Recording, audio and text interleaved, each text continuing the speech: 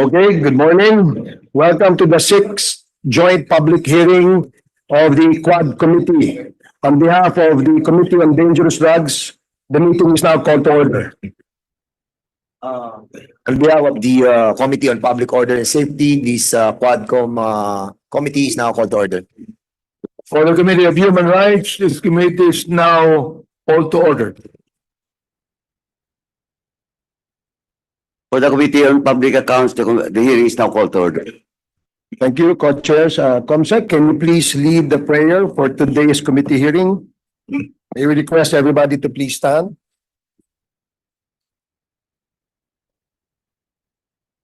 Let us place ourselves in the presence of God. Heavenly Father, as we gather here today, we seek your guidance in our pursuit for truth and justice. Grant us clarity of mind and open hearts as we discuss the rights and dignity of all individuals. May our words be filled with compassion and understanding, and may we be bold in our commitment to uphold justice for those who cannot speak for themselves. Let our intentions be pure, seeking not only our own interests, but the well-being of all. Help us listen deeply, to challenge injustices, and to foster a spirit of collaboration and respect. May our efforts lead to meaningful change and uphold the rights inherent to every person. Thank you for the opportunity to come together in this important work. All this we pray in your name. Amen. Please remain standing for the singing of the national anthem.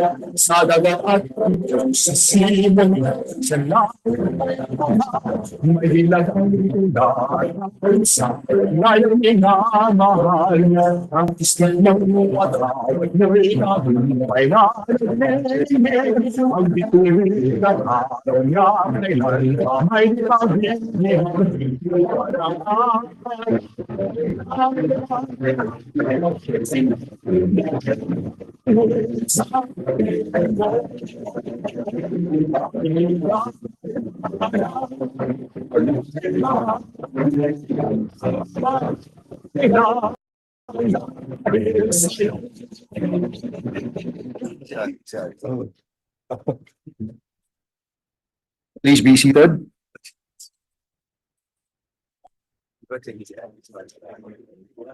Comsec, please call the roll. Mr. Chair, There is a motion.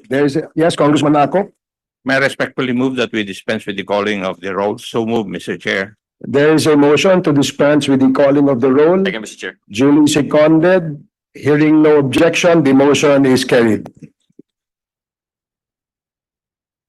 The next in the agenda is the approval of the minutes of the meeting held last September 12, 2024. Any motion? Mr. Chair, Congressman Ako? may I respectfully move that we dispense with the reading of the minutes of the meeting held on September 12, 2024 and consider it as approved. So move, Mr. Chair. Mr. Chair. Mr. Chair. Yes, Congressman Dago. Thank you, Mr. Chair. Good morning, everyone. I just noticed that as reflected in the previous minutes, there is a missing portion of my interpellation. I think the COMSEC can go back to the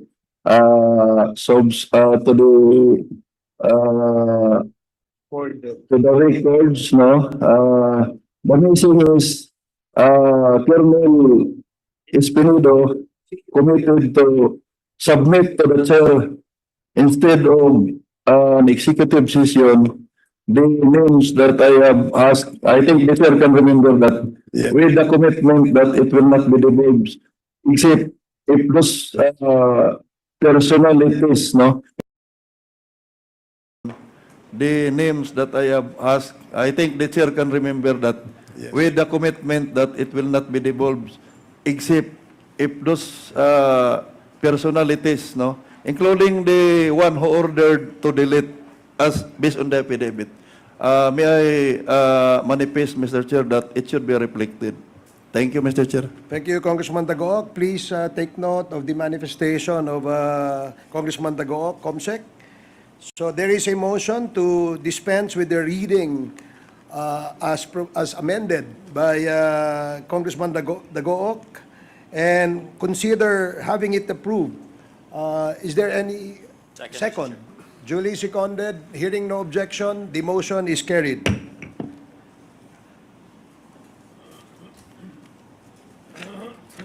So magandang umaga po sa ating lahat. Please allow the chair to deliver his opening remarks for today's committee hearing. Esteemed colleagues, co-chairs, and vice chair, guests and resource persons, ladies and gentlemen, magandang umaga po sa ating lahat. Today, as we continue our investigation, we shall center on the pressing issue of POGO. In our past hearings, we have established the following. First, POGOs are establishments created by Chinese nationals on the pretext of providing overseas gambling operations catering mostly to Chinese in the mainland. We, however, proved that these operations are actually not legalized gambling as this is not allowed in China. The POGOs here were engaged in money laundering, human trafficking, drug trafficking, and gruesome crimes like murder, kidnapping, and torture.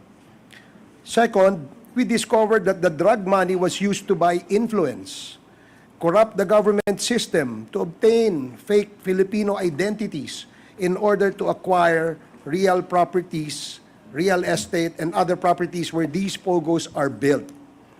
The illegal operations of the POGOs are then used to cover and clean the drug money or money from illicit activities. Lahat po ito ay nangyari sapagkat nakipagsabwatan sa kanila ang mga kawani ng gobyerno. Kapalit ang salapi, pumayag at hinayaan ng mga kawani at matataas na opisyal ng gobyerno na sila ay magamit bilang mga protektor, kinatawan at mistulang nag-aabogado pa para sa mga POGO na ito. Di alintana ang kapahamakang idudulot sa bayan, itong mga traidor na ito ay hinayaang yumabong at lumaki ang impluensya at kapangyarihan ng mga sindikatong ito, basta lamang mapuno ang mga bulsa ng kayamanang kapalit ng dangal ng bayan. Ngayon ay magpapatuloy tayo sa pagkilala sa kanila at sisiguraduhing mananagot sila sa bayan. In the light of these challenges, we are here not only to expose the wrongdoings of the past, but also to craft the necessary legislative solutions that will prevent these problems from recurring. Thus, the following proposed legislations are now being studied. Number 1, Philippine adaptation of the Racketeer, Influence, and Corrupt Organizations Act, a United States federal law that provides for extended criminal penalties and a civil cause of action for acts performed as part of an ongoing criminal organization. Number 2, review or amendment to the Special Investors Resident Visa Program pursuant to Book 5 of Executive Order Number 226, Series of 1987 as amended. Number 3, amendment to the Philippine Retirement Authority's power to approve retirement visa to foreigners. Number 4, amendment to the Anti-Dummy Law or Commonwealth Act number 108 as amended. And number 5, amendment or review of the implementation of Republic Act number 11983 or the new Philippine Passport Act. Number 6, the revision of Presidential Decree number 651 on late registration of birth to stop the proliferation of simulated birth certificates. As we get more valuable information, Quadcom has been getting discrediting remarks, proof that the targets are hurting. Let me take this opportunity, therefore, to remind everyone that the power to conduct investigations in aid of legislation is a fundamental function of Congress enshrined in Article 6, Section 21 of our Constitution. This is not a mere privilege, but a duty to the Filipino people. Congress is empowered to investigate, to compel testimony, and to demand documents when it is necessary to fulfill our legislative mandate. These inquiries are designed to shed light on matters of public interest, to recommend policy reforms, and ultimately to legislate for the welfare of the nation. It is clear from both Precedent and the Constitution that this committee operates within the bounds of law. Contempt orders are not acts of overreach, but rather tools to ensure compliance with the legal and procedural obligations imposed on all citizens. Let me state unequivocally, this committee will not be deterred or undermined by baseless accusations of overreach or abuse of power. We have the authority, the responsibility, and the will to pursue this investigation to its rightful conclusion, regardless of any obstacle. As we move forward, I urge everyone involved, the witnesses, the resource persons, and public officials alike, to cooperate fully with this committee. The people of this country deserve nothing less than the truth. And let me assure you that this committee will not be swayed by threats or distractions. Our mission is to uncover the facts and to ensure that those responsible for any wrongdoing are held accountable. Together, we will continue this fight until we finally get to the bottom of these issues. Magandang umaga ho ulit sa ating mga kasama sa Kongreso at ang ating mga resource persons ngayong umaga. Okay. The next is to deliver his opening remarks is the Chair of the Committee on Public Order and Safety, Congressman Dan Fernandez. You are recognized. Thank you. Maraming po salamat. Magandang umaga po sa ating lahat. Today, as we embark on another day of hearing, discussing certain issues relating on illegal POGOs that was eventually stopped by the government, and no less than the President Ferdinand Bongbong Marcos. Still, we heard certain areas in our country that continually operating their illegal operations. As we are continuing to deliberate in this Quad Committee, these illegal operators operating their clandestine operations without haste. Iba talaga ang kinang ng pera ng salapi sa mata ng ating mga nasa gobyerno at nagpapatupad ng mga batas. Nakakalungkot isipin na after the declaration of the President on the stoppage of this illegal POGO, meron pa rin na nahuli sa Cebu, sa Kawit, Cavite, at just recently sa Cagayan, which turned out na non-operation na, or maybe, just be notified of the impending raid of the PNP. Indeed, yung galamay ng sindikato dito sa operasyon ng POGO ay di tumitigil. Bakit kaya? Napakahaba naman ata ng kanilang PC. Napakadami naman nilang salapi that even with the pronouncement of the President on the stoppage of these POGOs, still, there are certain places where POGOs still exist. Hukayin po natin ang ugat ng lahat ng ito at saan sila kumukuha ng lakas ng loob upang ipagpatuloy ang mga iligal na operasyong ito. Recently, as I've heard in the discussion in the Senate, there were allegations of former Chief PNP who received payola for POGOs. Is this true? Totoo ba ito? Is this the reason why operations in conducting on the stoppage of the illegal POGOs in the whole country are not being implemented? Or they are just stories that need no attention for discussion? Bakit masyado ata madaming pera at bilyon-bilyon ang operasyon ng POGO? From construction of big facilities, buying of lands of certain Chinese corporations, and the financial transaction through bank exchanges of big amount of money. Kung iisipin mo, di lang talaga online gambling eh. Saka hindi lang mga scams ang involved dito, but the money being laundered in this operation are so blatant that need no deep explanation for an ordinary person to understand. Pera to ng droga. Pera to na nanggaling sa Chinese operators na gustong linisin ang kanilang pera dito sa kanilang operasyon sa POGO. Conducting these hearings led by the four committees have not stopped these people in their illegal operations. Marami pa rin ang patuloy na nag-ooperate ng kanilang illegal na operasyon hanggang meron sa ating kapulisan at mga nanunungkulan sa ating pamahalaan at lokal na pamahalaan ang patuloy na tumatanggap sa illegal na POGO. Sila na dapat na magpatupad ng pagpapatigil ng POGO must be held responsible as well. Marami pa po tayong dapat gawin. Marami pa po tayong dapat na malaman. Mahirap makipaglaban sa kinang ng salapi na bumubulag sa ilan nating kababayan upang ipagpatuloy pa rin ang operasyon ng POGO. Sa ating mga kababayan, tulungan niyo po kami.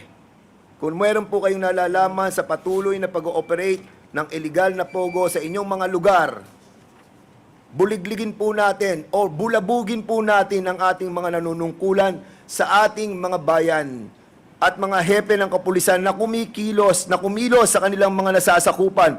And without compliance, please, report to the Quadcom and we will act accordingly.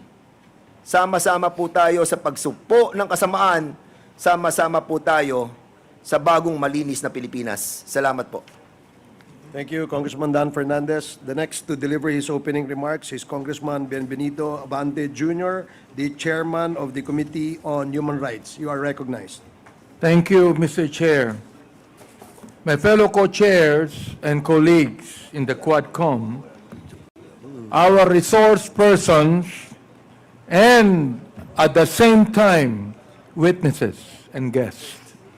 Ladies and gentlemen, magandang umaga po sa inyo lahat. Nakita nyo naman kung gaano ka-passionate kami dito sa hearing na ito. Si Congressman Dan Fernandez po ay maaari na maging preacher later on, mga kaibigan. But I would like to mention and quote to you what a bad person said at one time. Ang sabi niya, and I quote, "The world suffers a lot, not because the violence of bad people, but because of the silence of good people." Ang sabi po niyan, mga kaibigan, ay si Napoleon Bonaparte. Before we begin the Sixth Quad Committee hearing, this representation finds it necessary to reiterate our primary purpose, to uncover the truths so that we may produce legislation that will prevent the evils we have unearthed in these proceedings. We are here not only to shed light on past wrongdoings, but also to ensure that our laws will be fortified against future exploitation. There's an old saying that I quote, "The devil is in the details," end of quote.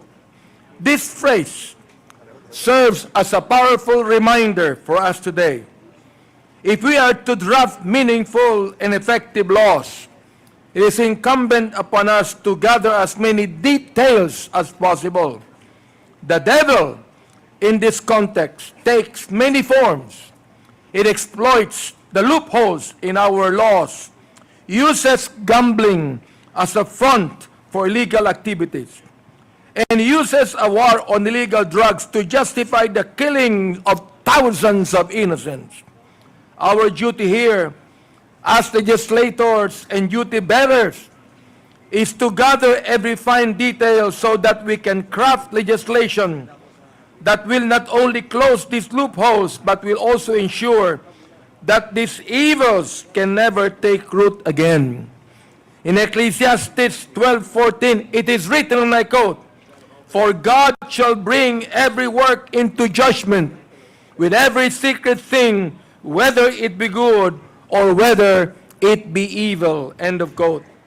This passage should remind everyone that no wrongdoing can remain hidden forever. It is our role in this inquiry to bring these secrets to light so that justice can be served and righteousness upheld. We are tasked with shining light on every dark corner, leaving no detail unexamined.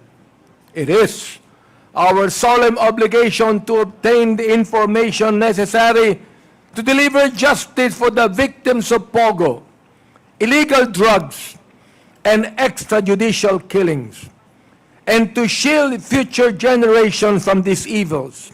However, there are those who seek to obstruct and hamper our efforts.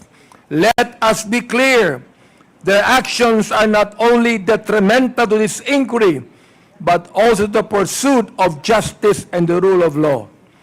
We must condemn those who having been involved and having profited from these illicit activities, now seeks to hide and cover up their wrongdoings. Their attempts to evade accountability must not and should not be tolerated. They can run, hide, and use semantics to camouflage their cowardice. Ultimately, they will be exposed for who they really are: enablers, accomplices, criminals, and deceivers. Kaya sa mga tumutulong sa amin with their testimonies, their candor, and their courage, maraming salamat po. You are doing your countrymen a valuable service, and more significantly, you are doing good deeds before God. In the face of these challenges, our resolve must remain firm. We conduct these hearings in aid of legislation because we know that without strong, enforceable laws, the evils we have uncovered will continue to drive. I'd like to remind everyone that we are a government of laws and not a government of men. We are here to ensure that no devil, in whatever guise it may appear, will be able to use gambling as a front for illegal activities, to endanger families with the spread of illegal drugs, or to carry out acts that claim innocent lives. In the end, the goodness that comes from the Lord shall prevail. Let me tell those devils who chose to attack us with demonic trolls. I would like to mention what a high official said. Ang sabi po niya, you can skin us alive, burn us in the stakes, and throw our ashes with the wind, but we will remain unbowed. End of quote. And resolute in finishing this investigation until we come to the ultimate conclusion for the benefit of our people and for the sake of our country. Maraming salamat po sa inyo lahat. Thank you, Congressman Abante. The next to deliver his opening remarks is Congressman Paduano, the Chair of the Committee on Public Accounts and Good Governance. Thank you, Mr. Chairman. We have already consumed almost 1 hour of our hearing. And we have still a lot of admin matters to be discussed. And with that, Mr. Chairman, once again, I'll just submit my opening remarks to the COMSEC for purposes of records. Thank you, Mr. Chairman. Thank you, Congressman Paduano. The next to deliver his opening remarks is our Senior Deputy Speaker, Congressman Aurelio Dong Gonzales. You are recognized. Salamat, Mr. Chairman. May payabak po kay Katamungan. Magandang umaga sa aking mga mahal na kasama, sa ating mga panauhin, at sa lahat ng nanonood sa live stream. Bilang mga lingkod bayan, ginagawa po namin ang ating tungkulin na nakasaad sa ating saligang batas at mga patakaran ng mababang kapulungan. Nagsasagawa po tayo ng mga pagsisiyasat para makatulong sa paggawa ng mga batas at para malaman ang katotohanan na may layuning maging tapat at responsable sa ating tungkulin. Ang mababang kapulungan ay bumuo ng quadruple committee, a quadcom, as a principal proponent of this na binubuo ng 4 na komite: dangerous drugs, public order and safety, human rights, and public accounts. Ang layunin nito ay alamin at lutasin ang mga komplikadong issue tungkol sa paglaganap ng illegal na droga, mga illegal na gawain na konektado sa POGO, human trafficking, at mga kaso na extrajudicial killings o EJKs na kaugnay ng kampanya laban sa droga ng nakaraang administrasyon. Mahalagang tandaan ang mga pagsisiyasat na ito na ginagawa ng Kongreso ay may tatlong pangunahing layunin. Una, upang makakuha ng impormasyon para makagawa ng bagong batas. Ikalawa, upang masubaybayan ang mga ahensya ng gobyerno. At ikatlo, upang ipaliwanag sa publiko kung bakit kailangan ng bagong batas o amyenda. Ang pagsisiyasat na ito ay hindi para magpakitang gilas o mag-usig, kundi para makapagpasa ng mga bagong batas gaya ng pag-amyenda ng Republic Act No. 9165, Comprehensive Dangerous Drugs of 2002, pag-aayos sa Anti-Trafficking in Persons Act, pagpapalakas ng Witness Protection Program at pagtulad sa RICO Act ng Amerika na layong parusahan ang mga grupong kriminal.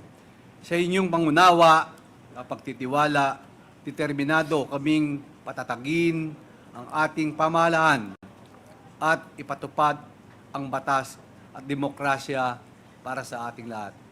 Maraming salamat po. Good morning po sa ating lahat. Thank you, Senior Deputy Speaker Gonzales.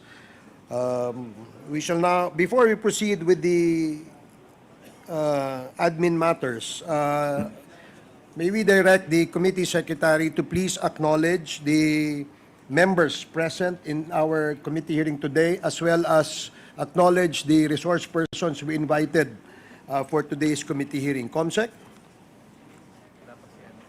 Thank you, Mr. Chair, Your Honors. Today, we have with us the following members. Representative Robert Ace S. Barbers, Deputy Senior Speaker.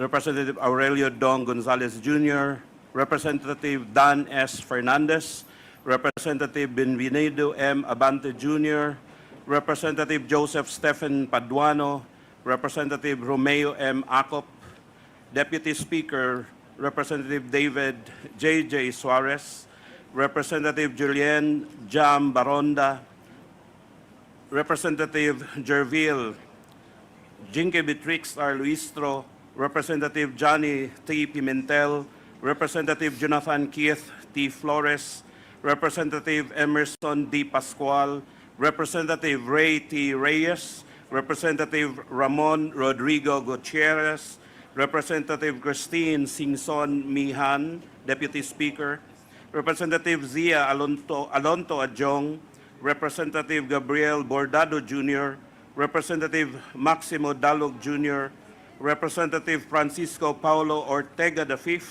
Representative Ricardo Cruz Jr., Representative Franz S. Pomaren, Representative Ching B. Bernos, Representative Sirio C. Daguok, Representative Seriaco Gato Jr., Representative Celso Regencia, Representative Ernesto Dionisio, Representative Alfred de los Santos, Representative Reynante Arrogancia, Representative Roberto Puno, Representative Lianda B. Bolilla, Representative Joseph Jojo Lara, Representative Jefferson Konghun, Representative Francisco Jose Matugas II, Representative Margarita Attorney Migs Nograles, Representative Chino Miguel Almario, and Representative Bonifacio Bosita.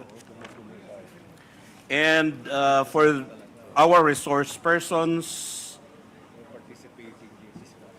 we have here from the Anti-Money Laundering Council, we have Attorney Adrian A. Arpon, the Deputy Director for its Investigation and Enforcement Department, and Attorney Mark Dan is Ligo, the Bank Officer, Investigation and Enforcement Department. From the authority of the Freeport area of Bataan, we have Attorney Percival B. Peralta, Ms. Donia G. Alonso, and Maria Jennifer Blanco. From the Bureau of Immigration, we have Attorney Vicente G. Uncad.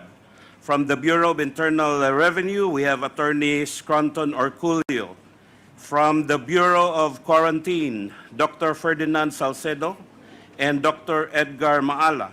From the Civil Aviation Authority, or CAAP, we have Colonel Isaias Espino. From the Department of Foreign Affairs, we have Attorney Amer Tago. From the Department of Justice, we have Deputy City Prosecutor Benji Samson and Deputy City and Assistant City Prosecutor Wesley Jefferson Young. From the Department of Labor and Employment, we have Mr. Paulo Magtoto and Mr. Eric Gallardo. From the Land Registration Authority, we have Attorney Paulo Tamayo and Attorney Lorna D. From the Land Transportation Office, we have Mr. Francis Ray Almora.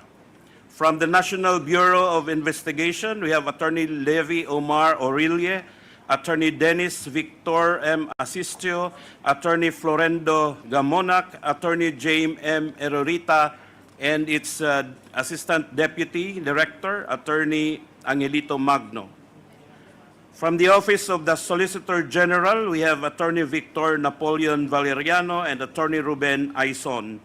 From the Philippine Amusement and Gaming Corporation, we have Attorney Ancherena Paula Francisco and Attorney Joseph Lobo and its Vice President for Corporate Social Responsibility Group, Mr. Ramon Stephen Villaflor. From the Presidential Anti-Organized Crime Commission, we have Undersecretary Gilbert Cruz and Director Winston John Casio. From the Philippine Drug Enforcement Agency, we have its Director General, DG Moro Virgilio M. Lazo. Also from PDEA, we have Attorney Hill T. Pabilona and Attorney Francisco S. Del Valle, Director Wardley Hemetalia, and Colonel Rolando I. Magno, retired. From the Philippine Statistics Authority, we have Engineer Marisa B. Grande, Attorney Precious Ann Eugenio, and Attorney Joyce Boyungan. From the Philippine National Police, we have Police Major General Romeo Karamat, Police Brigadier General Rul Tagaka, and Police Colonel Llanita. Also, Police Colonel Crescenciano Landicho and Police Colonel Domingo Soriano. From the Securities and Exchange Commission, we have Attorney Sherwin F. Guzon and Attorney Hali Oliver Labayo. From the local government units, we have the Honorable Lisildo D.Q. Kalugay of the Municipality of Sual, Pangasinan, and Honorable Eranio D. Timbang, the Acting Municipal Mayor of Bamban, Tarlac, and Honorable Leonardo D. Anunciacion.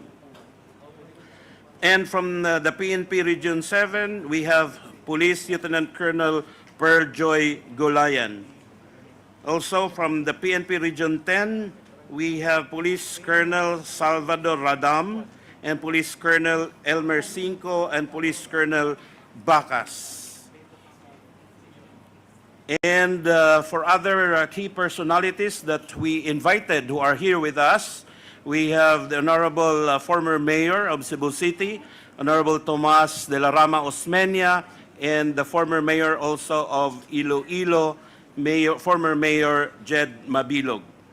We also invited key personalities from the different corporations involved in this inquiry, from the Hongsheng Gaming, from Bianchang Holdings and Trading Corporation, Zun Yuan Technology, and so far none has appeared in this hearing today. But from the Baofu Land Corporation, we have with us today Alice Guo, also known as Guo Huaping. And from the Lucky South 99 Outsourcing Incorporated, we have Miss Cassandra L. Ong and Miss Ronelyn Baterna. We have no incorporators appearing today representing Whirlwind Corporation, also from the Philippine Sanjes Steel Corporation. There are none who appeared. Sanjia, yeah. That's all for now, Mr. Chair, Your Honors. I'm sorry, there are other representatives who just arrived, sir. We have Representative Salvador Plato and Representative Ron Salo. Thank you, Comsec. Thank you, sir. Now, we will proceed with the disposition of the admin matters that the committee will deliberate. Congressman Paduano, you're recognized. Thank you, Mr. Chairman. Good morning. Anyway, we have received a copy of excuse letter coming from Ms. Royrin Garma with regards to her request for a medical checkup. She is suffering from a pain, left neck, and lower ear. And so what's the pleasure of the chairman and this honorable committee? May we, yes, Congressman Akop? Mr. Chair, the protocol that we follow insofar as our committee hearings are concerned is that we get first the opinion of our medical team in this House, Mr. Chair. And after which, if there's a need for the resource person to be brought to a hospital, it should be a government hospital, Mr. Chair. Thank you for that information. Comsec, you are directed to coordinate. Ask the director for, medical director of the House of Representatives to closely coordinate with a government hospital and bring Colonel Garma in a government-operated hospital. Thank you. Yes, continue. Thank you, Mr. Chairman. Congressman Paduano. We have also received a copy of an excuse letter coming from Mr. Froilan Clerigo. He suffered an asthma attack this morning. And when in fact, Mr. Cunanan was also suffering an asthma attack last hearing. And it was confirmed by our HOR physician, Mr. Chairman. So I think we'll grant this excuse letter for Mr. Cunanan, Mr. Chairman. Also, we have received a copy of the excuse letter coming from A.R. de la Serna and informing this committee that he has a flight schedule today in relation to his schooling as a pilot.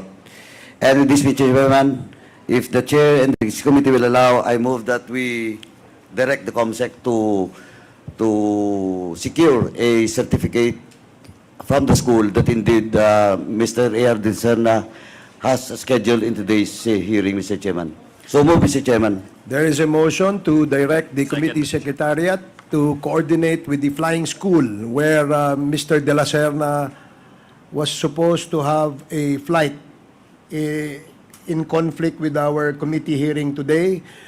Please inform the committee COMSEC as to the status of that particular activity of Mr. De La Serna. Please proceed. Also, again, Mr. Chairman, we have received a copy of the letter of excuse from Police Brigadier General Jose Hidalgo Jr., PRO 3 Regional Director, because today he has scheduled for the budget deliberation on the Committee on Finance in the Senate.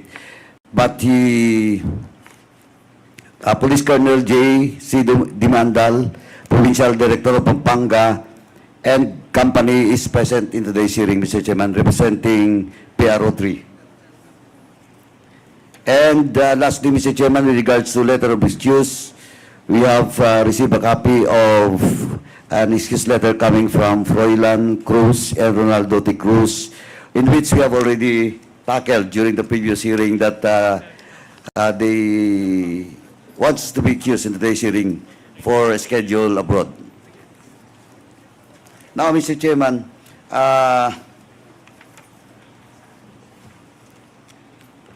also, Mr. Chairman, we have received a letter coming from the Honorable Honorable Paulo Z. Duterte with regards to some queries addressed to the Quad Committee Chairman.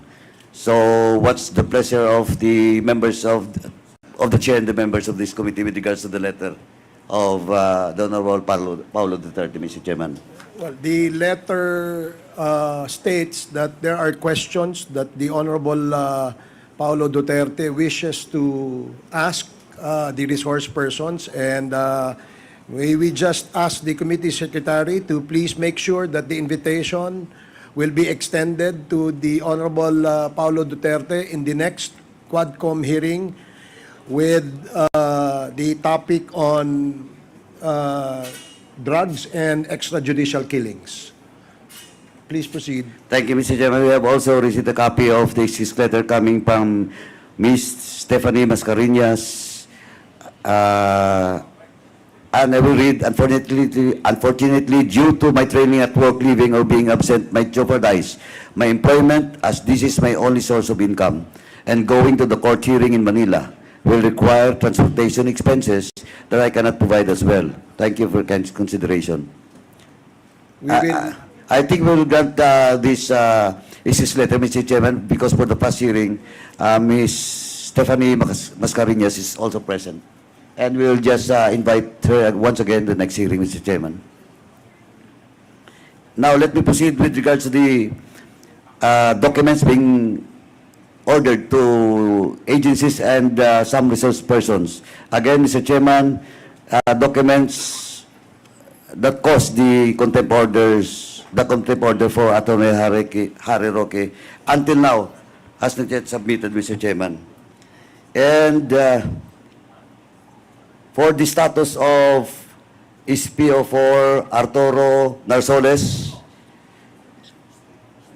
may we ask, Mr. Chairman, the PNP, the NBI, and the BID if they have located or any travel records for Mr. Narsoles, Mr. Chairman. And to expedite the hearing, Mr. Chairman, let me suggest that the BID, the NBI, and the PNP will just submit a letter explaining or in detail the order being made by this committee to those agencies mentioned, Mr. Chairman, with regards to the status of SPO4 Arturo Narsoles. okay. NBI, PNP, and BID, please comply. And next, Mr. Chairman, the COMSEC is directed to secure a copy of the death certificate of the late former Mayor David Navarro of Clarin, Misamis Oriental. It was already submitted, Mr. Chairman. The Bureau of Internal Revenue also submitted, Mr. Chairman, the taxation records of Ms. Catherine Cassandra Ong. And I hope a copy of that document will be given to all the members of this committee and includes the chairs. Ms. Cassandra Ong was ordered to submit taxation records, copy of construction agreement, and building plans of Lucky South 999 and Whirlwind, copy of real property tax of Whirlwind, copy of deed of sale of Lucky South to Mr. Cheng, contract of lease between Cassandra Ong and Lucky South, to provide a copy of the land titles of Northern, and these 5 documents being ordered to Ms. Cassandra Ong until now has not yet submitted, Mr. Chairman.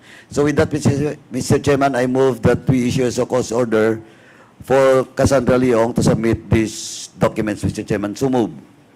There is a motion to issue a show cause order to Ms. Cassandra Ong with respect to the documents being required of her by the Quad Committee.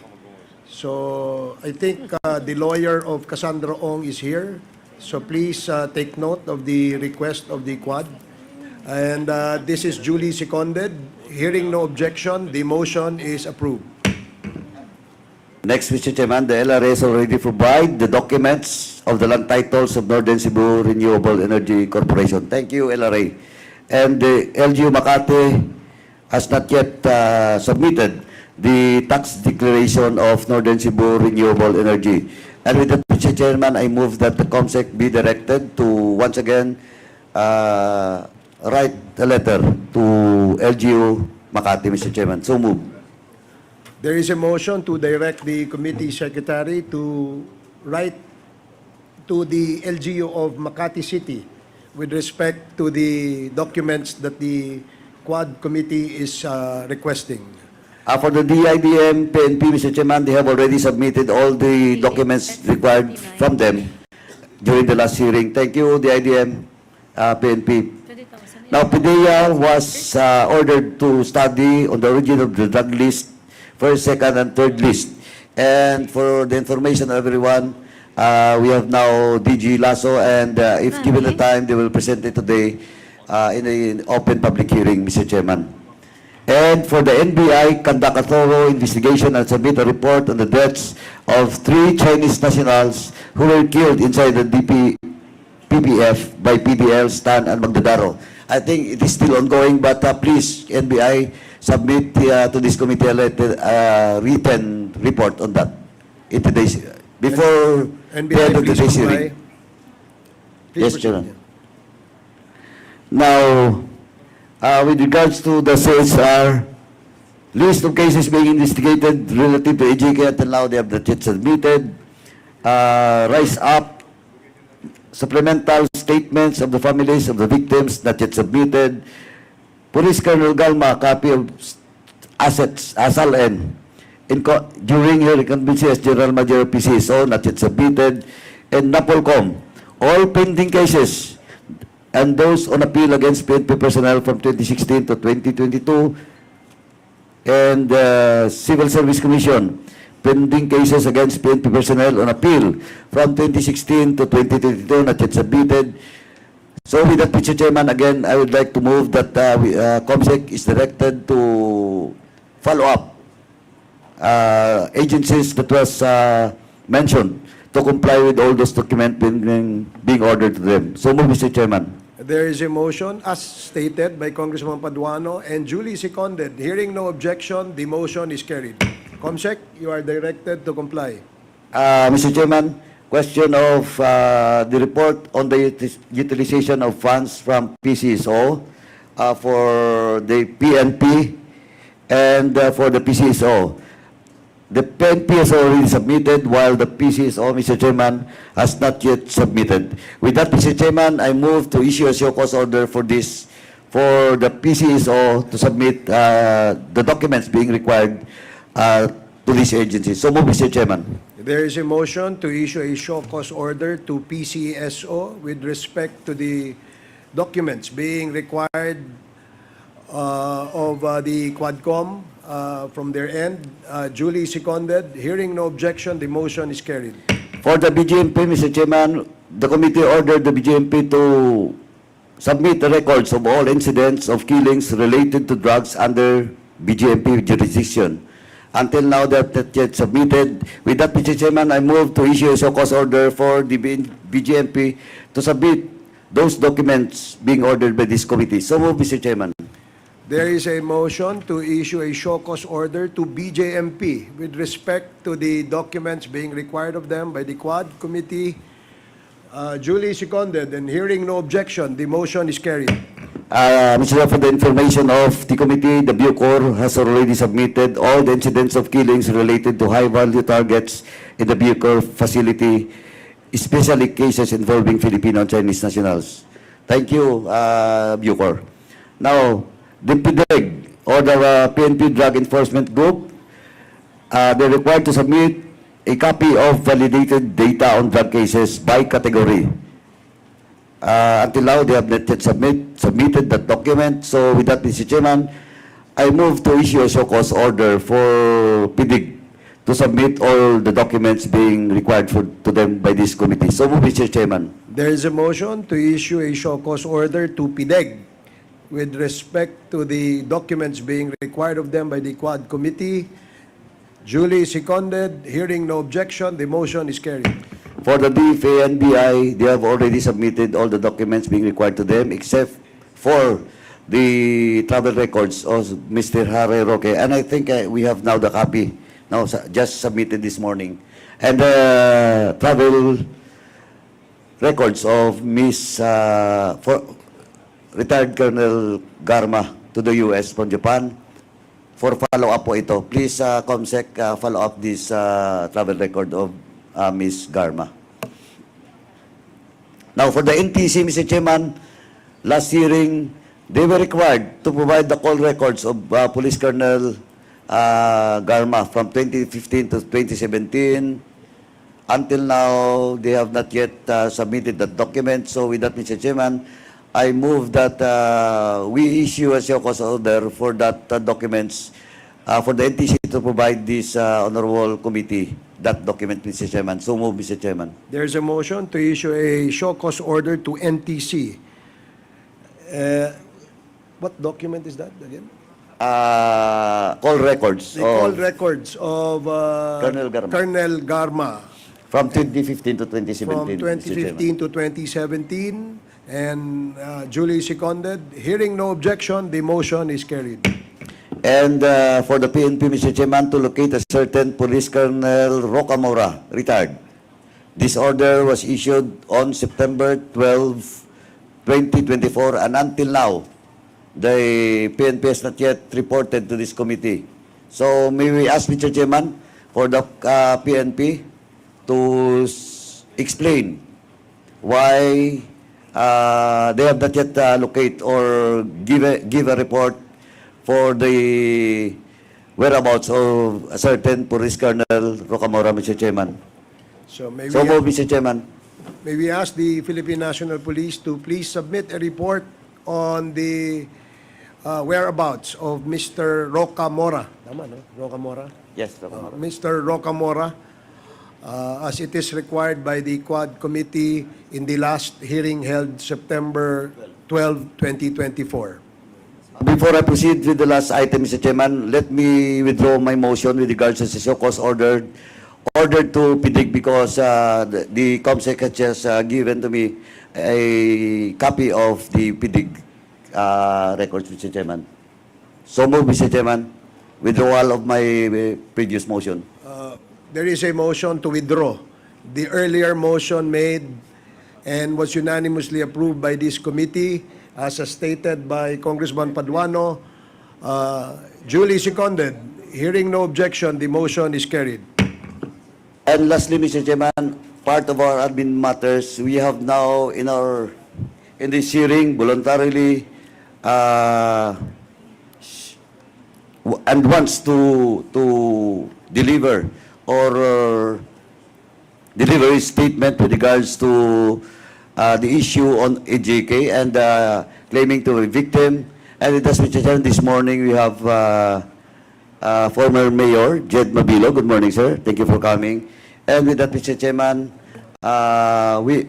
may we ask the members and the chairman to grant the opportunity to former Mayor Jed Mabilog to deliver his short. Mr. Chairman, if I Sandali may, po, tapusin before ko we muna. proceed to ano. Sandali. Tapusin ko lang muna po. Admin matters pa, di ba? Hindi nga, kaya nga, nilagay ito sa admin matters eh. Ito. Okay, all right. Sige. Anyway, Mr. Chairman, once again, may we ask the chairman and the honorable committee to grant Mayor Jed Mabilog unless it will be argued by my co-chair, the future governor of Laguna, Congressman Dan Fernandez. Let us grant Mr. Former Mayor Jed Mabilog the opportunity to deliver his opening statement. Yeah, Mr. Thank Chairman. you, Mr. Chairman. Yeah, Mr. Chairman, ano lang to, isang invitation natin that we forgot, yung Philippine Sanjia Steel Corporation because they have not issued any excuse letter for not being present on the day's committee hearing. So, I move that we issue a show cause order to this corporation, Philippine Sanjia Steel Corporation, and the Yangtze Group Trade Company Incorporated, located at Barangay Baluarte, Tagoloan, Misamis Oriental. Ayan. So I move, Mr. Chairman. Thank you so much. And also, the PBDEG, the Philippine Industrial Authority, which was headed before by Attorney Franklin Quijano and Admin Jose Pompi Labiña, and the incumbent PBDEC administrator as well. Thank you so much, Mr. Chairman. Mr. Chair. Mr. Chair. Mr. Chair, There is a, Parliamentary let me first rule on the motion. There is a motion, unless there are amendments you wish to make with the motion. Are there any amendments? None. So let me rule first on the first motion. The motion is to invite the Philippines Sangia Steel Corporation, Philippines Sangia Corporation, PBDEC, PBDEG, and Yangtze Group Yangtze, Group Trade Company Incorporated. duly seconded. Hearing no objection, the motion is carried. Comsec, you are directed to invite the said companies or representatives from these companies in the next committee hearing of the Quad. Yes, Parliamentary Congressman. inquiry, Mr. Chair. What is Yes, the Mr. inquiry? Chair. Yes. I noticed that among our guests invited resource persons, there are first-time attendees to this committee. I would just like to ask if, especially those who have attended first time to this committee hearing, if they have taken their oath before we proceed with the actual deliberation, Mr. Chair. Just Yeah. like to ask and confirm from the COMSEC if they have, in fact, taken their oath, Mr. Chair. Well, that is correct, Congressman Adjong, but we will proceed with the oath in a while after we dispose of other admin matters at hand. Yes, we will require them to take an oath before we allow them to speak. Earlier, there was a request by Congressman Paduano to allow one of our resource persons present today to deliver a statement. If the statement is in relation to the topics or germane to the topics being deliberated by the Quad, then perhaps we will allow him to deliver a short statement. So I think I just received a copy of his affidavit, and members are provided with copies of the same affidavit. Perhaps we'll give you time to look at it, read it, and before we rule on the request of Congressman Paduano. But before we rule on that, for orderly and smooth deliberation of this committee hearing today, there are ground rules that we wish to implement. And with that, may we ask Congressman, our Vice Chair, Congressman Acop, to please state for the record the ground rules that we will implement in our committee hearing today. You are recognized, Congressman Acop. Thank you, Mr. Chair. For our ground rules for this morning's hearing, number one, only the microphone of the lead chairperson of or presiding officer shall be on unmute mode at the start of the meeting. During the period of interpellation, resource persons shall be given 5 minutes each to state their position or make a presentation in the meeting.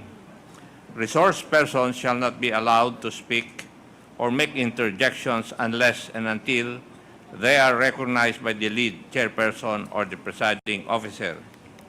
Committee members and other House members who want to make statements or ask questions to resource persons shall register with the committee secretary of the lead committee and shall be recognized by the lead chairperson or the presiding officer on a first-to-register basis. Members shall be given 10 minutes each for their interpellation, excluding the answers of the resource persons. No member, except the lead chairperson or the presiding officer, shall be allowed to speak or make interjections during the course of the interpellation of a member unless and until recognized by the lead chairperson or the presiding officer. Now, on the rule on examination of witnesses, the witnesses before the joint committee shall be examined in the following manner. The testimony of all witnesses before the joint committee shall be taken under oath. Questions to witnesses may be propounded by any member of the joint committee upon approval of the lead chairperson or presiding officer.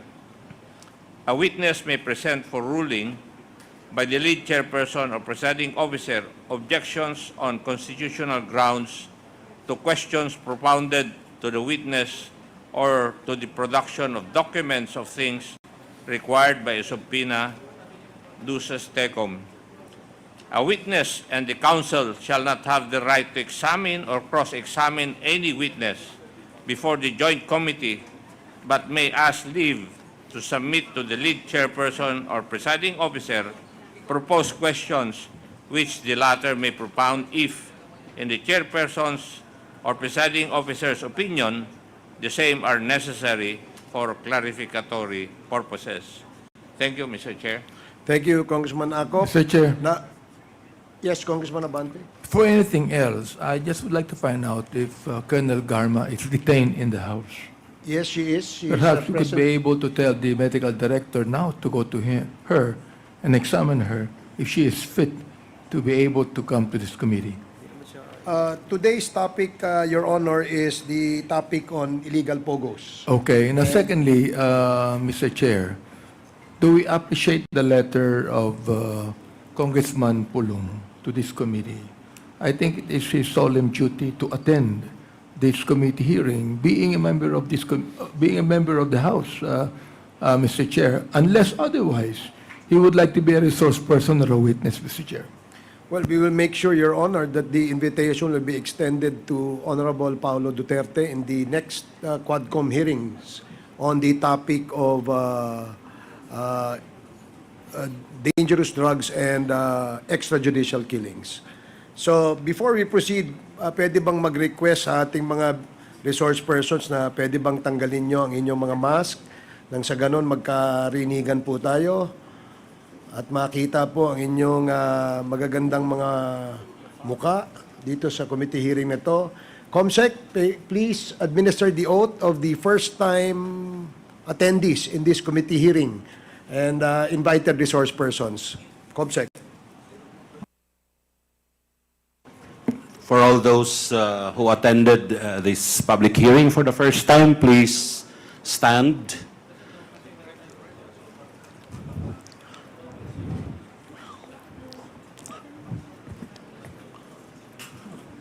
Okay, and please raise your right hand.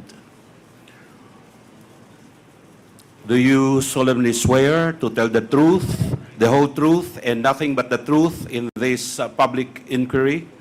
So help you God. Thank you, Mr. Chair. Thank you. Mayor Kalugay, may I know who's that gentleman beside you? You're the mayor, acting mayor now? No, sir. I'm Attorney Joseph Lobo from PAGCOR, sir. I'm sorry. Okay, I thought you were the counsel of Mayor Kalugay. The counsel of our resource persons can sit behind your clients.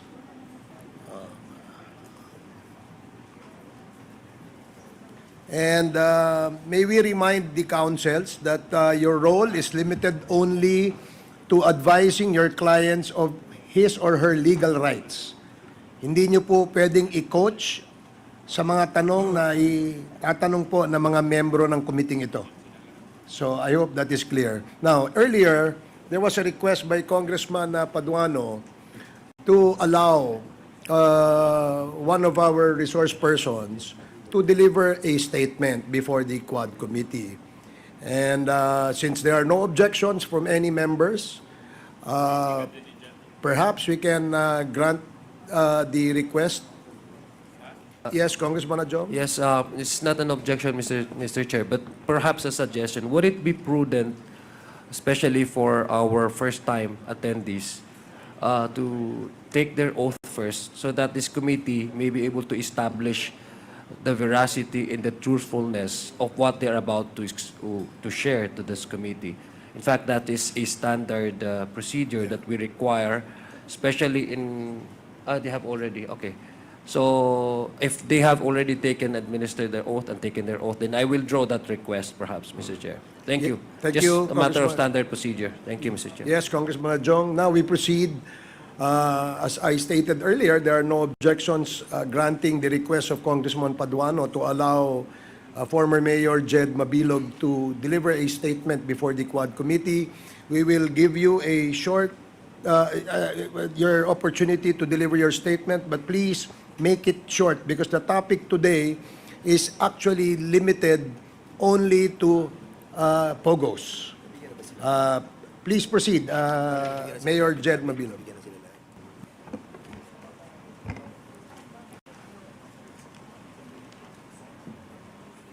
Mga iginagalang na mga miyembro ng Kamara de Representantes, Your Honors, good morning.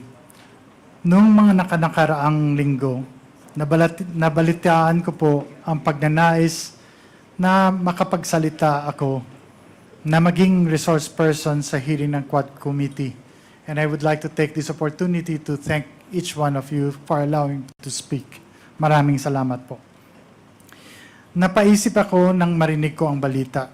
Sabi ko sa sarili, ito na siguro ang tamang pagkakataon na malaya akong kukuha ng lakas ng loob at magsasalita ng katotohanan kahit ako pa ay natatakot at may pangamba sa aking buhay. Una po sa lahat, I declare that I was not and never will be a drug protector.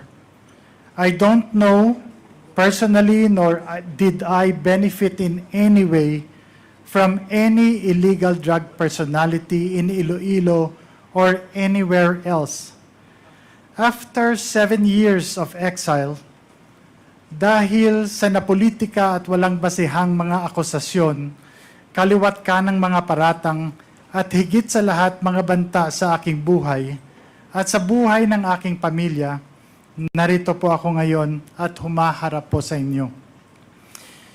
Naging kabataang barangay chairman, number 1 city councilor, vice mayor, at mayor in 2010, 13, and 16.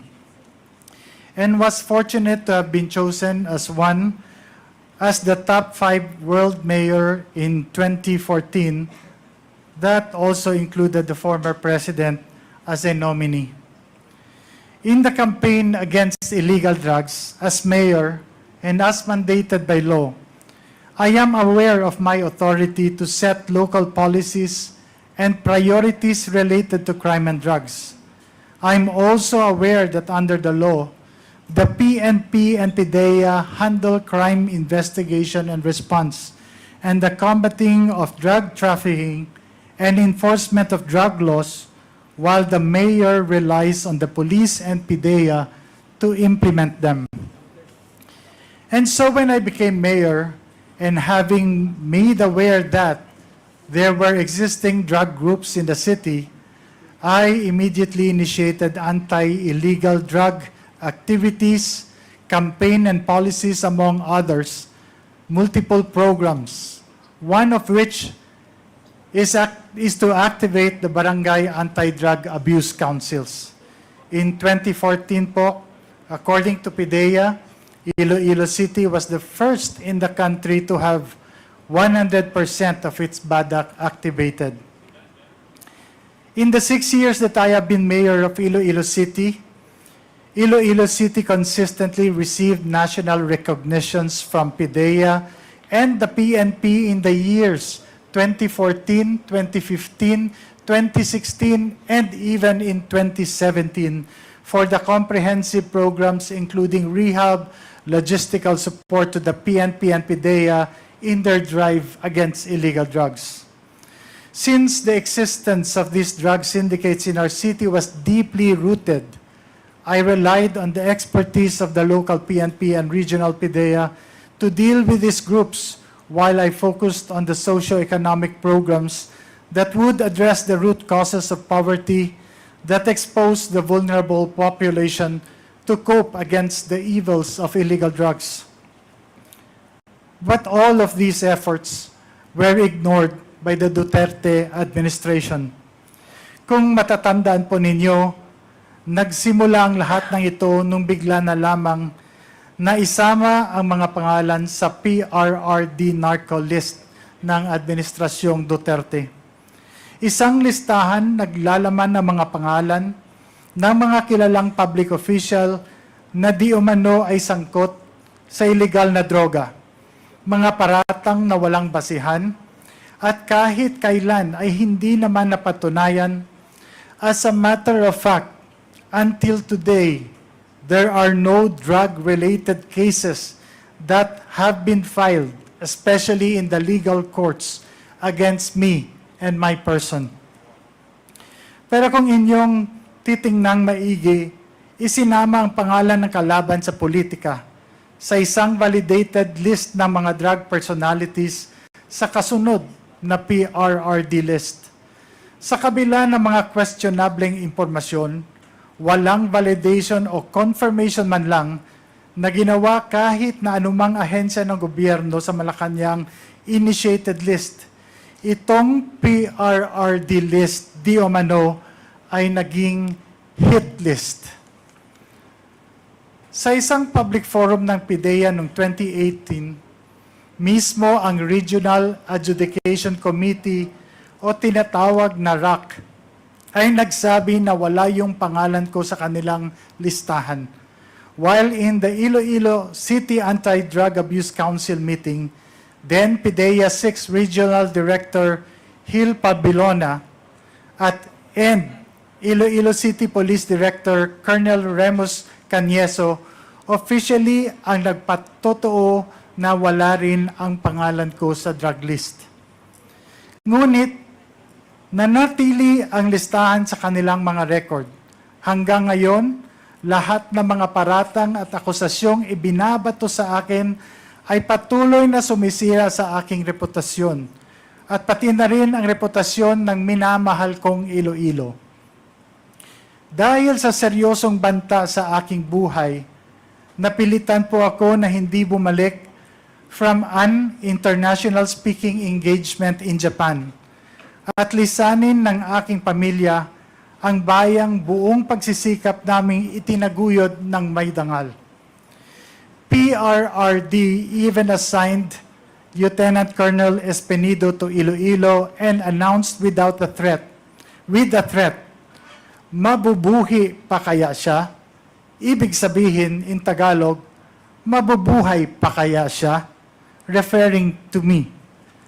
Pinalad po ako na meron akong speaking engagement sa isang international conference sa Japan, kaya nakaalis ako ng bansa. Paulit-ulit ang pagbabanta ni Presidente Duterte sa media, harap-harapang sinasabi, papatay daw ako. So when government killed him, we started to dig and we found the bones of the policeman still in their uniform. And so we had to take him out. I said, go and take him out. The mayor of Iloilo City, I identified him. This is broadcast nationwide. I said, you're next. You're next. Sana ang mayor ninyo dito? Sana yung pinalitan mo, mayor. Saan ba si mayor? Hanapin ko sa kanila, balik ka dito. Patayin talaga kita. Julius Ronald Pacificador, Hamtek Antique, Jed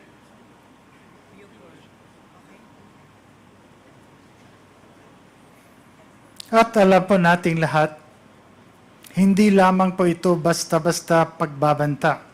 Kayang-kaya niya pong totohanin ito. Labag man sa kalooban, kinailangan po naming lumisan at wag na munang bumalik sa Pilipinas.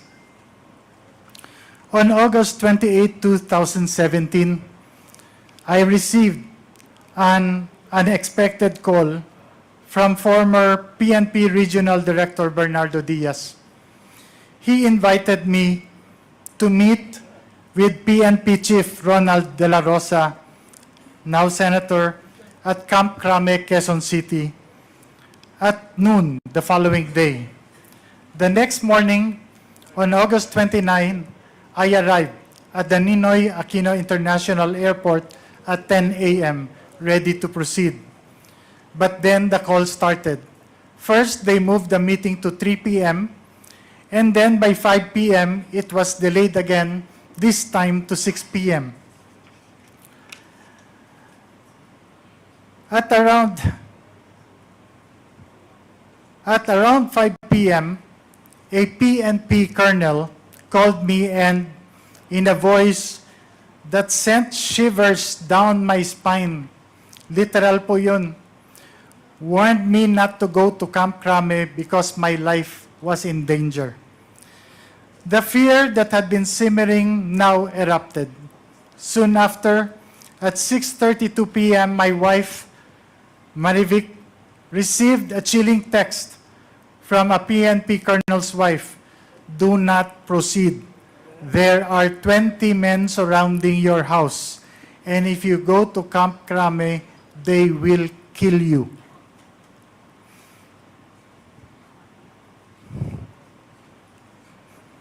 The terror was paralyzing. I couldn't believe it.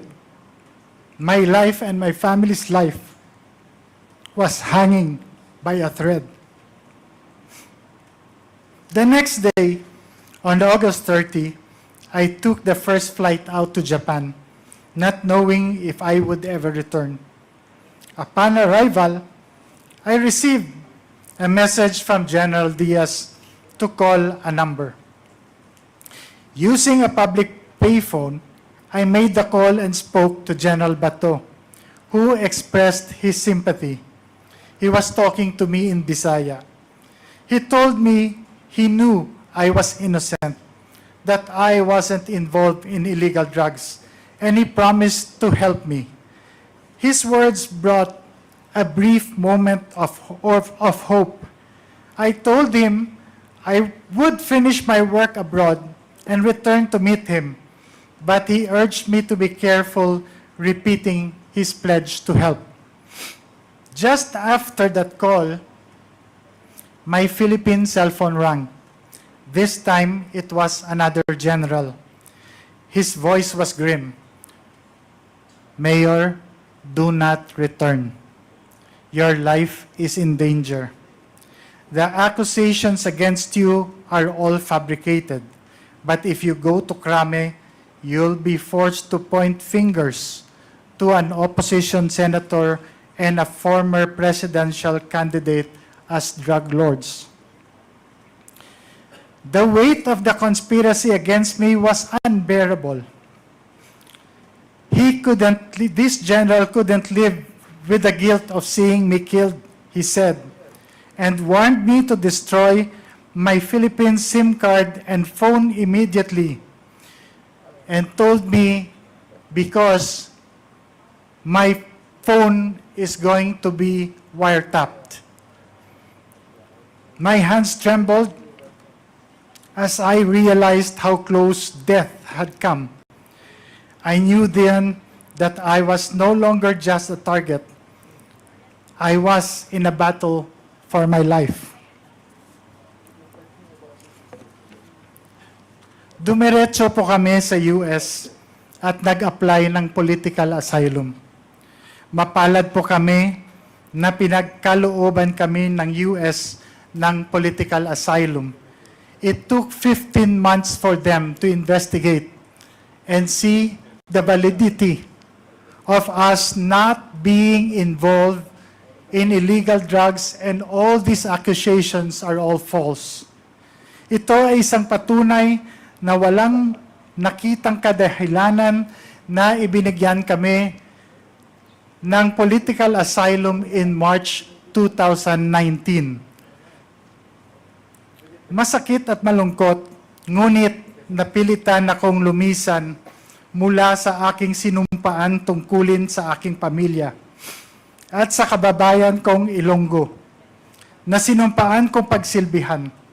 Hindi dahil sa nagkasala ako, kundi dahil nanganganib na po ang aming buhay. I come before you today not merely to recount my sufferings, but to highlight a critical flaw in our system, one that allows law enforcement agencies to be weaponized for political purposes. That illegal drug trade stems from the ills of our society, from poverty to corruption of government institutions, including our law enforcement agencies. By using state institutions to carry out personal vendettas or silence perceived enemies undermine the foundation of justice and democracy in our country. Sideline. No individual should be allowed to wield such unchecked authority regardless of their position or power. Ang karanasan at ng iba pang mga katulad kong biktima, lalong-lalo na ang mga mayors na pinagbintangan, ay ang nagmulat sa amin sa mga pagkukulang at kakulangan ng ating law enforcement agencies. Kailangan mapatibay pa ang mga institusyon ito upang hindi basta-basta magamit o maimpluwensya ng politika. Masigurong makakapagsilbi ng may integridad, walang kinikilingan at may respeto sa batas. Ang panawagan po namin sa inyo, manguna po ang hustisya at magkaroon ng reforma sa ating sistema, partikular sa pamamalakad ng ating law enforcement agencies. Accusations must be duly validated and authenticated first before any public announcement to avoid shaming and destroying the honor, reputation, and good image of hardworking and innocent persons. Higit sa lahat, panagutin ang mga umaabuso sa kapangyarihan. Sana ang nadanasan naming paghihirap na durog, persecution, trauma, at saka walang-wala ay hindi po mararanasan ng iba.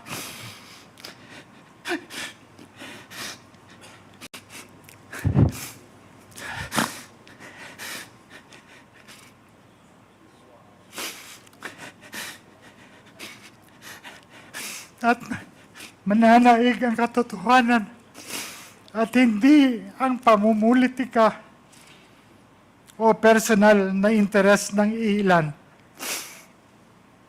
Pasensya na po. Maraming salamat po sa Quad Committee dahil 7 taon po. Nahihirap talaga po. Maraming salamat dahil nabigyan niyo po kami, ako, at ang iba pang mga biktima ng pagkakataon na linisin ang aming mga pangalan at ng mga minamahal ko, Ilonggo at yung Iloilo na tinawag po Shabualized. Magandang araw po sa inyong lahat. Dakbanwas ang Iloilo. Bugal ko, my city, my pride. I am Iloilo, proud to be Filipino po. Salamat po. Thank you, Thank you, Mayor Mabilog. We will now proceed with the interpellation. And we have a list of interpellators who have earlier signified their intention to propound questions to our resource person. So those that have not been listed in the list and wanted to ask questions, please approach the COMSEC and have your name listed. So, Mr. Chairman, yes, Congressman Padilla. before we proceed with the first interpellator, let me inform the Honorable Committee and the chairs that this committee has received a copy of an affidavit from former Mayor Jed Mabilog. And I hope COMSEC will distribute it to the members of this committee. Thank you, Mr. Chairman. I believe the affidavits have already been distributed to the members earlier. So we will now proceed with Congressman Johnny Pimentel. You're recognized. Thank you, Mr. Chair. I would like now to direct my questions to the resource persons. Magandang umaga po, Honorable Jed Mabilog. Ano hong tunay na pangalan po natin, Mayor? Your Honors, yung tunay na pangalan ko po ay si Jed Patrick Escalante Mabilog. Ano po ang palayo po natin? Ano hong tawag ng mga kaibigan sa inyo? Your Honors, Jed po. Okay, Jed. Saan ka nakatira ngayon, Jed? Pero siguro for security reasons, ayaw mo munang i-divulge yun, hindi po ba? Opo, Your Honor. Anyway, dito po tayo sa sinumpaang salaysay mo.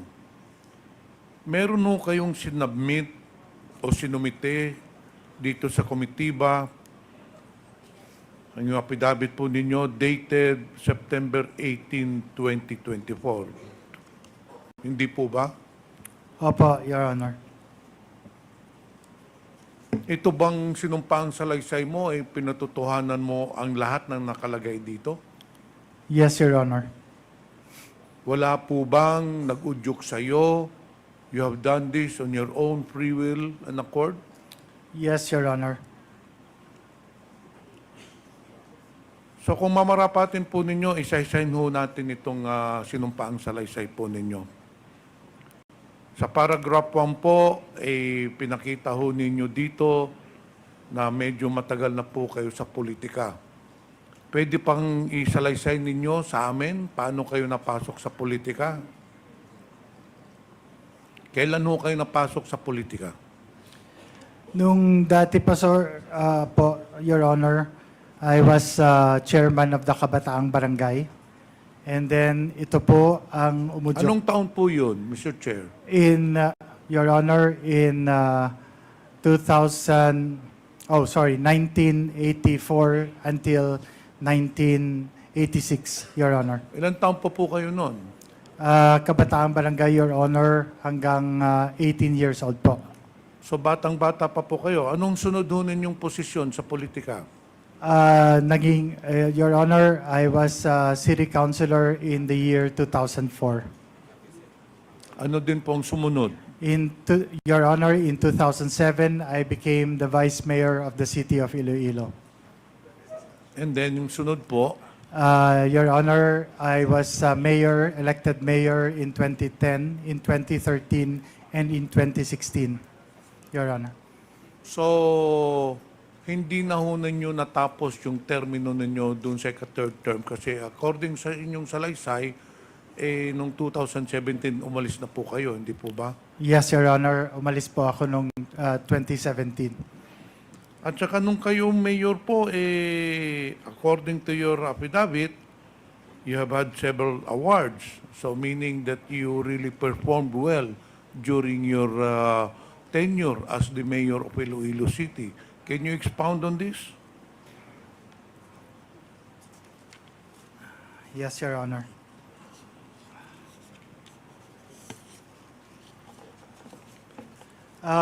Your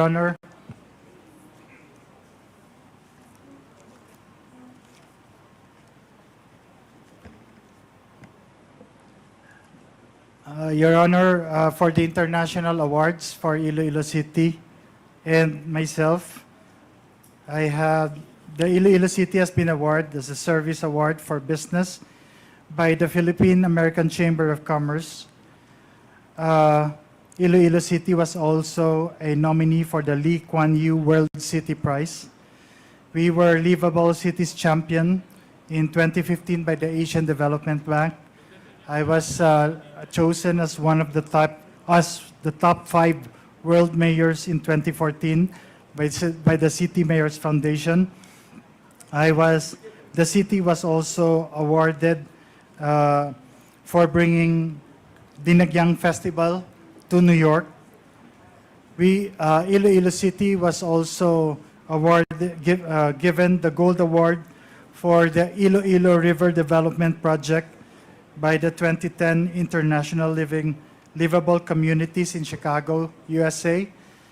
Iloilo City has the Silver Award for Iloilo River Development Initiatives, Silver Award for the Iloilo Dinagyang Festival in the 2011 Livcom Awards. a second in the Thies River Prize Awards in Brisbane, Australia, and was shortlisted as top 77 in the 2012 New 7 Wonder Cities of the World.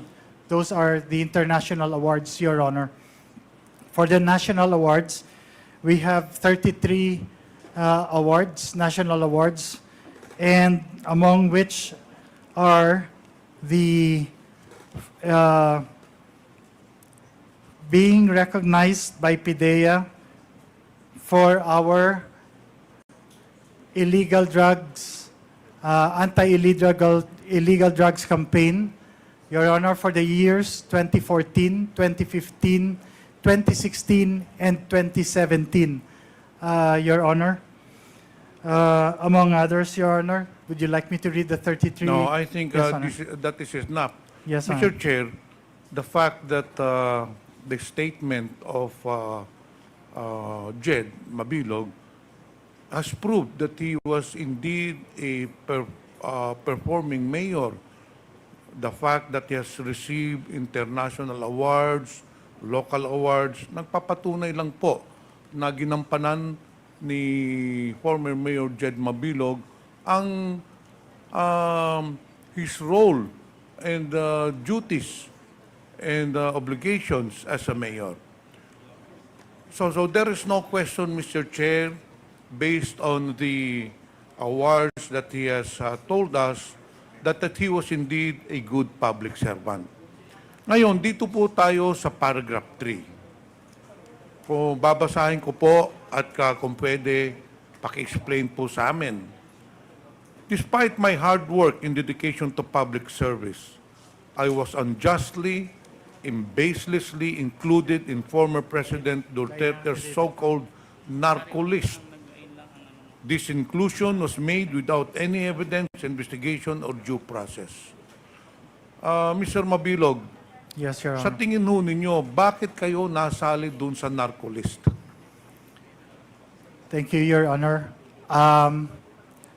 Actually, Your Honors, I really made several attempts to see then President Duterte just to ask kung ano po talaga ang reason kung bakit po ako naisama sa lista. So, Your Honors, So nakausap mo pa si... hindi ko, never ko po siya nakausap. Okay, so tuloy mo. So, gumawa na lang po ako ng assumptions ko for what these reasons are. Kasi there are several instances, Your Honor, that could probably lead to this. Number one, Your Honor, is I am a relative or second cousin of then Senator Frank Drilon. Number two is nung nagkaroon ng rally sa Iloilo City during the campaign, namatay po yung kanilang nagkaroon sila po ng brownout. And isinisisi po sa mayor sa akin po, Your Honor. Third po, there was an attempt before na gusto niya po makipagkita sa akin during the campaign.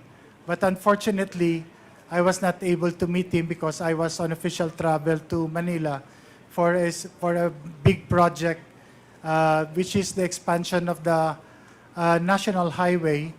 And one of the big projects there was to bring down the black spaghetti wires along the highway.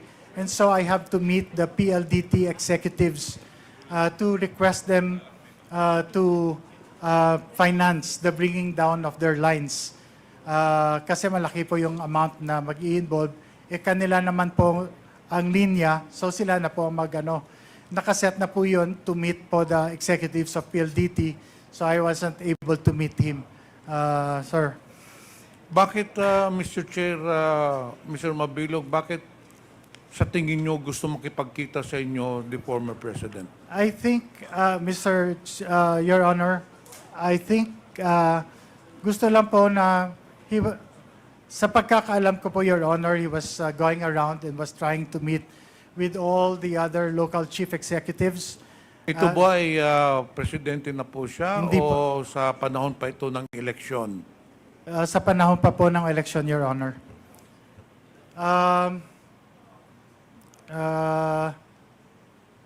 Yung isa pa po, Your Honor, is that Iloilo City, hindi pa po siya presidente, Your Honor, Iloilo City was always compared to Davao City.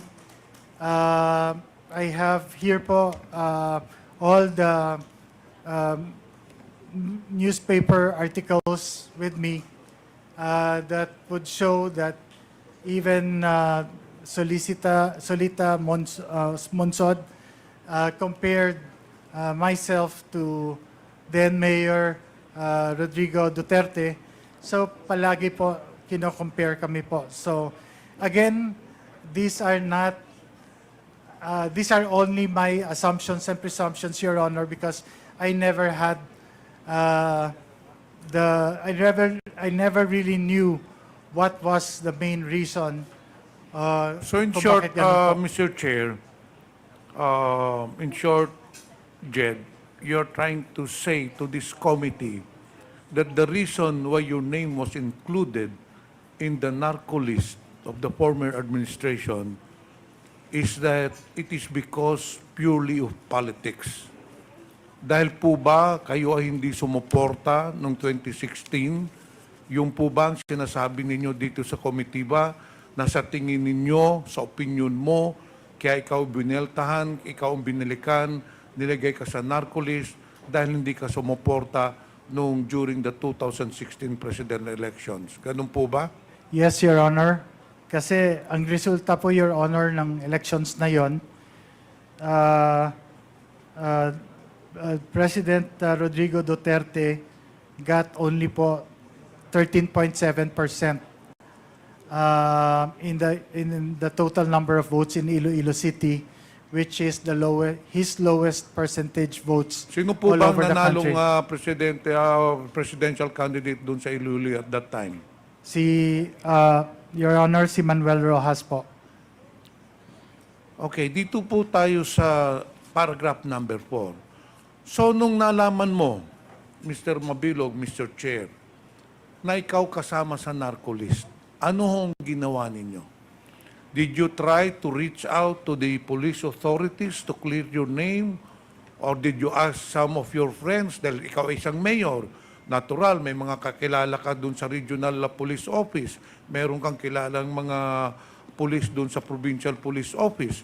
Hindi ka ba nagtanong-tanong bakit nasali yung pangalan mo dun sa narco list? Ano hong ginawa ninyo nung nalaman ninyong kayo ay kasama sa narco list? Your Honor, una po ay meron pong instructions from the Chief of Police to surrender all firearms. And then the next thing... Sandali, Mr. Chair. Sorry, Your Honor. Sinasabi mo ngayon na pinuntahan ka ng Chief of Police para isurrender ang mga firearms mo. Was this after na ikaw ay nasali sa narco list or before ka nasali sa narco list? After nasali sa narco list. After nasali. PRRD narco Okay, list, please Your Honor. proceed. And then, yung lahat na security personnel na naka-detail po sa mayor ay tinanggal. Yung ginawa ko, Your Honor, is pumunta sa then PNP Regional Director na bagong assigned at saka kinausap ko po siya kung ano po ang dapat gagawin. And then I explained to him all these programs that I have undertaken and the City of Iloilo's programs against illegal drugs.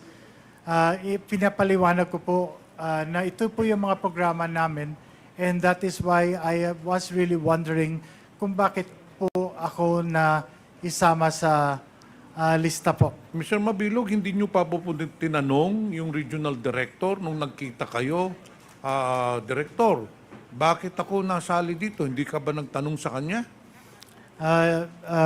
Your Honor, I think I did.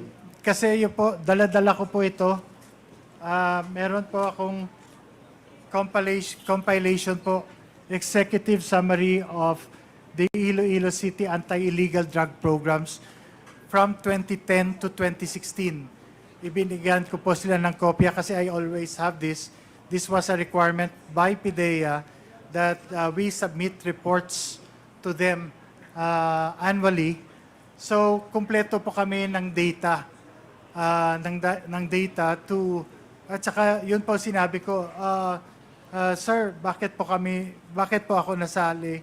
Bakit po yung Iloilo ay most shabualized? Na ito po yung mga programa po namin. So anong sagot niya sa iyo, Mr. Chair? Anong sagot sa iyo? Nung tinanong mo siya, bakit nasali ako sa narco list when in fact, I am the one heading the anti-illegal drug campaign in Iloilo. So ano hong sagot ng regional director? Your Honor, sagot niya po, yung nanggaling sa taas, yung lista, yung in-announce ng Presidente, wala pa pong lista nun, sir, na, Your Honor, na So in short, ibinaba. Mr. Chair, yung binabasihan lang ng regional director doon sa listahan na sinabi ng former president. Doon lang po niya nakuha yung pangalan ninyo without any validation. Ganun po ba? Yes, Your Honor. Dito po sa paragraph 6, Kindly wrap up, Congressman Pimentel. mahaba pa sana ito. Mr. Chair, can I have another 3 minutes na lang? Dito po dito na lang po tayo sa paragraph 7. Since the announcement of my inclusion in this list, I was subjected to repeated threats to my life. Former President Duterte publicly singled me out numerous times. Kailan ho nangyari ito? Yung pinakita ho ninyo? Yes, Your Honor. Meron ka pang binagit dito na during in one forum, ito ba ay pinatotohanan mo? Doon sa isang event na sinabi niya, the mayor of Iloilo City, I identified him. Ito po ay sa sinumpang salaysay ninyo on October 25, 2017 during the commemorative session and concert program of the ASEAN Law Association. Tama po ba to? Sinabi po ni former President, the mayor of Iloilo City, I identified him. This was broadcasted. I said, you are next. You're next. Totoo po ba ito? Yes, Your Honor, as have been shown in the video earlier po. So, for several times, nung nandito ka pa sa Pilipinas, you have been threatened by the President, napapatayin ka, you're included in the narco list, and you deny this. Yes, Your Honor. I did deny it, Your Honor. So, Mr. Chair, since my time is up, I just want to establish that indeed, probably or highly likely, Mr. Mabilog was just a victim of unfounded, baseless accusations which was part of the drug war of the former administration. Isa po siya sa mga biktima. In fact, nandyan po sa affidavit niya, because of the several threats and because of several calls from different police authorities telling him, in fact, police colonels and police generals telling him na ikaw ang susunod na papatayin. And that is why Mr. Jed Mabilog left the country to save his life and to save his family. That is all, Mr. Chair.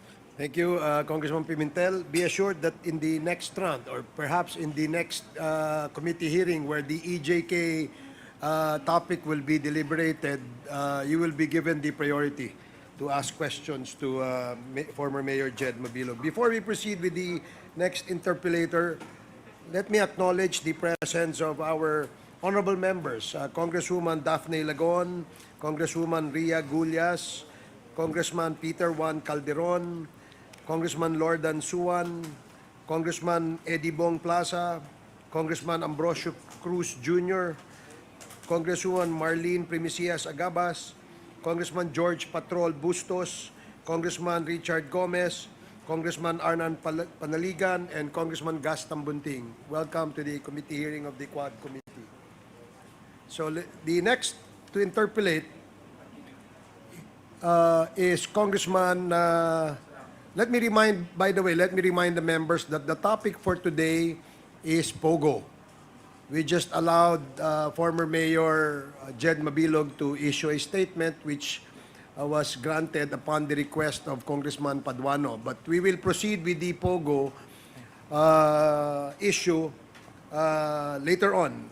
So to give our members the opportunity to ask questions, the next in the list is Congressman Benny Abante, the chair of the Committee on Human Rights. You are recognized. Thank you, Mr. Chair. Magandang umaga po, Honorable Jed. Good morning, Your Honor. We should have invited you in our hearing in the Committee on Human Rights a long time ago. But palagay ko wala pa po kayo rito at that time. Yes, Your Honor. But let me ask a very important question to you, Mayor. Are you a religious man? Yes, Your Honor. How religious are you? I go to church every day, Your Honor. I regularly do the things that need to be done by a Christian I follow what our Lord, Your Honor, So you tells us to do. believe in God, Mayor? Yes, Your Honor. I believe in Okay, God. now, you know what the Bible says, justice is mine, saith the Lord, I will repay. Do you believe that? Yes, Your Honor. And I would even think that this Quad Committee can be used of God to exact justice to those that are guilty. Am I right? Yes, Your Honor. Now, you said in your speech today that you were included in the Malacanang initiated list. Am I right? Yes, Your Honor. So what do you mean initiated list? Your Honor, I received valid information that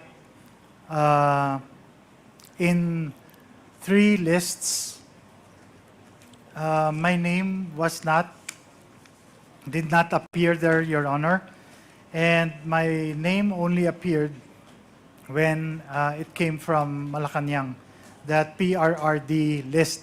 I consider Your Honor as the Malacanang list.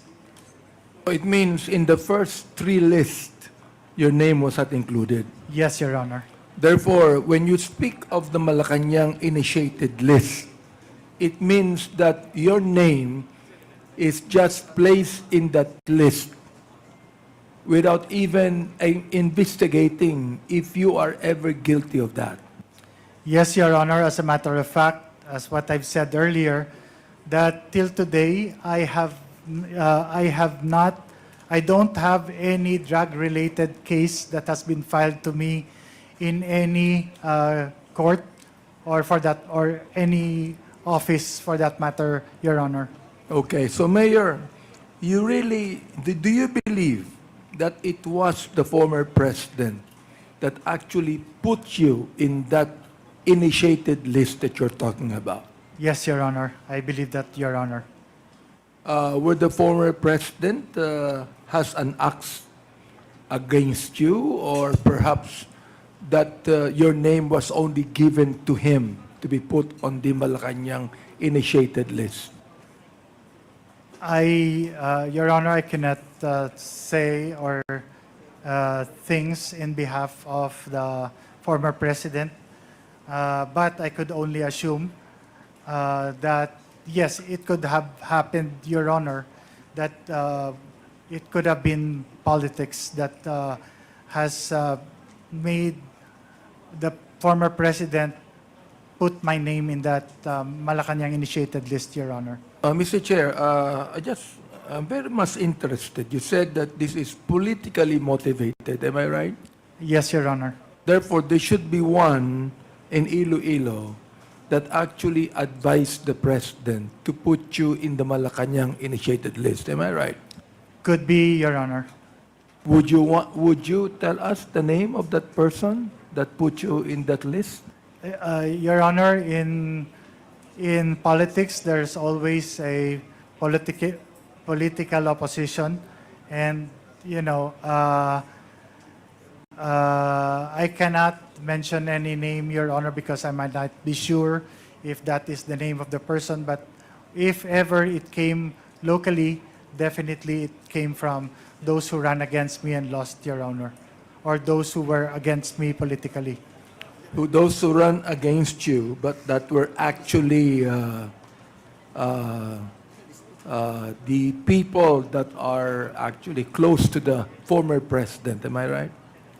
I am not sure, Your Honor, if they have a personal relationship with the former president, so I cannot assume, Your Honor. You made a statement in your affidavit, and that's number 6, where you said, in a public forum held on August 8, 2017, PDEA Regional Director Gil Pabilona and Iloilo City Police Director Senior Superintendent Remus Cañeso declared that my name was not on their drug list. What do you mean by that? In that particular public forum, Your Honor, was the Iloilo City Anti-Drug Abuse Council, where the regional director of PDEA sits as co-chair, as well as the Iloilo City Police Chief PNP also sits as a member or a co-chair. And they were asked by, as far as I can remember, Your Honor, they were asked during the open forum if my name was in the list, Your Honor. And they said, Your Honor, that Your Honor, if I would say, Attorney Pabilona, by chance is here with PDEA. And he said, Your Honor, that my name was not on their list, official list, but there's a different list, PRRD list. And he cannot do anything about it. So therefore, you would like to tell this committee that the lists that were shown to you were the first list that your name was not included. But then, as you have said, there is another list where your name is included. Yes, Your Honor.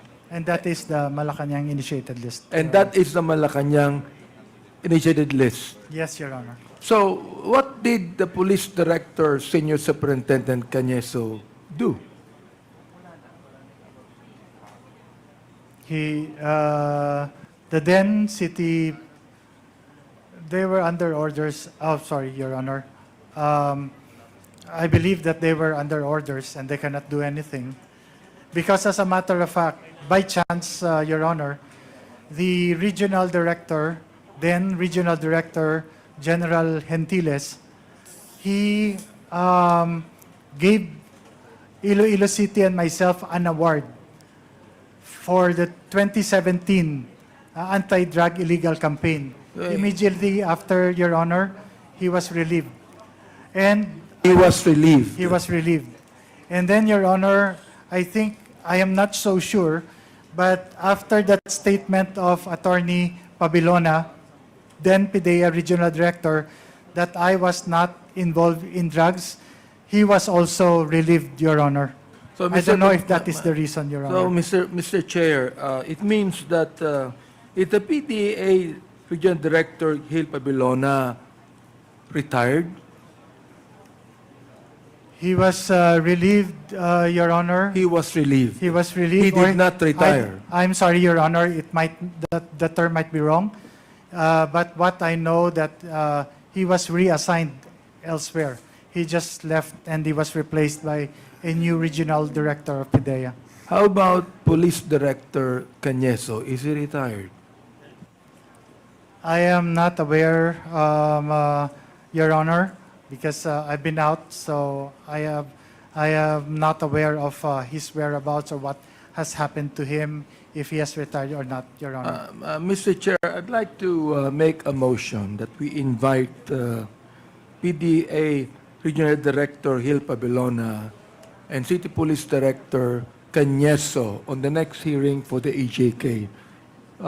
So I move, Mr. Chair. Mr. Chairman. Yeah, Consec, you are directed to invite the personalities mentioned by Congressman Abante in the next hearing of the EJK. Yes, Congressman Paduano? Mr. Chairman, just for the information of Co-Chair Abante and this honorable committee,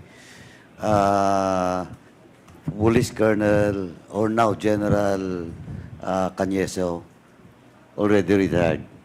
He's a class 89 of the PNPA. Retired na siya. Yeah, retired na po. Kasi kababayan ko po, si So General Cañeso. we can still call him, di ba? And I think Attorney Pabilona was also retired.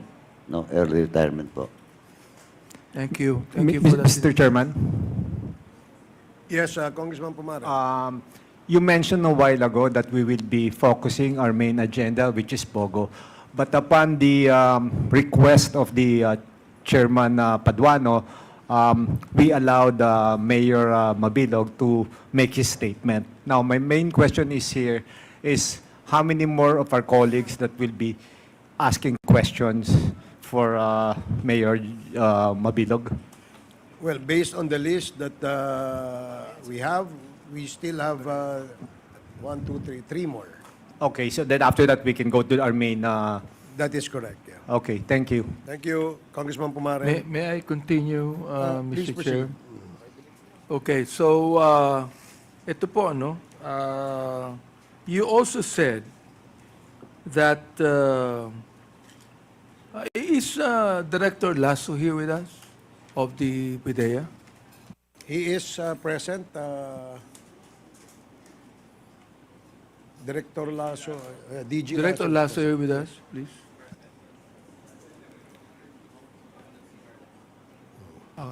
Can we call him? I'd like to ask him just one question. No? Anyway, you said in your statement here, number 11, that on August 28, you received an unexpected call from former PNP Regional Director Bernardo Diaz.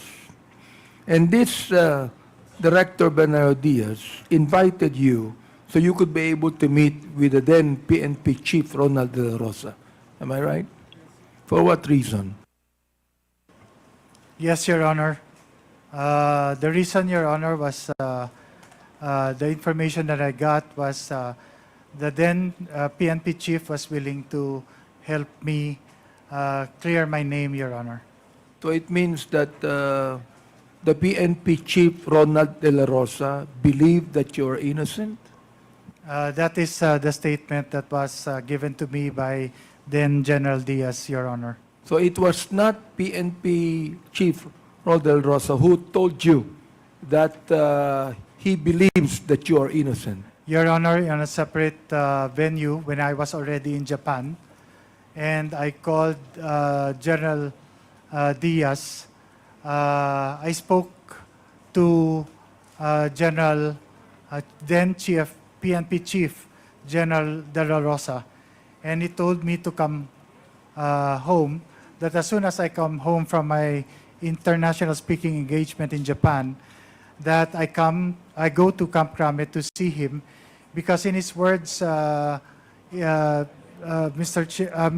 Honor, he said, if I can say it in his words, quote unquote, Mayor, naawa na ako sa'yo.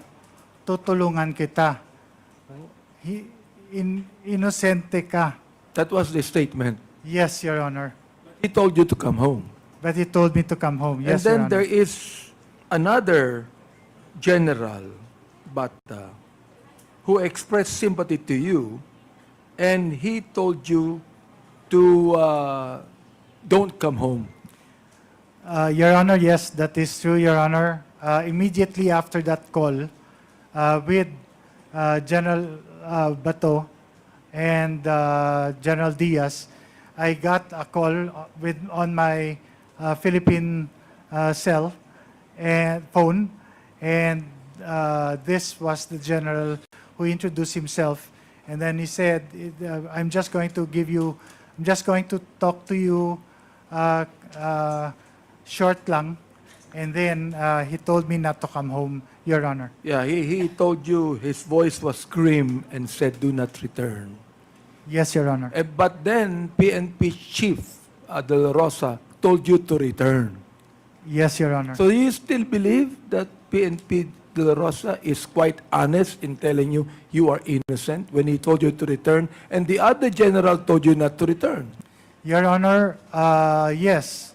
As a matter of fact, I really did wanted to return. So that because this is my opportunity that then Chief PNP General Bato told me that he's going to help me. And But- Mayor Mabilog, you still have words. So then, Mayor Mabilog, PNP Chief General De La Rosa was not quite honest in his statement. At that time when I was talking to him, Your Honor, I believed in him. But after, Your Honor, I received that call from that general, then I did not believe him anymore. Okay, so we could be able to establish here, Mr. Chair, that the PNP Director General who told him to come home, and later that day or the next day, What do you mean, Your Honor? when another general told you not to return. Immediately about Immediately. 10 minutes or 15 minutes after that call, Your Honor. So ibig sabihin, nalaman kagad nung general na yan na ikaw ay pinapabalik ni Director General De La Rosa, and then all of a sudden he said, "Huwag kang babalik." Yes, Your Honor. Ibig sabihin yan, Mr. Chair, that totoo lang, naiisipin mo, napalagay mo itong si PNP Director General De La Rosa, hindi honest sa kanyang sinabi. I did not believe him, Your Honor, after that call of the other general. So you did not believe him anymore. Yes, Your Honor. Who is that general? Can you tell us who the general is? Your Honor, if you would allow me, if you could do that on executive session, because, Your Honor, I actually, when I first came in, I called I called them to thank them for that call. And then, Your Honor, they said that if I mention their names, then it's their fear of life then that they're going to experience. Is he still active, Mayor? No more, Your Honor. I would like to move, Mr. Chair, that we have an executive session with him later. At the appropriate time, later na lang. I guess we will consider an executive session in order to get that vital information that former Mayor Jed Mabilog would want to share with the committee. And perhaps he still have some names to reveal to us. Mr. Chair, what we're trying to do here is really investigate the very people that should really be investigated on this, because we're trying to craft legislation so that these killings would not in any way be done anymore in our country. Di ba? Mr. So Chairman, perhaps, if I Mr. may, Chair. okay. Yes. Mr. Chairman, if in the spirit of time, no, if the good former mayor of Iloilo will allow it, maybe, Mr. Chairman, baka hindi na natin masyado ma-accommodate yung executive session to put that name in a piece of paper and submit to the this Quadcom. Yes, Your Honor. In I can do confidence that. naman po, Yes, Your Honor. we will be holding it in confidence. I can do that, Thank Your you, Honor. Thank you very much, Mr. Your Chair. Honor. Okay, Mr. thank Chair, you, Congressman Dan Fernandez. Siguro Congressman mga Abante, two you have 30 questions na lang. seconds left. Okay. Ito ang sabi ni former President Duterte, no? Ang sabi niya, saan na yung pinalatan mo, Mayor? Yun ba yung statement niyo, no? Saan ba si Mayor? Hanapin ko sila, magbalik ka dito. Nagmura, patayin talaga kita. Ibig sabihin, talagang itong ating former President, merong galit sa'yo.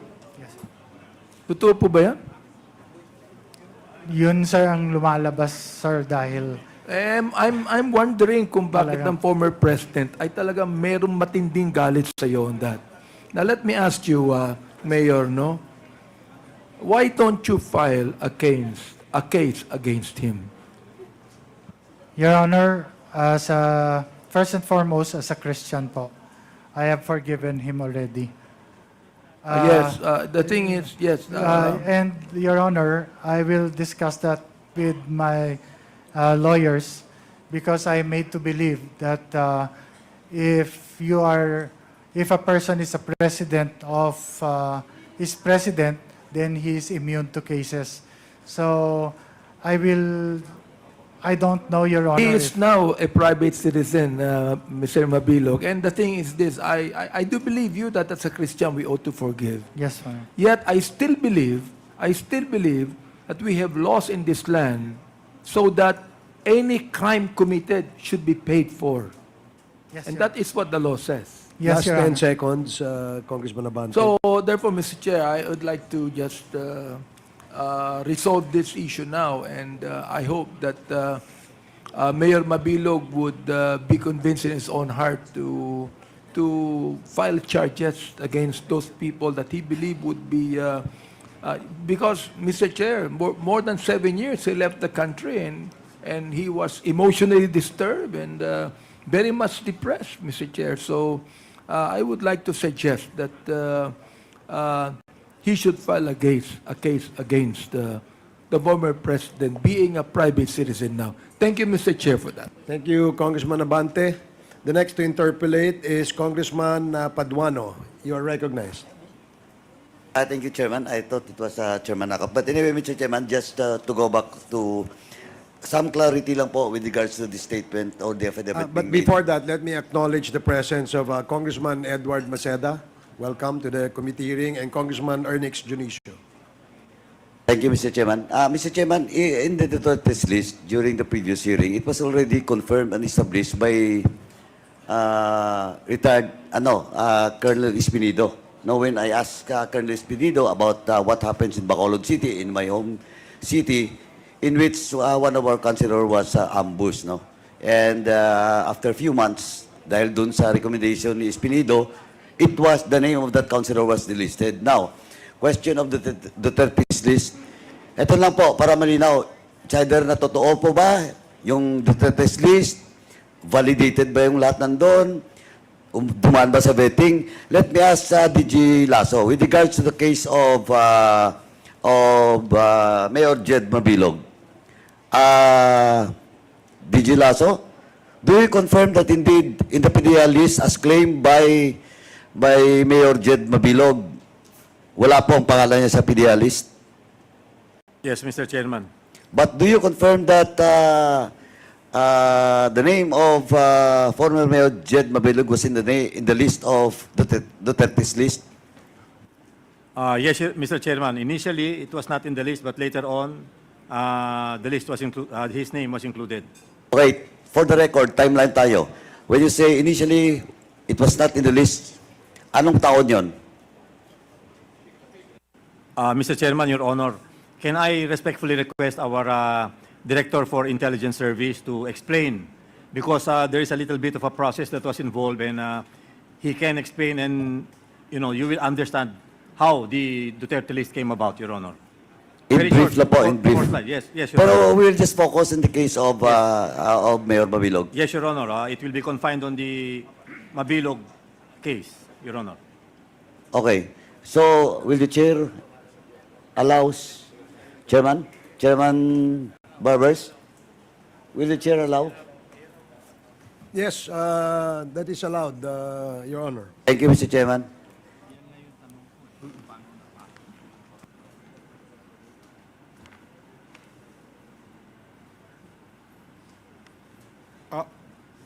Mr. Please Chair, proceed. Your Honor, sir, I think I have a 2 slides presentation for this if you would allow.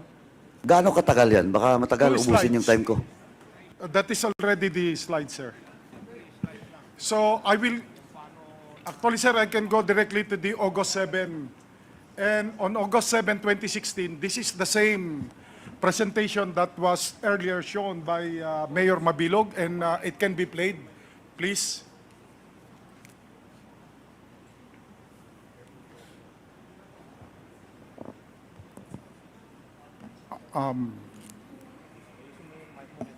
Yes, sir.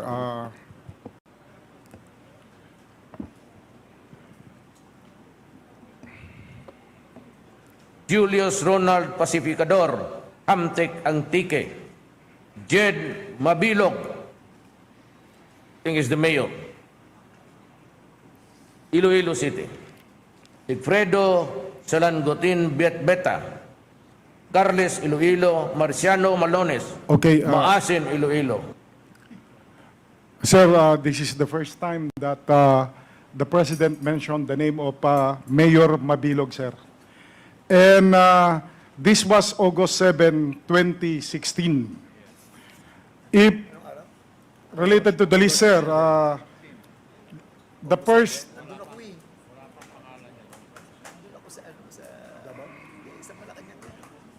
list, sir, actually was obtained by PDEA on August 20 to 21, sir. And it contains 3,363 personalities. That is the first list. You're talking about the PRRD's list, ah? Yes, sir. It is officially called President's Drug List in paper, but then it became popularly known to be PRRD list. Please proceed. And only on, let me just mention first that the second list that you mentioned, sir, was obtained from from the Office of the President, dated August 29, 2017. This was merged with the first list. And the number is 6,191. It was only on October 19, 2017, when the names mentioned earlier by the President, these were 159, including the name of Mayor Mabilog, but the rest were already earlier included. So it only 30 that was not yet included in the earlier list that were added.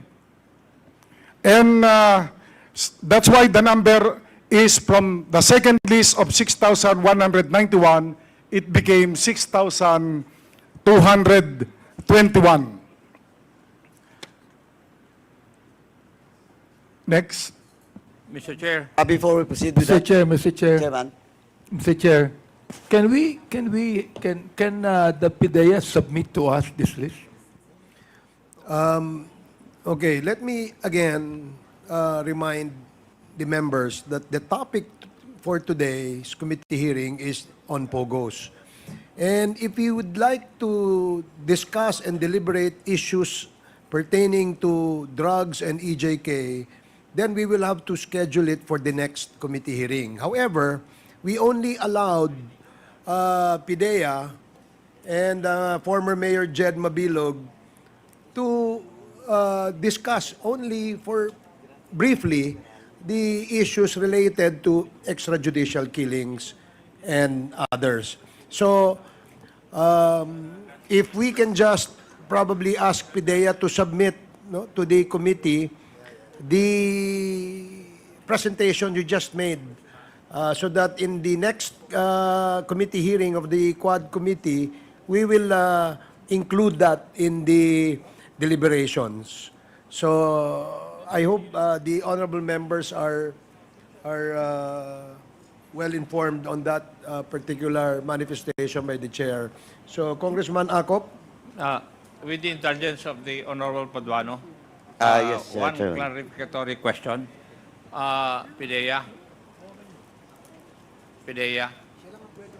Noong in-announce ni former President Duterte yung pangalan ni Mayor Mabilog, wala pa siya sa listahan. None yet, sir. So nung pagka-announce, saka lang nailagay yung pangalan ni Mayor Mabilog. Yes, Tama? sir. Long after. Long after. Yes, Okay. Thank you, Mr. Chair. Thank you, Honorable Paduano. Thank you, Mr. Chairman. Mr. Chairman, can I proceed?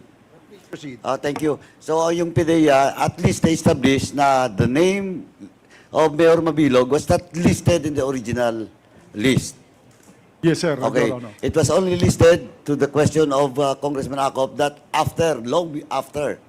Kasi 2016, yung statement of the former president, October 2017, Correct, sir. na ilagay. And kasama doon yung mga, sabi mo, kasama doon yung mga additional 30 names. Yes, sir. Okay. So it was already established. Now, going back to, so do you confirm now that Mayor Mabilog name is not listed in the official, vetted, validated list of the PDEA? Let me explain, sir. After that pronouncement, sir, that would automatically trigger the law enforcement to conduct validation, sir. And so there were reports already after that. By 2018, sir, we were receiving reports, although I am not saying that this actually confirms. These are reports, sir, about Mayor Mabilog, not necessarily confirming. But direct na lang po, diretsong pagkatanong, diretsong pagkasagot. Is the name of Mayor Mabilog was officially in the list? Kahit anong taon, in the list of the PDEA? Yes, now, sir. Now? Yes, sir. When was that? Now? After, because we now have Hindi, the... ganito na lang po, para hindi tayo para mabilis. Please submit na lang to this committee. Kasi gusto ko makita yung timeline. Ngayon, established na po na in the first list of PRD's list, wala po. Diba? Then, October 17, saka po inilagay yung pangalan ni Mayor Mabilog. Yes, sir. And, balikan ko lang po, the statement, again, Mr. Chairman, I would just like to manifest the statement that was confirmed by Colonel Espinido during the previous hearing na lahat po ng pangalan na inilagay doon sa PRD's list, hindi po validated, hindi po dumaan sa vetting because in the case of former Councilor Canutan, which was ambushed, and after few months, through the recommendation of Colonel Espinido, tinanggal po, pero na-ambush na po yung councilor namin sa Bacolod City. Yun po ang statement coming from Colonel Espinido because, yun po, he has direct knowledge because he is the one that recommends to delist the name of former Councilor Canutan. Yun po established. Now ngayon, dito kay Mayor, former Mayor Mabilog, please submit to us those bases and documents that indeed from the PDEA, pinasok po ang pangalan niya. May, Your Honor, sir. Please proceed. Yes, sir, because I have to say yes because there are PR release, we have the first, second, and then the consolidated, and then we have the NDIS. In the NDIS, sir, that is where the name now exists. But in the DIS, it is the official document or list from the PDEA. Tama? Yes, sir. Pero ipinasok nyo ang pangalan pero hindi pa validated yon. No, sir, it's Correct, di ba? Yes, sir. Kasi SOP, Standard Operating Procedure, that all the names listed unless delisted by the President during the time is being put to the PDEA and then pinapasok nyo sa NDIS. Yes, sir. And the process of vetting and validation, ipoprocess pa yon, di ba? Tama? Yes, sir. Pag nasa NDIS.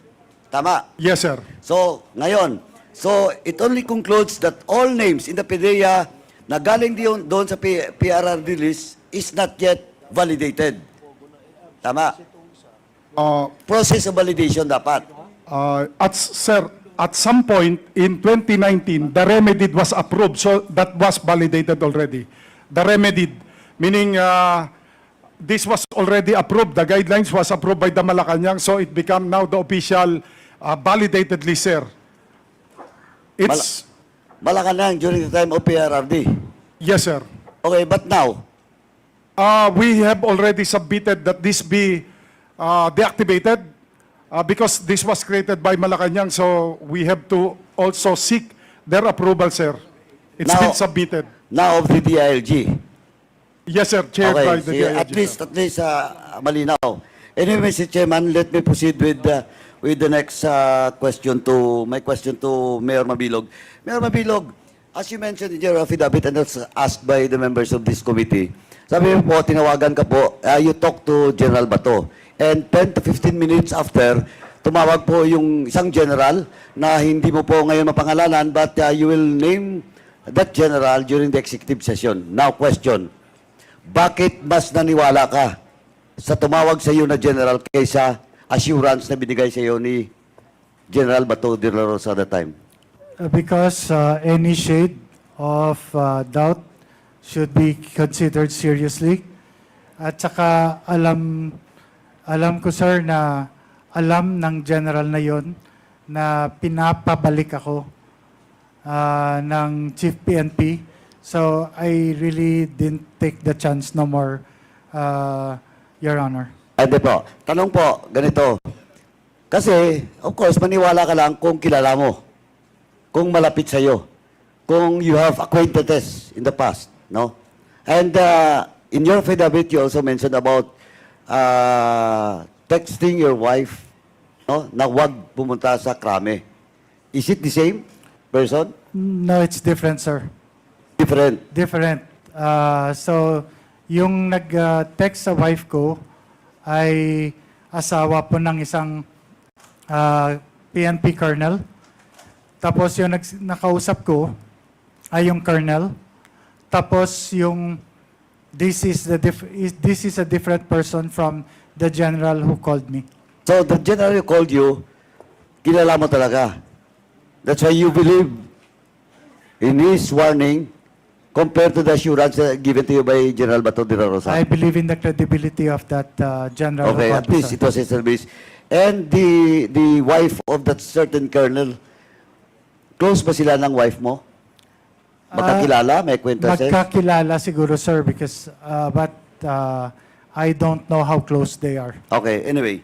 Now, you mentioned about if you went to Camp Crame, dalawang pwedeng mangyari.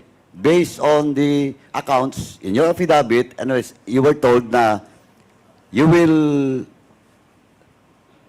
pinpoint a certain former senator and a certain presidential. Can you mention again the name of that senator and that presidential? Your Honor, if you would allow me, I can write their names also. Your Okay. Honor. So you cannot mention now, Mayor? If I ask you, better you answer yes or no. Is it Senator Maroas, former Senator Maroas? Yes, sir. Oh, is it former Senator Drilon, which is your cousin? Yes, sir. Oh, ayun. So, Mr. Chairman, kaya ko tinanong yun kasi from the very start in the statement, affidavit of Mayor Jed Mabilog and these preliminary remarks, it is all about politics. It is all about politics. Kaya, yung Duterte's list, again, from the statement of Colonel Espinido, napakalinaw po na it does not gone through vetting and validation. Pagkalaban ka sa politika, nasa listahan ka. Yun po. Now, and lastly,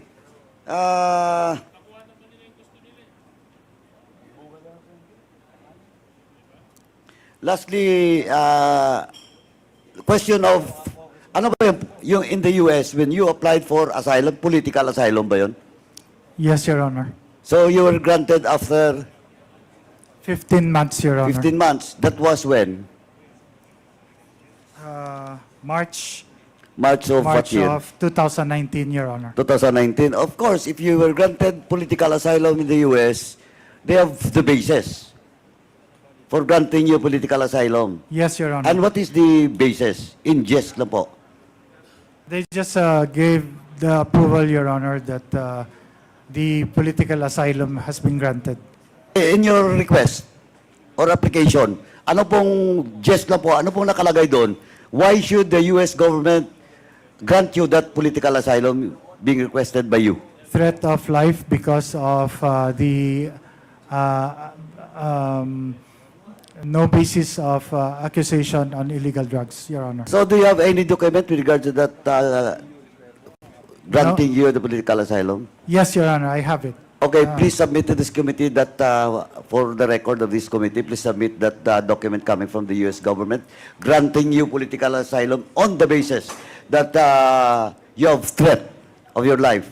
Yes, Your And Honor. political in the sense, dahil political yung basis on that threat to your life. Yes, Your Honor. Actually, Your Honor, I think it's attached in the affidavit. Thank you, Mayor. For now, Thank Mr. you, Your Chairman, that's all for now. Thank you. Thank you.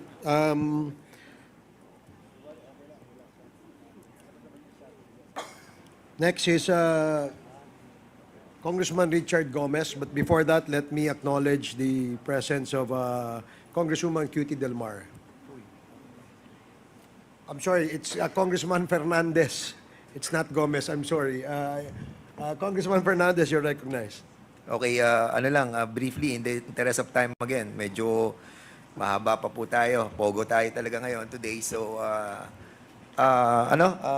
Mayor, Jed, kasi naalala ko, I was also a mayor during that time. Yes, Your Honor. That the former president pronounced those mayors who were included in that list. Yes, Your Honor. And I was a little bit scared as well kasi ando tayo sa Malacanang. And I remember the name Mayor, I was asking the good chairman Akop, the name of mayor ng Cebu was Mayor Loot. Yes, Your Honor. And were your name mentioned in that meeting in the Malacanang during that time? No, Honor, Your Honor. Wala ka po. Pero do you remember the time that you were called in ano po sa PNP? There were a lot of mayors as well? Yes, Your Honor. Kasi I saw you in the video during that time. Yes, Your Honor. Can you recall those names of those mayors? I'm sorry, Your Honor. Like sila Mayor Cesar Perez ng Los Baños, Laguna. I cannot, I'm sorry, Your Honor, but hindi ko po masyado, I cannot remember the Pero names, medyo Your Honor. marami kayo nun. There were a lot of mayors, Your Honor. Most likely mga ilang Lahat, po. Your Honors, ipinatawag at saka pumunta doon because Okay. that was the order, Your Honor, that the following day we have to report to Camp Crame, and then we were subject to investigation by a case officer, Your Honor. Oo, PDEA, tanongin ko lang PDEA, briefly lang, ano, kasi gusto ko lang maliwanagan to kasi dating mayor to ng Los Baños, Laguna, si Cesar Perez. Was he included in the first list of that drug list that was released? If you can give me 3 minutes, Your Honor, we can Sige, check I'll it come back immediately. with you. No? Yes, Your Just please educate me on that matter. Mayor, you were saying a while ago that the reason why you being included in that list of the narco was because of politics. Yes, I believe, Your Honor. But me also, I was a Marojas sympathizer. I voted for Marojas. But I was not included in the narco list.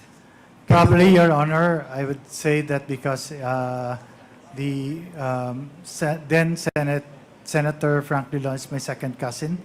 And number two is the former president got the lowest percentage votes all over the country in Iloilo. So I really couldn't prove this, Your Honor, but I just think that that is the reason, Your Honor. In other words, you cannot think of any other reason to justify why you were included in that narco list. Yes, Your Honor. Okay. Meron pa ako isang tanong lastly, no? Yung pong tinatawag po nating moment that a certain a general called you, no? Yes, Your Honor. 10 minutes lang po yun di ba? Na magkasama. About 10-15, yes, Your Honor. Are you with somebody when they called you in Japan? I was by myself, Your Honor, You- because I was on my way to the international conference. Oh, and you believe also that General Bato, who called you 10 minutes before, he was with that certain general when he called you. Yes, I would think so, Your Honor. Dahil ganun kabilis yung Yes, Your Honor. yung information that was given to you. Anyway, siguro kay ano na lang PDEA, can you kindly give us the list kung kasama yung kasama ba? Mr. Chairman, yes, the name is listed. Right from the very start of the Duterte administration, he was already listed as a high-value target. And also yung kay Mayor Tony Halili, and also the mayor of Navarro of Zamboanga. These are the things that we need to clarify. Siguro ganito na lang, bigyan na lang lahat ng listahan kung kasama sila sa first list or pag hindi sila kasama, yung second list. Yes, Mr. Chairman. Okay, with that, Mr. Chairman, I'll be yielding back my time and I'll be asking na lang po in the next issue. Thank you so much. Thank you, because you have already consumed your time, Congressman Fernandez. The next to interpellate, that's second to the last, is Congressman Richard Gomez, and then last would be Congressman Acop. Then we proceed with the topic for today, which is POGO. Congressman Gomez, you're recognized. Thank you, Mr. Chair. Mayor Jed, will it be okay if I ask you some questions? Yes, Your Honor. Thank you. I was also a mayor during the time that you were mayor on your last term. Yes, Your Honor. And there are just some things that I'd like to ask. First, are you convinced that during the year 2016, our country, the Philippines, was already in a narco state? Do I recognize it? Do you think that the country was already in a narco state at that time? Your Honor, I was mayor of the city of Iloilo. What I could speak of, Your Honor, because I don't have the data in the national level. Yes. So all that I have is as far as the city of Iloilo is concerned, Your Honor. With regards to Iloilo, during your term, was Iloilo drug-free or drug-cleared? Your Honor, there were existing drug personalities in the city of Iloilo. But as what I've stated earlier, Your Honor, that as far as being mayor is concerned, the function is for policies and Yes. guidelines, while the enforcement is based on PDEA and the police and the PNP, Your Honor. And every month, we conduct our anti-drug abuse councils meetings, wherein the PDEA regional director would report, as well as the Philippine National Police would also submit and do their own presentations on the report. And while Iloilo City recognized, but as I've said, Your Honor, the report of the PDEA then regional director, Paul Ledesma, said that Iloilo was only number third least affected in the country, Your Honor. So, and since they are in charge of all the data, I believed in him, Your Honor. So, Mayor, will you agree with me if I say that a city can be drug-cleared or drug-free if the mayor wants it to be, together with the help of the PNP? Yes, Your Honor, but again, enforcement, and the enforcement, as mandated by law, is done by PDEA and the PNP. And yes, Your Honor, this representation has, in several meetings, which is in our, in the agenda, in the minutes of the meeting, that I have called the attention of both PDEA and PNP to address this matter, Your Honor. And again, the reports are that especially from PDEA, that Iloilo City was the third least affected. And so I believed in him, Your Honor. Yes, the PNP is under the supervision of the mayor. Therefore, if we really would like to strongly fight drugs, a mayor can do so, correct? Yes, Your Honor. As a matter of fact, during my time, Your Honor, as mayor, I gave everything that both the PNP and PDEA asked for in terms of logistics, including support in their using the intel funds of that is allocated from the local government, that is with the local government, Your Honor. In spite of all the things that we do as mayors, Mayor Jed, what do you think is really the problem? Why drugs has continued to proliferate inside a city? As what I've said earlier, Your Honor, it's the system that has not been established. Your Honor, if I may say, in the local government code, the minimum requirement of a local chief executive is only 20 years old. You can already be elected as mayor, Your Honor. Municipal mayor, yes. Municipal mayor, and there are about 1,000 mayors all over the country. Your Honor, when I sat as mayor, the DILG has made seminars, guidelines on what to do on good governance. But never have I attended, Your Honor, anything about illegal drugs from the law enforcement agencies, meaning from PDEA or from PNP. So what I'm trying to say, Mayor, is, Your Honor, is that for us to be able, as mayors or local chief executives, to be able to be equipped with the knowledge on how to address illegal drugs, we have to undergo that orientation, training, or seminar from the Philippine National Police or even from the PDEA on how to address them or even to formulate these policies, Your Honor. Mayor Jed, you've been out of the country for 7 years, correct? Yes, Your Honor. And when did you come back? Just this September 10, Your Honor. Oh, because I wanted to ask if you'll be able to compare the situation in 2016 and right after you came back in the country, if there's a big difference or if there is a difference with regards to the problem of drugs, let's say in your city.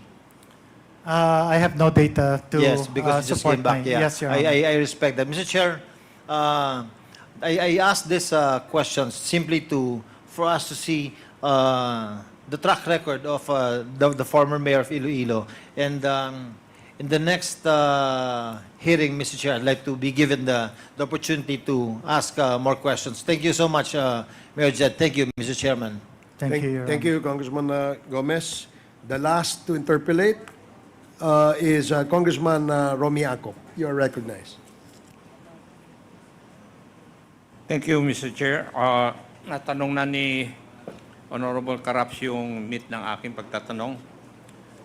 May I just ask the former mayor, Mayor Mabilog, kung you know a certain attorney Antonio Pesina? Yes, Your Honor. I know Antonio Pesina. Was he your counselor? No, Your Honor. No. He ran under the opposite party, Your Honor. Would you know if he's also included in the list? Yes, Your Honor. I remember that he was. We were together in the following day that in Camp Crame, Your Honor. And he's still alive? I have no idea, Your Honor. Thank you. How about Mr. Romel Inyon and Bert Vargas? Do you know them? Yes, Your Honor. Mr. Romel Inyan ran against me in 2013. And Mr. Bert Vargas, Your Honor, I know him. He is the husband of a schoolmate from UP, Your Honor. And would you know whether it's true that he was arrested for alleged possession of illegal drugs at a checkpoint in La Paz District in Iloilo City? I was informed, Your Honor. Thank you. At that time. And he was also a mayoralty candidate. Oh. Would that be true? Mr. Bert Vargas, Your Honor. Are you referring to Mr. Bert Vargas, Your Honor? Yeah. Mr. Inyon. Mr. Inyon was a mayoralty candidate who ran against me in 2013, Your Honor. How about certain, I think he's already deceased, Mr. Daniel Fajardo? Yes, Your Honor. He is already deceased. I know him, Your Honor. And Manuel Mejorada? Yes, Your Honor. He was the former provincial administrator and he's now serving time, Your Honor. Pero sila po ang nagkaso sa iyo. Yes, Your Honor. Thank you. Now, may I know if a certain Mr. Jeffrey Celis, otherwise known as K. Eric, was your former spokesperson? Yes, Your Honor. Mr. Jeffrey Celis was my spokesperson in the year 2012. But upon information of a city councilor in 2013 that he and his family went to Boracay and used my name to spend his vacation in Boracay, upon learning that, Your Honor, I terminated the service. So since 2013, he was no longer connected with me, Your Honor, and I don't know what happened to him after that. It is his own thing, Your Honor. In paragraph 5 of your affidavit, you said, one name was described to be a member of the House of Representatives, despite not having been elected to any public office. Were you referring to Mr. Celis? Yes, Your Honor. His name was mentioned during that fateful night that he is a member of the House of Representatives, Your Honor. And his name was included in that list also where your name was included. Yes, Your Honor. Magkasama po kayo according to the list. Okay.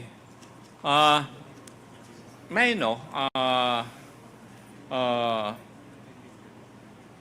yung mga sinabi ni Mr. Celis, siyang nagpatotoo lahat ng paratang po sa inyo ni Mr. Romel Inyon na kasangkot po kayo sa illegal drug.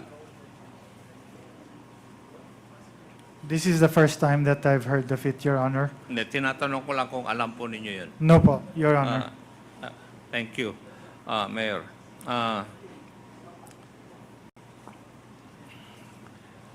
May I know, Mayor, bakit mas naniwala po kayo doon sa general na hindi nyo mabanggit ang pangalan kaysa doon sa salita ni Chief PNP De La Rosa?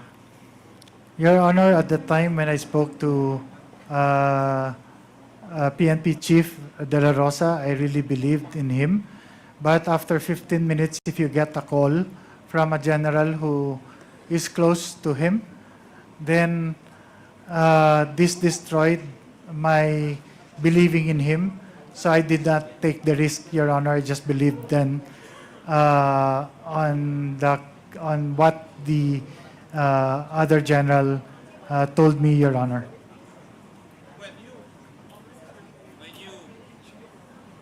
When you were supposed to meet with General De La Rosa, and it was postponed, I think, 2 times according to your statement. Yes, Your Honor.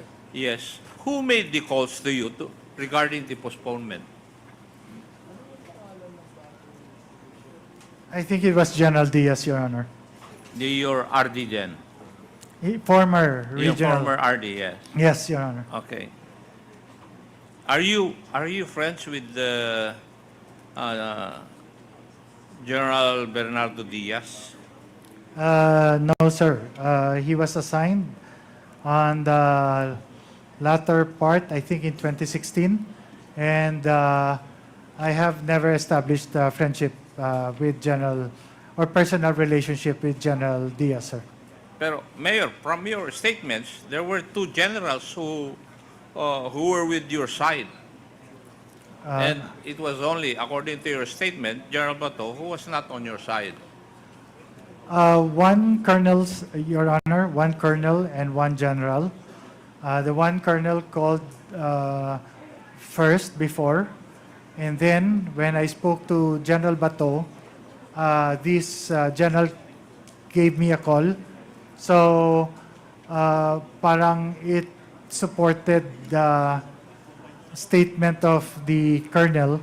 So that's why, sir, I wasn't able to think no more. I just believed in the last caller, who was the general, who told me not to proceed, sir. Because for the reason, sir, that previously there are already several cases that have been with the chief PNP, but what happened is in the end,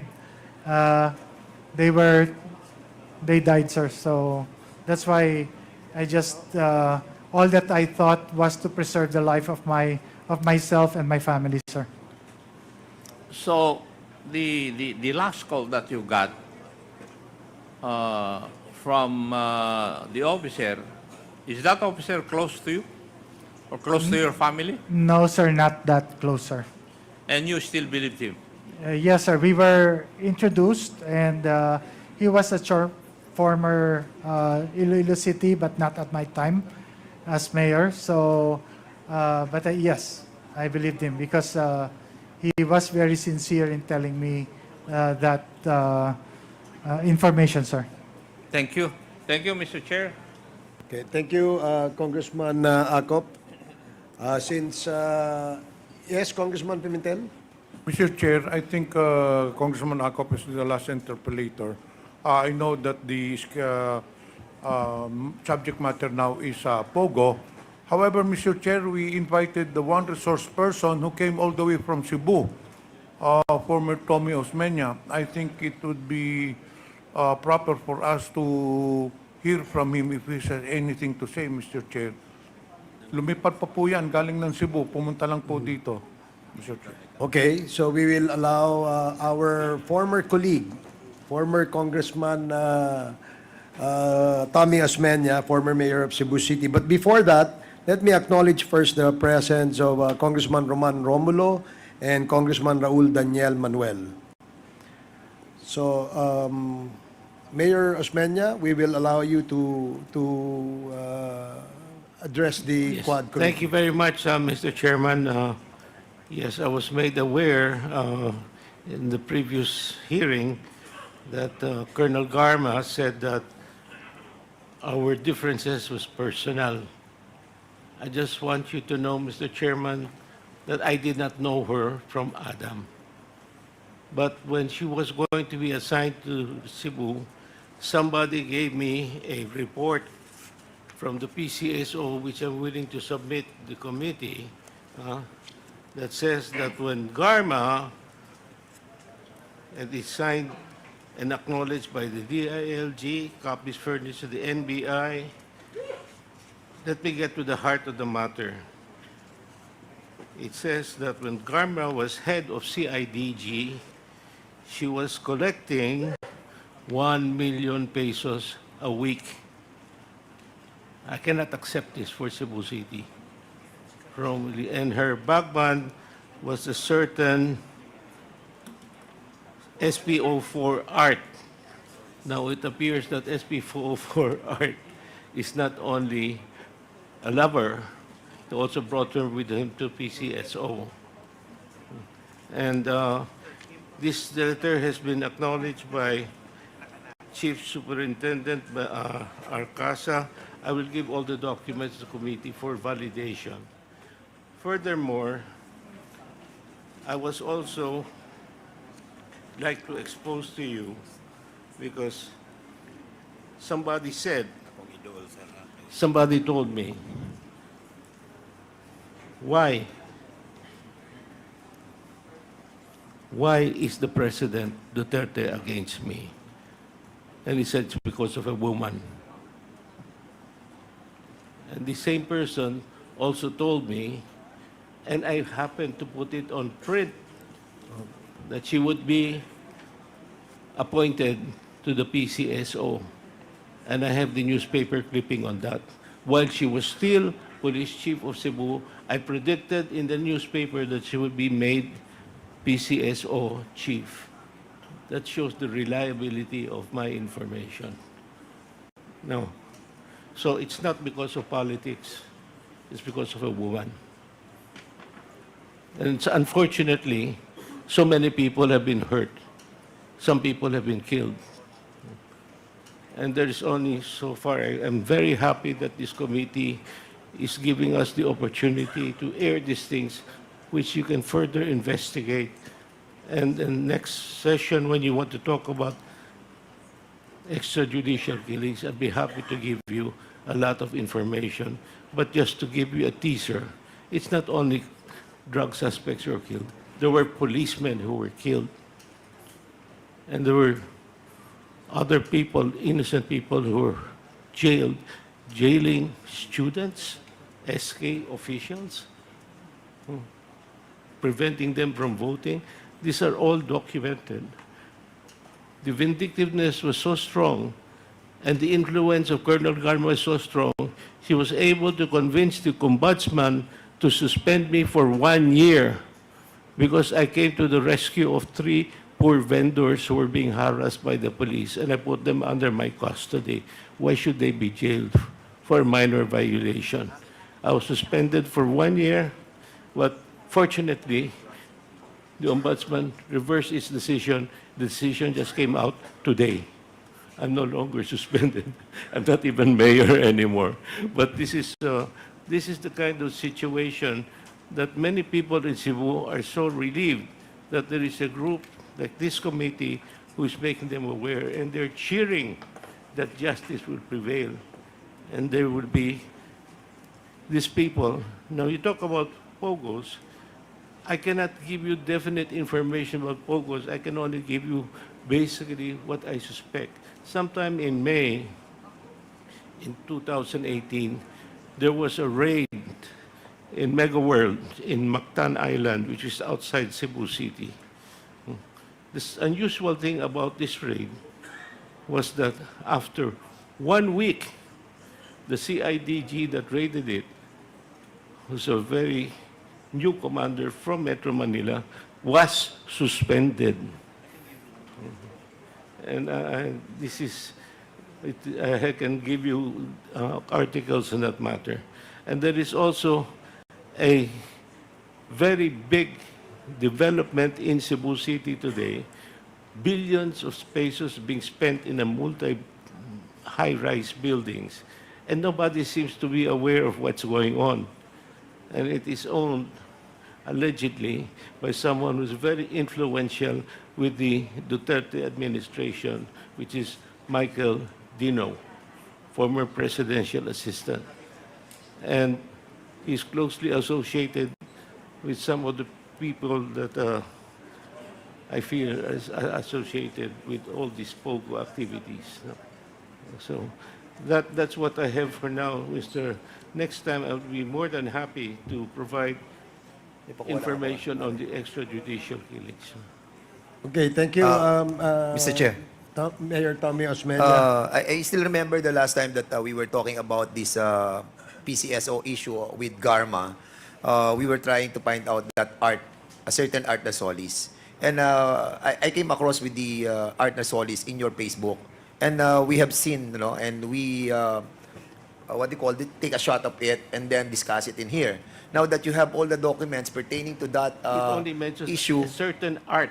Yes, you mentioned certain art. Yes. But we are validating that art is the Art na Solis that we are talking about. And we are talking the same person. And as a matter of fact, that Art na Solis right now has been under our, the order of contempt. And we're trying to look after him. And you are the one who mentioned in your Facebook that there is a certain relationship between that art and Garma. Yes. And that's the reason why we discuss it in this hearing.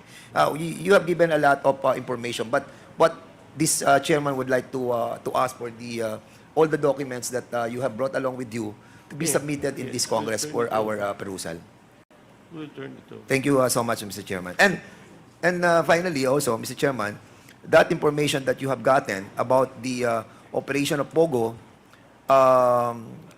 kapag na-raid, nare-relieve ang mga opisyales, I think that is quite true. Thank you so much, Mr. Chairman. Thank you, Congressman Dan Your Honor. Fernandez. Since the... Your Thank you, Congressman. Yes, is this related to... No, Your Honor. Can I be excused, Your Honor? Oh, yes, yes. You will be excused. Oh, wait. Okay. Thank you, thank you. And Mayor Osmena, we do hope that in the next hearing of the Quad Committee, we will extend an invitation to you, and hopefully you can join us in the subsequent hearings of the Quad.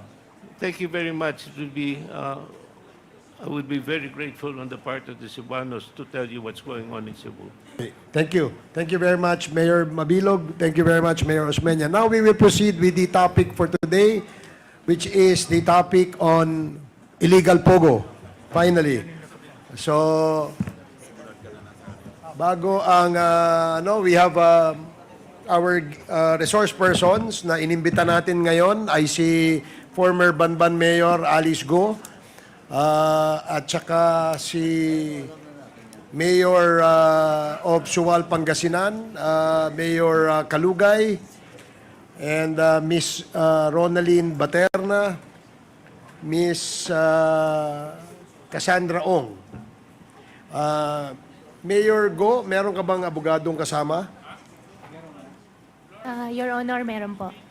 Pwede, where is the mayor of, where is the lawyer of Miss Alice Go? Can you please enter your appearance before this committee?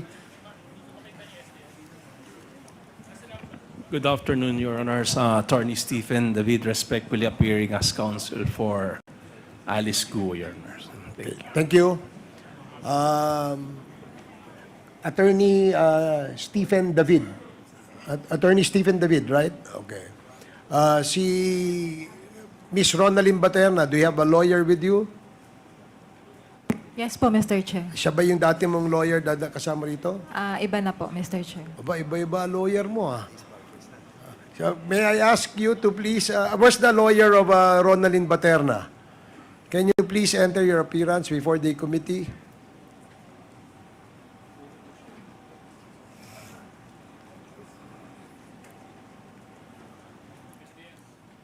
Mr. Chair, good morning. I'm Attorney Romar Cambri, respectfully appearing for Ronaline Baterna. Attorney Romar Cambri. Camria. Cambri. Camri. Attorney Camri. Okay, thank you. Si Miss Cassandra Ong. Do you have a lawyer with you? Can we ask your lawyer to please enter your appearance before the committee? Good morning, Your Honor. Attorney Rafael Andrade, respectfully appearing as counsel for Ms. Cassandra Ong. Okay, salamat. What about si Mayor Kalugay? Meron ka bang abogado kasama? Meron po, Mr. Chair. Can we ask your lawyer to please enter your appearance before this committee? Good afternoon, Your Honor. I'm Attorney Gerald M. Velasco, respectfully entering appearance as counsel for Mayor Lizeldo Calugay. Okay, maraming salamat po. Let me remind the councils of our resource persons that your role in this committee hearing is limited only to advising your clients with their legal rights. Okay? Hindi ho kayo pwedeng mag-coach. Kung meron po silang sagot, pabayaan niyo po silang sumagot. And the members would appreciate if our resource persons will cooperate with this committee. So, we have a list of interpellators, no? But bago yan, tanungin ko muna si Miss Cassandra Ong. Miss Cassandra Ong, kamusta ka na? Kamusta na ang iyong health? Good afternoon po, Mr. Chair. Okay lang po. Okay ka na? Yes po, Yung Mr. blood Chair. pressure mo, hindi na bumababa? May Okay. maintenance naman po. Okay, sige. Kasi yung huli na hearing natin ay medyo nagkaroon kayata ng hypertension, di ba? Kaya hindi tayo natuloy doon sa pagtatanong. No? Kung naalala mo lang na yung huling nandito ka, tinanong kita kung saan ka nag-aral. Yun ulit ang tanong ko sa iyo ngayon. No? Saan ka nag-aral? Sa Pilipinas po. Sa Pilipinas. Opo. Anong school? Chinese school po. Chinese school? Opo. Sa Saan? Binondo. Sa Binondo? Binondo Chinese School. Anong pangalan ng Chinese school? Manila Patriotic. Yung last po ba? Ba't marami ka bang pinasukang eskwelahan? Sa elementary muna. Sige, sa elementary. Saan ka nag-aral? Elementary.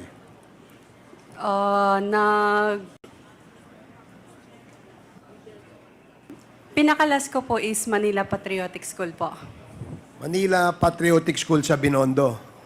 Yes po.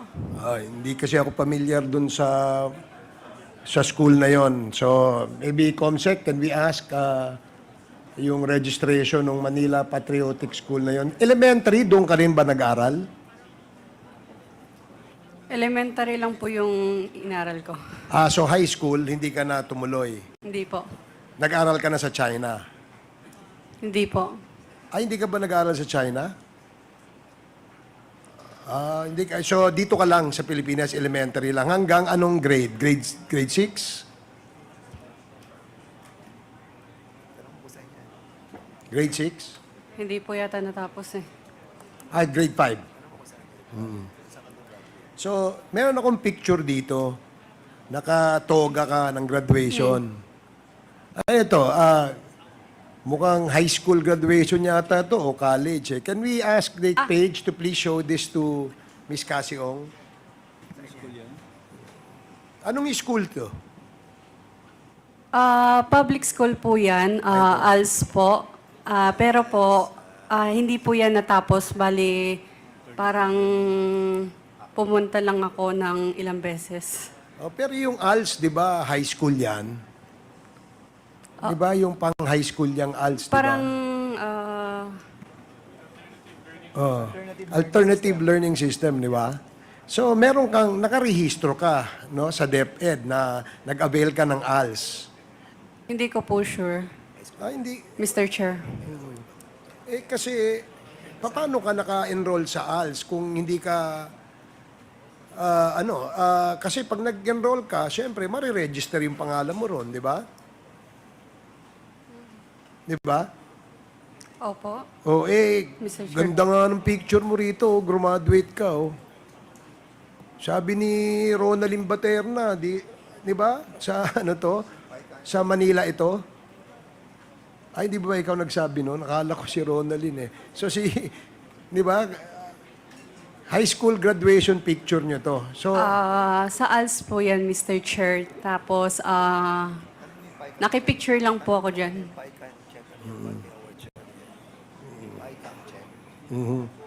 kasi uniform yata ito ng Chiang Kai-shek. Hindi ba? Hindi ka ba sa Chiang Kai-shek? Chiang Kai-shek Award. Meron ka pang award dito eh. Merong... Oo. So, ito... bakit ka may ganitong picture?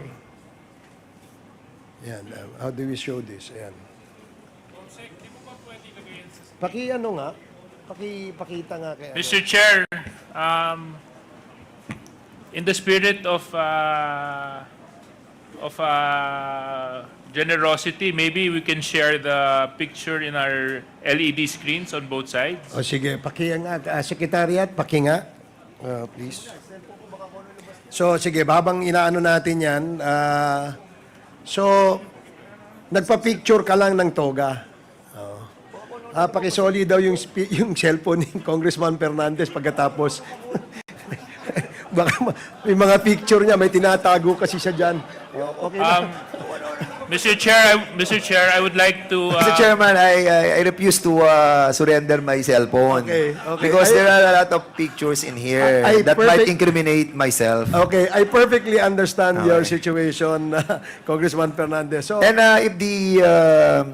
if the resource persons have manifested that this toga that she was using was used not really as a manifestation of her being a graduate of that school, then we tend to believe her. okay. So, No more taking this picture and be put in that monitor. Mr. Chair, okay.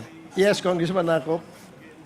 Nung una po, May mga impormasyon si Honorable Fernandez na hindi ko alam eh. Ngayon, ito na naman. May know kung si Madam Cassie ang nagpadala sa kanya ng picture na yan? Kasi ikaw ba nagpadala ng picture na yun kay Congressman Fernandez? Hindi po, Mr. Chair.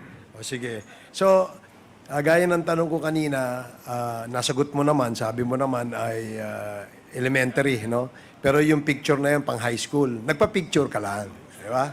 Okay. Saan mo ginamit yung picture na yan? Na naka-toga ka? Wala lang, para lang meron ka lang profile pic. Bali po, I think graduation po ng ALS noon. Tapos pumunta lang po ako. Tapos sakto may ano dang. So sumali ka lang sa picture. Opo. Oo. Tapos, Pero hindi mo natapos yung ALS mo. pumasok lang ako. 2 beses, 3 beses kasi gusto ko lang po i-try. Natatandaan mo yung pangalan ng teacher na napasukan mo? Hindi mo- Ma'am Daisy? Daisy. Opo. So wala ka ring teacher na Rubilin ang pangalan? Wala, no? Sige. Okay, sige. Before we proceed, let me acknowledge the presence of Congresswoman Glona Labad-Labad, Congressman Wilter Palma, and of course, Congressman Janice Salimbangon. Welcome to the committee hearing. So, the next to interpellate in the list, for those of you who have not signified their intention to propound question to our resource persons, please ask the committee secretary so that you will be listed in the list. So, ang unang magtatanong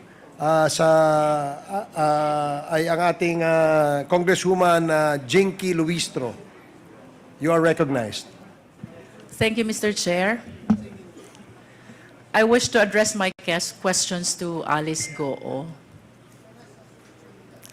Ma'am, pwede po bang malaman yung totoong pangalan ninyo? Your Honor, ang pangalan ko po Alice Guo. Alice Guo. Would it be okay with you kung tawagin kitang Alice?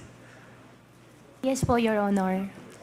Alice, before ka na naging mayor ng Banban, gaano katagal ka nang nakatira sa Bamban?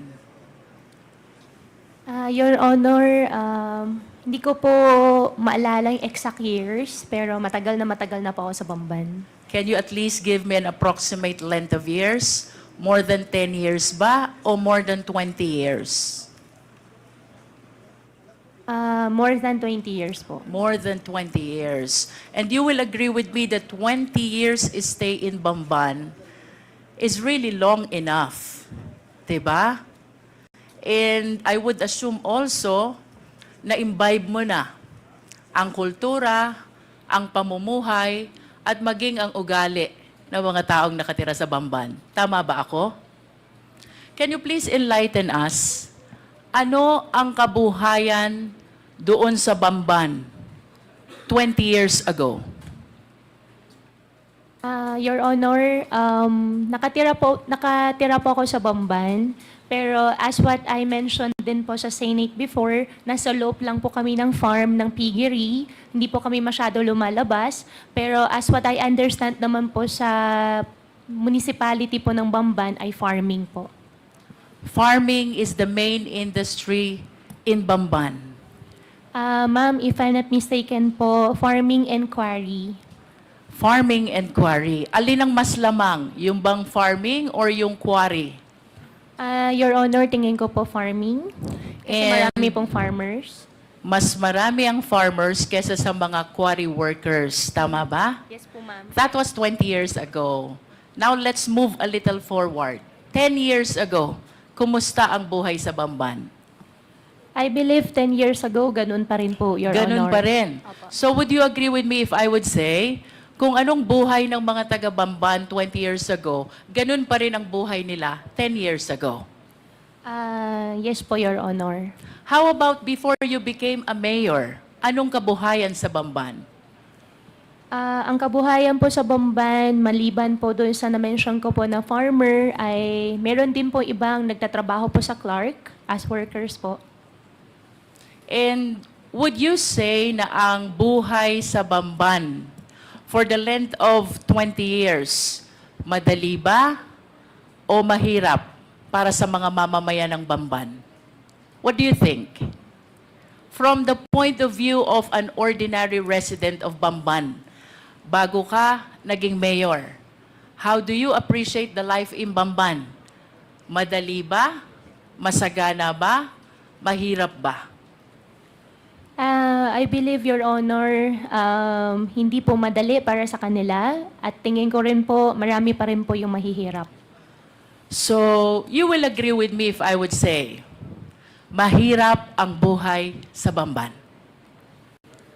Your Honor, tingin ko po hindi naman po lahat pero for sure po meron po.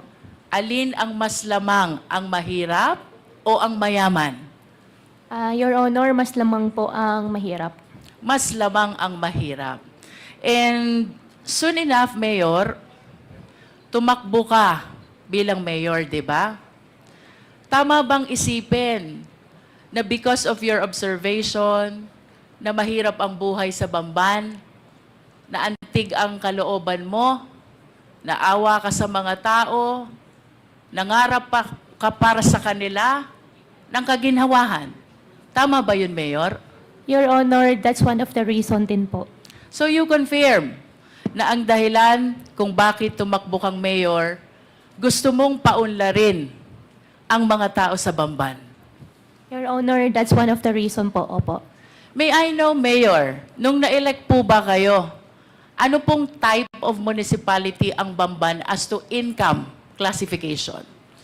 Your Honor, second-class municipality po. Second-class municipality. And if you still remember, magkano ho ba ang kita ng LGU ng Bamban being a second-class municipality? Your Honor, I have no figure po and hindi ko po maalala po yung data po.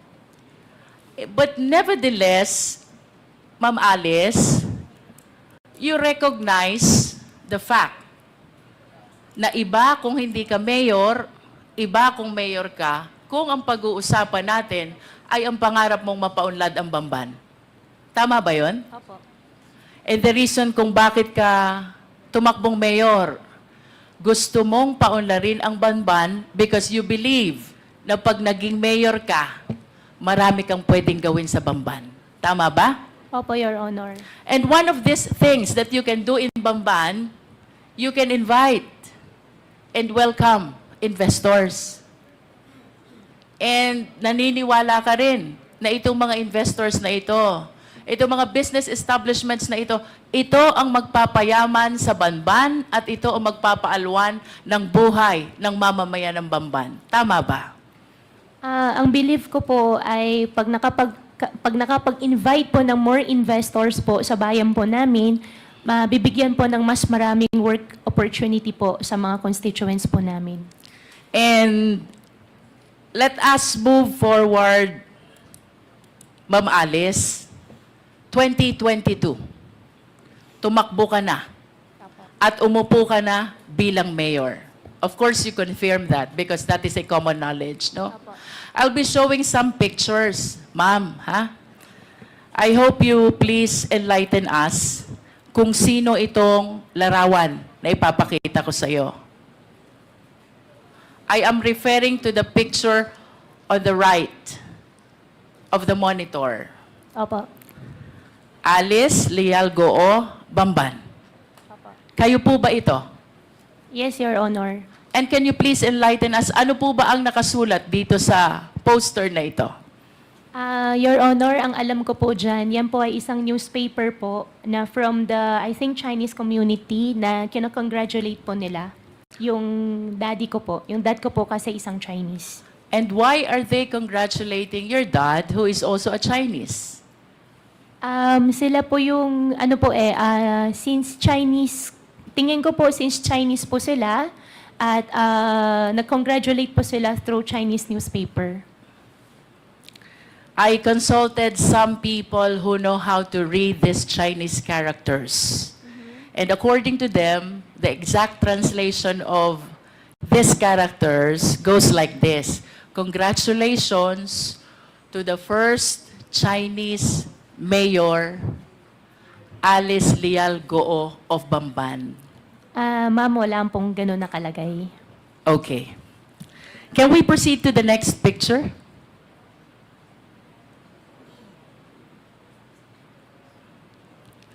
Can you please enlighten us who is in this picture?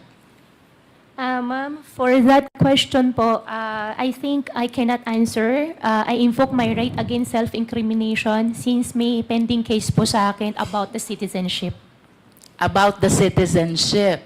But would you agree with me if I would say, kamukha mo yung nasa picture? Ma'am, I will not confirm po. Let us proceed to the third picture.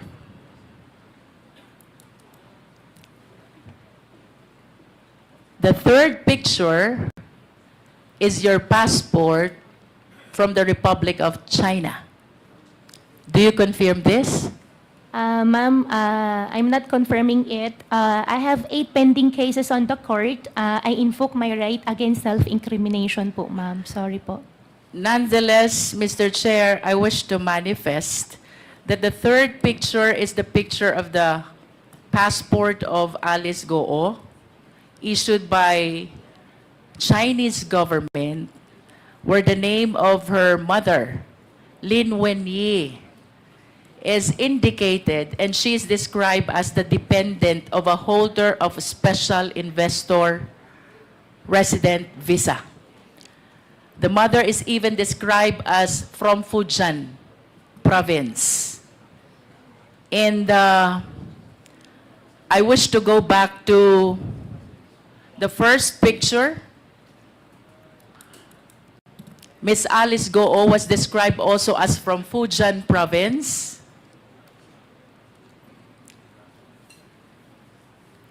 And I understand that Miss Alice Guo acknowledged only the first slide and refused to identify the second and the third slide.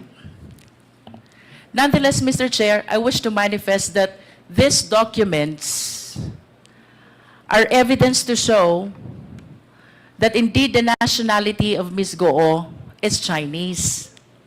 Nonetheless, Mr. Chair, in order to realize her intention, run to a public position, bring growth and prosperity to the municipality of Bamban, including the people who lives thereat, Ms. Alice Guo allowed, if not she's the one who purposely caused the same, the late registration of his birth, and even the application of her Philippine passport. I understand, Mr. Chair, that the right to run to a public office is a right which is exclusive to Filipino citizens. And I wish to manifest as well that this should be dealt with by law, because this is something which open the country to issues of national security and interest, Mr. Chair. If I may proceed, Mr. Chair. Bilang mayor, Ma'am Alice, in line with your vision, paunlarin ang Bamban, bigyan ng kaunlaran ang taga-Bamban. Ano po ba ang mga kumpanya na dumating sa Bamban during your time as mayor of Bamban? During my time po, dumating po ang Jollibee, dumating din po ang McDonald's, dumating din po si RCS po na isang supermarket chain, and supposedly may mga darating pa mga factories and restaurants po, ma'am. And would you confirm that it was also during your time nung dumating ang Baofu? No po, ma'am. You don't? Ang Baofu po is not 2022 po, ma'am. But the business permit signed by you shows the date October 25, 2022. Ma'am, I think may previous po na mayor's permit. Nag-start po Let yan me rephrase my 2000. question. Yeah. Therefore, it was during your time nung na-renew ang business permit ng Baofu. Do you agree to that? And sorry, Your Honor, anong year po? 2022, October 25. October 20, I think po, opo. You are the mayor already. As a matter of fact, if the secretariat can show the business permit of Baofu was signed by Miss Alice Guo in her capacity as mayor. And would you confirm as well na yung Zun U1 Tech dumating din at naisuhan ng business permit during your time?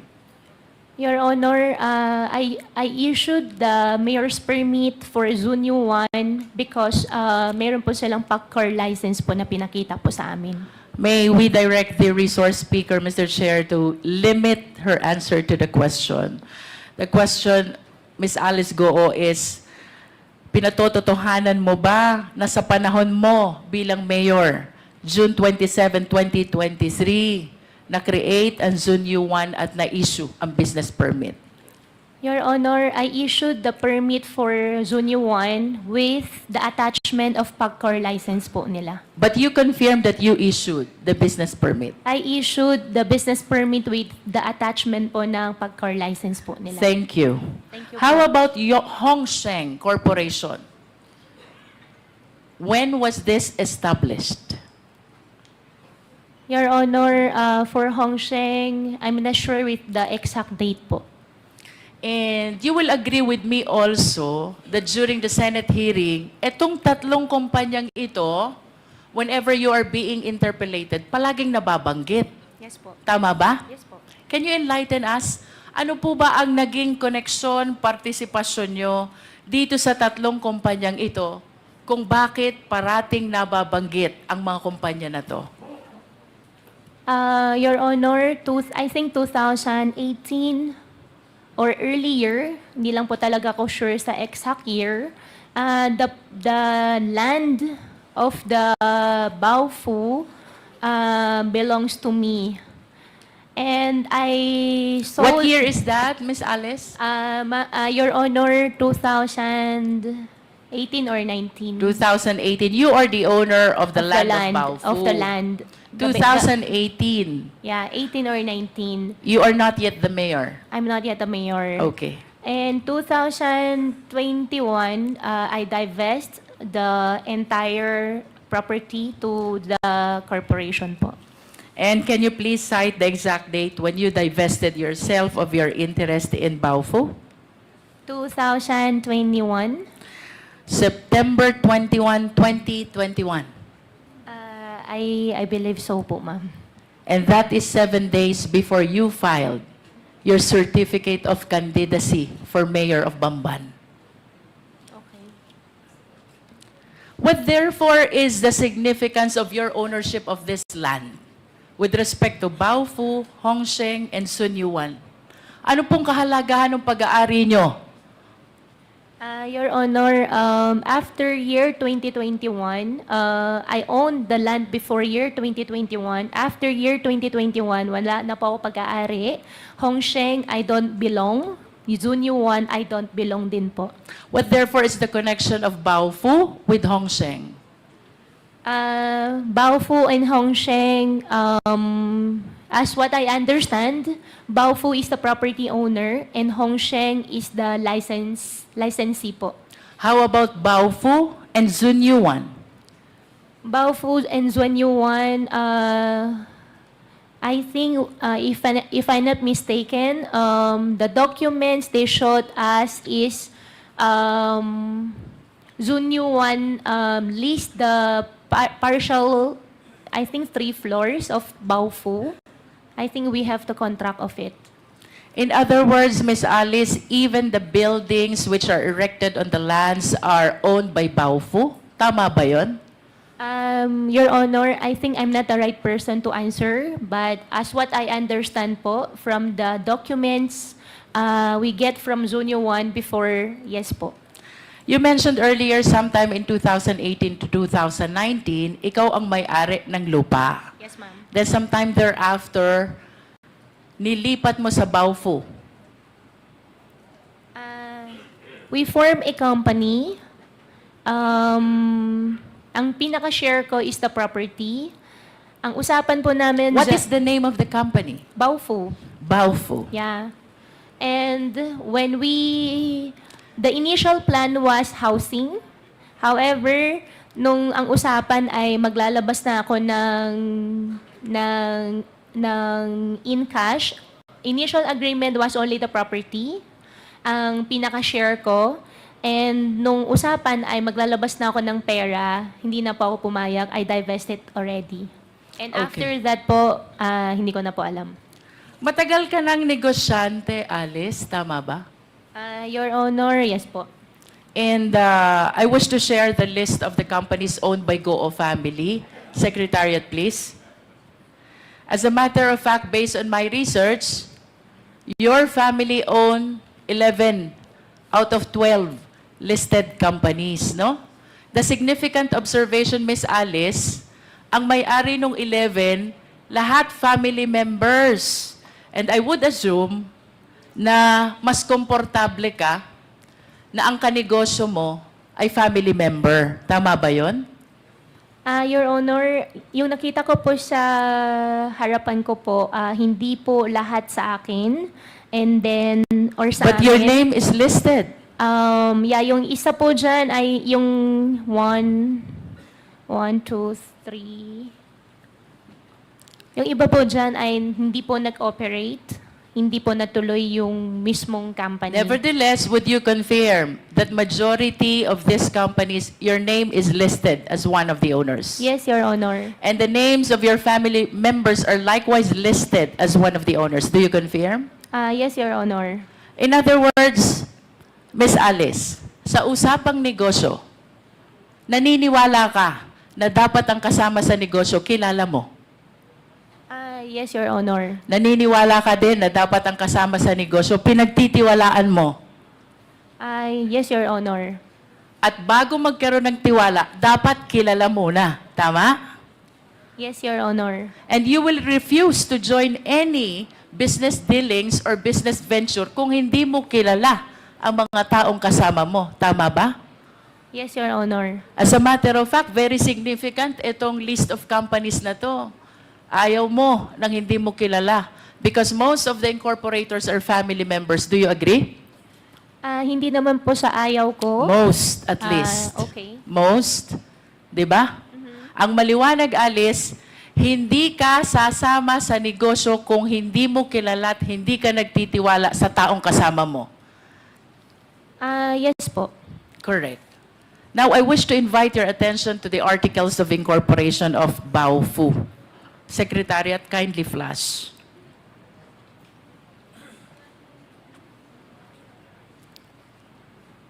Nakikilala mo ba itong dokumentong ito? Yes po, Your Honor.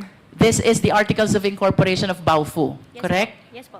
How about the signature across your name? Do you acknowledge that that belongs to you? Yes po. Yes. Do you know Bao Ying Lin? Your Honor, I think for the Baofu, I invoke my right against self-incrimination because I have pending case po with DOJ human trafficking po. Pero kanina lang ang sabi mo, Miss Alice, you will not join any business venture unless kilala mo at pinagtitiwalaan mo ang mga tao na fellow incorporators mo. Tama? Do you still confirm that? I confirm that, Your Honor. And That is enough, Miss Alice. And yes, Now and- let us proceed to the next incorporator. Please flash the Articles of Incorporation, please. Do you know Ru Jin Zhang? I invoke my right against self-incrimination po, Your Honor. But have again, I pending wish case to po. remind you, Miss Alice, of your earlier statement. Ang sabi mo, hindi ka sasama sa isang negosyo kung hindi mo kilala at pinagtitiwalaan ang mga fellow incorporators mo. Your Honor, since may pending case po. I understand. Opo. Now let us proceed to the third incorporator, Zhang Wang. Do you know him? I invoke my right po ulit, Your Honor. For the information of the committee, Mr. Chair, ito pong si Bao Ying Lin, fellow incorporator ni Alice Guo, sa Baofu Corporation is convicted of 3 billion Singaporean dollar money laundering. And this after she made the statement na hindi siya sasama sa isang negosyo kung hindi niya kilala at pinagtitiwalaan ang mga kasama niya. With respect to Ru Jinzang, Mr. Chair, he is likewise convicted of 3 billion Singaporean dollar money laundering. Again, this is after her statement na hindi siya sasama sa isang negosyo kung hindi niya kilala at pinagtitiwalaan ang kasama niya. The third incorporator, Jiang Wang, Mr. Chair, used to be with Hongsheng Corporation, whom after the 2023 raid was charged of the crime of cyber crimes. Again, this is after the statement of Miss Alice Guo na hindi siya sasama sa isang hanap buhay kung hindi niya kilala at pinagtitiwalaan ang mga taong kasama niya. I wish to manifest, Mr. Chair, that this representation humbly submit that Miss Alice Guo purposely ran for public office in spite of her knowledge that she is not qualified, she being a Chinese national, to be able to welcome business establishments which she believes will bring growth and prosperity to the people of Bamban. And this business establishments includes Hongsheng, a POGO operator, and Yunzuan, also a POGO operator. As a matter of fact, Mr. Chair, dito po sa location ng dalawang company na to, which lease the property of Baofu, with whom Ms. Alice transferred her land in exchange of shareholdings sometime in 2021, while maintaining control of the same after the same date. Dito po nahuli ang maraming Chinese nationals who are now charged of the cases of money laundering and even qualified human trafficking, Mr. Chair. Your Honor, if I may, just a short interjection. Para lang matanong ko lang si Miss Alice Guo. Yung bang mga nabanggit na mga pangalan ni Congresswoman Luistro, si Jiang Wang, si Rujin Zhang, at saka si Bai Yong Lin, did you say nakakilala mo sila?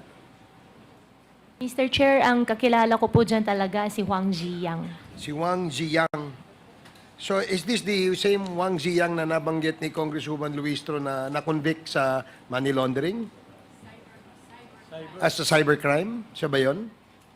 Mr. Chair, hindi ko po alam na nakasuhan po siya ng cybercrime. Okay.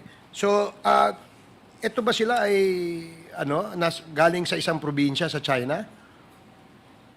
Mr. Chair, nakilala ko po si Wang Ziyang sa Clark. Sa Clark? Opo. But you know, mga galing sila sa China. Yung dalawa po, hindi ko po kilala. Okay, sige. Thank you. You may proceed, Congresswoman Luistro. There are speculations, Miss Alice, na itong Hongsheng, ang Baofu, Zunyuan, and you are one and the same. Do you agree? Totally not agree. Totally not. Listen to this. September 16, 2020, you signed the application in the Sangguniang Bayan of Bamban in behalf of Hongsheng, applying for franchise, license, and permit. Your Honor, I did not sign any documents po. You did not sign. I did not sign. However, nakalagay po yung pangalan ko po dyan as representative, but I did not sign any documents po. Would you know kung sino ang naglagay ng pangalan mo? Your Honor, I have no idea. You have no idea. Next, Ms. Alice, February 11, 2021, you executed a lease. Perhaps this is over the property of Baofu with Hongsheng, and during that time, Hongsheng is represented by Telma Laranan. Do you confirm this? Your Honor, regarding Baofu, I invoked my right against self-incrimination po. Third, Miss Alice, early 2023, Hong Sheng was raided because of cybercrime.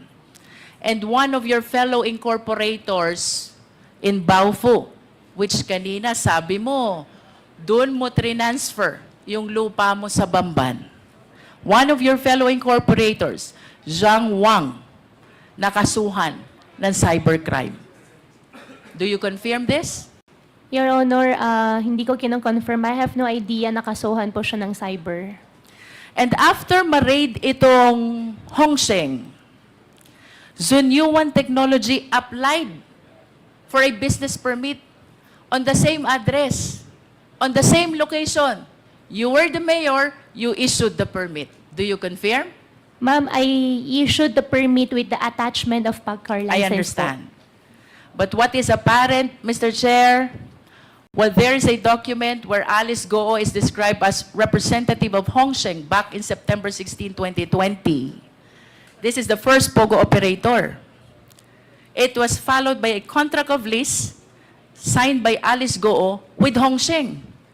And then this was followed by the raid of Hong Sheng, which was replaced by Zunyu Wan, which Alice Guo provided a business permit in her capacity as a mayor. I wish to share to the committee the doctrine of piercing the veil of corporate entity, because it is very clear, Mr. Chair, Hong Sheng, Alice Guo, Baofu, and Sun Yuan are one and the same. Mr. Chair, I'm about to wind up, but I have few questions left. Can we please show the last slide of two personalities with last name Yang? Secretariat, please.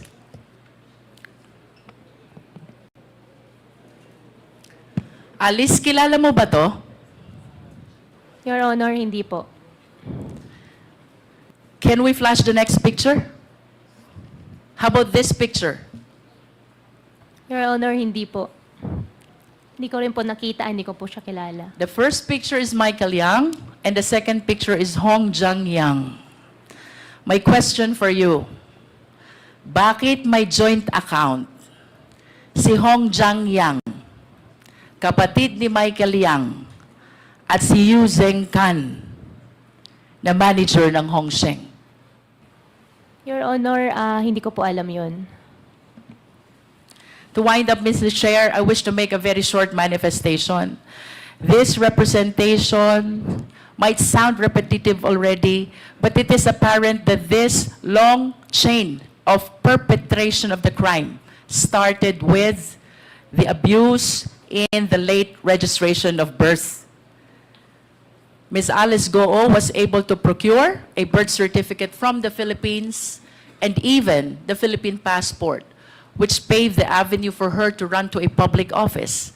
I urge the House, let us strengthen our rules, because if the loose rules on Filipino citizenship, including the rights attached to it, which must be exclusive to Filipino nationals, then we will be at the behest of the perpetrators of illegal activity.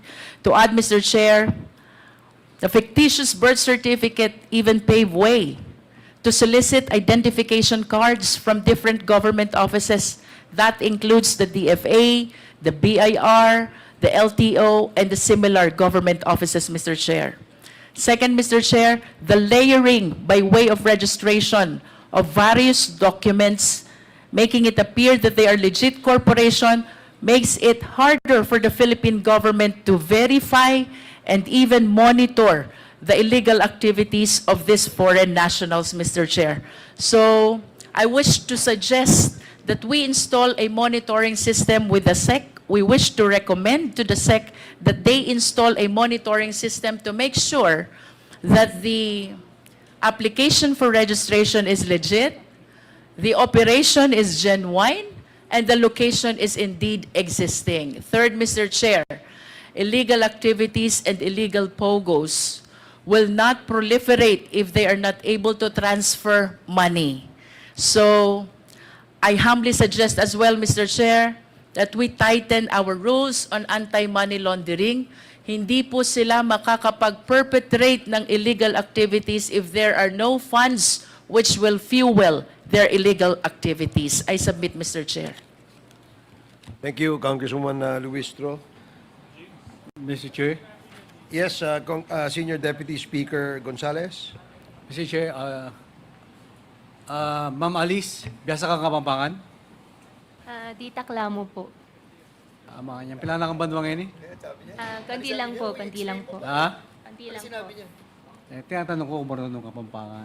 Marunong magkapampangan. Marunong mga Kapampangan. Noong nangangampanya ka, Kapampangan yung ginagamit mo. Kasi Kapampangan yung mga taga-Bamban. Opo, may Tagalog din po, Mr. Chair. Tagalog po yung ginagamit ko po nung nangangampanya po, Mr. Chair. Ilang taong ka nung naging mayor ka? 36 po. Ninong pepatagal kaya kang mayor? 2 years. O ninong pepatagal kaya kang mayor? 2 terms. Sino nagpahabol sa'yo ng mayor? Wala naman po nagpahabol po sa akin ng mayor. One is yung childhood dream ko po. Second po, yung former po namin na mayor, si former mayor po namin doon sa Bamban, na graduating po. Salamat, Alice. Salamat. Thank you po. Thank you, Congressman Gonzales. The next to interpellate is Congresswoman Migs Nograles. No, Mr. Chair, can I just get a point of clarification before, with all due respect to Congresswoman Nograles, of course. Just very quickly lang. Ma'am Alice, kanina po may pinakitang picture sa inyo si Congresswoman Luistro kung saan sinabi ninyo binabati po ng Chinese community yung tatay po ninyo. Tama po ba yon? Opo, doon sa, nakalagay din po yung pangalan ko po doon, Your Honor. Oo. Ang hindi ko lang po masyadong maintindihan, bakit binabati po yung tatay nyo doon sa poster? Ano po kasi I don't understand Chinese. What was the reason why they were greeting your father? Your Honor, hindi rin po ako masyado sure doon sa mga nakalagay. I think it's better po na kuha na lang po tayo ng isang translator po para doon talaga. Kasi andun din po yung name ko po, ang understanding ko po dyan. Kina-congratulate po niya ako, yung tatay ko, kasi everyone knows naman po yung dad ko po is a Chinese. So kung kinocongratulate ikaw at saka yung tatay mo, bakit picture mo lang po yung nandun sa poster? Your Honor, I have no idea po. Hindi po ako po yung nagpa-publish po.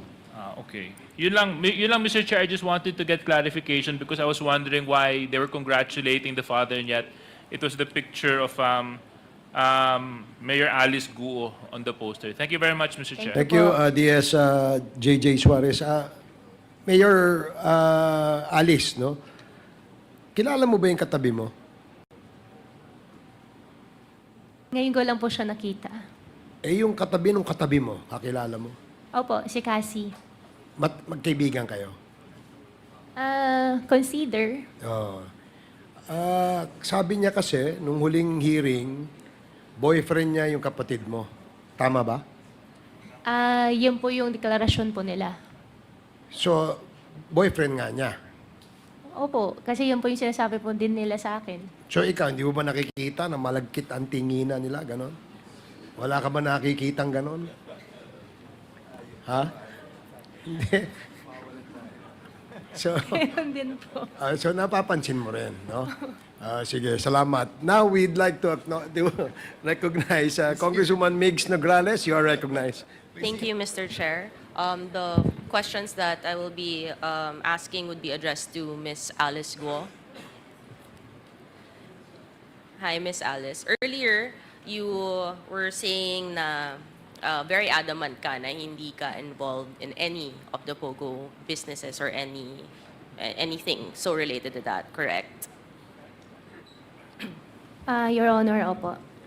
And you did an interview na maraming nakakita with Karen Davila last May 2024, correct? Yes po, Your Honor. At doon kunento mo yung simple mong buhay, yung income mo, farming lang, lumaki ka sa pinalaki ka ng tatay mo, and very personal information, correct? Yes po, ma'am. And you mentioned the only connection na meron ka with Hong Sheng is because you bought land at ikaw ang translator. Hong Sheng po ba, Your Honor? Yes, Hong Sheng. Hong Sheng, opo, that time po, nag-translate lang po ako for them, and that time, I am part of the land po ni Hong Sheng. That time. So after that, Sorry, land po ni Baofu. okay, ulit. Part ka ng land which, nako-confuse ka na ata eh. Opo, Baofu. Baofu is a land development company, and before po ako nag-divest, I think 2021. So, yun lang yung sinasabi mong, and you said in this interview that talagang you never entered into any POGO business or relations, correct? And you still stand by that today? Yes, Your Honor. And kanina pinakita ni Congresswoman Luistro yung mga corporations, no, that your family has been involved in. I think, can we show the list of the corporations again, please, Secretariat? Ito, so mga 12 po yan. And most of that, family members mo, as you mentioned earlier, kasi dapat trusted ang mga nandyan that you work with these corporations, correct? Yes, Your Honor. So, sa simple mong buhay, sa farming, from 2009 to 2023, you're able to do 12 corporations, build 12 corporations. Your Honor, yung iba po dyan ay hindi operating. Yung iba naman po dyan nag-start 2010, 2009 pala, to be exact, si QJJ Farm. So from 2009 pa po yan at hindi po siya lahat operating po, Your Honor. Okay, you mentioned QJJ Farm. Ito yung pig farm mo. And 2009, you incorporated this kasama ng mga pamilya mo, correct? For the company po, Your Honor, I'm so sorry. I invoke my right against self-incrimination because I have 8 pending cases po on the court, including AMLAC. Pakita na lang natin yung list na lang ng incorporators of QJJ Farm. This is a public document anyway. Secretariat, can we please show? So this is you, a certain Sheila Guo, certain Semen Guo, which is Wesley Guo, tama po ba? Ma'am, for the business po, I invoke my right against self-incrimination po. And then itong si Lin Wenyi, namin naman po, ito yung girlfriend ng tatay ni Miss Alice na si Jian Zong Guo. And this was 2009. And are you still involved with QJJ Farm? Ma'am, for all the businesses po, I invoke my right against self-incrimination po. Okay. Meron naman din tayong document, yung GIS, which is a public document ng 2023 na starting 2023, lahat po involved pa rin. Yung family niya, Sheila Guo, Semen Lee Guo, Jian Guo, Lin Wenyi. And pumalit po ang si Alexander Abrenica. Who is Alexander Abrenica, Miss Alice? Alexander Abrenica, wala na po siya business partner pero wala na rin po siya sa QJJ. Isn't Alexander Abrenica your municipal administrator? Before po. Before. So, in-entrust mo sa kanya ang Opo. QJJ Farm. For QJJ po, ma'am, I invoke my right against self-incrimination po. But lahat to nag-remain and we can see no na trusted mo talaga at pinasok mo dito ang municipal administrator mo as admitted by you, administrator mo siya. So makikita natin na yung QJJ Farm ay isang corporation na ang pumalit kay Miss Alice Guo ang kanyang municipal administrator na makikita naman siguro natin madaling utusan, no? So basically, by 2023, dahil wala ka na sa QJJ Farm, ay hindi mo na pwedeng magamit ang pangalan ng QJJ Farm, anything that has to be linked to you, correct? Ma'am, for the businesses po, I invoke my right against self-incrimination po. Well, incorporate naman po to let the committee know, pag ganito, ibig sabihin hindi na siya kasama ng farm dapat kasi wala na po yung pangalan niya sa mga corporate documents. However, may isang KYC form ang China Bank, Know Your Customer, which everyone, if you have a bank account, ay ginagawa to yearly. Diba? Pakita po natin. 2023, just to remind everyone, dapat wala na po si Miss Alice sa QJJ form. However, dito sa China Bank KYC form, dated 2024 ng February, nandito po ang name ni Miss Alice Guo, and nakasulat na siya pa rin, yung business name niya ay QJJ Farm. No? So, kahit na dapat hindi na siya involved sa QJJ Farm, ay mukhang gumagalaw pa rin to dahil nga municipal administrator siguro niya ang pinalit sa kanya, nakokontrol pa rin niya tong QJJ Farm. In fact, with this same bank account ng China Bank na nakapangalan kay Alice Guo, do you confirm that in 2022, you wrote checks, 10 checks worth 10 million each to Baofu Development? Ma'am, I invoke my right against self-incrimination po. Ang nakalagay po sa check is 2020. 2020, yes, 2020. Still po, I invoke my right against self-incrimination po, ma'am. But that is your signature. Ma'am, I invoke my right against self-incrimination We have po. documents naman to show that that is the signature, and this is the bank account of Miss Alice Guo. So nakaka-alarm na very simple na tao na farming ang kanyang business, and nakapag-issue ng 10 checks na 10 million each, no, si Miss Alice to Baofu Land Development.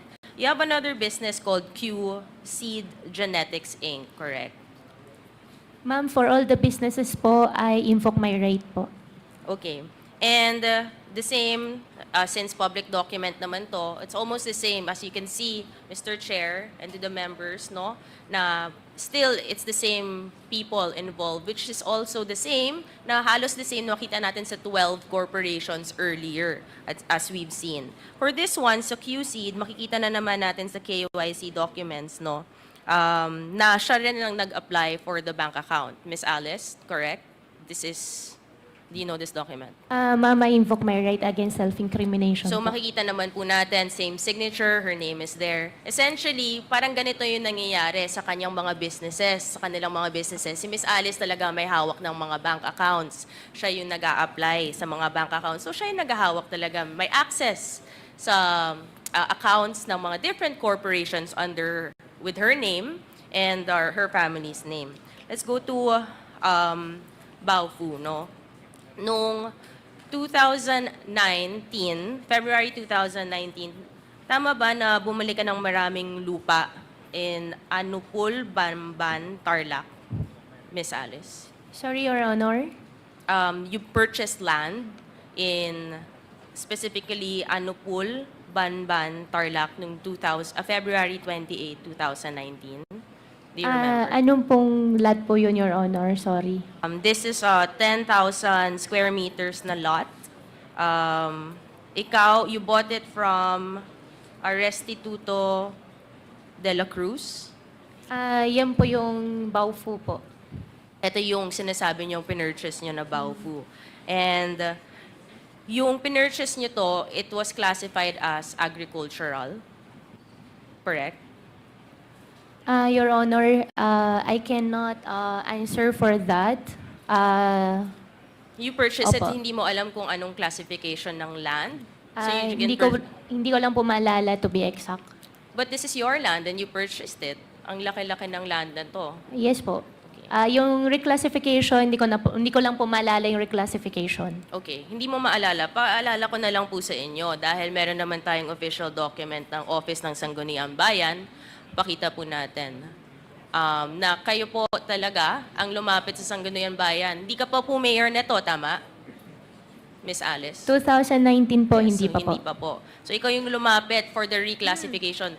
a month after you bought the agricultural land to reclassify it to be, I think, commercial para makapag-operate on whatever businesses there. For Baofu po, Your Honor, all the answers po may use against me in the court, I invoke my right against self-incrimination So for the po. information lang of everyone, so a month after the purchase ng agricultural land, nakausap niya ang Sangguniang Bayan para ma-reclassify ito so that pwedeng pumasok ang mga iba't ibang businesses so they can operate. Which alam naman po natin na ito po yung mga sinabi ni Congresswoman Luistro na nag-ooperate ng mga POGO operations doon sa land ng Baofu. And ito yung alarming, no? So Baofu, in 2019, Baofu Land Development as a corporation, nag-purchase ng mga ng land. Baofu mismo nag-purchase ng land.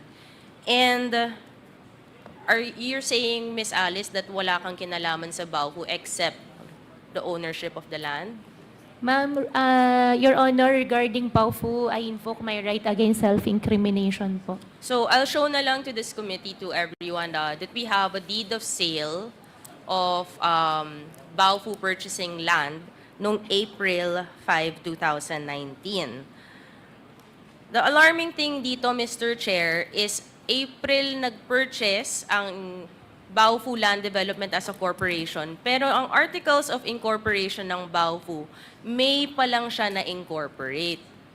So, kung a month after lang na-incorporate ang Baofu Land Development, I don't understand kung bakit nakapag-purchase or buhay na ang Baofu Land Development at nangyari itong deed of sale ng pag-purchase ng land before nabuhay pa tong Baofu Land Development. It's very, very alarming. And what's alarming is nire-raise na rin ni Congresswoman Jinky, no, yung mga incorporators part of Baofu, which you said earlier na dapat, diba, kilala mo ang mga kasama mo sa isang corporation. Yung dalawang names po na kasama dun sa Baofu, pakita lang po natin, ay etong ang si Bao Yingling and si Ziyang Huang, which Miss Alice, you said kilala mo tong si Ziyang, tama? Yes, Your Honor. Yes. And bakit naman makikipag-ugnayan ka sa mga kriminal? Why do a business with them? Do you know that they are convicted? Your Honor, as much as honestly regarding Baofu, ayoko na po talaga sumagot. Pero doon sa question nyo po na bakit po ako nakipag-ugnayan sa mga kriminal, Your Honor, hindi ko po alam sila ay kriminal. Ang nakilala ko po dyan is Huang Ziyang. Way back 2017 or 2016. So you did not do any background check? Hindi kayo, wala kang nakikitang news? Nakikita ko Hindi mo normal nakikita naman. Labas-pasok naman ng bansa. Normal naman, may negosyo po sa Clark. You didn't see anything suspicious of them or what? Nakilala ko po sila na nag-cooperate po sila. Actually, to be exact, isa lang, si Huang Ziyang. Nag-cooperate po siya ng restaurant. So is out of the other incorporators, isa lang kilala mo, and yet earlier you were already saying you only do business and you will enter business with people that you know and are comfortable with and you trust. So kung isa lang, eh ano naman tong iba? Yung dalawa po, ang nag-provide ng pangalan doon sa dalawa is Huang Ziyang. Ang kausap ko po dyan, Your Honor, is only Huang Ziyang. So you basically entered into a corporation na isa lang talaga kilala mo at bahala na tong isa sa kung sino sa ipapasok niya as incorporators. Your Honor, ang kilala ko lang po dyan si Huang Ziyang. So it's very alarming, no? Parang, bakit ka papasok na isang business, hindi mo rin pala kilala yung mga nandyan, tapos biglang magiging criminal. It's kind of hard to believe also na hindi po alam, Mr. Chair, or walang mga suspicions dyan, or even kung totoo nga na hindi alam, papasok ka ng isang business na hindi mo kakilala yung mga kasama mo. In 2020, no, ikaw din ba ang nag-apply with regard to Baofu ng mga business permits?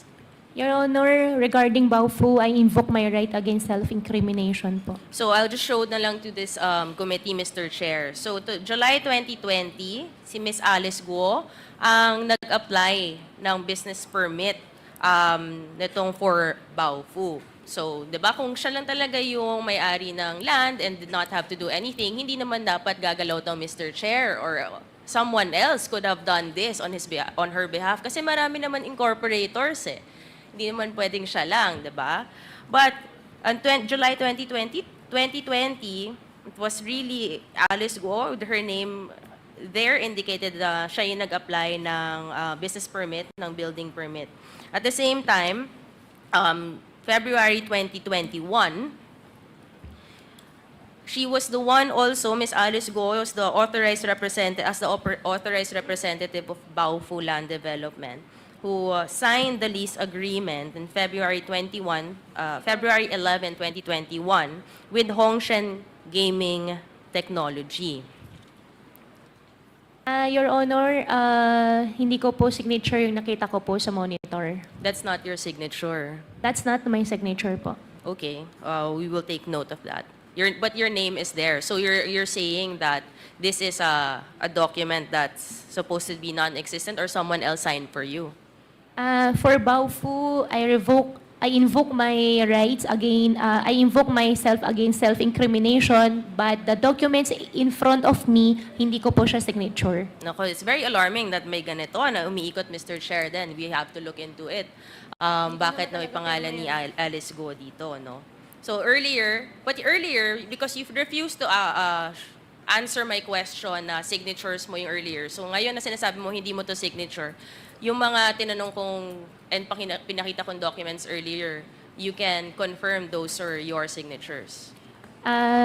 Your Honor, regarding Baofu, I will not confirm anything po. So mahirap na naman maniwala dito kung yan talaga yung signature mo. Hindi. Kung hindi mo rin naman sasabihin na yung earlier signatures ay sa'yo, sasabihin mo right against self-incrimination. Ngayon, biglang you're gonna say that's not your signature with your name. Pero hindi rin naman namin malalaman kung ano na yung totoo because pag tinanong ka na straight kung ano ba talaga yung signature mo, sasabihin mo, i-invoke mo yung right mo against self-incrimination. So, kailangan natin tingnan ano ba talaga yung totoo dito, no, Miss Alice. At the same time, in September 21, 2021, there's also a document na may deed of assignment na, no, this is a few days before you filed, and you said earlier na nag-divest ka na sa Baofu. Correct. You said that earlier naman kay Congresswoman Luistra. And you're reconfirming that. Yes po, Your Honor. Okay. And this was September 21, 2021. So dapat, kung nag-divest ka na, hindi na ikaw ang gumagalaw for anything that has to do with Baofu, correct? Your Honor, regarding Baofu, I invoke my right against self-incrimination po. So let me just turn everyone's attention lang to the screen again. Again, the date na sinasabi niya nag-divest po siya sa Baofu is September 21, 2022. However, merong isang unified application form for business permit 6 days after the supposed divestment named under Miss Alice Guo on the same land na doon sa Baofu. This is supposedly, wala ka nang kinalaman sa Baofu, Miss Alice. 6 days after. Tama? Your Honor, tama po. And then, September 28, meron pang building permit na nasa pangalan mo rin. And nakasulat dito, yung owner is Alice Guo / Baofu Land Development. So dapat hindi na pangalan mo lumalabas dito, tama? Your Honor, hindi po ako gumawa ng building permit. And I have no idea na yung building permit po, nakalagay pa rin po sa pangalan ko after my divest po. So, are you trying to say someone has been using your name? Your Honor, regarding Baofu, I invoke my right against self-incrimination po. Okay. In October 2021, October 25, 2021, there is also a DNR Environment environmental compliance certificate issued by the DNR at nandyan din ang pangalan mo. Now, with Baofu. Your Honor, hindi ko rin po alam kung ba't andyan yung pangalan ko. Well, nakasulat din naman dito na sa sworn accountability statement ng ECC that ikaw talaga ang owner nito. May July 21, 2022 also na building permit on the same, mayor ka na ba na to? July 2022. Mayor na po kayo nito, Miss Alice, no? At kayo pa rin ang nakasulat dito. Mayor na kayo. Kayo naman po nagsasign ng building permit. Hindi niyo po nakita na ang pangalan mo nandyan. Your Honor, hindi po ako nag-sign ng building permit at hindi ko rin po nakita yan. Ngayon ko lang po siya nakita. Ngayon mo lang nakita to. Nandyan yung pangalan mo. Ang dami naman pala nating dokumento pinapakita na nandyan yung pangalan mo at hindi mo po alam. So, ang dami nangyayari pala under your corporations and under people using apparently your name or different signature na hindi natin malalaman dahil ayaw mong sabihin sa amin na lumalabas dito yung mga pangalan mo at hindi nyo po alam. Tama po. Your Honor, regarding Baofu, I invoke my right against self-incrimination po. So, it's very alarming, Mr. Chair, no? Parang ang daming nangyayari na may mga gumagalaw na kahit nag-divest na po ng interest or ng shares itong si Miss Alice ay gumagalaw pa rin ng isang corporation with her name. And Mr. Chair, alarming din na ngayon po, sinasabi naman po ni Miss Alice na hindi naman niya alam ano nangyayari. So just to summarize, despite the divestment in September 21, 2021 ni Miss Alice Guo, nakapaggalaw under her name ang Baofu, which is the land where all these POGO operators have been found, Mr. Chair, na itong Unified Application Form of Business Permit, September 27, 2021, nandun sa pangalan ni Alice Guo na dapat hindi kung nag-divest na po siya. Even September 28, 2021, yung building permit po, Mr. Chair, nandun pa rin yung pangalan niya as the owner of Baofu, pero nag-divest na po daw siya. Even the Environmental Compliance Certificate dated October 25, 2021, nandun pa rin ang pangalan niya kahit nag-divest po siya. Even dun sa sworn accountability statement, nandun nakasulat explicitly, siya din po ang owner. And eto, siya na po yung mayor nung panahon na nag-renew ng business permit ang Baofu, hindi pa rin niya alam na nandun din yung pangalan niya, siya na po yung mayor doon. At na-renew pa rin yung business permit na ang pangalan niya nandoon as the owner ng Baofu. So, lahat to, Mr. Chair, it's alarming kasi sa mga abogado kasi, meron isang pagdating sa mga pieces of evidence, Mr. Chair, mas mabigat ang documentary evidence kaysa sa testimonial evidence. Dahil mas madali naman talagang mag-imbento, magsinungaling, or gumawa ng kung ano-anong kwento. At pag tinapatan na ng dokumento, na nandun yung pangalan, nandun ang signature, mahirap naman po yung tanggihan at mahirap sabihin na hindi nag-i-exist to, Mr. Chair. Ang dami-dami natin pinakitang dokumento. And it's very alarming, no, that we see these documents, there is some denial or refusal to answer, Mr. Chair, on these documents we're presenting. Kasi siguro nakikita natin unting-unti ang katotohanan na Miss Alice Guo really is involved with these POGO operations, na kahit sabihin niya in public, nagpa-interview po siya, at dito po ay mukhang hindi rin niya tayo sinasagot ng maayos, even in the Senate, kasi unting-unting napapakita natin ang katotohanan. Ang katanungan ko lang, Mr. Chair, kailan ba talaga magsasabi ng totoo itong si Miss Alice? No? Kasi nakakapagod na niloloko yung tayong Pilipino, niloloko niyo po yung Pilipinas. No? At sana po, sa mga ibang magtatanong sa inyo, magsabi na po kayo ng totoo. Thank you, Mr. Chair. Thank you, Congressman Nograles. Before we proceed with the next interpellator, we'd like to acknowledge the presence of Congresswoman Ana Marie Villarasa Suarez and Honorable Crispin Diego Ping Remulla. So, Mr. Chair, very quick. okay. Just to complete the Congresswoman picture.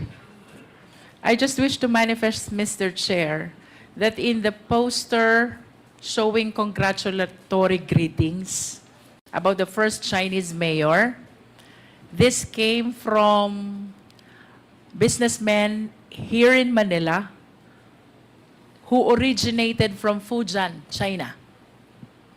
The second manifestation, Mr. Chair, in the BI records, where Go Waping was described as dependent of her mother, Lin Wenyi, the mother is described as from Fujian, China. Based on research as well, Mr. Chair, the two incorporators by the name Bao Ying Lin and Ru Jin Zhang, both convicted of anti-money laundering in Singapore, are all from Fujian, China. So, I wonder, Mr. Chair, if these are merely coincidences. And I came across my research as well about the Fujian gang. So, to conclude this short interjection, Mr. Chair, may we request Ms. Alice to say something about Fujian gang, if she's aware? Your Honor, I'm not aware. First time ko po siya narinig ngayon araw. Thank you po. So, wala kang information tungkol sa Fujian gang? Ngayon ko lang po siya narinig, Mr. Chair. Okay. So, it's quite a coincidence that all these personalities na involved dito sa operation ng POGO na ito ay galing sa Fujian. Are you from Fujian? Your Honor, yung dad ko po from Fujian. Okay. And I believe po marami din pong negosyante po dito sa atin na galing po doon. Okay. Si Cassie, are you from Fujian? Yung mom ko po, Mr. Chair. Mami mo from Fujian? Yes po. Si Baterna, are you from Tarlac? Okay. Okay. Before we we recognize the next interpolator, tanong ko lang ito kay Miss Alice, no? Miss Alice, ilang taon na kayo? Your Honor, 38 po. 38 ka na. Nung bang natira ka ba sa Valenzuela City? Your Honor, before po, may factory po yung dad ko po doon. Sa Valenzuela, no? Oo. Opo, may factory po siya doon. Ito ba yung sa may katabi, yung sinasabing Hongfei warehouse? Your Honor, hindi po ako masyado sure po doon. So, kilala mo ba si Mr. Richard Chen or Chen Julong? Your Honor, hindi po. Hindi rin. Si Rubilin, na girlfriend ni Richard Chen, kilala mo? Wala pa akong kilalang Rubilin na girlfriend po ni Richard Chen. Yung Rubilin na kilala mo lang, si Teacher Rubilin. Yung nagturo po sa akin na po, Teacher Rubilin. Okay. Sige. Salamat. Thank you po, Your... Now, the next interpolator. Mr. Chair, could I just get my timelines correct? Ma'am Alice, you mentioned na tumira kayo sa Valenzuela. Your Honor, yung dad ko po may factory po doon. Anong year po ito? Kasi, Hindi po ako tumira doon, hindi ako masyado sure doon sa year po. so anong ginawa niyo sa Valenzuela? Hindi po ako, yung dad ko po may factory po dyan before. Kaso pumupunta ka doon? Bihira lang naman po. Okay. Mga anong taon po ito? Hindi na po ako masyado sure po talaga, Your Honor. Alright. But ilang taon na po ba kayo? 38 po. So it shouldn't be so difficult to recall what year, how old you Your were? Honor, hindi ko na po maalala yung year po talaga. Sorry 28 years old ka pa lang, di mo na maalala kung kailan ka pumupunta at may factory yung tatay mo? 38. 38 po. Yeah? Hindi ko na po talaga maalala, Your Honor. Okay, thank you very much. Sorry Tapos, po. correction lang, so naging mayor po kayo ng Banban, di ba? Opo, Your Honor. Sa likuran ng munisipyo ng Banban, doon po matatagpuan yung POGO Hub, correct? Doon sa establishment po, doon sa likod po ng Bamban po, Ng isang munisipyo. compound. Opo. Oo, ng munisipyo.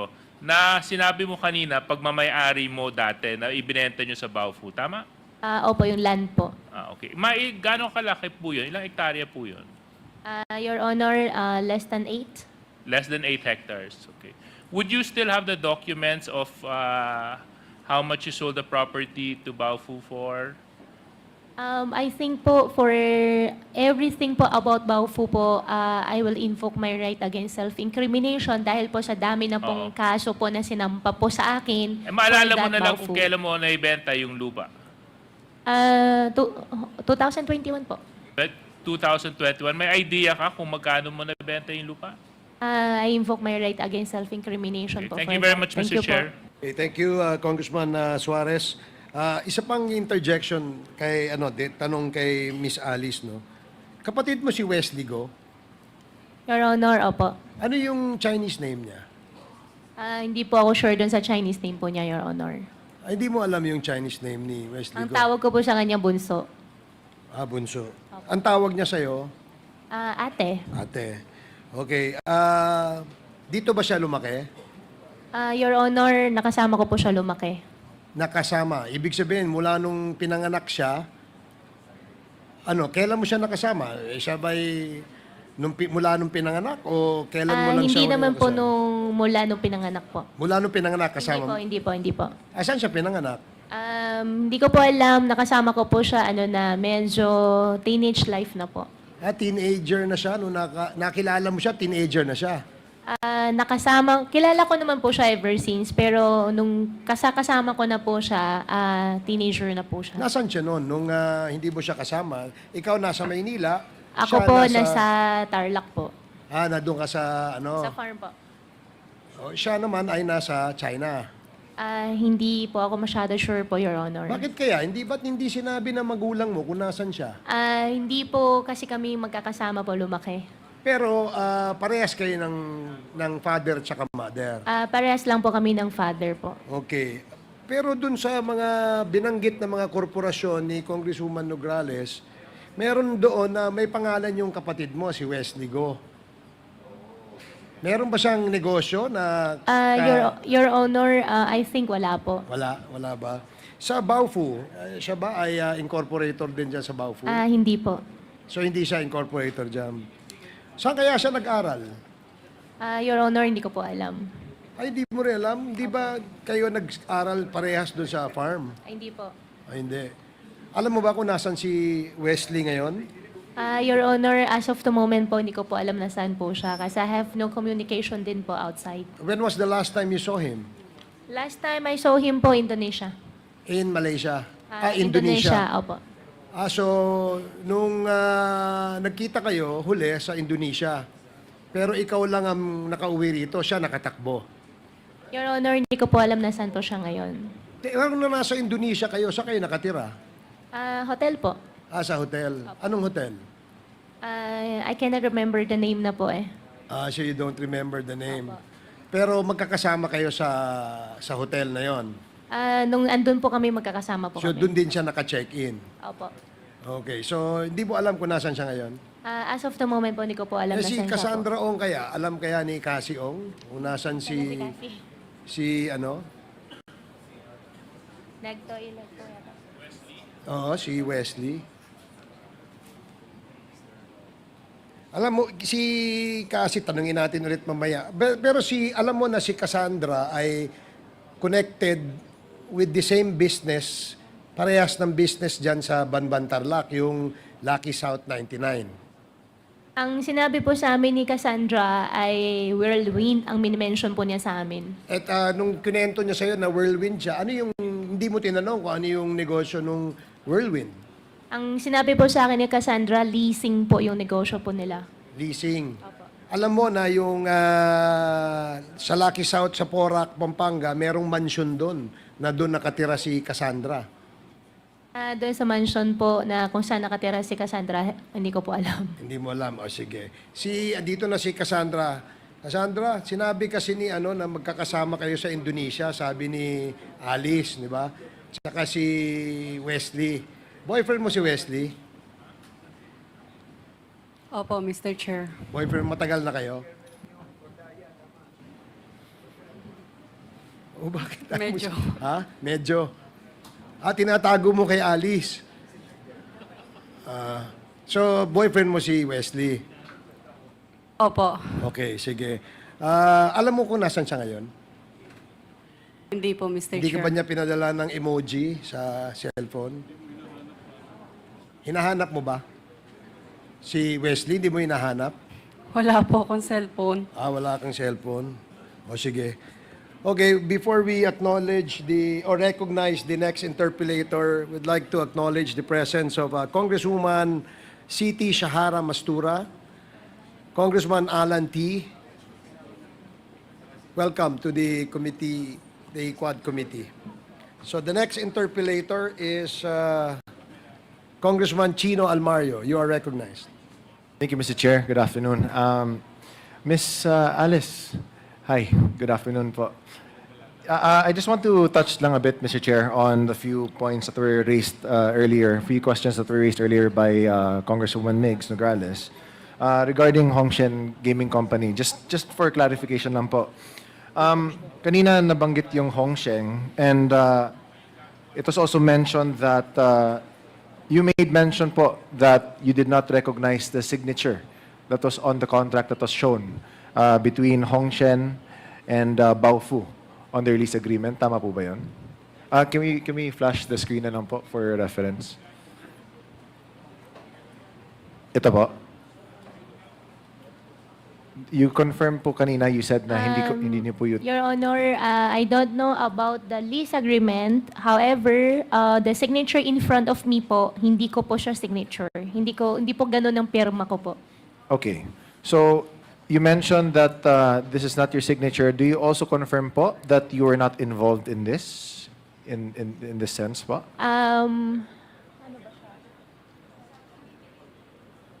Kasi po, this is, after all, this is... Yeah, Your Honor, regarding Baofu, Hongsheng, Zunyu1, whatever, all the incorporations po, I invoke my right against self-incrimination dahil po sa dami na pong sinampa po sa akin na kaso. Sorry po talaga. No problem. Yung sa akin naman kasi, I just wanted to also put into light na rin po that if you say po that you don't have any involvement with this particular lease agreement, or at least to your knowledge, you did not sign this document since you mentioned na hindi po sa inyo yung signature po na ito. I would like, nagtataka kasi po ako na yung sa 2022, the GIS or General Information Sheet ng Hongshen, nakalagay po dito yung alternate email address po nito is baofu@gmail.com. And consequently naman din, sa 2022 GIS ng Baofu, nakalagay po dito sa alternate email address ay ang hongshengaming17@gmail.com, which is the official email address of Hongshen. So bali, nagkabaliktaran. Yung emails nila, official email nila, and yung alternate emails nila, the same. So, would you know how this happened po, Ma'am Alice? Your Honor, I have no idea po. Okay. In that case, would you also know na rin po on why the official mobile number and yung alternate mobile number ng Baofu at ng Hongshen ay magkaparehas din po? Your Honor, I have no idea po. So as a representative of Baofu Land Development, and sinabi niyo po kanina, you are an authorized representative, you were part of the Baofu Land Development Incorporated, pero sinasabi niyo po na hindi niyo po alam, based on the GIS, kung bakit yung alternate email addresses and yung contact details or numbers po magkaparehas sa dalawa? Your Honor, I have no idea about it po. Okay. Mr. Chair, this might also mean I don't know if it's the SEC, I don't know if it's our legal system, I don't know if it's our government agencies, pero something is wrong, something's amiss for two different corporations to enter into an agreement that are similar in contact, similar in addresses. Ultimo, email address magkaparehas, yung official and yung alternate, pati rin yung mobile number, magkaparehas na rin halos. So, Mr. Chair, I'd also like to just put that on record na rin na both of these Mr. companies... Chair, point of order, Mr. Chair. Point of order lamang. Mr. Chair, point of order. What is the point of order? Pwede bang makinig lamang si Alice Guo? Nakikipag-confer sa kanyang abogado while Congressman is talking eh. Pwede bang pakisabi sa kanya na Makinig ka lang. Hindi ka nakikinig eh. Kaya na tumatawa ka pa eh. Hindi ko alam kung nakaka-insulto ka eh. Please proceed. Thank you, Mr. Chair. Thank you, Congressman Abante. So again, in summary na lang po, I just like to put on record na lang na yung alternate email address at yung official mobile number and alternate mobile number magkaparehas po sa dalawang corporations that went into an agreement to which Ms. Alice is a part of. Now, I'd like to move on. With regards to at least Zun Yuan that Congresswoman Jinky mentioned earlier, tama po ba na kayo po yung nag-issue ng business permit in favor sa Zun Yuan? Your Honor, tama po. Ako po yung nag-issue po ng business permit with the attachment po ng POGO license po. And this was during June 27, 2023, if I'm not mistaken po, di ba? Yes po, Your Honor. Okay. So I'd like to also put on the next slide na rin, I'd like to highlight yung affidavit of undertaking that was executed by the president of Zun Yuan, na si Jamelyn Cruz. Now, yung binasa ko po ito, may nakasabi po dyan na hindi po kompleto yung mga document na sinubmit sa inyo and pending po siya. I'd just like to know lang po, in your capacity po as mayor at that time, ano yung mga cases or situations po na pinapayagan nyo yung nag-a-apply to, I mean, what are the grounds or situations where you would sign yung permit pero kahit na may pending documents pa yung nag-a-apply? Your Honor, regarding that po, I cannot exactly recall ano po yung naging pending documents po sa amin that time. Siguro po better po ipa-double check na lang din po ko po. Pero usually lang po, kasi marami naman siguro nag-a-apply din po sa inyo ng business permit as mayor po ng Banban. And usually, may iba naman siguro po, di ba, na cases din na nakikita mo na may incomplete documents. Tama po ba? Opo, Your Honor. Minsan siguro po, kung di po ako nagkakamali, baka under process po na zoning, may mga ganun po na cases po na nangyayari. And would you remember po kung ano po yung pending documents ng Zun Yuan Corporation at this time? Your Honor, I cannot remember the exact po talaga. Sorry po. No problem. Pero, Miss Alice, yung Zun Yuan naman ay umupa din sa loob ng compound ng Baofu. Tama po ba? Your Honor, based on the documents po. Yes, and based on the documents, if I'd like to also redirect everyone to the screens, na meron nga naman tayong contract of lease with Zun Yuan and Baofu, no? So just to put into record na rin, na at least this one in particular, there was an approval for Zun Yuan's application, and even though incomplete yung documents na binigay, pinayagan na rin na mag-lease sa loob ng compound ng Baofu, which is also behind the Municipal Hall of Bamban. Can we go to the next slide po? Just to refresh everyone's memory as what was put into attention kanina with Deputy Speaker J.J. Suarez, na again, yung sa map natin, Baofu compound, less than 8 hectares, is right behind Bamban Municipal Hall. Now, I'd like to switch it up na muna. Medyo corporation is not really my strength, but I'd like to ask another line of questioning if it's okay with the chairman. Can we go to the next slide po? Now, regarding your inquiries, yung sa Senate hearing niyo po, there were a lot of questions that were asked regarding your escape, regarding po how you got to Indonesia, to Jakarta, and then back to the Philippines. And I'd just like to ask lang po, Ms. Alice, kilala niyo po ba yung kasama niyo po dyan na naka-black? Your Honor, medyo blurred po yung picture po. Hindi ko po alam po sino yung nasa picture po. Okay. So hindi niyo po kilala yung kasama niyo mismo yung sa pagdating niyo po sa Indonesia? Your Honor, hindi ko po kasing kita po yung face po. Okay. So, pero kasabay mo niyo, ma'am. So, okay, let me just jog na lang po yung memory. Sa picture na ito, kayong dalawa po yan ni Duan Ren Wu. Tama po ba? Your Honor, hindi ko talaga makita po yung face. Okay. Kasi, Mr. Chair. Mr. Chair. Yes, Congressman Acop, with the indulgence of Congressman Almario.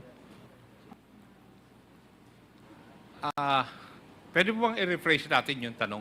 Sino po yung mga taong sumalubong sa iyo nung pumasok ka sa Indonesia?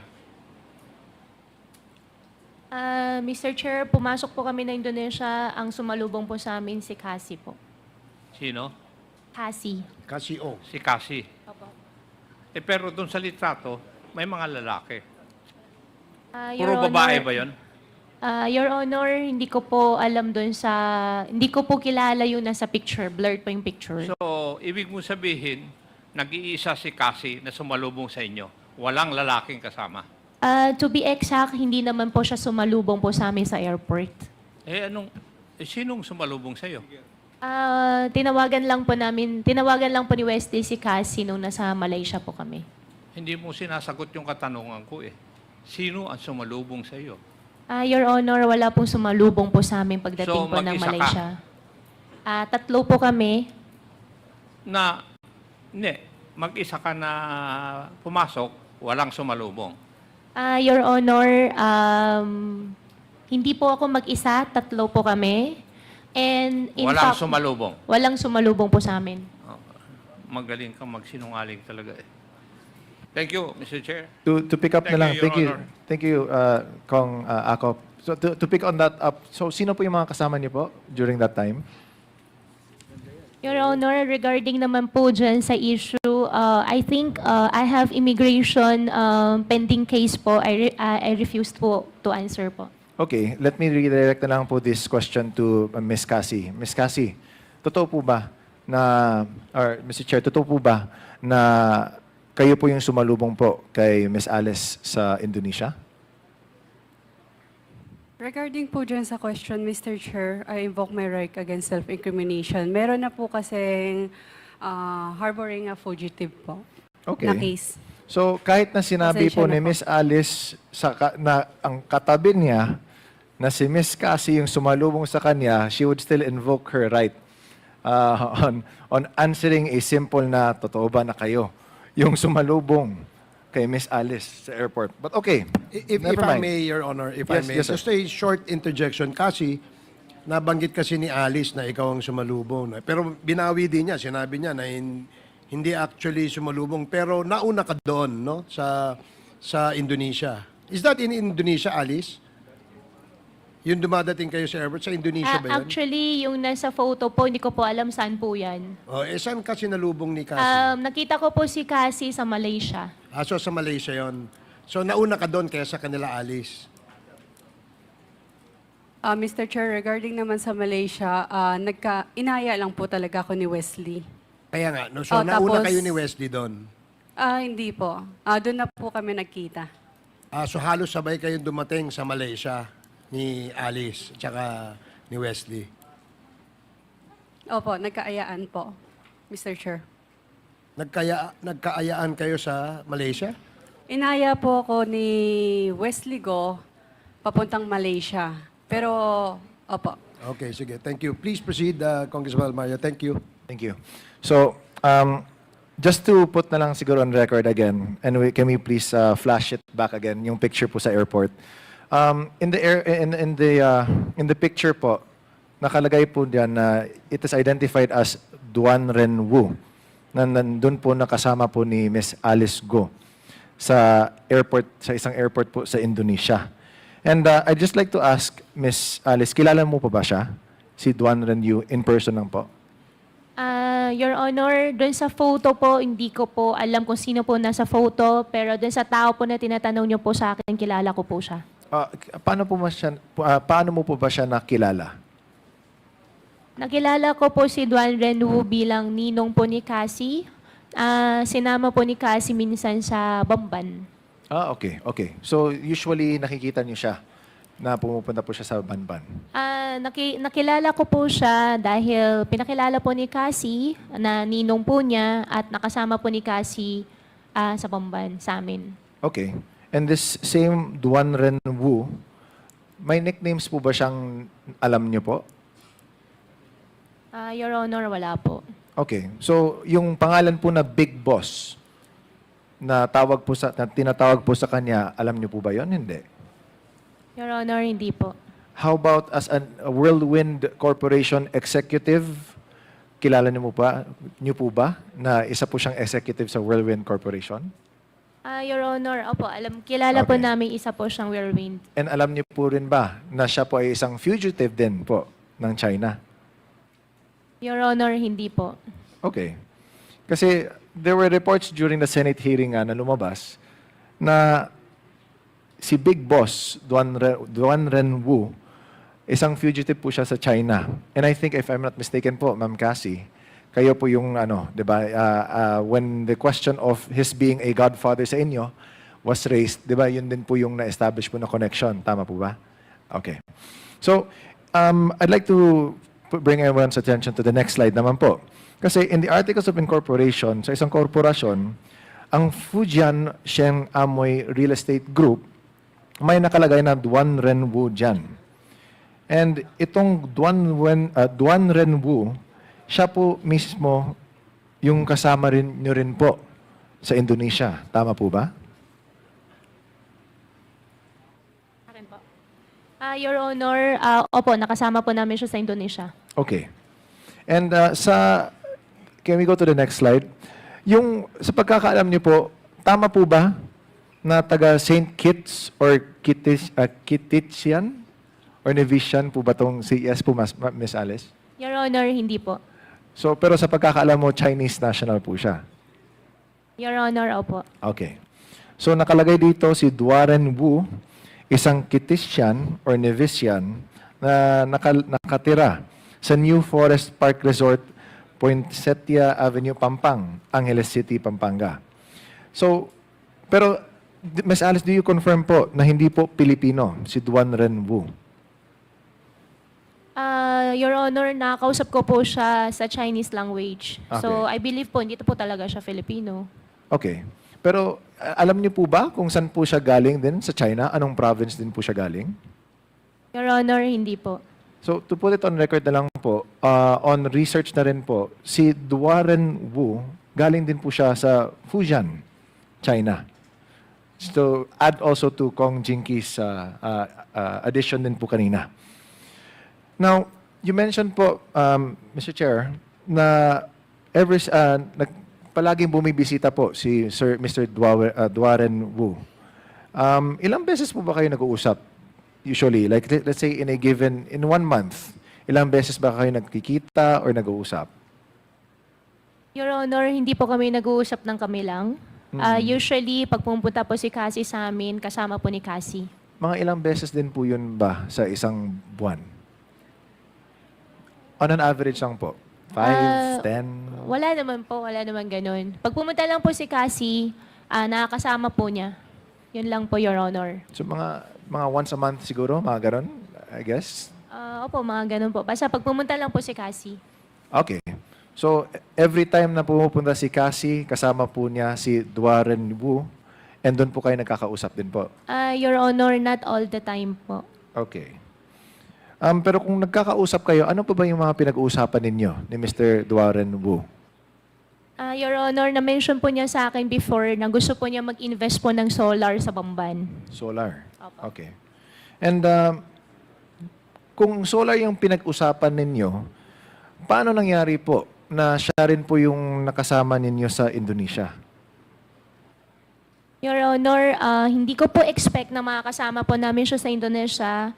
Ine-expect lang namin doon si Cassie. Okay. And di ba sabi niyo po, 3 po kayong pumunta? Tama po ba yun? Ako, si Sheila, at si Wesley po. Okay. So, hindi mo kasama si Duaren Wu papunta sa Indonesia? Hindi po. So, doon kayo nagkasalubong mismo? Saan po nagkasalubong? Indonesia. Sa Indonesia? Hindi po namin kasama po sa Indonesia. Malaysia? Malaysia ba?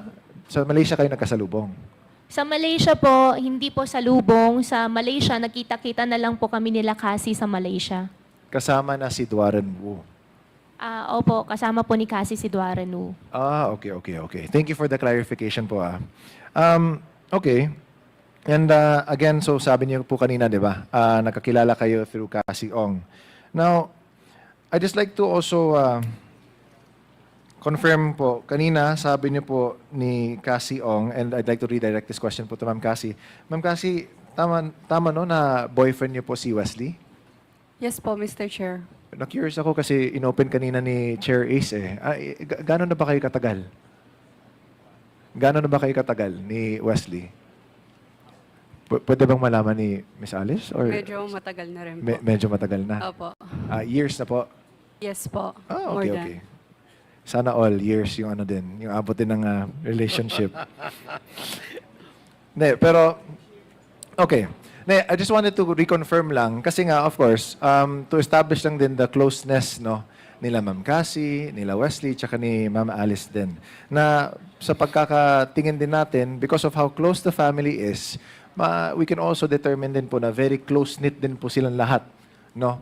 So, marami din po kayo nalalaman siguro sa isa't isa, and that's why I just wanted to bring that out lang po into light. Now, okay, let's go back muna to Malaysia. So again, i-confirm ko lang po, kasama niyo po, magkakasama po kayo nila this is to Ma'am Alice po. Kasama niyo po si Wesley, tsaka si Sheila, tsaka si Cassie nung sa papuntang Malaysia? Or si Cassie yung sumalubong sa inyo sa Malaysia? Your Honor, pumunta po kami tatlo sa Malaysia. Pagdating po namin, nagkita-kita na lang po kami nila Cassie. Hindi po si Cassie ang nagsumalubong po sa amin. Okay. So, yung kanina po, let me get this straight. So, tatlo kayong pumunta ng Malaysia, tama? Wesley and si Sheila? Opo, Wesley, Sheila at ako po, Malaysia. Walang sumalubong sa inyo sa loob ng airport? Walang sumalubong po sa amin. And then, nagkakitaan na lang kayo within Malaysia lang din nila Cassie and ni Duan Ren Wu. Tama po ba? Si Cassie po una po namin nakita. And then afterwards, si Duan Ren Wu na po. Opo. Sino pa ba yung mga makasama ninyo? Sino ba yung mga na-meet ninyo din doon sa Malaysia, if you allow me to ask? Regarding po dun sa Malaysia issue po, since may file na po sa akin na immigration po, I invoke my right to disclose na rin po ng mga informations po. Okay. Pero tama po ba na after this one, sumabay kayo, lumabas ng barko at pumasok ng Malaysia? For that question po, I invoke my right against self-incrimination po. You will May not- file na po kasi sa akin sa immigration po for that. Okay. Can we show muna po the passport stamps on the screen? Kasi dito po sa screen natin, next po. Next picture po. Based on the stamps ni Sheila, kayo po ay pumasok sa Kuala Lumpur noong 18th of July, 2024. Tama po ba? Miss Alice? Your Honor, regarding po dyan, I invoke my right against self-incrimination po. May na-file na po kasi sa akin cases po ng immigration for that po. So you also don't confirm na lumapag kayo sa Xianben na? Or Sabah, Malaysia? Your Honor, I invoke my right against self-incrimination po. So sinasabi niyo po na nagsisinungaling si Sheila nung sinabi niya na yung entry point ninyo ay nasa Sabah. Tama po ba yun? Your Honor, lahat po kasi ng isasagot ko po dito may use against me in the court. Kaya I invoke my right against self-incrimination po. Can we show the stamps again, please? Kasi upon confirmation, sabi ng Malaysian authorities, this is not, hindi po ito yung tatak ng stamp kapag pumasok kayo sa Sabah. In short, peke yung stamp na ginamit dito. So, I find it very difficult to make sense out of this, Mr. Chair. Kasi kung hindi nga doon pumasok, tapos peke naman yung stamp, saan ba kayo pumasok talaga, Miss Alice? Your Honor, Malaysia po yung pinuntahan po namin. And the rest po, I invoke my right against self-incrimination po. Okay. Kindly wrap up, Congressman Alvarez. Yes, Mr. Chair. maybe na lang to sum up na lang, Mr. Chair. I think there are some inconsistencies na naman, no? And it's so difficult na rin kasi nga as a public servant, we always would hope na rin na si Miss Alice, as a public servant before, would also do a service na rin to the public by also telling na lang the truth so that we can also lay this to rest. Nakakapagod for all of us, for the Senate, for you din po, Miss Alice, and we can understand, no, sa inyo ni Miss Cassie, tsaka ni Miss Baterna, na these hearings will keep on going. And we hope na lang po na at least just a little bit of honesty to help us also put this case to a close na rin, no? Pero, Mr. Chair, I'd also like to just additionally manifest na in the search of truth, no, that we also enjoin the public na rin to also go through the correct processes. Sa ginagawa natin dito sa Quadcom, marami naman mga kababayan natin nanonood. And we hope na rin na we are able to communicate, no, kung ano ba talaga yung nangyayari dito sa ating bansa, what are the things that we have unearthed already, yung sa mga operations natin sa POGO and the different other issues that are being tackled here in the Quadcom. Mr. Chair, I'd also like to add na rin that this will also be a precedent of the improvement na rin of our regulations for the ingress and egress of our nationals, of our visitors na rin, no, through the intervention po of our Bureau of Immigration and other relevant agencies in aid of legislation. So, Mr. Chair, again, thank you for the opportunity. I'd like to submit na rin po. Thank you. Mr. Chair? Thank you, Congressman Almario. Yes, Congressman Rog? Mr. Chair, just a very short interjection in relation to some questions raised by Congressman Almario. Okay, please make it short. Yes, just 2 lines, Mr. Chair. Mr. Chair, unang katanungan lang po, just to clarify, kay Ms. Ong, na itanong po kanina ni Congressman Almario yung inyong relasyon kay Brother Guo, Wesley Guo. Ilang years po ba ito?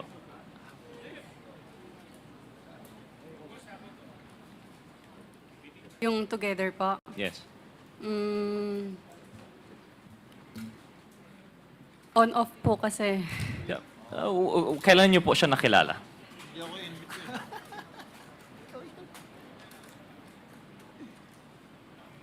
2021? 2020 or 21. And yung simula ng on-off nyo, mga kailan po yun? Mga ganun din po.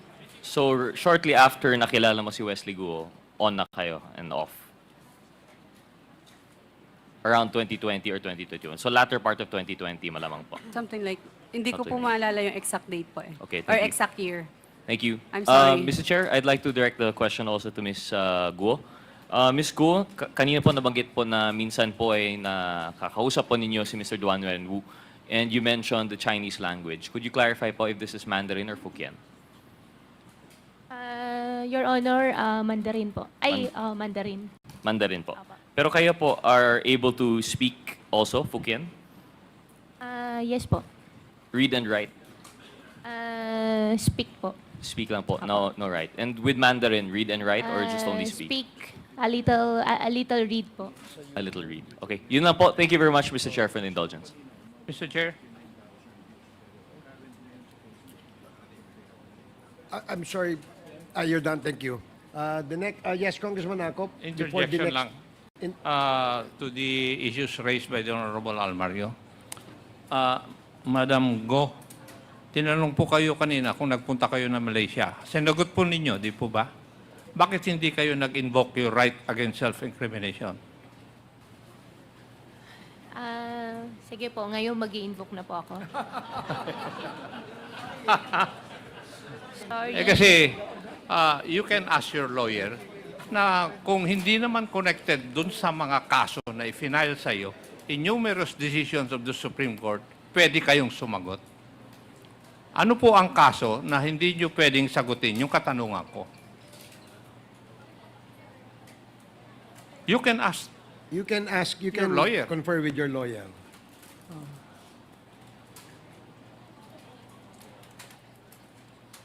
Your Honor, meron po kasi akong kaso po ng immigration po.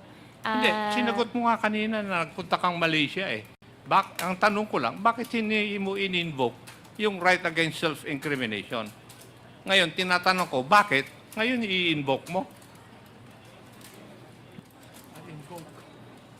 Mas naintindihan ko na po yung rights ko po ngayon, Your Honor. Ano po? Mas naintindihan ko na po yung rights ko po, Your Honor. So, ibig sabihin kanina, hindi mo naintindihan yung karapatan mo. After numerous hearings doon sa Senado, ngayon mo lang naintindihan yung rights mo? Samantalang ini-invoke mo ng 1,000 times? Huwag mo kaming tanga, iha. Di ba? Kasi nagtataka lang ako, ini-invoke mo palagi yung right against self-incrimination eh. Pero wala namang connection dun sa mga kasong pinahal sa iyo. Halimbawa, tinanong ko lang, nagpunta ka sa Malaysia, sabi mo, oo. Pero ngayon tinatanong ko, bakit hindi mo in-invoke? Ini-invoke mo ngayon yung right against self-incrimination mo. Niloloko mo na kami. Tama yung sinabi ng aking mga kasamahan. You are making a mockery of the citizens of this country. Kasi hindi ka taga rito. Thank you, Mr. Chair.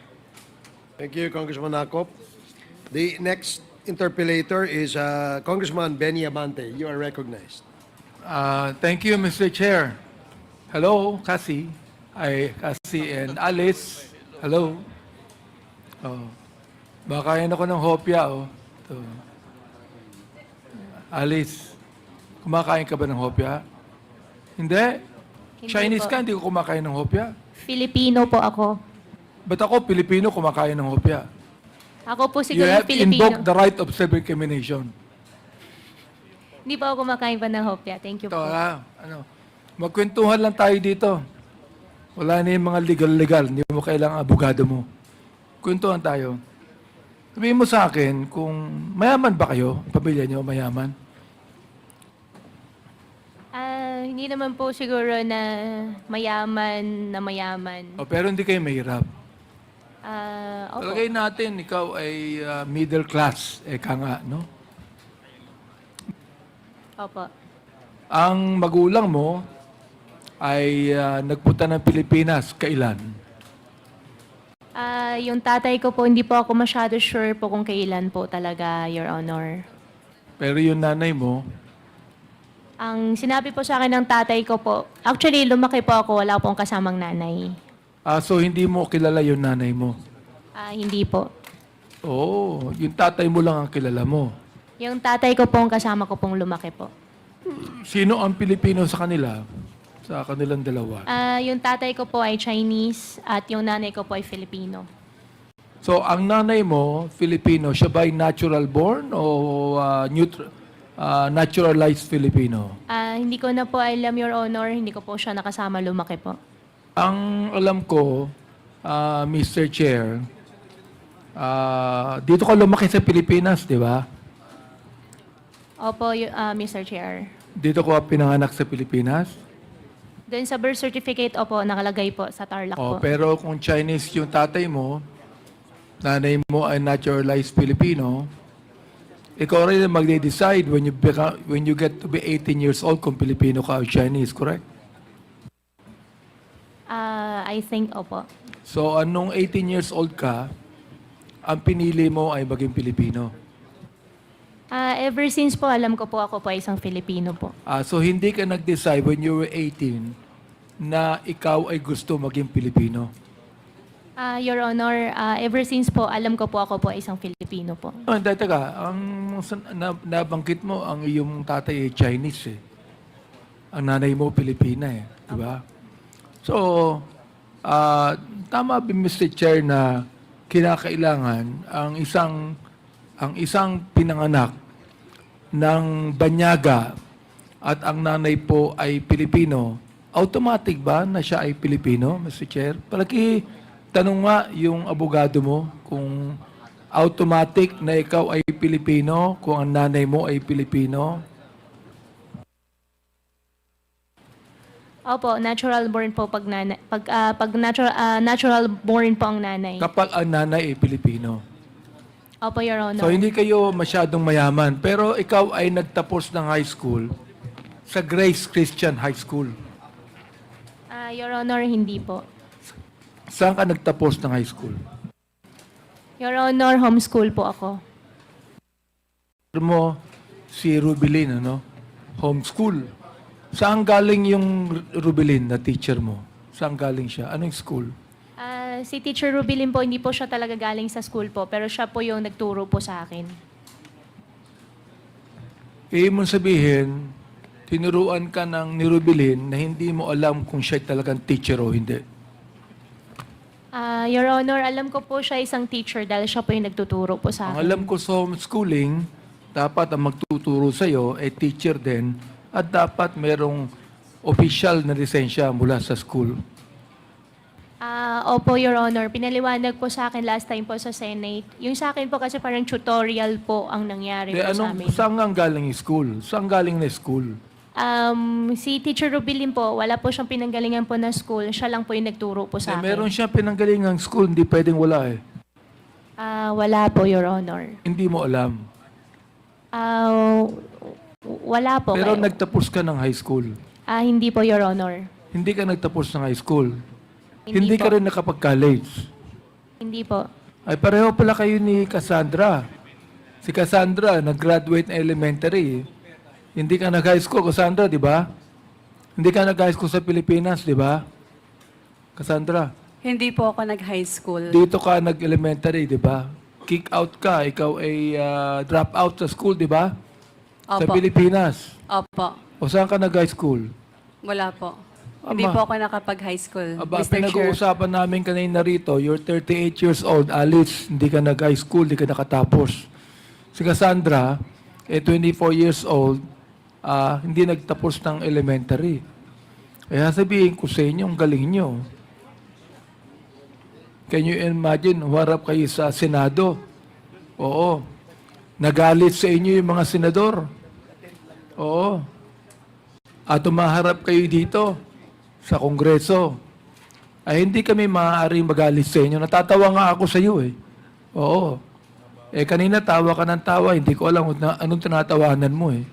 But what I'm saying is, hindi ka nakatapos ng high school, pero ang galing mong magsalita. At ang galing mong magsinungaling. Tama ba ako, Miss Alice?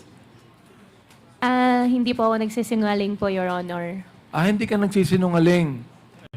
So mula nung bata ka hanggang ngayon, nagsasabi ka ng totoo. Mula bata po siguro po may nangyari pong white lies, pero ngayon araw po hindi po ako nagsisinungaling po sa inyo, Your Honor. Kahit white lie, hindi ka nagwa-white lie ngayon. Hindi po ako nagsisinungaling po sa inyo. Talagang hindi ka nakapag-college, ha? Hindi po, Your Honor. Wala kang diploma ng high school.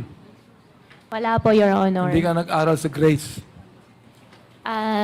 Hindi po. Hindi ka nag-aral sa Grace Christian High School.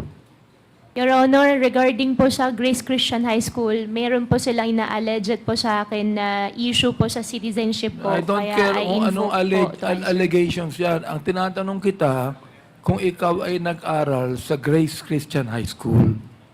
Your Honor, hindi po. Okay. Sa kayo nakatira nung nag-elementary ka, nag-high school ka? Your Honor, ever since po nakatira po kami sa farm po. Saan? Sa farm po, Tarlac po. Farm Tarlac, sa Bamban ba? Opo, Your Honor. Doon ka lumaki.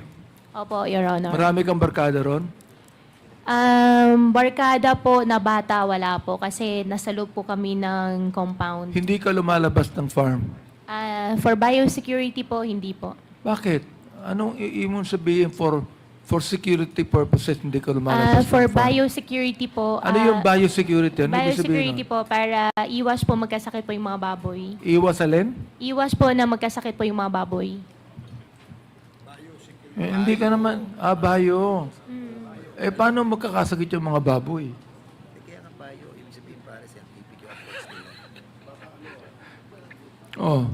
Pinapaliwanag sa akin ni Kong Dan Fernandez kung ano yung bio, pinapaliwanag niya sa akin.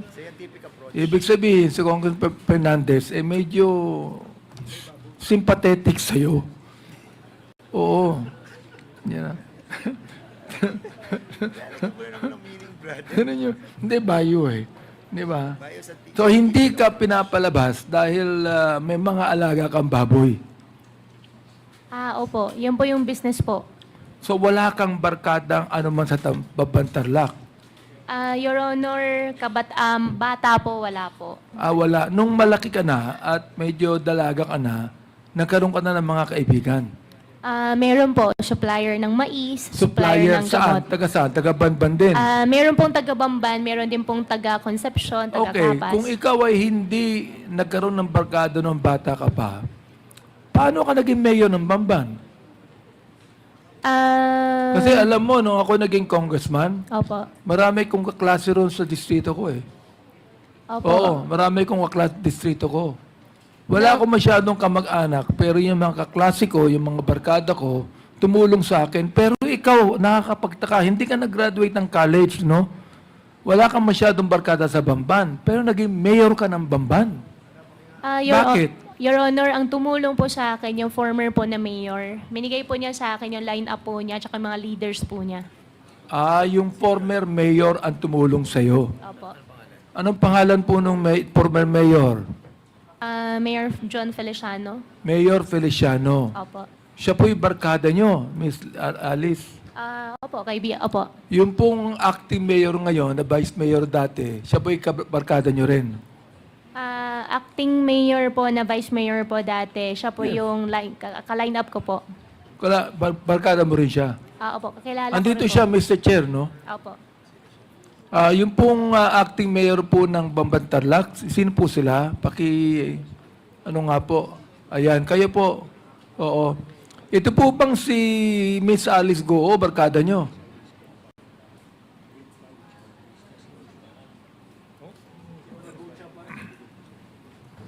Mr. Chair, bago po siya sumagot, hindi pa ata nakapag-oath si Mayor. Ay, nakapag-oath na po ba kayo? Opo, Mr. Chair. Nakapag-oath na. Barkada niyo po ba si Miss Alice? Naging kakilala ko po nung ako'y mayor 2001. Siya Noong po 2001, nakilala niyo. Sa paanong paraan niyo nakilala? nagpunta po sa aking opisina nung ako'y mayor. Nag-apply po ng permit para sa kanyang piggery.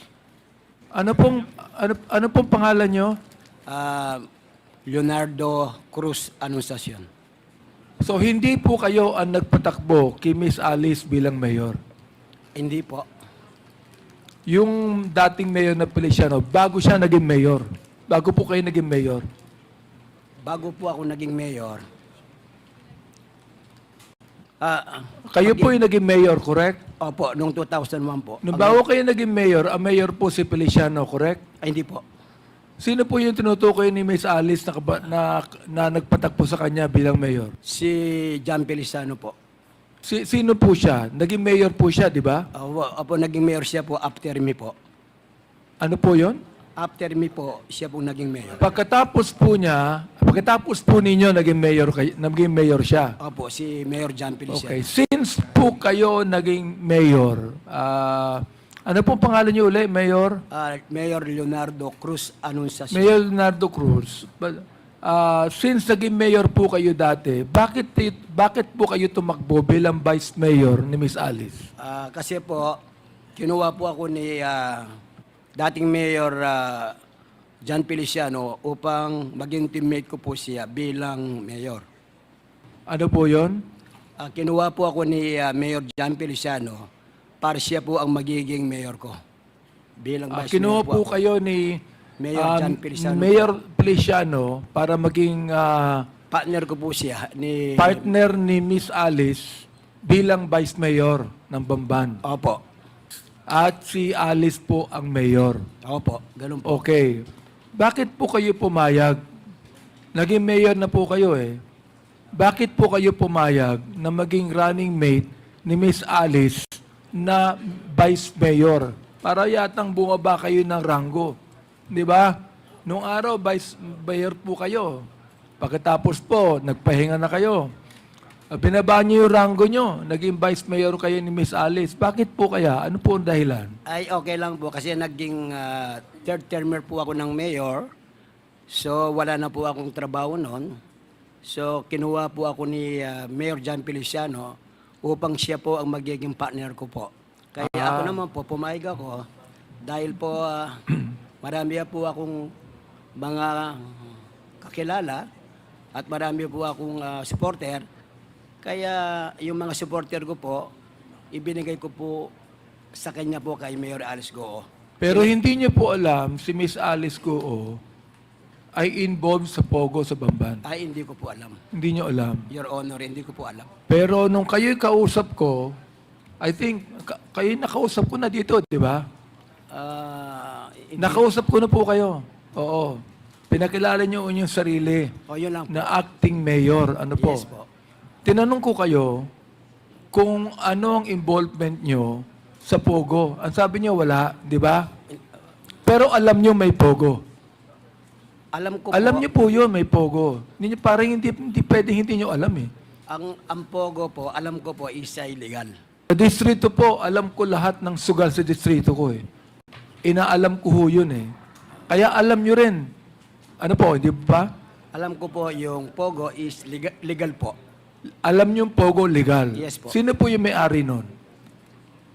Ang alam ko po, ang may-ari doon, na nung po ako'y vice mayor, nag-apply po sila ng resolution para bigyan po namin ng resolution para po yung pong sungwang technology na binigyan namin po resolution. Yun po ang aming ginawa noon nung ako'y vice mayor. Nung kayo po yung vice mayor. Opo. Okay, hindi ka ba kinakailangan, Mr. Chair, na ang anumang POGO doon sa lugar ninyo ay meron pong lisensya sa bayan? Ano po? Alam ko po, mayroon po lisensya sa PubCorp. Sino po nagbigay ng lisensya? Alam ko po yung PubCorp po. At Yung alam po PubCorp. namin, alam po namin meron Pero po, hindi po, yung municipality dapat nakakaalam din, di po ba? siyempre po kami po, in-endorse po namin yung... Ayan, in-endorse po nyo. Sino po nag-endorse? Yung mayor? kami po ang Sangguniang Bayan. Ang Sangguniang Bayan. Siyempre, may basbas ng mayor. Siya pong nag-request. Sino po yung mayor? Si Mayor Alice Guo po. Si Mayor Alice Guo ang nag-request ng POGO Opo, para na sa... bigyan ng lisensya ng Sangguniang Bayan at ang PAGCOR ang nagbigay na lisensya. Yan po ang alam ko po. Therefore, alam po ni Miss Alice na mayroong POGO sa Bamban at siya ang nag-request na ang POGOng yan ay sang-ayunan ng Sangguniang Bayan at kayo ang presiding officer ng Sangguniang Bayan. Opo, at bilang Vice Mayor po, in-endorse po nagkaroon po ng motion para po bigyan po namin ng Siguro resolution. walang binibigay yung POGO sa Sangguniang Bayan, no? Hindi ko Hindi, huwag kayong tatawa sa akin. Wala po, alam ko po ang kalakaran sa LGU. Mayor, alam ko, wag niyo po kaming gagawin tanga dito. Alam ko, ito naging mayor po ito eh. Oo. Kaya ang tanong ko lang sa inyo ito, siguro, hindi ko naman sinasabi sa inyo meron eh. Wag niyo akong tatawanan. Ang inaano ko lang siguro po, wala naman kayo natanggap sa POGO ron na binigay niyo ng lisensya, ano? Ay, wala po. Wala po. Salamat po at nagsasabi kayo ng totoo. So, Miss Alice, tama po yung sinasabi ni Mayor Orleo? Regarding naman po dun sa sinabi po ni Acting Mayor Anunciacion po, hindi po ako yung kausap po nila. Alin yun? Hindi po ako kausap nila.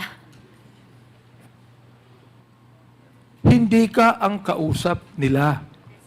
Pero ikaw ang nag-endorso ng POGO at Sangguniang Bayan.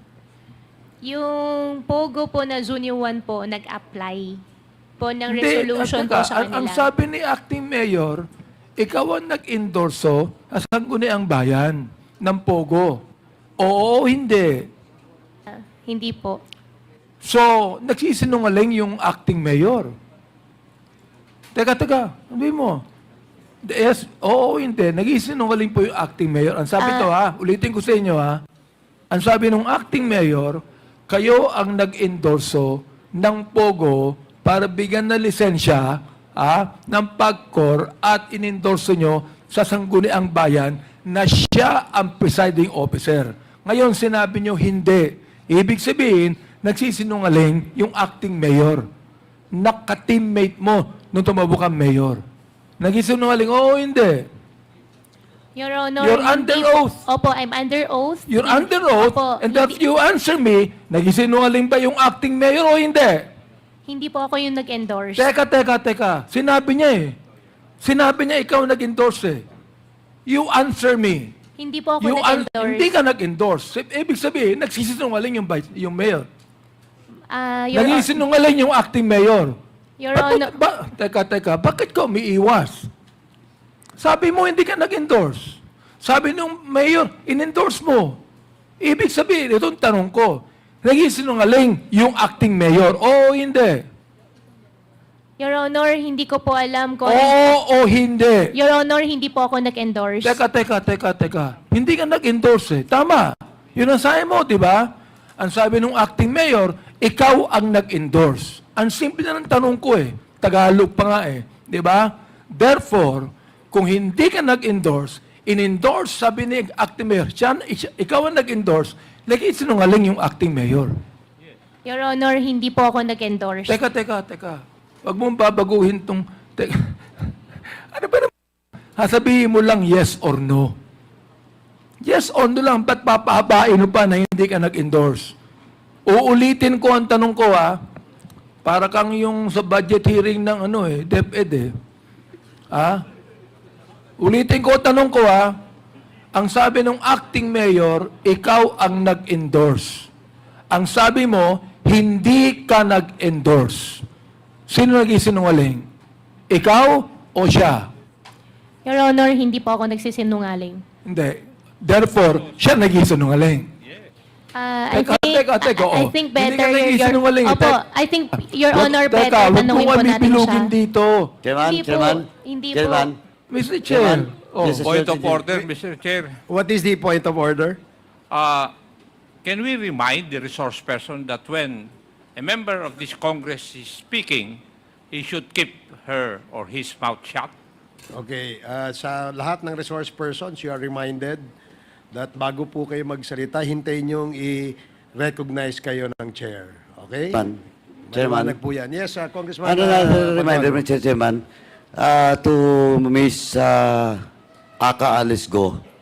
Ma'am, don't tell this committee, all the members of this committee what to do.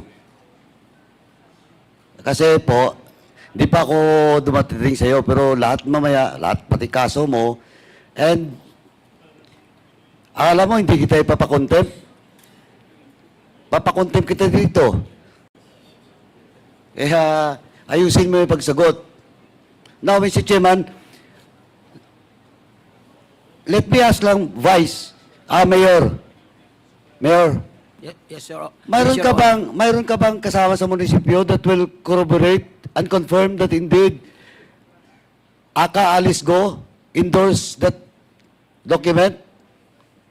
May kasama ka ba na pwedeng mag-testify to corroborate your statement? Ang si Councilor Rene Rivera po, ganito po yun eh. Kinausap po daw ni Mayor Alice Guo si Honorable Councilor Rene Rivera para po ma-agenda po itong sungwang technology po. Mr. Chair, ilan po, sinabi niya, sinabi daw, ginamit mo yung daw. Huwag mo nang sasabihin yung daw, alam mo ikaw naman Mayor, pambira ka naman Hindi po. Mr. Chair, ginagawa kaming tanga ni acting mayor dito Hindi po, sir, hindi po. Hindi po. Oo. Hindi po ako high school graduate. Matalino ito Oo. Huwag kayong magsabi ng daw. Nakakasiguro kayo, di ba? Hindi po ba? Hindi po ba? Ganito po yun, Mr. Chair. Sinabi po ni Rene Rivera, si Councilor Rene Rivera. Gusto ko pong sabihin, Mr. Chair, na gusto kong malaman kung sino nagsisinungaling sa inyo. Sapagkat ang sabi po ni Congressman Paduano, we can cite any of you in contempt. Gusto kong sabihin po ninyo, bilang kapwa Pilipino, at bilang kapwa public official, ang totoo, dito po, under oath po kayo. Opo. Oo. Sige po, yung tanong po ni Congressman Paduano, pakisagot lang po ng maayos. Sir, pwede pong pakiulit, Your Honor. Ganito po. You mentioned about a certain councilor that will testify and corroborate your statement that it is Alice Guo that endorsed such document. Sinong councilor ngayon? Si Councilor Rene Rivera po. Nandito ba siya ngayon? Wala po siya. Wala siya. But, Mr. Chairman, can we invite just to corroborate because I think it is not the mayor now is lying. It is Alice Guo who is lying. So, may we invite Mr. Chairman the next hearing? Comsec, please take note. Yes. May I continue, Mr. Okay, Chair? please proceed. Okay. So, ulitin ko yung tanong ha. Alam na lang ha. So, sino ang nagsisinungaling sa inyo? Sabi mo, hindi ka nagsisinungaling. Ibig sabihin, binabanggit mo, si acting mayor ang nagsisinungaling. Opo, Your Honor. Okay. Mr. Chair, inamin po niya na yung acting mayor po ang nagsisinungaling at siya ay nagsasabi ng totoo. Acting mayor, ano po masasabi niyo dyan? Kasi po ganito yung... Sinungaling daw po kayo. Kasi po ganito po yun, Chair. Tinawagin po ako ni Councilor Rene Rivera po na pinapa-agenda daw po ng aming Mayor Alice Guo itong sumubang technology po para susunod na session po na bigyan namin pong lono. Totoo po ba yun, Miss Alice? Pinapa-agenda nyo? Hindi totoo. Your Honor, hindi ko po alam yon. Hindi mo alam.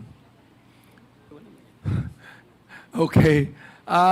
Mr. Chair, can I Acting Mayor, sino po ang nag-apply ng lisensya sa PAGCOR ng POGO? Alam niyo po ba? Dapat alam po yan ng Sangguniang Bayan.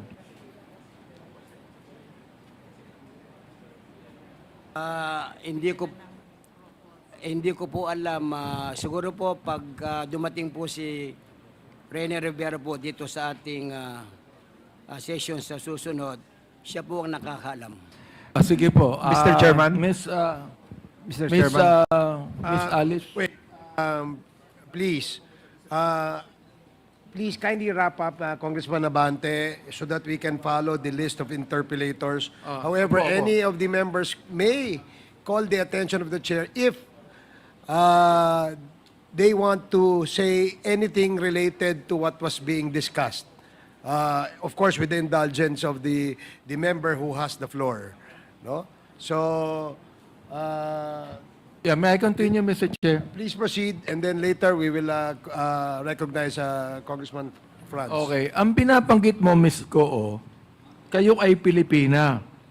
Pero bakit sa lahat ng nakita kong korporasyon, kung saan kayo ay kasama, puro mga Chinese ang kasama nyo? Bakit po? Wala ba kayong tiwala sa Pilipino? May Filipino naman po kasama po, Your Honor. Puro Chinese yung kasama mo ron eh. May Pilipino ron sa korporasyon sapagkat kailangan may 60% na take ang mga Pilipino ron sa korporasyon. Pero nakikita ko, puro Chinese ang kasama mo. Bakit? Wala ka bang tiwala sa Pilipino? Malaki po tiwala ko po sa Filipino. May mga Filipino naman po na kasama po sa corporation po. Wala, kinakailangan makita mo uli. Nakikita ko puro mga may iksi ang apelyido eh. Kayo naman, no? Magaling kayo magsanungaling. Ito po bang nasa China Bank na ito? Ano yung ngayong figure dito?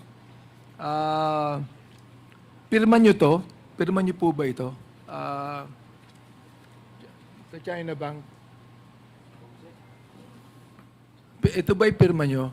Secretariat, can you please show the document?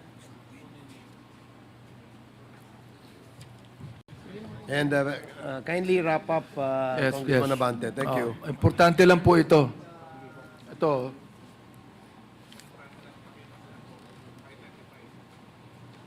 Paki-identify lang ko kung pirma nyo.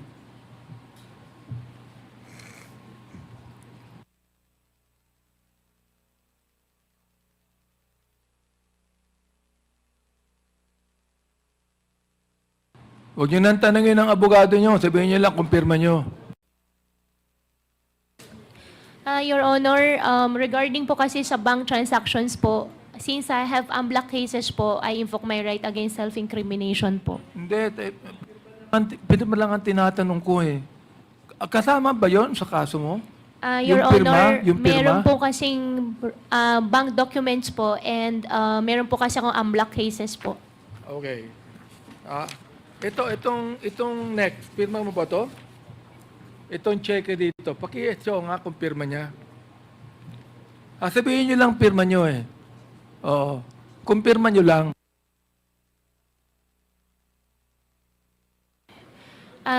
Mr. Chair, I'm so sorry po. Since related po sa Baofu po, I invoke my right against self-incrimination po. Okay. Sorry po talaga. Meron pa kayong biniling property sa Alphaland, Baguio?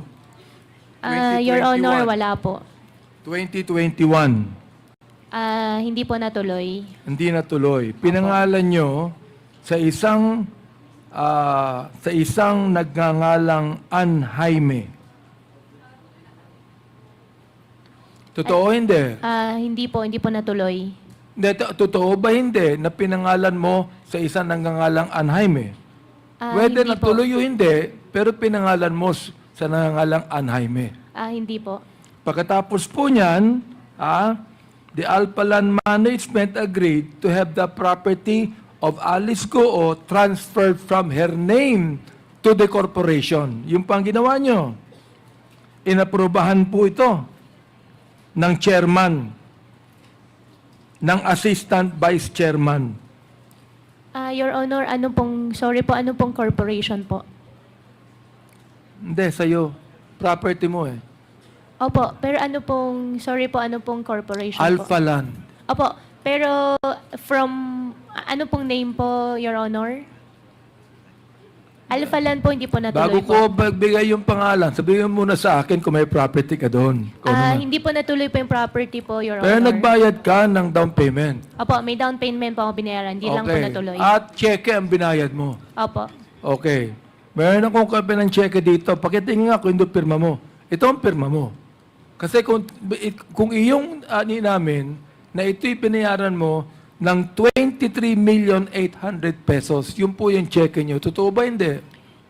Your Honor, about po sa bank transactions po, and Hindi na kasama sa case mo to eh. Opo, pero may unblock case po kasi final po sa akin. Hindi kasama sa case mo ito.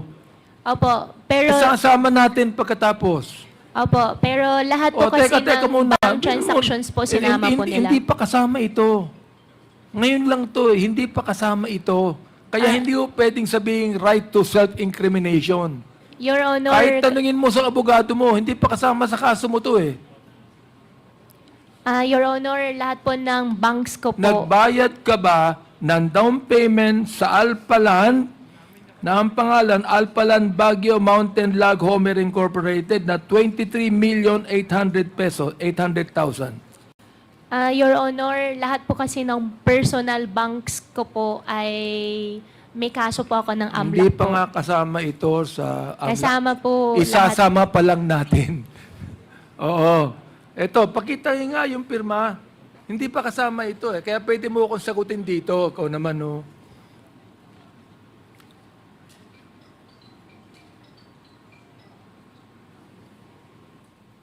Your Honor, yung lahat po kasi ng banks po, sinama po ng AMLAC. Kaya I invoke my right against self-incrimination Your po. Honor, andyan ba yung AMLAC? I would like to find out, Mr. Chair, kasama ba itong kanyang down payment sa Alphaland Baguio Mountain na 23,800,000? Is this included in your AMLA investigation and cases that you have filed against Miss Alice Guo? Is this included? Not yet. Magandang hapon po, Your Honor. Yes. With respect to the bank accounts, we have filed a money laundering complaint, Your Honor. And The bank accounts mentioned therein, I can disclose the same. But I am not sure which bank Your Honor is referring Can to. I Your show Honor. you? Can I show you the? Can I show you the check? And please, please tell me if this is included in your AMLA investigation and included in the case against Miss Alice Guo.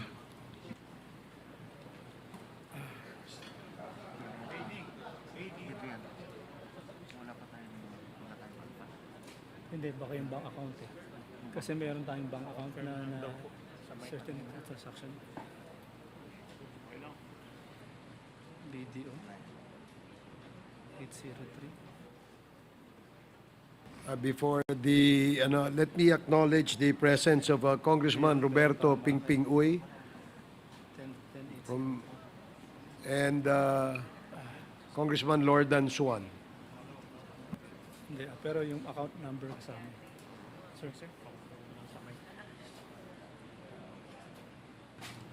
Mr. Chairman? Sir, if I may. That check refers to BDO account number 57 4801 8003, Your Honor. And we have filed a money laundering complaint against Ms. Alice Guo, but the money laundering complaint pertains to the payment to the Tarelco, Your Honor. Yeah, but this, As regards therefore, this is not included. Not yet, Your Honor. Okay, yon. Hindi pa included eh. Kaya hindi pa to kasama sa kaso. And I would like to refer this now to AMLAC na isama kasi gusto ni Miss Alice Guo isama eh. Okay? Ito ba, ang tinatanong ko, ito ba'y pirma nyo? Pirma nyo ba ito? Your Honor, Sinabi mo na ito cheque mo. Sinabi mo na ikaw nagbayad ng down payment. Ito, nakalagay yung cheque, Alice Guo, BDO, Tarlac Conception Branch. Your Honor, can I consult my lawyer po? Thank you po. Oh, Sorry. Sige.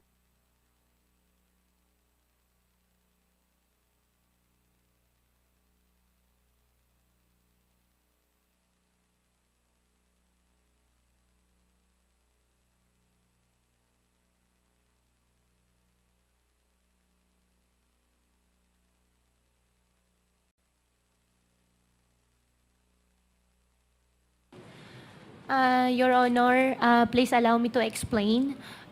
Since isasama nyo na nga daw po siya Hindi pa nga kasama. Ikaw Opo. naman, no? Kaya Opo. tinatanong kita ngayon.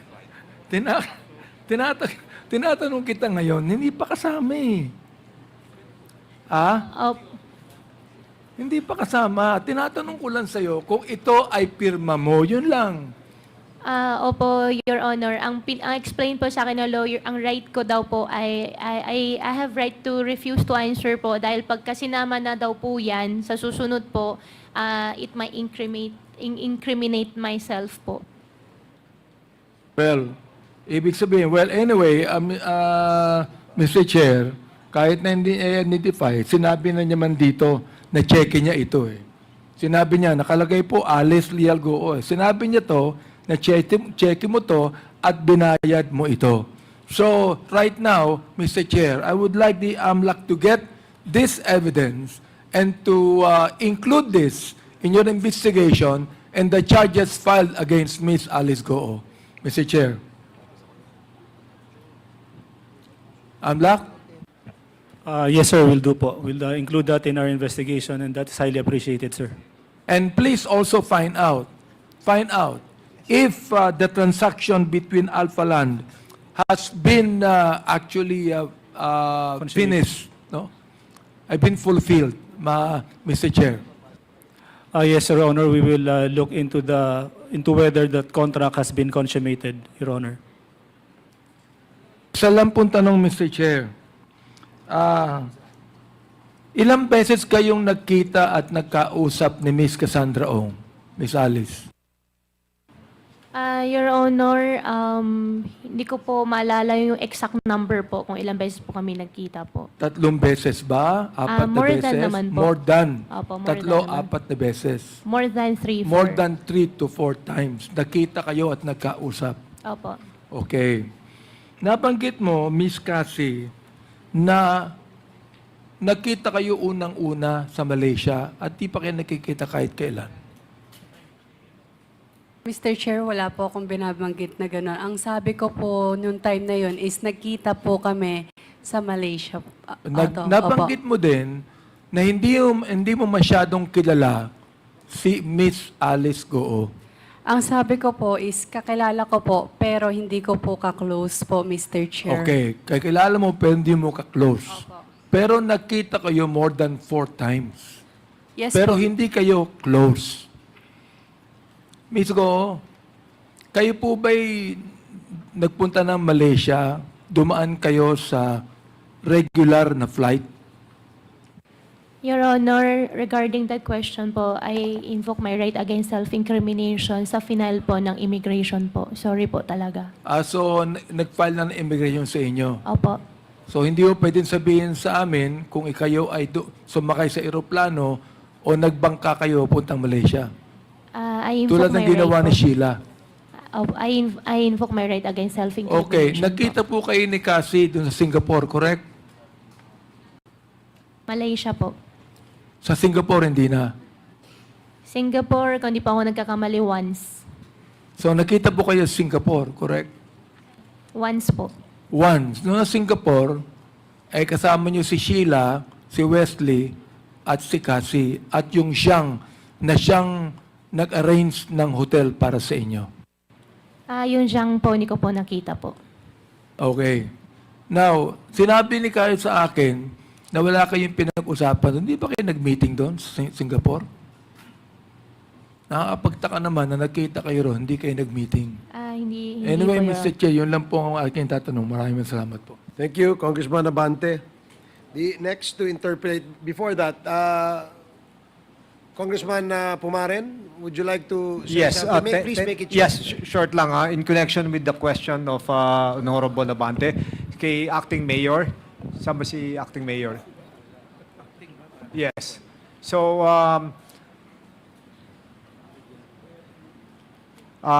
kanina po tinanong po kay ni Congressman Abante kung na-meet niyo po yung applicant, yung may-ari po nung POGO. Ang sabi niyo po, hindi niyo po kilala. Tama po ba? Nung time ng Vice Mayor kayo, sino ba ang pumipirma ng resolution pag pinasa? Lahat po ng mga councilor po, Hindi po, yung final signatory. ako po ang attested. Kayo po, di ba? Attested po. So kung kayo po ang pumipirma, sisiguraduhin niyo po na kilala niyo dapat lahat ng mga aplikante. Tama po ba? By the way, bago niyo po sagutin, galing po ako ng LGU. So alam ko po lahat ng mga dapat gawin. So, ang tanong ko po ulit, hindi niyo pa rin kilala yung POGO operator? Hindi man lang niyo inimbita sa isang session o isang committee hearing? Ang pagkaalam ko po, ang legal matter po at saka yung chairman ng Games and Amusement po. Hindi po. Sila po ang Acting Mayor, kahit sila po nagpaano, isasubmit sa opisina po nyo, kayo po nagpipreside eh. Hindi naman yung po ipapakalendar yun, hindi rin yung po itatakil yan, kung hindi po kumpleto ang papel. Tama po ba yun? Yes, Your Honor po, ang po kasi nagpakalendar, si Councilor Rene Rivera po sa Sangguniang Bayan Secretary po. Hindi po tama po yung kahit nakakalendar. Kahit naka-agenda po yan, titignan nyo po yung papel. Kumpleto ba mga requirements nito? Sino ba may-ari nito? Tama po ba to? Tama po ba yun? Kasi ako po lang ang nag-a-approve Hindi. based on the approval po ng Sangguniang Bayan. Hindi. Alam ko po yun. Mr. Presiding Officer, ang Vice Mayor ang pipirma. Bago po itawagin yung proponent niyan para magdepensa, titignan niyo po kung lahat po na requirements nandoon. Kung wala po, hindi kumpleto po yung requirements, pwede niyo sabihin, hindi pwedeng i-discuss yan. Dito may makasama ko mga congressmen, puro galing pong LG yun, tama po ba? And also, the mere fact na in-endorse ni Gua Hauping yung POGO na yan, ano ibig sabihin yun? Siya may-ari dahil pumapayag na kayo? Yun lang naman, wag lang po kasi Mr. Presiding Officer. Kasi hindi mo dapat aprubahan yun, hindi nyo pwedeng i-discuss sa floor yan. Kahit in-endorse ng kahit sinong majority floor leader yan o konsihal, na without all the documents na prinisyan sa inyo. Kasi po, nagmamadali po yung mga... So, parang VIP tong anong to. Parang so special. Your Pag hindi ba nyo na-aprobahan to nung araw na yun, titigil ang buhay sa bamban at kailangan nyo madaliin kahit walang dokumento? Ang sabi po ni Honorable Rene Rivera, Committee on Legal Matter po, nagmamadali daw po itong kumpanya na ito para mabigyan po ng lono. The more nga dapat yung chinek yung papeles, bakit nagmamadali? Tsaka pangalawa po, sino po bang mataas? Konsihal po o Vice Mayor? Vice Mayor po. Vice Mayor. So nakinig po kayo sa konsihal na kailangan itakal to, nagmamadali. Without all the right documents. Actually po, nasa ombudsman na po yung kaso na nagkaroon po kami ng suspension po ng 3 months. Kaya nga ba. Well, anyway, last na lang, Mr. So, in essence, kaya nyo minadali yan dahil sinabi po ng konsihal ng Rivera na kailangan minamadali. And then kanina, sinabi niyo po, may endorsement po galing kay Gao Hauping. Tama po ba? Ang ano po kasi, kinausap po ni Mayor Alice Guo si Honorable Rene Rivera para po i-agenda po itong sungwang technology. So, this must be a very special resolution for the mayor, for the councilor, to pressure the vice mayor to discuss it na kagad sa session. So, yun lang po, Mr. Chairman. Thank you, Congressman Pumaren. Mr. Chair, interjection lang kay Kong Franz.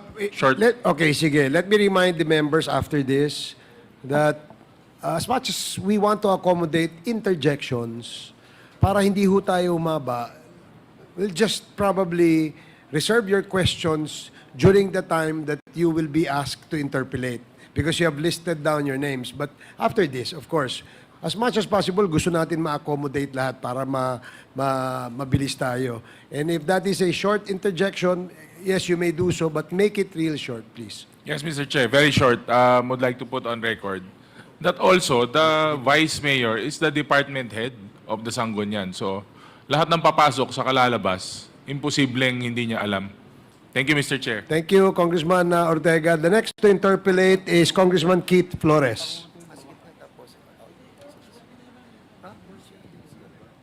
Dali ang dami kasing interjection nyo eh. Dali, nalito po eh.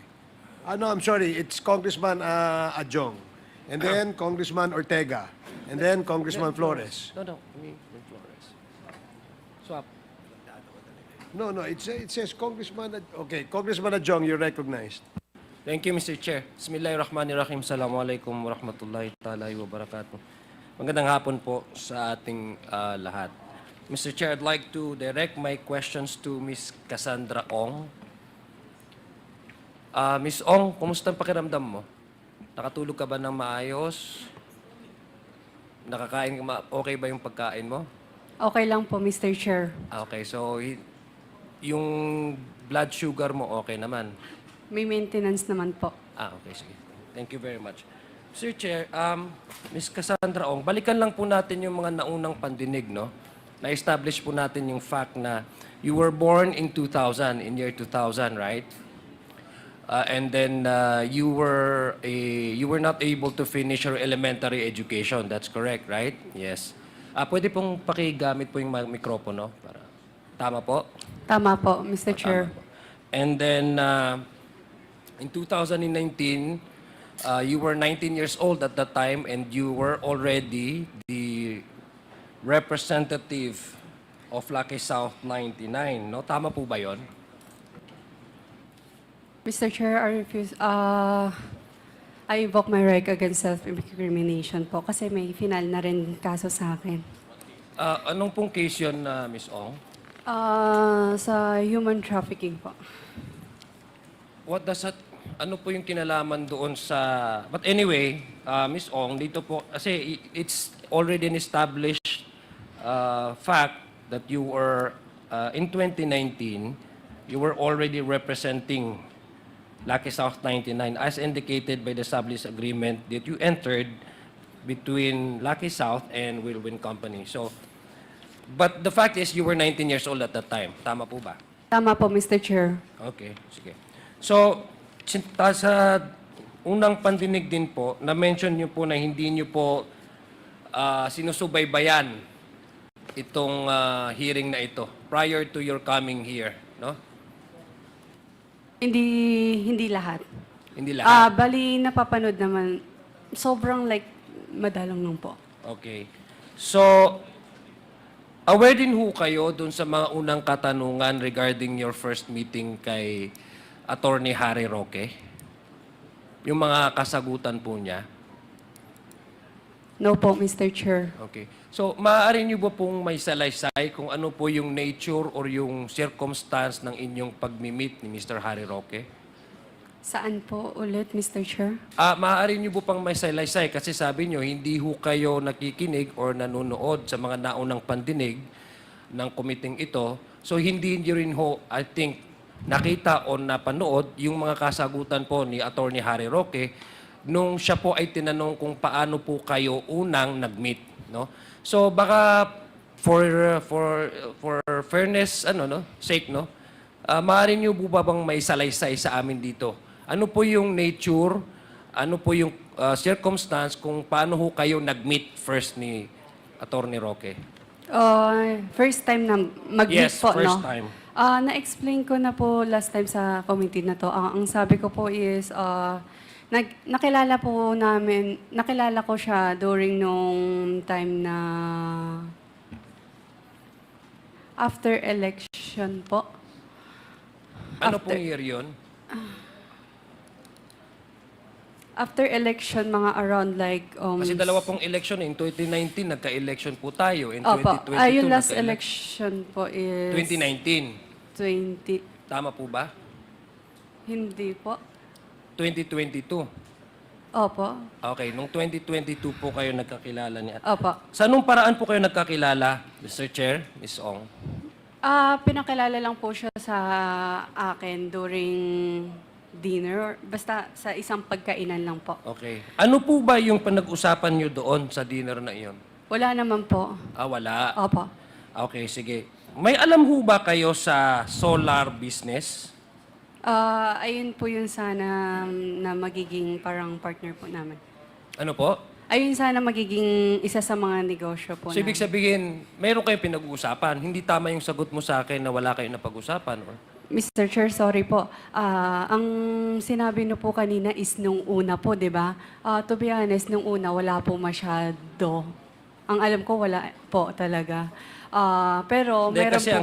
Mr. Chair, ang sabi, gusto ko lang pong ilinawin dito na kasi nga po you were very somewhat close or had an influence or perhaps meron kang certain relationship with Attorney Harry Roque na yung hiningi mo sa kanyang samahan kanya sa pag-course. So hindi lang yon acquaintances. Maybe something is really between you. That's why I'm trying to understand whether Attorney Harry Roque was really telling the truth when he was asked the first time that you met. Ang sabi po niya is you met together in a in a convention or in a para po doon sa mga solar business, no? So now you're telling me you met Mr. Attorney Harry Roque in a dinner and hindi kayo nag-usap or wala kayong napag-usapan? Nung first, Mr. Chair, nung first meet po namin, ang pagkakaalam ko wala po. Baka possible po, ang kausap niya po yung ninong ko po. Okay. But then again, tanungin kita. Sabi mo kanina, you were at this point in time, you were probably, let's keep 2022, you're probably around 19, 20. You're 22 years old. Tama po ba? Tama po, Mr. Chair. Okay. Pwede ho ba sa akin malaman kung ano po yung alam nyo sa solar business, sa energy? Hindi po ako yung mismong may alam po sa solar business po. So bakit kayo nag-meet kung wala kang alam sa solar business? Again po, yung ninong ko po, hindi po siya marunong mag-Tagalog, hindi po siya po marunong mag-English. Alright. Pero ang sabi po, ni Mr. Hariroque ay nag-meet kayo sa isang convention and not sa dinner. No? But be that as it may, just want to find out really the first meeting between you and Hariroque and representing your ninong. Anong nangyari po? Anong company po ito nire-represent ng yung ninong nung nag-meet kayo? Bali, ang pagkakaalam ko wala pa po. Parang first meet po is parang pakilala po ang alam ko po. Yeah, pero at least hindi niya kayo imi-meet kung wala siyang interest o wala siyang mag-engage into business, hindi ho ba?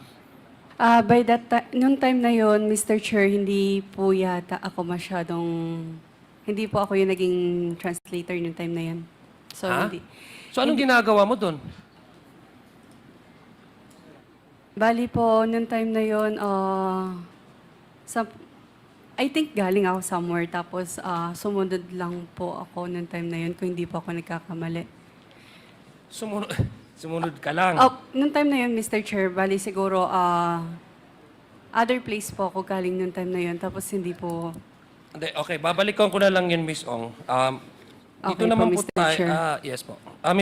Mr. Chair, nung nakarang hearing din, Mr. Chair, na-establish nga talaga na you were connected with Lucky South 99. Tama ho ba? In fact, you are the representative, authorized representative ka ng Lucky South 99. No? You were once. Tama ba? I'm sorry, Mr. Chair, I invoke my right against self-incrimination po kasi may filan na po silang kaso sa akin ngayon.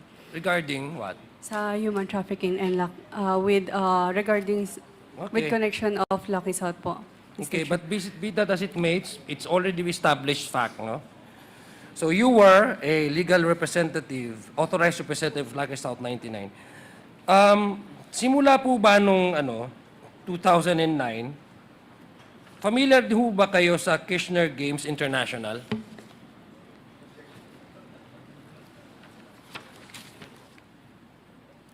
I'm not sure po, Mr. Chair. Sigurado ka? Opo. In 2009, Mr. Chair, nag-apply po ang Lucky South 99, in fact, for, nandito po yung application kit of Lucky South 99 as service provider for Kirchner Games International dito po sa PAGCOR. I'd just like to, if I may request, Mr. Chair, the COMSEC, pwede pong paki-flash sa monitor yung service provider application form. Hindi, yung isa po. Yung application kit of Lucky South as service provider for Kirchner Games International. Yan. Pirma niyo po ba yan? Ms. Cassie Ong?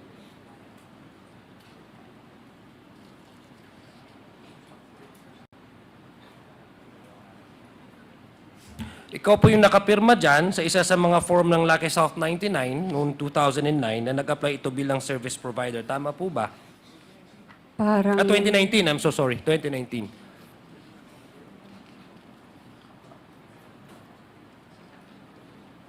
Mr. Chair, parang hindi ko po sulat yan. Do you have the copy po? Yeah. Pwede ko makita. Yes. Comsec, please. Thank you po, Mr. Chair.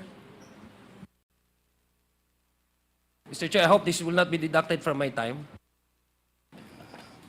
Yeah, it will not be deducted. Thank you, Mr. Chair.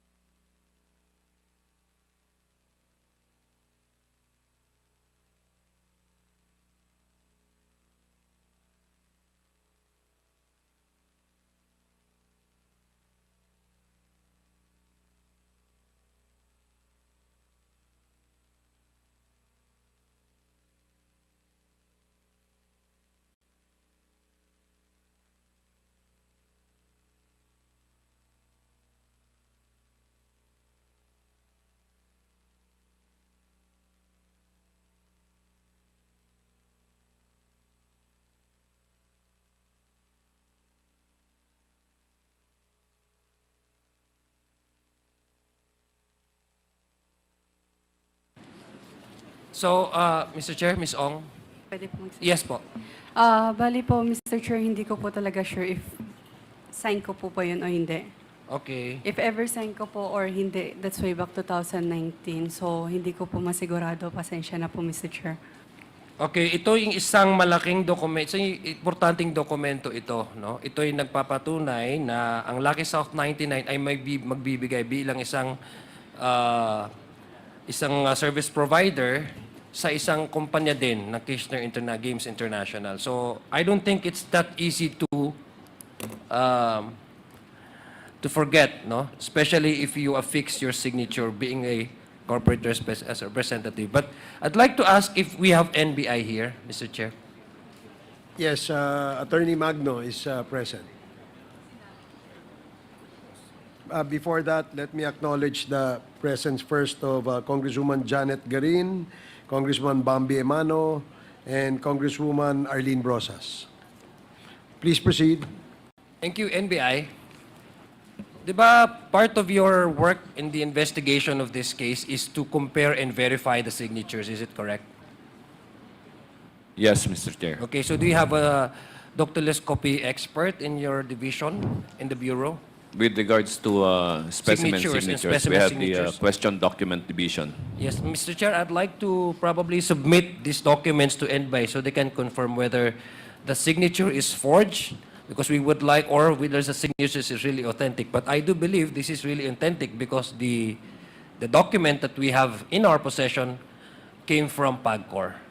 So NBI, I would just like to submit later maybe, and then verify. Maybe can you do that today?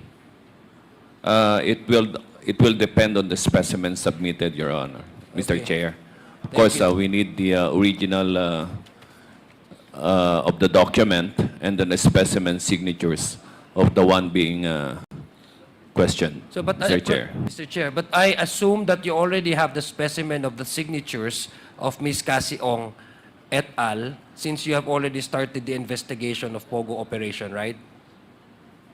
We will check, Mr. Chair. So it would not be difficult for you to really verify whether these signatures are authentic or not. We will check with our investigative team. Thank you, Mr. Chair. Now, Ms. Ong, gusto ko lang pong malaman, may kilala ho ba kayong Han Gao?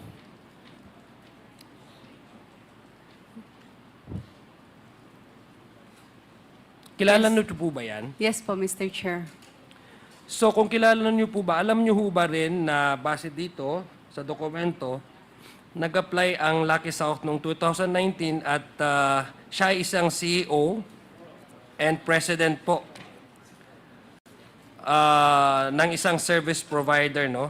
At tinutukoy dito sa application form ay ang Lucky South 99. Tama po ba? Mr. Chair, hindi ko po sigurado kasi hindi po ako yung nag-prepared niyan, Mr. Chair. Yeah, but kilala mo ho siya? Yes po, Mr. Chair. Okay. So alam ni rin ho ba na na siya ay based doon po sa certificate na pinakita natin, connected po ito dahil ito po yung nag-a-apply ng International Games Incorporated. Tama po ba? Pasensya na po talaga, Mr. Chair. Hindi ko po sigurado kasi hindi naman po. Okay, sige. Mr. Chair, I'd like to ask if we have Bureau of Immigration here. Attorney Ong Tad is present from the BID. Maybe I would like to ask PAGCOR. First PAGCOR. Sure. Yes.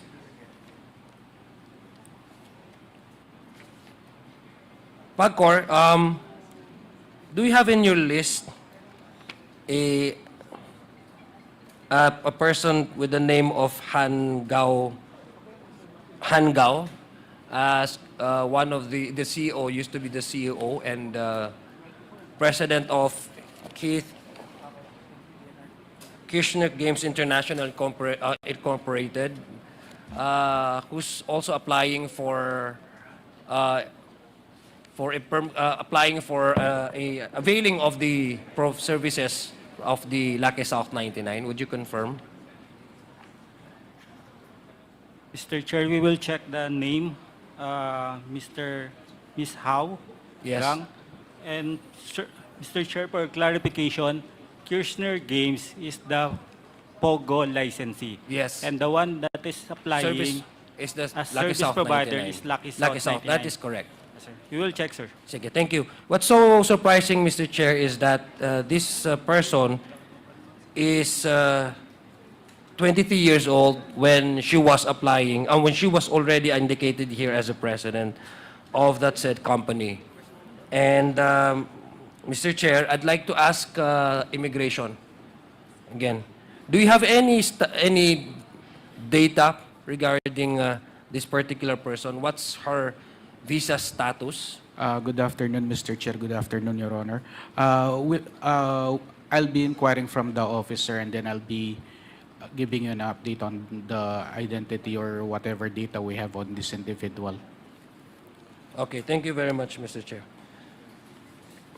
Now, I'd like to proceed, Ms. Ong. Bakit po, according to PAGCOR, no? Una po, ano po yung nature ng kumpanya ng Lucky South 99? Baka alam nyo po nung pagpasok nyo. Di ba ho, isa yun sa mga service provider? Tama ho ba? Tama ho, PAGCOR? Kasi Yes, sir. baka mag-invoke naman si Ms. Ong. Yes, Mr. Chair. Okay. So, Ms. Ong, in 2020, ba't nag-a-apply ngayon ang Lucky South 99 for a POGO license from a service provider at nag-apply kayo after a year as a POGO operator? Mr. Chair, pwede ko kayo i-consult sa lawyer ko saglit yan. Hindi, pero hindi, ito na-establish na po ito na ano, 'di ba? In fact, you went to the PAGCOR with Attorney Harry Roque. Now, from the service provider before in 2019, you have applied for a POGO license, 'di ba? Ang tanong ko ngayon, Ms. Ong, bakit nag-a-apply ang Lucky South 99 for a POGO license? Dahil Mr. nag-operate na ba ito as a POGO? Tama Pwede po ko ba? i-consult saglit yung Okay, lawyer sige, ko please. para lang sa...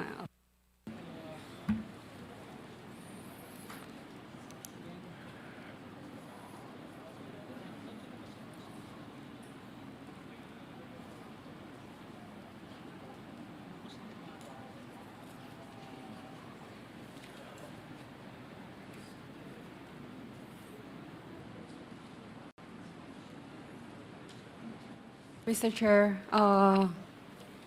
Yes. Kailan pa? Yes po. I invoke my rights against self-incrimination kasi kasama daw po yung Lucky South or yung operation ng Lucky South sa na-file nilang kaso po.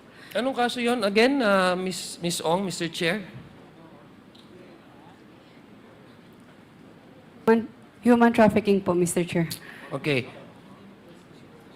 Okay, but at any rate, Mr. Chair, in 2020, Lucky South 99 applied from a service provider, applied for a POGO license. In fact, it was approved on October 2020.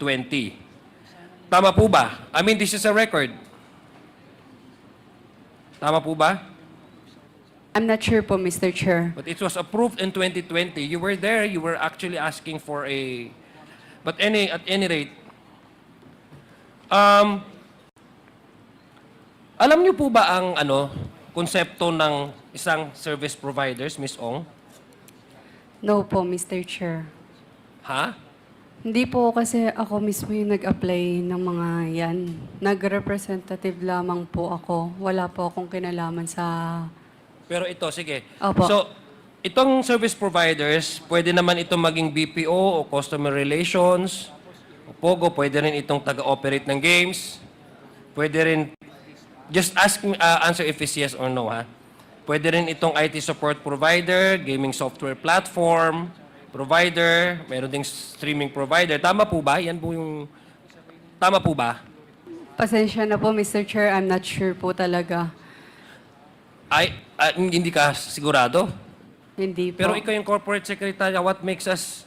In- paano po namin maintindihan at paano po namin maniniwala na wala kong kaalam-alam when in fact, you've been authorized to sign documents to represent Lucky South 99 In fact, you went to PAGCOR to apply for a renewal or for an IGL after the PAGCOR has amended their guidelines for a POGO operation ng IGL. So, paano po kami maniniwala doon na, una, hindi mo alam ang pag-uusapan niyo doon ni Harry Roque, dumating ka lang doon, tapos ngayon na-involve ka sa Lucky South 99 in 2019, pumipirma ka ng pumipirma ng mga importanteng dokumento, tapos wala ka man kaalam-alam. Ganun ba yung gusto mong sabihin sa amin?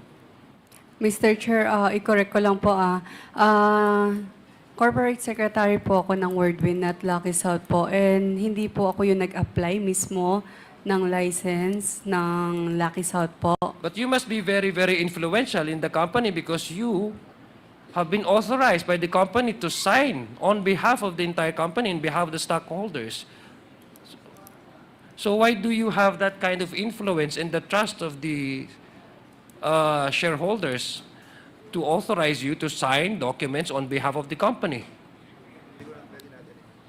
What makes you so special?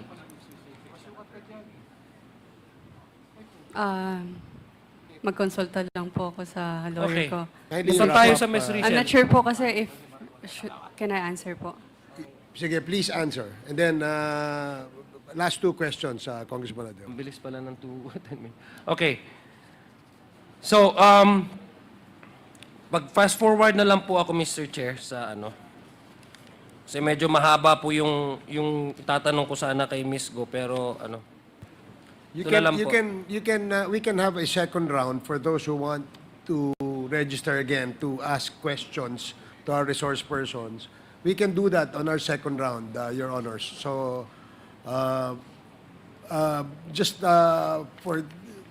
because we have a long list of members who wish to ask questions, that's why we're limiting it to 10 minutes each. Kindly wrap up, Congressman Adjong, and then we will reserve you for the second round. Thank you, Mr. Chair. Sa dati pong ano, sa unang pangdinig, ang sinabi nyo, hindi ka involved sa operation ng Lucky South 90. Tama ho ba? Opo. Opo. Yes. Iba po yung nag-represent at inutusan po sa may kinalaman po sa operational. Kaya nga, ang sinabi mo Opo. nga, sinabi mo nga ay ang ano mo lang, ang participation mo lang is ikaw ang nangongolekta ng bayad. Tama po ba? Mr. Chair, regarding sa pangongolekta ng bayad po, huli na po noong last year lang po, Mr. Chair. Ano po? Since last year lang po yung regarding po sa payment po ng PAGCOR po. Oo, yung pangongolekta. No, pangongolekta ng mga ano nyo. Yung mga, di ba nagbibigay ng ang Lucky South 99 as a service providers. May mga kliyente po kayo, hindi ba? Meron kliyente po ng Lucky South 99 po, And when Mr. you were Chair. part of the whirlwind, is it correct that one of your clients is Lucky South 99 and there's been other companies who rented the space? Kasi ano kayo developer kayo, realty developer. Hindi ba? Tama mo ba yun? Tama po, pero Okay, so ano yung participation mo doon? nagpaparenta lang po kami. Kaya nga, so sabi ko nga, ikaw yung kumukolekta ng mga payments, no? Ng inyong mga kliyente. Tama po ba yon? Iisa lang po yung kliyente namin, Lucky South 99 lang po. Lucky South 99. Opo, Mr. So, Chair. ilan po yung inirentan po ng Lucky South 99? Hindi po ba na-establish yun na isang address din po yan? Opo, Mr. Chair, iisa lang. Isa lang address Opo. ang Lucky South 99. Yung mga iba pong mga service providers na binibigyan po, sineservice ng Lucky South 99, hindi ho nyo kinukuhan din po ng mga renta? Sorry, pwede po pakiulit, Mr. Chair? Yung mga others clients po ng Lucky South 99, for example, hindi nyo ho kumukuha ng renta ang Whirlwind Company? Hindi po, Mr. Chair. Okay. Sige, na-establish din po, Mr. Chair, sa mga unang pangdinig, si Miss Baterna ay inyong executive assistant. Tama po ba yun? Hindi po, Mr. Chair. Hindi, nandun po dun sa affidavit na sinubmit po nung kaso po dun sa ang lawyer po is si Harry Roque. Si Miss Baterna was cited there, signed the documents in the judicial affidavit as your executive assistant. By this time, she's already representing Lucky South 99 and you were representing Whirlwind Company. I'd like to ask na lang Miss Baterna, familiar po kayo sa Fujian Company? Fujian, ano yun, Brad? Ano yun? Fujian, Fujian Amoy. Fujian Sheng Amoy. Familiar kayo doon, Miss Baterna? Hindi po, Mr. Chair. Hindi Pero kayo nakita ko po yung pangalan ko kanina nandoon po. Yeah. Pero familiar kayo doon? Hindi po. Hindi ho nyo alam na nag-sign ho kayo nung unang nag-invest kayo doon ay very minimal naman po yung ano nyo? Share nyo doon. Tapos, by the time that Miss Cassandra Ong divested her interest, ay exact amount yung share niya doon sa Fujian Company, Amoy Company, doon sa naging share mo. Alam mo ba yon? Hindi po, Mr. Chair. Wala po akong share. So baka tama po yung sinabi nyo na kung may mga dokumento na pinapapirma sa'yo pagdating sa mga investment or mga pagdating sa pera, mga withdrawals, etc., binibigay lang sa'yo ni Miss Cassandra. Tama po ba yon? Yes po, Mr. Chair. Okay. Mr. Chair, I know my time is up, and just like to manifest, Mr. Chair, because I have a lot of questions I'd like to ask of Miss Cassandra Ong. Miss Ong, gusto ko lang pong maliwanagan because Mr. Chair, since you have evaded several questions from this committee, you may not be aware of I think so, no?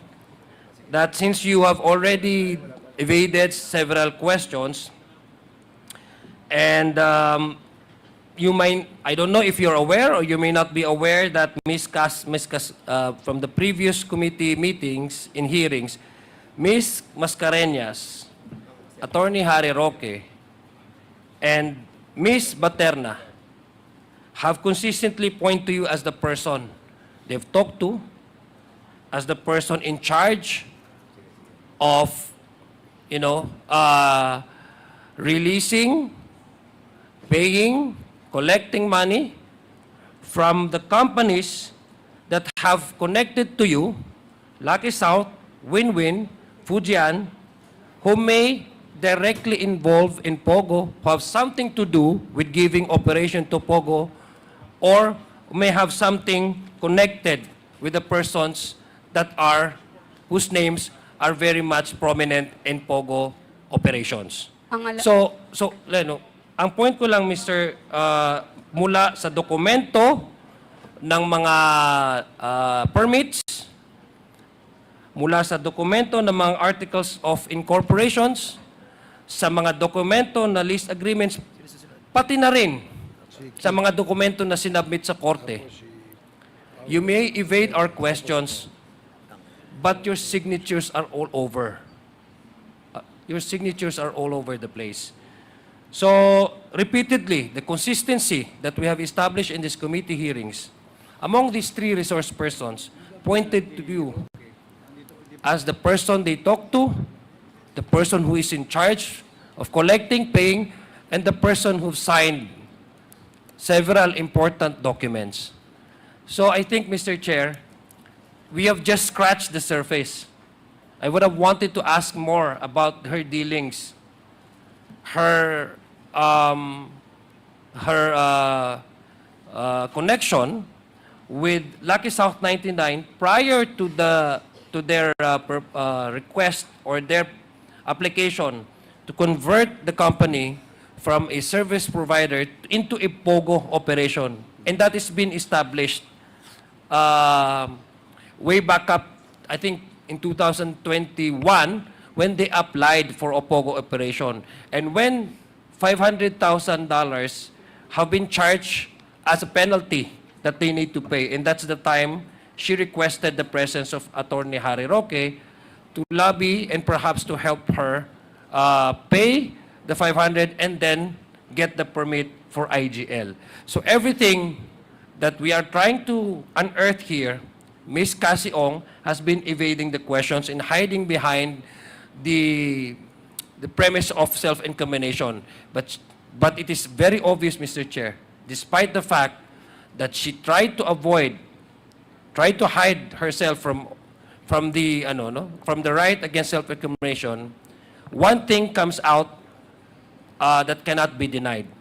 Her signature is all over the place, Mr. Speaker. Thank you very much for the time. And if there's a second round, I'd like to avail of the second round, Mr. Chair. Yes, certainly there will be a second round. Thank you, Congressman Adyong. The next to interpellate is Congressman Keith Flores, and then Congressman Paulo Ortega, and then Congressman Dan Fernandez. Congressman Flores, you're recognized. Thank you, Mr. Chair. Mr. Chair, my questions will be directed to Ms. Cassie Ong. Ms. Cassie Ong, 2 weeks ago, when you were first presented here, there were several questions that I asked, and of which you answered na i-double check mo at balikan mo ako. And one of which was, magkano yung ininvest mo sa Whirlwind?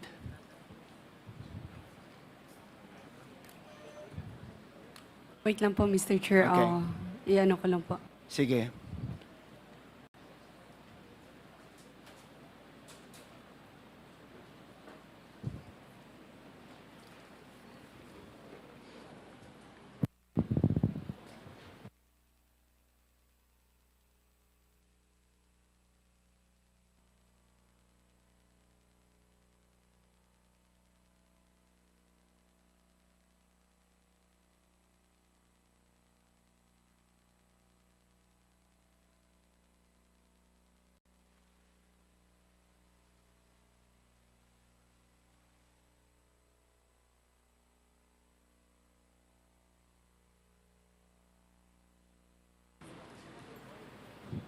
Go ahead. Mr. Chair, still hindi ko pa po sure yung total Hindi mo amount. pa sure. Okay. Opo, Pero- kasi Sige, okay lang. I'll get back to you on that again. Salamat Kanina po. kasi, when you were questioned by Congressman Zia Adyong, sinabi mo rin na isa lang yung client ng Whirlwind. And ang client niya is Lucky South 99. Di ba? And in 2019, ito ay sinablease ng Whirlwind to Lucky South 99. Tama po ba?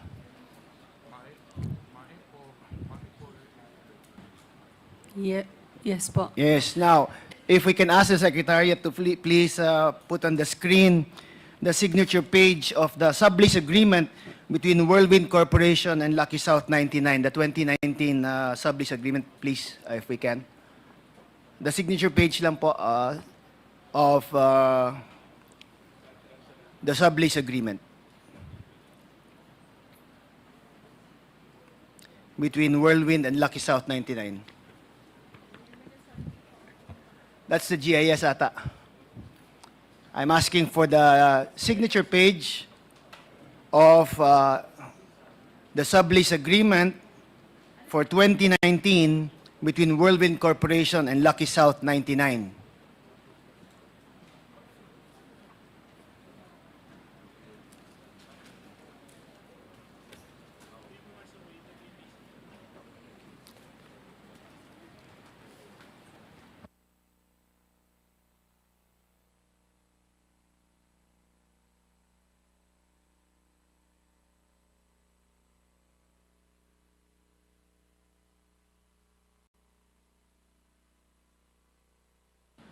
Yes, that's 2021. I want the 2019.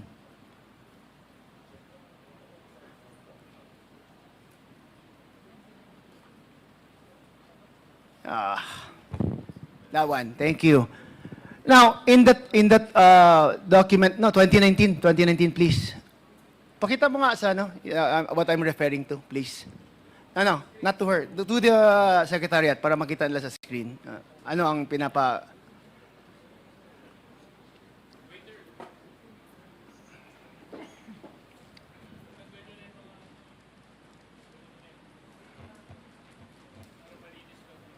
Okay. Now anyway, in the sublease agreement kasi, you signed as authorized representative of Lucky South 99 and not for Whirlwind Corporation in 2019. Tama po ba? I'm not sure po, Mr. Chair. Bali, if regarding sa Lucky South 99 or Wordwin po, I invoke my right against self-recrimination po kasi may final ng kaso sa akin. But it's just about the contract of lease. Eh. Sabi mo naman kanina, you were answering na Lucky South 99 lang yung nag-lease ng premises ninyo, di ba? Mr. Chair, sabi po na, ang advice po ng lawyer ko is maaari po siyang gamitin in the future case po. Okay, sige. But Pasensya anyway, na po. if I can just show you, if our secretariat can just show it sana,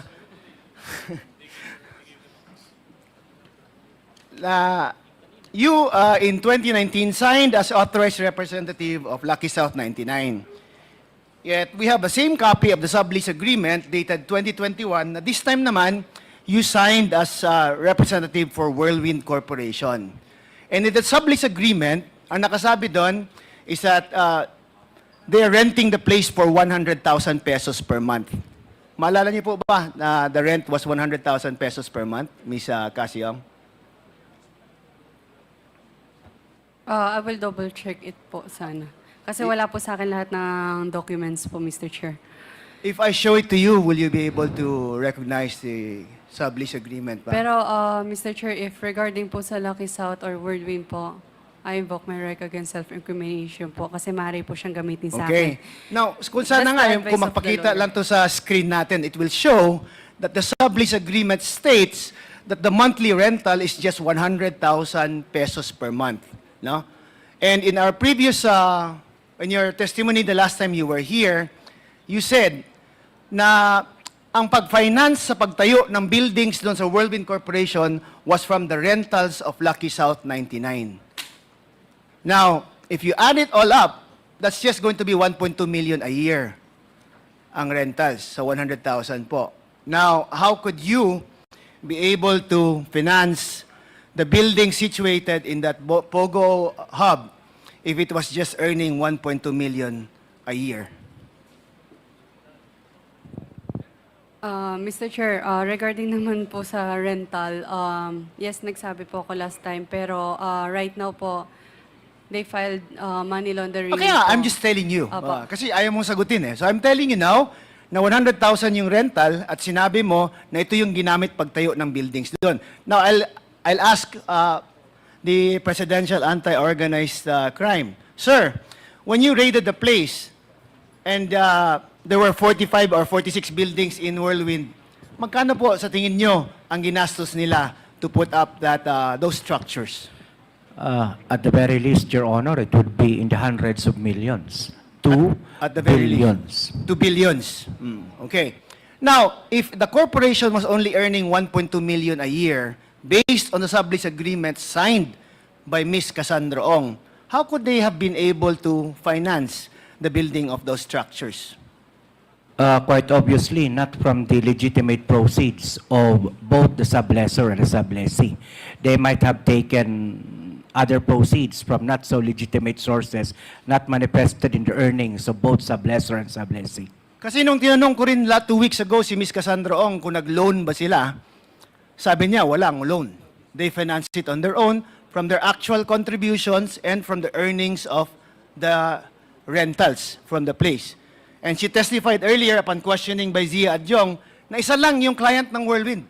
It's just Lucky South 99 who was only paying 100,000 a month or 1.2 million a year. So now, baka naman sa actual contributions nila when they incorporated Whirlwind, baka doon naman pwede na ilagay yung capitalization nila. Would that be a possible source of the income, Mr. Casio? Unfortunately not, sir. That's not where, according to our investigation, it would not point to that particular direction also.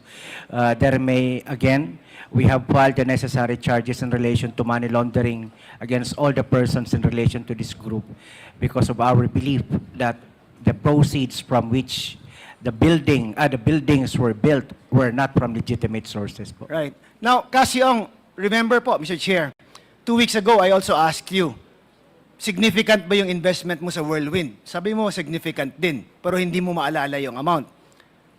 Tama? Now, I'm going to show you the GIS, 2024 GIS of Whirlwind Corporation, Miss Cassie Ong. Ma'am, if we can show sa screens po yung GIS ng 2024 ng Whirlwind Corporation.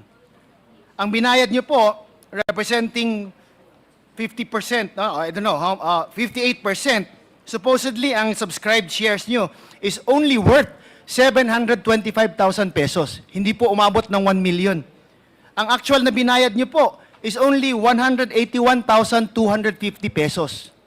Yan lang po as majority stockholder of Whirlwind Corporation, a corporation that owns 46 buildings in a POGO hub that is estimated to be in the billions. Now, Mr. Chair, saan nyo kinuha yung pera pagtayo ng buildings na yun? Kasi definitely, hindi nanggaling yun sa rentals. Definitely, hindi nanggaling yun sa pondo na inilagay nyo in creating Whirlwind Corporation. Ms. Ong. Mr. Chair, pasensya na po ulit. I have money laundering case po, so I invoke my right against self-incrimination po. Mr. Chair.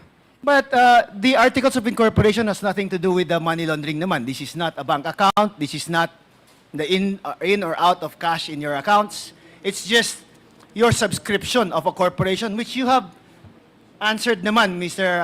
Congressman Zia Adyong kanina. So how would that incriminate you? Can I consult my lawyer Go ahead, po? please consult your lawyer. Thank you po. Yes.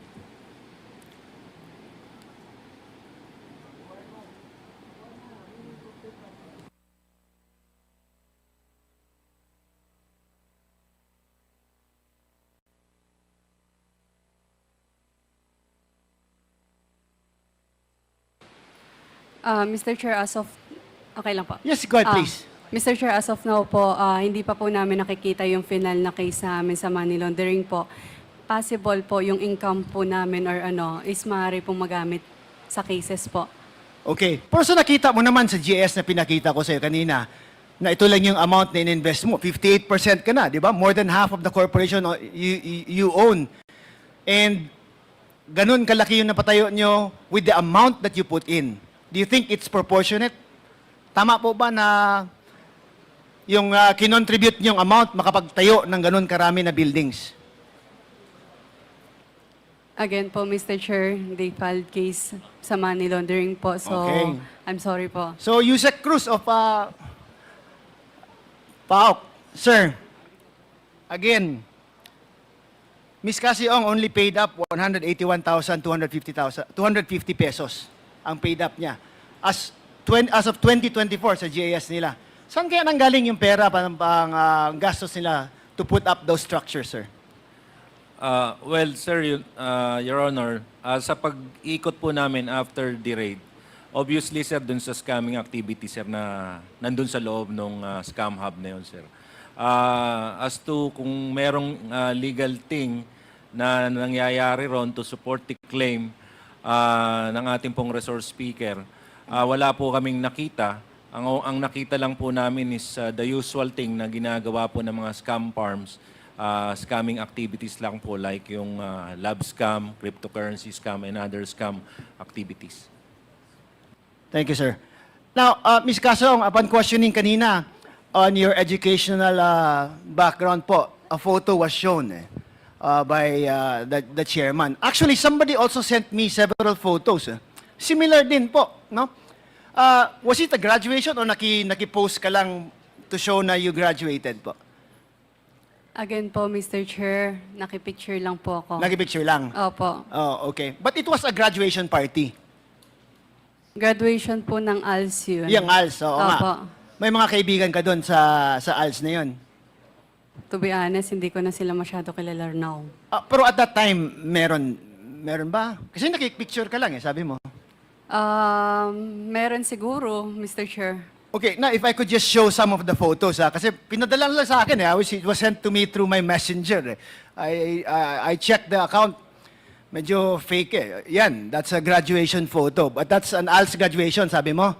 Not a school graduation. Opo. Okay, how about another picture po? Dalawa yun sila. May isa pang picture dyan. Another picture po. It's the same occasion? Yes po, Mr. Yung Chair. kasama mo, nagpicture lang din na Alice graduate or something? Siguro po sila graduating po. Oh, so siya, hindi mo kilala, nagpicture lang? Possible kilala po, pero... Okay. Because there's a heart, you can't see the face, no? Yes po. Okay. How about the other pictures? Kasi graduation party, I know the background was like, congratulations, etc., etc. What's so funny, Miss Ong? Natawa lang po ako sa itsura ko. Okay. Pasensya na po. No, may ano pa dito, mas funny pa konti dito. Yan. Is that the same graduation po ba? Kasi sa likod na is happy graduation or something. Yes po, Mr. Chair, same. That's the same. Do you have a business na cafe? When you were questioned by Congressman Pimentel before, sinabi nila may business ka prior to Whirlwind. May negosyo ka, no? Before Whirlwind. Meron po. Cafe Mr. to or something. Oh. Hindi naman siya like siomai or nothing like that. Hindi. Hindi po. Okay, so Alam hindi mo ko na to po yung business pinuto. itong isang picture na to. Sorry pinadala lang to sa akin Yan, hindi yung picture. Is that you? Yes po, Di Mr. ba ba yung Chair. kulay ng book mo Opo. Okay. Bali, manager po ako dyan. Manager ka dyan. Anong place sa yan? Marikina po. Marikina. Opo. Okay, so you went from there to Whirlwind. That's a big leap, Ang laki ng leap niyan, I'm sorry. What's... I didn't know. I didn't look for it myself. It was sent to me, Okay. Ikaw ba nagpadala landan? Okay, anyway. Thank you, Mr. Chair. That's all for my questions, Mr. Chair. Okay, thank you, Congressman Flores. Short question. Ano ba yun?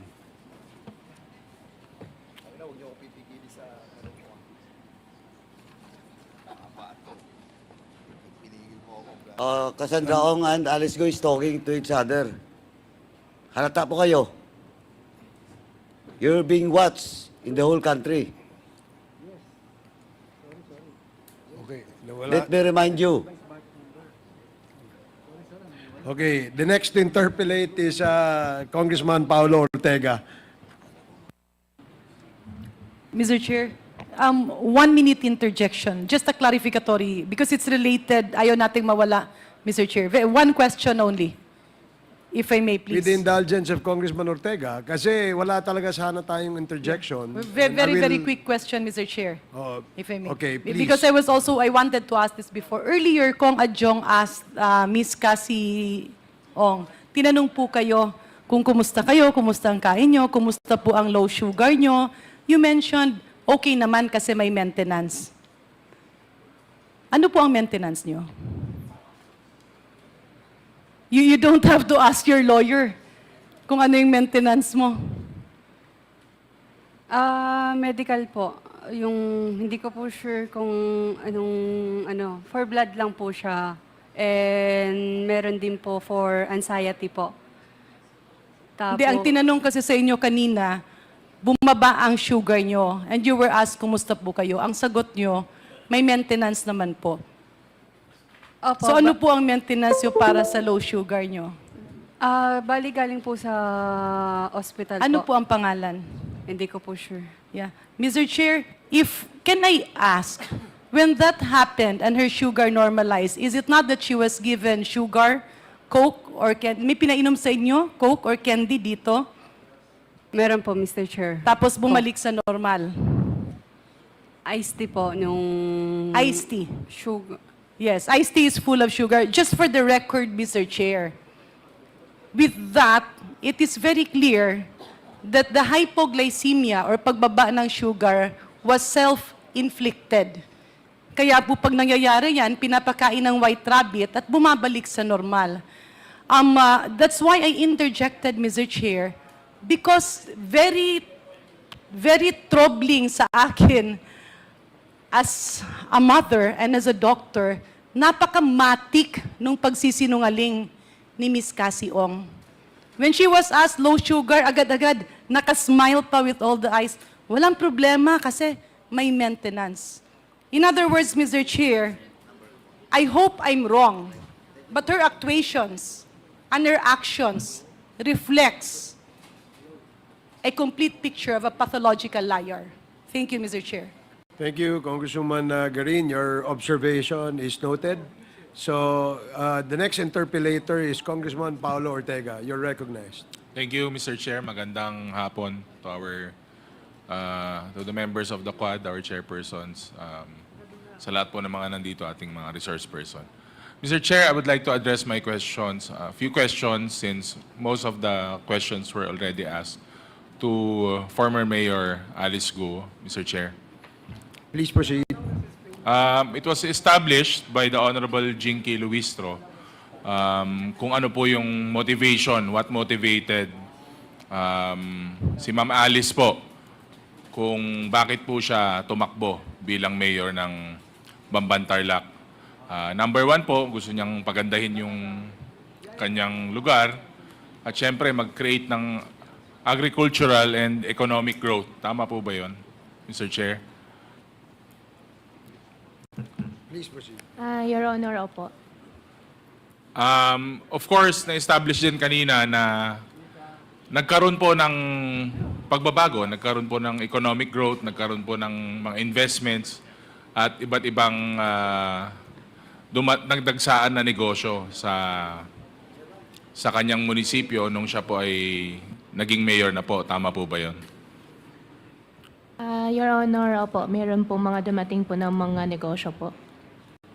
Mr. Chair, Ma'am Alice, nung tumakbo po kayo na mayor, ano po ang partido nyo? Your Honor, independent po. Independent. May line-up po ba kayo, Mr. Chair, Ma'am Alice? Your Honor, meron po. Ano po ang partido nila? Independent po lahat. Yung buong slate nyo po ay independent? Opo. Ilan po doon ang nanalo, Mr. Chair, Ma'am Alice? Isang vice mayor and 5, sandali lang po Ano? Sorry, Mr. Chair, hindi ko po And narinig. 5 councilor. So majority po ang Opo, majority po majority ng po. independent slate nyo ang nanalo. It's well established, Mr. Chair, Ma'am Alice, na siyempre mahal na mahal po nyo yung LGU nyo. Mahal na mahal po nyo yung Bamban. Tama po ba?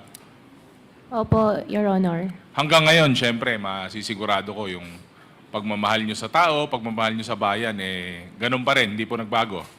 Opo, Your Honor. Ba't po kayo umalis? Regarding po doon, Your Honor, na-mention ko po sa Senate, meron pong death threat. May death threat po. Na-mention nyo din po sa Senate, Mr. Chair, Ma'am Alice, na nung nandun na po kayo sa Indonesia, napag-isip-isip nyo na po na bumalik. Tama po ba? Your Honor, opo. Ano pong mga naiisip nyo nung time na yun? Bakit naisip nyo na babalik na lang ako, harapin ko to, at biglaan po na ganun yung tema dun sa Senate po? Your Honor, I just have to explain po. Ipapaliwanag ko lang po sa inyo, sa publiko, kung ano po talaga nangyari. At harapin ko na lang din po yung mga kaso po na sinasampa po sa akin. Mr. Chair, Ma'am Alice, malapit na po ang filing. Malapit na po ang filing ng mga kandidato. May balak po ba kayong tumakbo pa na mayor ng Bamban Tarlac? Your Honor, as of the moment po, wala pa po akong definite po na decision for that po. Pero pag nabigyan po kayo ng pagkakataon at sabihin na po natin na wala po lahat itong mga problemang kinakaharap nyo, tatakbo po ba kayo ng mayor ulit ng Bamban? Your Honor, hindi ko pa po talaga yan napag-isipan po.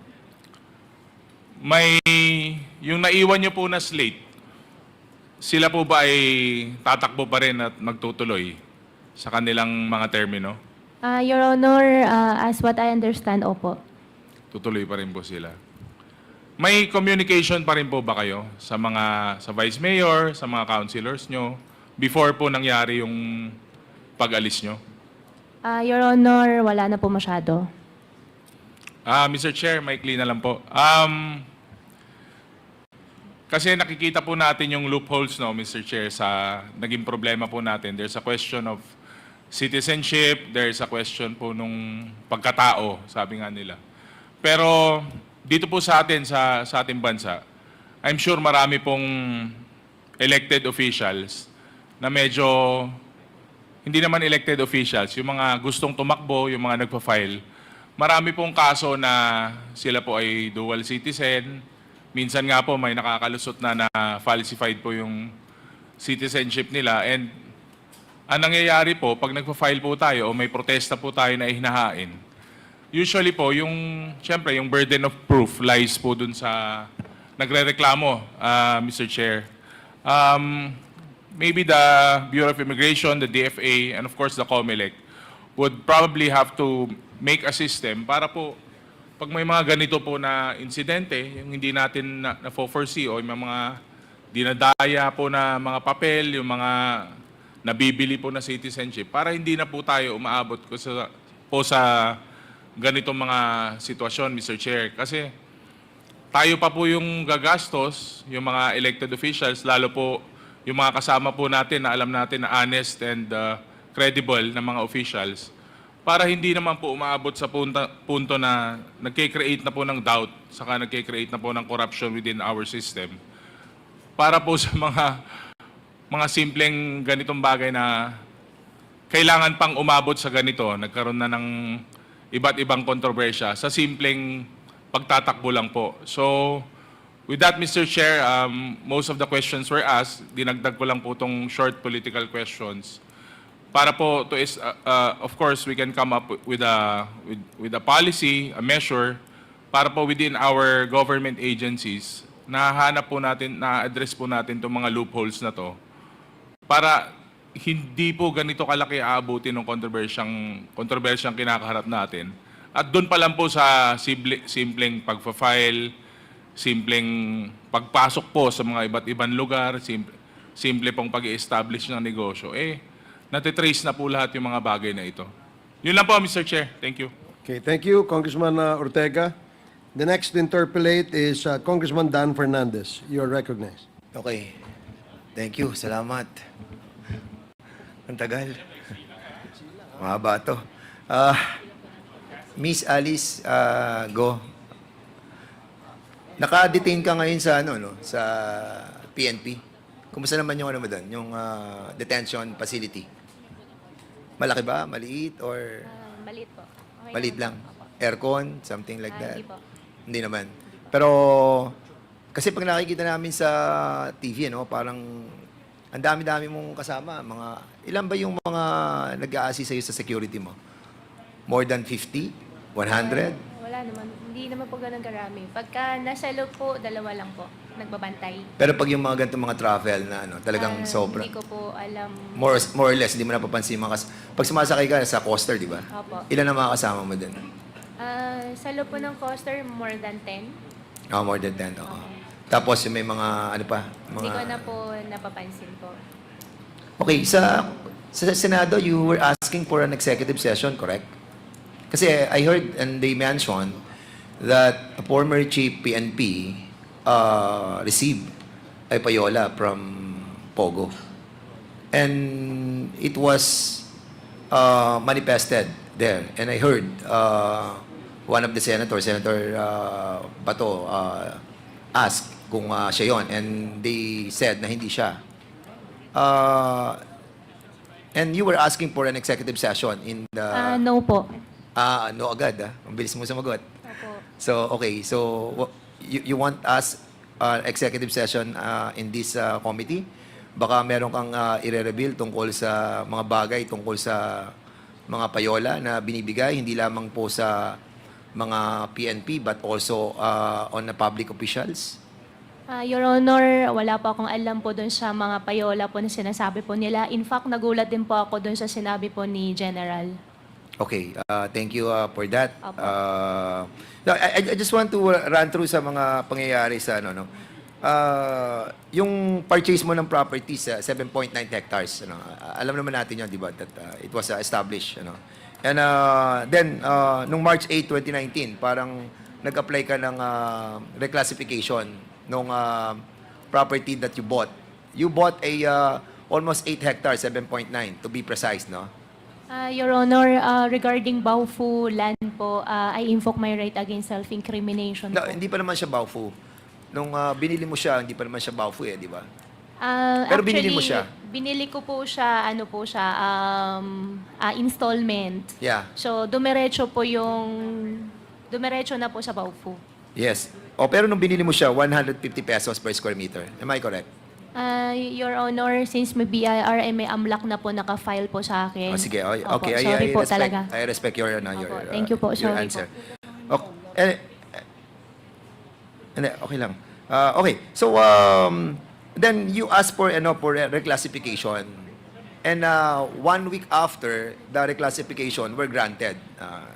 You may or may not answer that. Okay.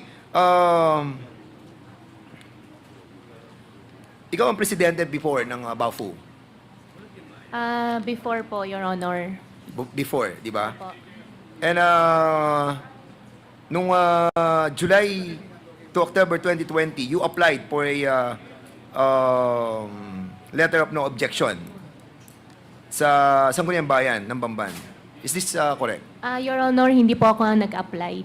Hindi ka nag-apply? Ako po yung nag-translate. Okay. So, in other words, parang yung naandong mga dokumento that was submitted to us ay hindi mo signature. Application, anong company po, Your Honor? Yung Baofu. Baofu reclassification po ba? Yes, yes. Reclassification po, ako po nag-sign po. Okay.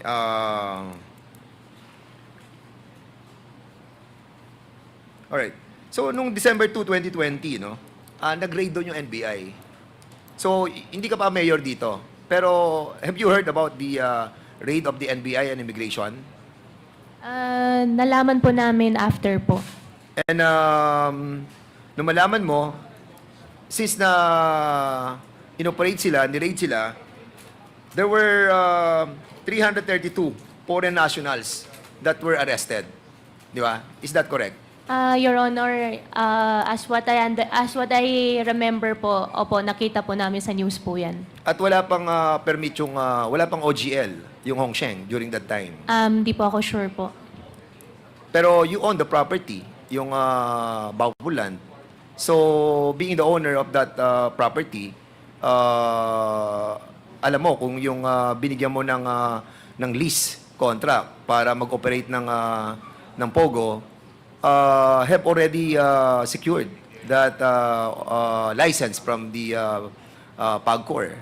Your Honor, regarding Baofu po, I invoke my right. Sige. Dahil po Alright. may final po sa akin human trafficking po sa DOJ. Alright. Sorry so, po. Sige, panay Baofu to. Iwasan na natin yung Baofu para hindi na tayo mahirapan. February 1, 2023, mayor ka na, di ba? Mayor ka na. So, nung mayor ka na, nagkaroon doon ng operation ang CIDG. And sa operation na yon that was conducted, wala pang permit. Wala pa rin permit sila, yung POGO. Because from Hongsheng, nag-apply kayo sa ano yun? Sun Yuan Technology. Your Honor, hindi po kami. Nag-ooperate. Hindi po kami. I have no idea about it po.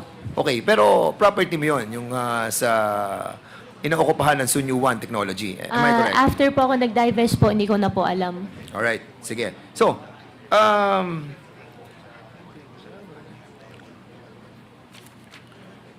noong February 24, 2024, ikaw ang mayor noon, di ba? Opo, Your Honor. Natatandaan mo yung si Minduk, yung isang Vietnamese na tumakas doon sa property mo at pumunta doon kay Mr. Santa Maria. Your Honor, hindi ko po alam yung insidente, pero Yes. kung hindi po ako nagkakamali, right after, nagbigay po ng statement po yung management po nila sa office to explain ano po nangyari. Sinong nagbigay ng explanation? From the management of Zunio 1. And during that time that tumakas yung Vietnamese na yon, si Nguyen Minh Duc, according sa kanyang affidavit, siya ay hinire bilang isang chef, cooking position for Vietnamese nationals. Pero nung dumating siya sa airport, di ba, iba sumundo sa kanya, and after that, dinala siya sa Sun Yuan Technology. At nung dinala siya sa Sun Yuan Technology, he told them that uwi na siya, but he was forced to stay in your place sa Sun Yuan, sa Baupulan. And he was told that he has to repay all the processing fees, lahat. Kaya hindi siya nakaalis doon sa Banban. Now, sino ang chief of police mo during that time? Your Honor, during doon sa na-mention yung pong date, hindi na po ako may-ari nung land. Yes, no, I'm not asking that, Yeah. Alice. I'm asking, sino yung chief of police mo during that time that you were the mayor of... Major Perfecto, kung hindi po ako nagkakamali. Ang mayor mo during that time, ang chief of police mo during that time is si Major Perfecto de Mayo.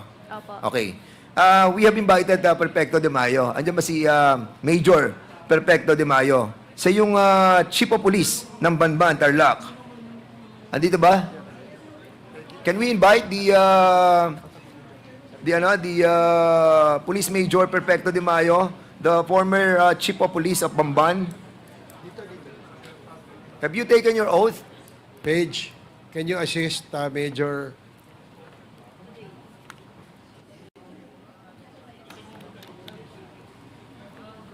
Have you taken your oath? Yes, Your Honor. Okay. Okay. Major De Mayo, natatanda mo yung panahon na pumunta sa iyo yung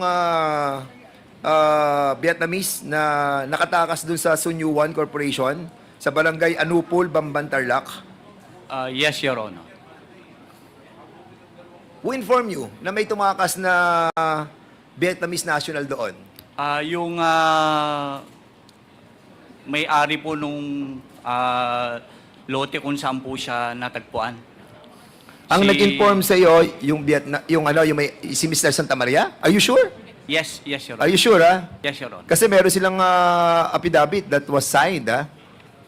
Ha? Baka pag nakita ko doon sa affidavit nila na hindi sila tumawag sa iyo, I'm telling you, sino tumawag sa iyo at nagsabi na pumunta ka doon sa Samaritan? Si Santa Maria mismo. Si Santa Maria mismo ang nagsabi sa iyo. Tumawag po siya sa talk po namin, Your Honor. Tumawag sa iyo? Yes. Okay. Sa TOC po namin. Okay. So siya tumawag sa iyo at pumunta ka doon. Actually, yung investigator po natin. Sino yung investigador na pumunta doon? Si Eduardo Hipolito, Your Honor. Anong time and date mo na-receive yung pagtawag ni Mr. Santa Maria?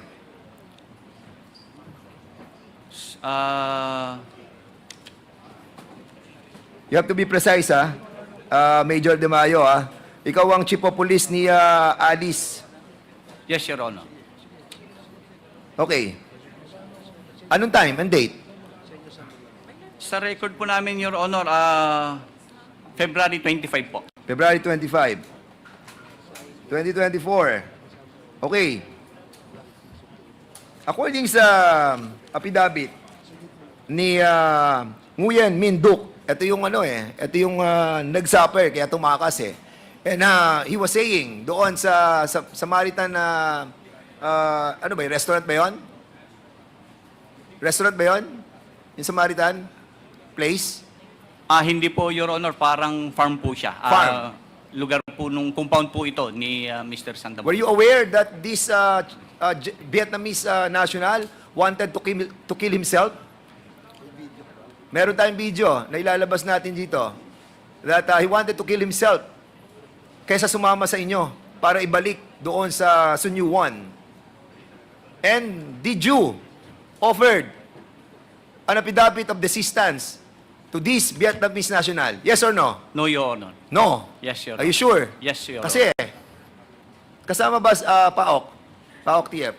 Kasama ba sila sa kaso na pinila ng PAOK about this issue regarding this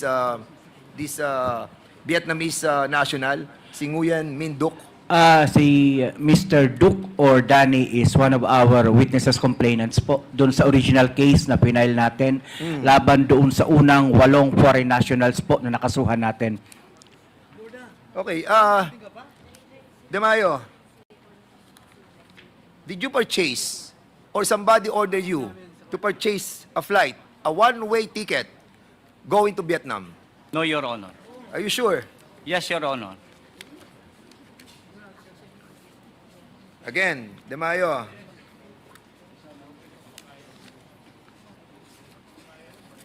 I'm again warning you, nawawala lang yung ticket dito. Pero I got the ticket, the one-way ticket of Cebu Pacific, and we will try to find out from Cebu Pacific who purchased this ticket for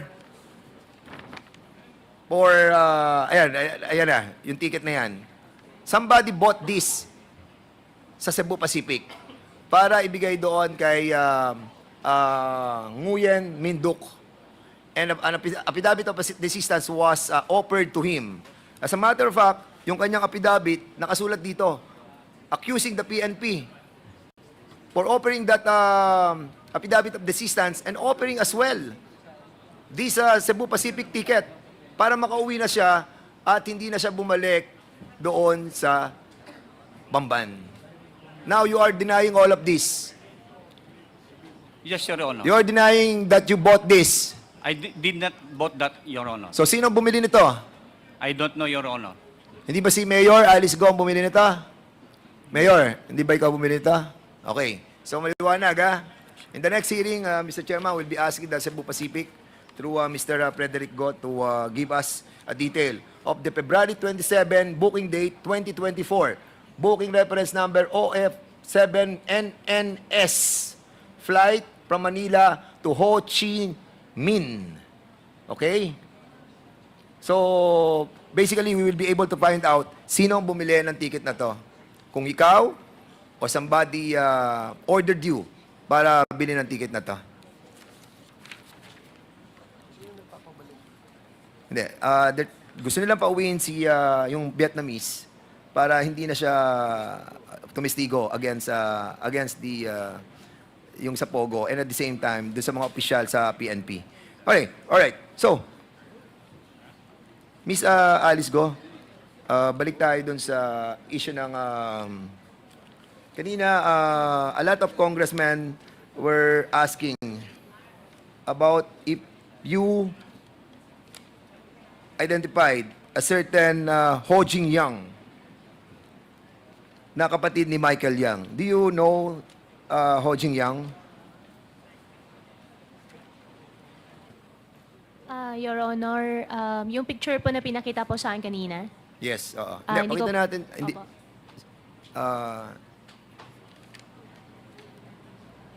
si Ho Jing Yang, hindi mo siya kilala. Yung And- picture po, Your Honor, na pinakita po kanina na both dalawa po. Yes. Wala po akong kilala kahit isa po doon. Wala kang kilala doon. Wala po. Okay, hindi, Michael Yang, may kilala ka Michael Yang? Wala ka nang kilala. Sige, before that, Mr. Chairman, allow me to kasi you were telling the Senate that yung pag alis mo sa Pilipinas ay you testified ba sa Senate that you hindi ka nag-testify doon about yung travel mo palabas ng bansa? Opo. Mr. Chair, I just wanted to show something, and this might help the inquiry of this Quad Committee in relation to the flight of Miss Alice Guo and maybe some of her companion. So siguro ilabas lang muna natin yung yan. we were able to gather this information sa CAAP, no? And from Manila, nung I think that was on August, from Manila to Singapore, meron pong tatlong Chinese na mga pilots. Si Captain Chin Kian Tan, si Guan Seng Lo, si Yung Sen Gao. At ang gamit po nila ay Pacific Flight Services Company. Umalis sila ng Manila papunta ng Singapore at wala silang pasahero. Noong naman, sumunod na same another week, from Puerto Princesa, pumunta sila ng Singapore. Certain personalities, pilots here, wala rin silang pasahero. Yung second natin. Dito naman po, from Clark, point of origin nila, pumunta sila sa Kota, Kinabalu. Meron din po silang tatlong Chinese na mga piloto. Si Captain Kuo, Li Quan, si Chang Por Chun, si Wang Shengkai, si Chen Yu. Mr. Chairman, wala rin silang pasahero. Ito noong June 30, 2024. At ikato naman dito, Mr. Chairman, kung mapapansin mo, noong July 3, PhilJets Aero Charter Corporation, Puerto Princesa, papunta rin ng Singapore. Ang kanilang mga pilots are all mentioned here, wala rin silang pasahero. So we need to investigate this matter, and we will be inviting yung immigration, custom, and quarantine. Kasi alam nyo itong mga charter flight na ganito, miski yung mga cargo flights, chine-check po yung mga tao or yung mga cargos or yung mga dala-dala nila doon sa private plane. And we wanted to ask the Bureau of Immigration. Andito po ang Bureau of Immigration? Yes, ayan na pala ang BI. BI, can you kindly check these charter flights? Marami itong mga hawak kong mga charter flights na wala silang laman papunta sa Singapore. From Singapore o kaya going to Kota Kinabalu, Malaysia. So, can yes, we solicit some answer, please? We'll have it check, Your Honor. At the end of the committee hearing, Your Honor, I'll just get, if it's possible, to get copies of those. I will be flights, giving Your you all Honor. these documents. Yes, Your Honor. Thank you, Your Honor. Yeah. Okay. Custom. Andiyan ba custom?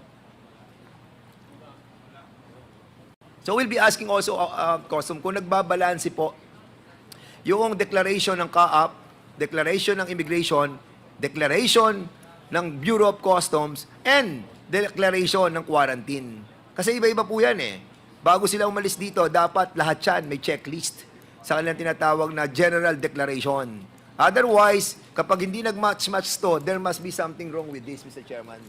And I believe, do sa period ng from June, last week of June, up to August, doon natin makikita kung talaga sila nagbiyahe ng cargo, private plane, or talaga nagbiyahe sila sa pamamagitan ng bangka papunta doon po sa Malaysia or Singapore.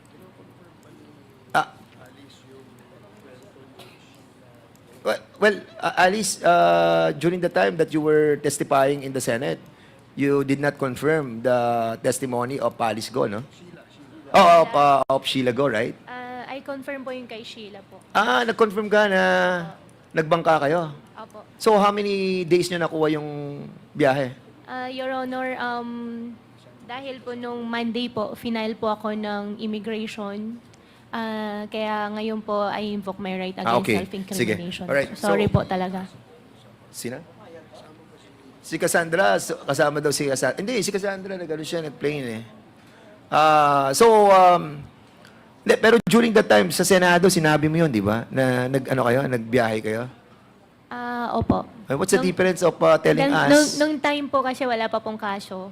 Nung Monday po, final na po ako ng immigration. Anyway, Mr. Chairman, the documents or the testimony of our resource person can be used as well by these committee for that purpose. Okay, so ngayon naman, yung sa raid sa Cagayan, I'll be asking the region, Cagayan de Oro City. Andiyan ba yung PNP nung region, what region is that? The Cagayan de Oro City? Region 10. Sige, I'll be asking the region 10, please.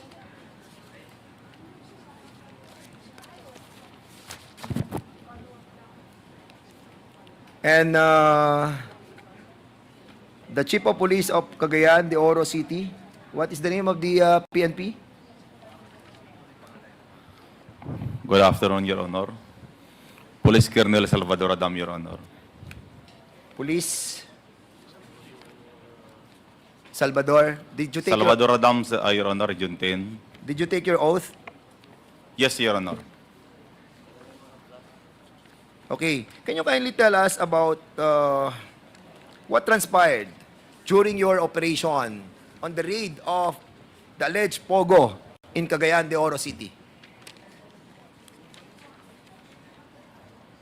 Your Honor, I would just like to inform you, Your Honor, that we have not conducted any raid against POGO, Your Honor, under my term. But Hindi pa ako. You mean hindi ka nag-conduct ng operation doon sa, it's all over the news. Cop raid alleged POGO hub in Cagayan de Oro. Police have raided an alleged POGO hub inside the subdivision in Barangay Cugman, Cagayan de Oro. During the operation, police found that the area appeared to be dormant. that's not a raid, Your Honor. That's an inspection, Your Honor. Oh, it's an inspection. Yes, Your Honor. Actually, Your Honor, the POGO operations in Cagayan de Oro City already ended last July 2023, Your Honor. Pero meron silang POGO talaga doon. Yes, publicly, Your Honor. And you were able to see all the desktops, kasi nandun sa report eh. Yes, na, Your Honor. Na meron pang mga computers, meron pang mga chairs, meron pang mga Only tables. chairs and tables, Your Honor. Ah? Chairs and tables, Your Honor. No more computers, Your Honor. But sa picture, meron computers, ayan, no? Ayan, no? Ayan, read nyo, oh. Ayan. Mga computers yan, di ba? Di ba? Wala bang computers? Ano ba yan? I think that's chairs, Your Honor. Because on the report, on the news report, ayan, no? Alleged use by a POGO were still there, including computer desks. Walang computer. Walang Computer computer. desk lang. Yes, Your Honor. Okay. Sige. Do you know that the company is owned by the Philippine Sangian Steel Corporation? Your Honor, the name in the was reported to me, Your Honor, is Oro 1. This Oro 1 Incorporated, Your Honor. Or one? Yes, Your Honor. Is it a part of the PBDEC, the Philippine Industrial Authority? Your Honor, PBDIC is located in Taguluan area, Your Honor, while this place, Aluana compound, is located in Cugman, Cagayan de Oro Yes, City. but this is owned by the same person. Am I correct? I have no idea, Your Honor. You don't have any idea. Yes, sir. But I have an idea. I have an answer to my question. This is owned by the same person. And you know who owned the same place? Ng Philippine Sangia Steel Corporation and that one that you have inspected? Again, Your Honor. Kilala mo ba, kasi tinatanong ko kung kilala mo, sabi mo hindi mo kilala yung owner nung in-inspect ninyo at yung Philippine Sangia Steel Corporation. Yes, Your Honor. Ang may-ari nun ay si Mr. Tony Yang. Si Mr. Tony Yang ay si Jin Xiang Yang na kapatid ni Michael Yang at kapatid ni Ho Jing Yang. You don't know that? I have no idea with the... I only know Mr. Yang, Your Honor. I want to show you a picture. Baka maalala mo kasi taga-Cagayan ka. Major, Colonel, pakinggan mo ako. You are from Cagayan de Oro City. Yes, Your Honor. And you are Chief of Police of Cagayan de Oro City. Yes, Your Honor. Kung taga ron ka, kilala mo yung mga negosyante doon. Am I right? Not all, sir, Your Honor. Hindi mo kilala to bilang head siya ng Chamber of Commerce sa China, sa sa Cagayan de Oro. And I will show you a picture. Can you kindly show it? Yan, kilala mo siya. Tony Yang, kapatid ni Michael Yang at kapatid ni Ho Jing Yang na nagkaroon ng transaksyon kay Alice Guo through a financial transaction of almost 3.3 billion. And this is the eldest brother of Michael Yang and Ho Jing Yang. Do you know him? Yes or no? Yes, Your Honor. The Kilala picture mo? in the middle, Your Honor. Yes, so kilala mo. Popular yan. Hindi pwedeng hindi popular yan. Ha? Anyway, I will show you another picture. No, not that one. Balik. Balik.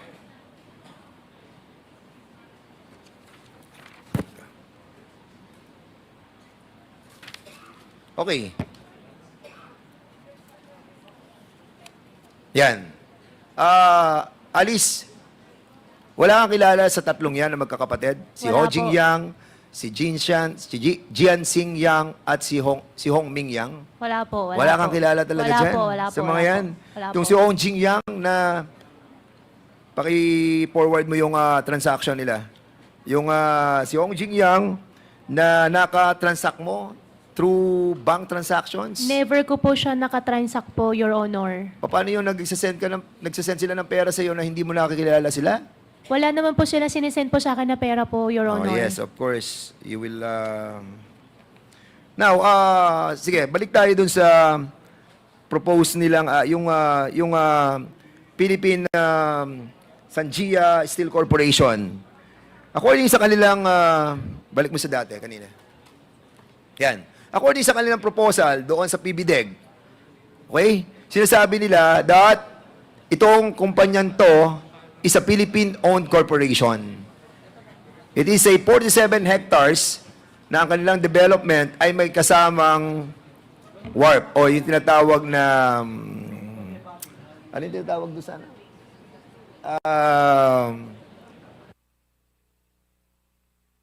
Meron silang port. And may seaport sila, steel corporation sila, manufacturing company sila ng steel, meron silang port doon sa 47 hectares that was constructed and approved on 2018. But kung titignan po natin yung presidente nila na si Antonio Lim, na siya rin po si Tony Yang, at siya rin po si Xianjian Li Yang, Mr. Chairman, he is a pure Chinese national. I wanted to show the passport of Mr. Jianxin Yang. Can you kindly show the passport? Yan po yung passport niya. And I think, mamaya tanungin natin ng PAOK because I think they will be presenting something as well, no? With this regard. So, si Antonio Lim, si Tony Yang, si Yang Jianxing is a Chinese national. How can he own a property and bought lands doon po sa Cagayan de Oro City, 1,000 or 100 of hectares for being a Chinese national? Again, dito po natin makikita, Mr. Chairman, that indeed, pretending to be Filipino and trying to get a passport through PSA, ginamit na naman po yung ating mga ahensya para po makabili sila ng mga property and to transact and use this Philippine Steel Corporation or Philippine Sanjia Steel Corporation as a front. Because, Mr. Chairman, nung 2000, binuli nila yung Yangtze Group Trade Company Incorporated. And at the same time, yung Golden Sun Cargo Examination Service Corporation. And at the same time, Mr. Chairman, ito pong Yangtze na rice mill nila, later on, probably, will be asking as well the PAOK to give us more detailed, no, about the transaction that they have undergo doon sa mga critical na mga personalities that are involved with drugs. Yung mga personalities that we mentioned in the Committee on Dangerous Drugs are involved in this bank financial transaction. Mr. Chairman, I want also to show yung ating pong Philippine Sangia Steel Corporation. Paki-show yung mapa.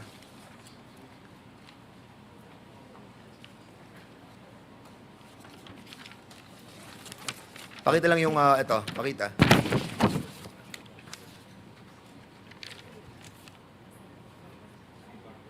Before that, let me acknowledge the presence of our Deputy Speaker, Raymond Mendoza. Mr. Chairman, that is the Philippine Steel Corporation. They are a 47-hectare with a lease agreement with PBDEC, which the PBDEC, the Philippine Industrial Authority natin, owned by the government, 22 hectares doon. Pinaupahan natin sa kanila. Pinaupahan natin sa kanila ng 30 pesos per square meter. Meron silang port. And accordingly, nagtataka tayo, lalo na yung PAOK, nagtataka rin sila, bakit may mga Chinese nationals dyan? And at the same time, Mr. Chairman, no? Maraming nagdadak dyan ng mga ship. And most likely, no, the news about the transshipment of drugs, no, most likely, dyan din po dumadaan. Mr. Chairman, I would like to invite also Ms. Gemeline S. Cruz. Siya po ang bagong presidente ng Sunyu One Technology. And Roderick Puhante. Siya po ang VP and Treasurer. And si Jason Maswerte. No? Maswerte sila, hindi sila naimbitahan. Pero ngayon, we have to invite them because they are the new Sunyu One Technology Incorporated na Presidente, Vice President, Treasurer. And they are the one who paid $500,000 sa PAGCOR. And we have to invite also Joan Estomo and also si a certain, I cannot read the name, siya yung, Mr. Chairman, representative na nagbayad ng $250,000. So we need to find out who gave them the money para at least malaman po natin sa kanila kung saan nanggaling yung pera na pinambayad nila. Ha? Si Kihano, na-invite mo na. And also, let's invite also Kihano. Oh yeah, Kihano is the, yes, the PBDEC, yes, a while ago, I tried to invite PBDEC, the one who signed the MOA, or the Memorandum of Understanding between Tony Yang and the PBDEC was Attorney Quijano. And one of the administrator also is Pompey Labina. And the new administrator of that PBDEC must be also invited on the next hearing, Mr. Chairman. So, lastly, Mr. Chairman, last na po. Cassandra, natatandaan mo nung last hearing, binanggit mo sa akin na meron ka atang 3 accounts sa sa bangko, di ba? Pero and I ask you kung totoo 'yun na 3 accounts. Sabi ko 10, di ba? Then sabi mo hindi, baka mga 3 lang. Ano ba totoo? Ilan ang account mo sa bangko? Mr. Chair, I'm not sure po. Hanggang ngayon di ka pa rin sure. Wala naman po akong contact with them. Kasi ako, meron akong hawak dito eh. Catherine, Cassandra, meron kang 11 account, including a policy. You have a pro-life insurance? Yes, di ba? So, you have a 10 account from a policy from the pro-life. Di ba? So, sa 11 accounts mo, kasi, so ngayon, naniniwala ka na sa akin na meron kang 10 accounts. Kasi the last time that I asked you, di ba, meron kang 10, 9, 8, sabi ko, di ba? Kasi I know that you have 10 accounts eh. I'm not sure po. Hanggang ngayon, you're telling us na you're not yet sure. Yes po, Mr. Chair, kasi wala po akong yung mga record ko po. Again, hindi ko po ma-check yung mga record ko. Sa hanggang ngayon, hindi mo ma-check yung mga records mo. Opo. Now, You are the whirlwind beneficial owner with the 58%. You know the transaction or financial transaction that happened with that company. Kasi marami yung transaction di ba? Issue ng cheque, pasok ng pera. Kasi you have like 23 transactions doon that involves almost 211 million. And with your accounts, the 11 accounts, you have almost 198 million. So, do you have an idea that almost kalahating billion yung transaction that you have transacted with your own 11 banks and your Whirlwind Corporation? Can I consult my lawyer Sige, po? yeah, go ahead. Thank you.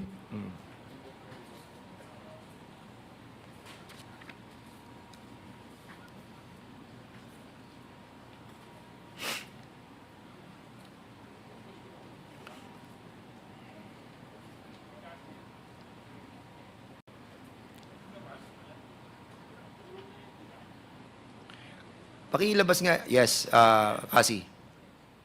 Mr. Chair, I You invoke your right. Opo, kasi may Yeah. money laundering na po. Sige, okay. Kasi the last time, wala ka pang kaso eh. Kaya nga sinasabi namin sa iyo, cooperate with us eh. Pero now na may kaso ka na, yan talaga yung mangyayari. Now, I will show you something, Cassie.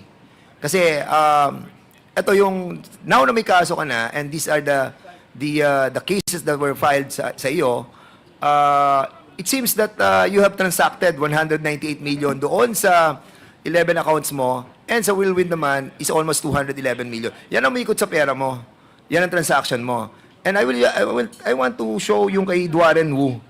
Si Duaren Wu, meron siyang 7 bank accounts at meron siyang umikot na 183 million. So in other words, Mr. Chairman, kasi, mas malaki pa yung umikot na pera sa iyo compared to Duaren Wu. So ngayon, ang tanong ko sa iyo, sino ang boss? Ikaw ba o siya? Sino ba talaga ang boss sa inyo? Wala naman po boss sa amin. Walang Mr. boss. Chair. Opo. So hindi siya Partnership naman po Ha? kami. Wala pong boss sa amin, Mr. Chair. partnership kayo. Opo. Pero syempre, mas matanda siya. Pero you are the 58% owner of the Whirlwind, di ba? 58% ka eh. And kung pagbabasehan natin yung assessment doon, 2.5 billion, that's almost 1 billion plus. So, ang laking pera nun kasi, di ba? But of course, I don't want to dwell with it anymore. But in here, clearly, 20% lang si Duaren Wu, ikaw 58%. So, there must be somebody who is the boss. Kasi kung 58% ka, 20% lang si Duaren sa Whirlwind Corporation, so you must be the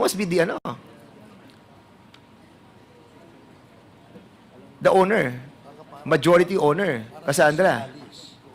Yes. Kasi kung pagbabasehan mo, Mr. Chairman, tong issue ng Bamban, saka ng Porac, they are almost the same. Sa Porac, meron silang Whirlwind. Sa Banban naman, meron silang Baofu. Meron silang Sunyen na POGO, meron naman sa Lucky South.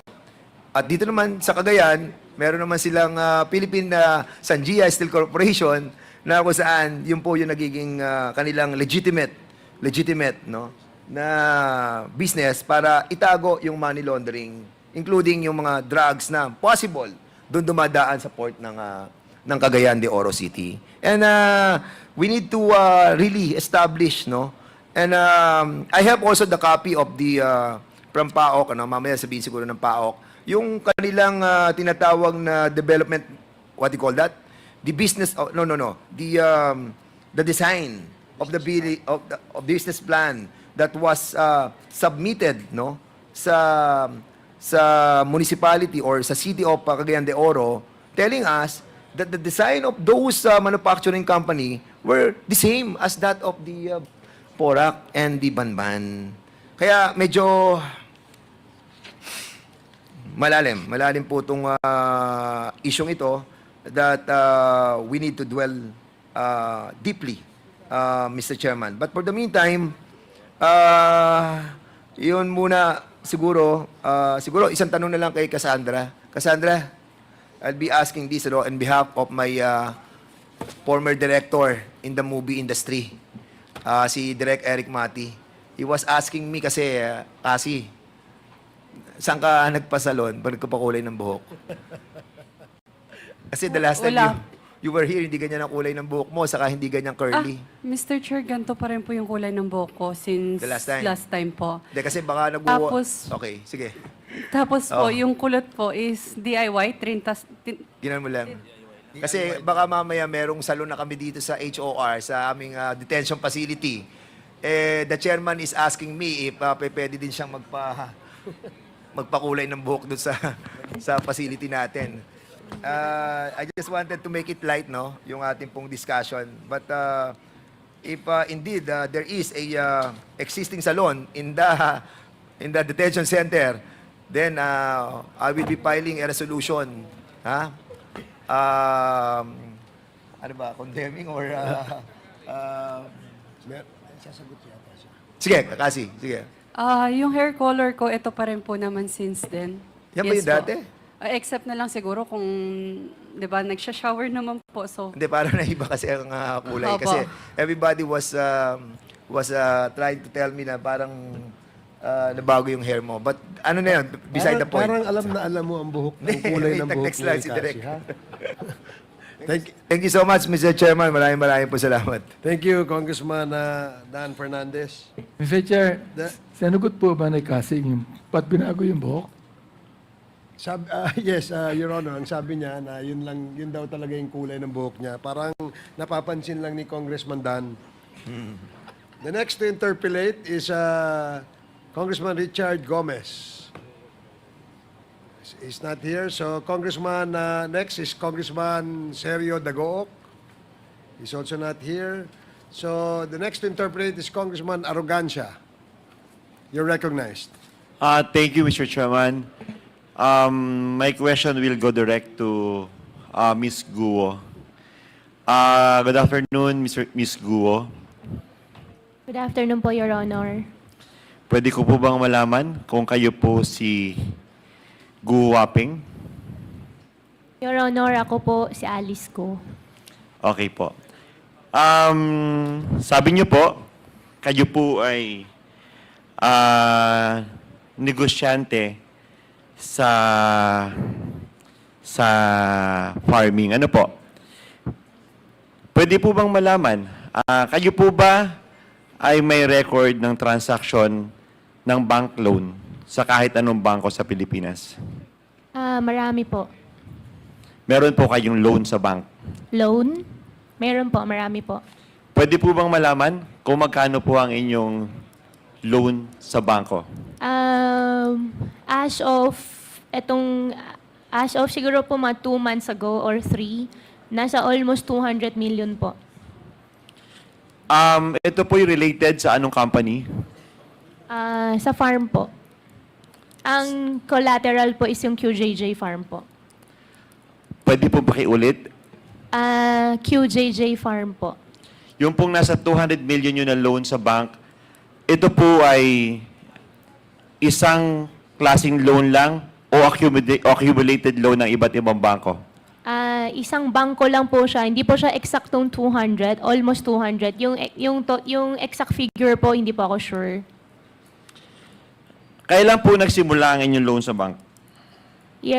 Kung di pa ako nagkakamali, year 2000.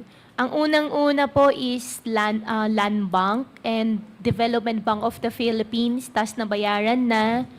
Tapos, ibang bangko naman po. Kung di pa ako nagkakamali, year 2000 pa po yun. Mr. Chairman, pwede po kaya nating ma-request ang bank na kung saan may pagkakautang si Ms. Alice Guo, Mr. Chairman?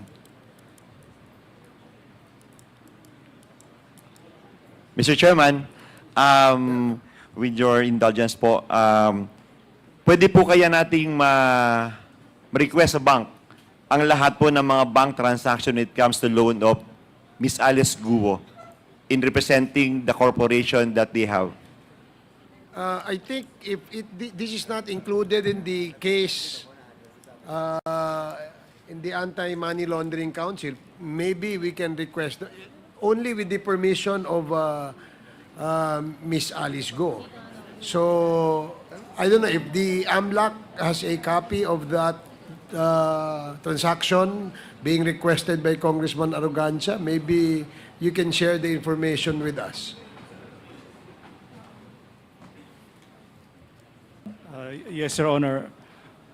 Well, under Section 8A of the law, Your Honor, all information that we gather are confidential. But I believe under Section 2 of Republic Act 1405, only deposits of whatever nature, including investment in bonds issued by the Republic of the Philippines, shall be covered by the bank secrecy.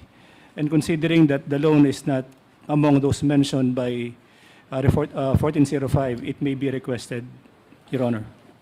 Mr. Chairman, I was just trying to prove ang source of income ni Miss Alice Guo, bakit po yung kanyang lifestyle ay sobrang taas. Gusto ko pong malaman yung legal na pinanggagalingan ng kanya pong source of funds. Another question, Mr. Chairman.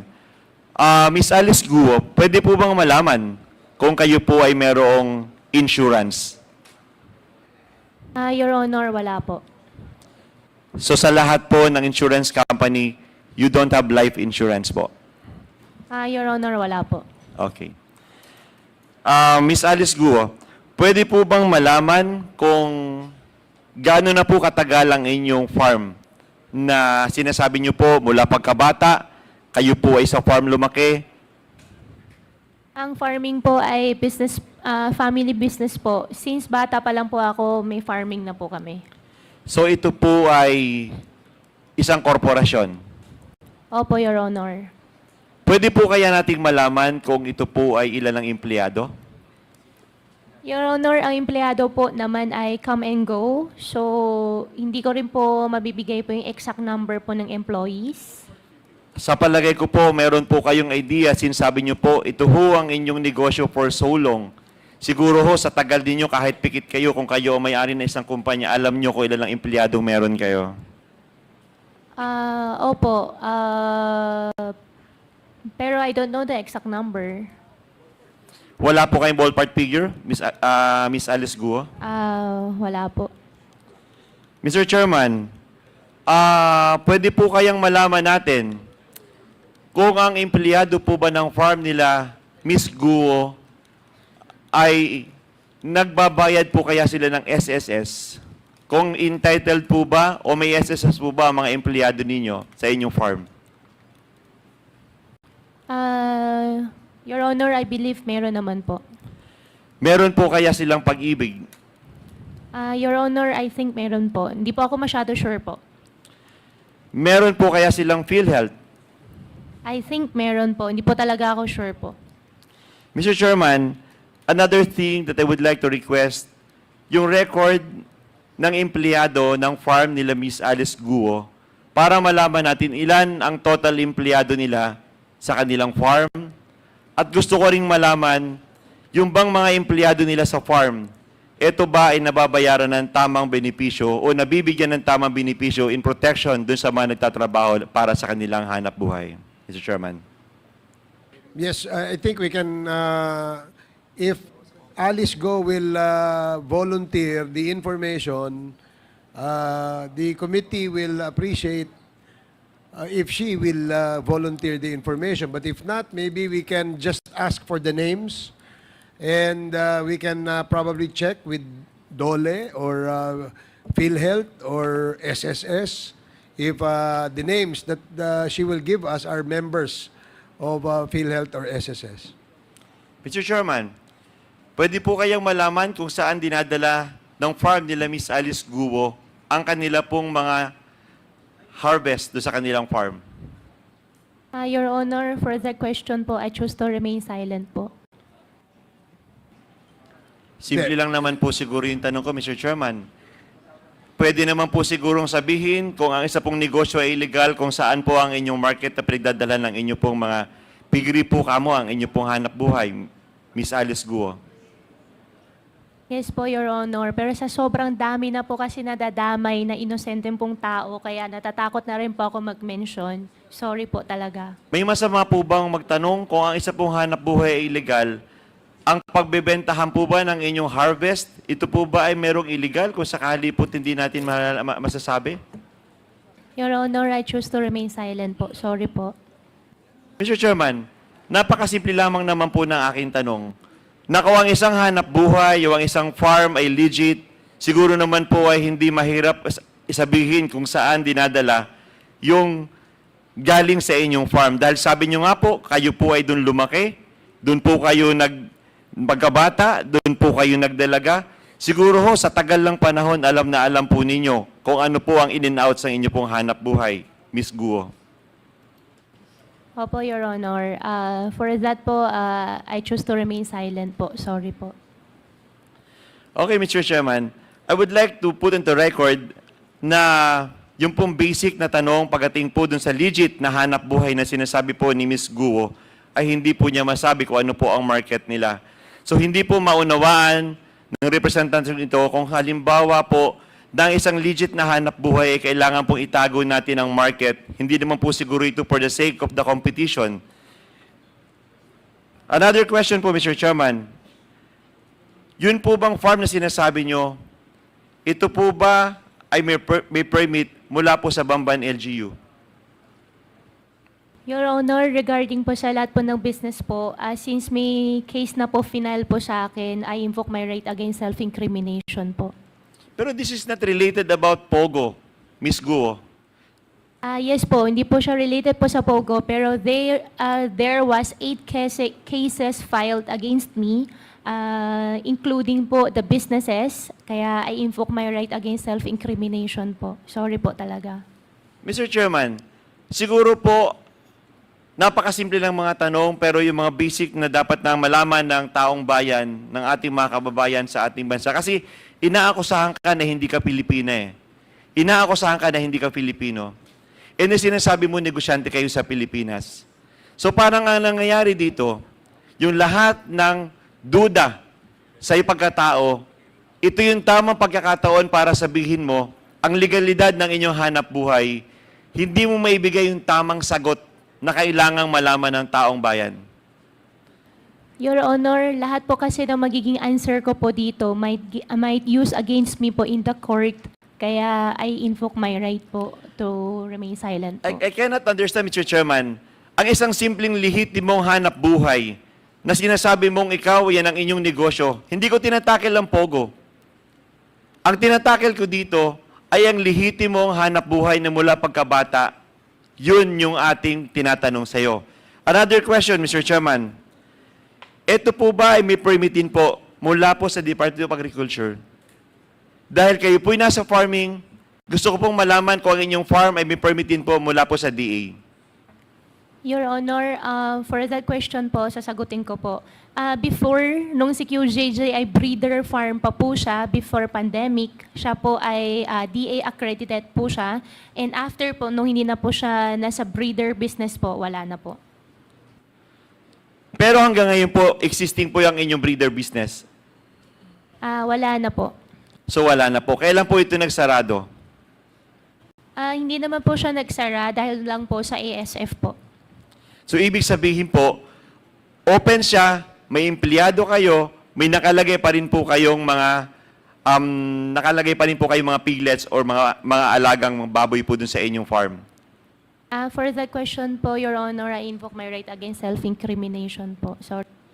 Bakit kailangan mo sabihin yung self-incrimination? Walang masama sa aking tanong. Problema ko po kasi, Your Honor, finailan na po ako ng AMLA cases po.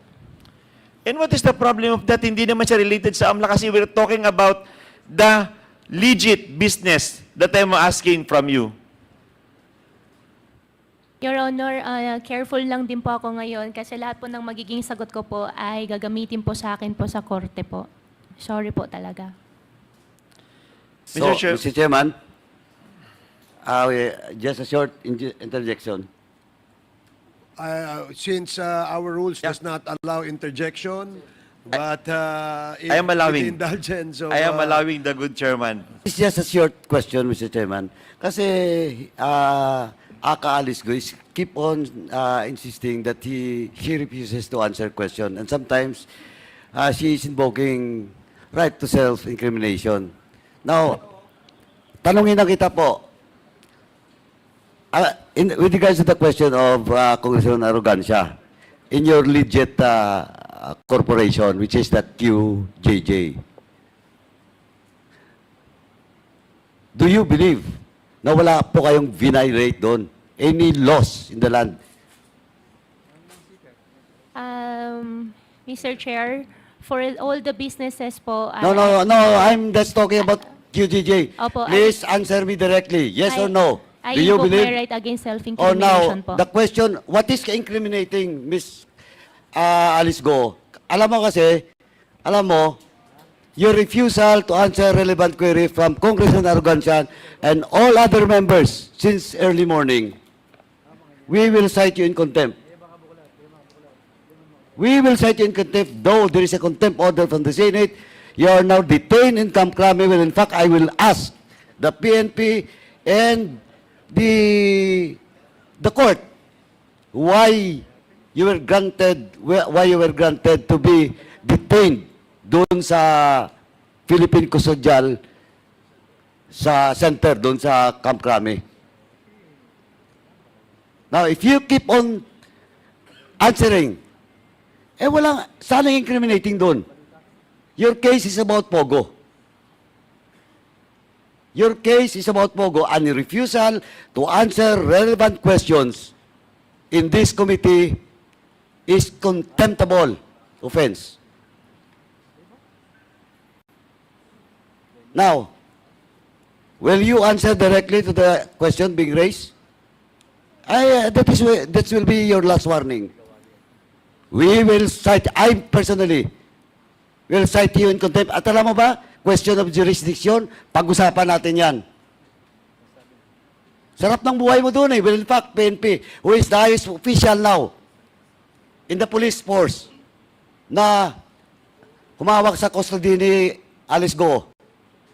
Sino po? Kasi, pati security mo. Well, in fact, Kibuloy is detained now, but you. Question, your status now is in question because of national security threat. And you are enjoying in the PNP Custodial Center while Kibuloy is detained in ordinary prison cell. Now, you'll answer or not? Because if you will not, I will cite you in contempt. Question of jurisdiction, pag-usapan yan ng committee to, ng leadership of the House and the court. You are now, tandaan mo if you will be contempted in this committee today, that is a direct contempt and you are under our custody at of this moment. Tandaan mo yan. Unless the committee will not join me for you to be detained in the House premises or you will be detained in the Women's Correctional. Sarap ng buhay mo doon eh. Dami mo pang bodyguard. O PNP, who is the highest official of the PNP that has the custody of Alice Guo? Wala.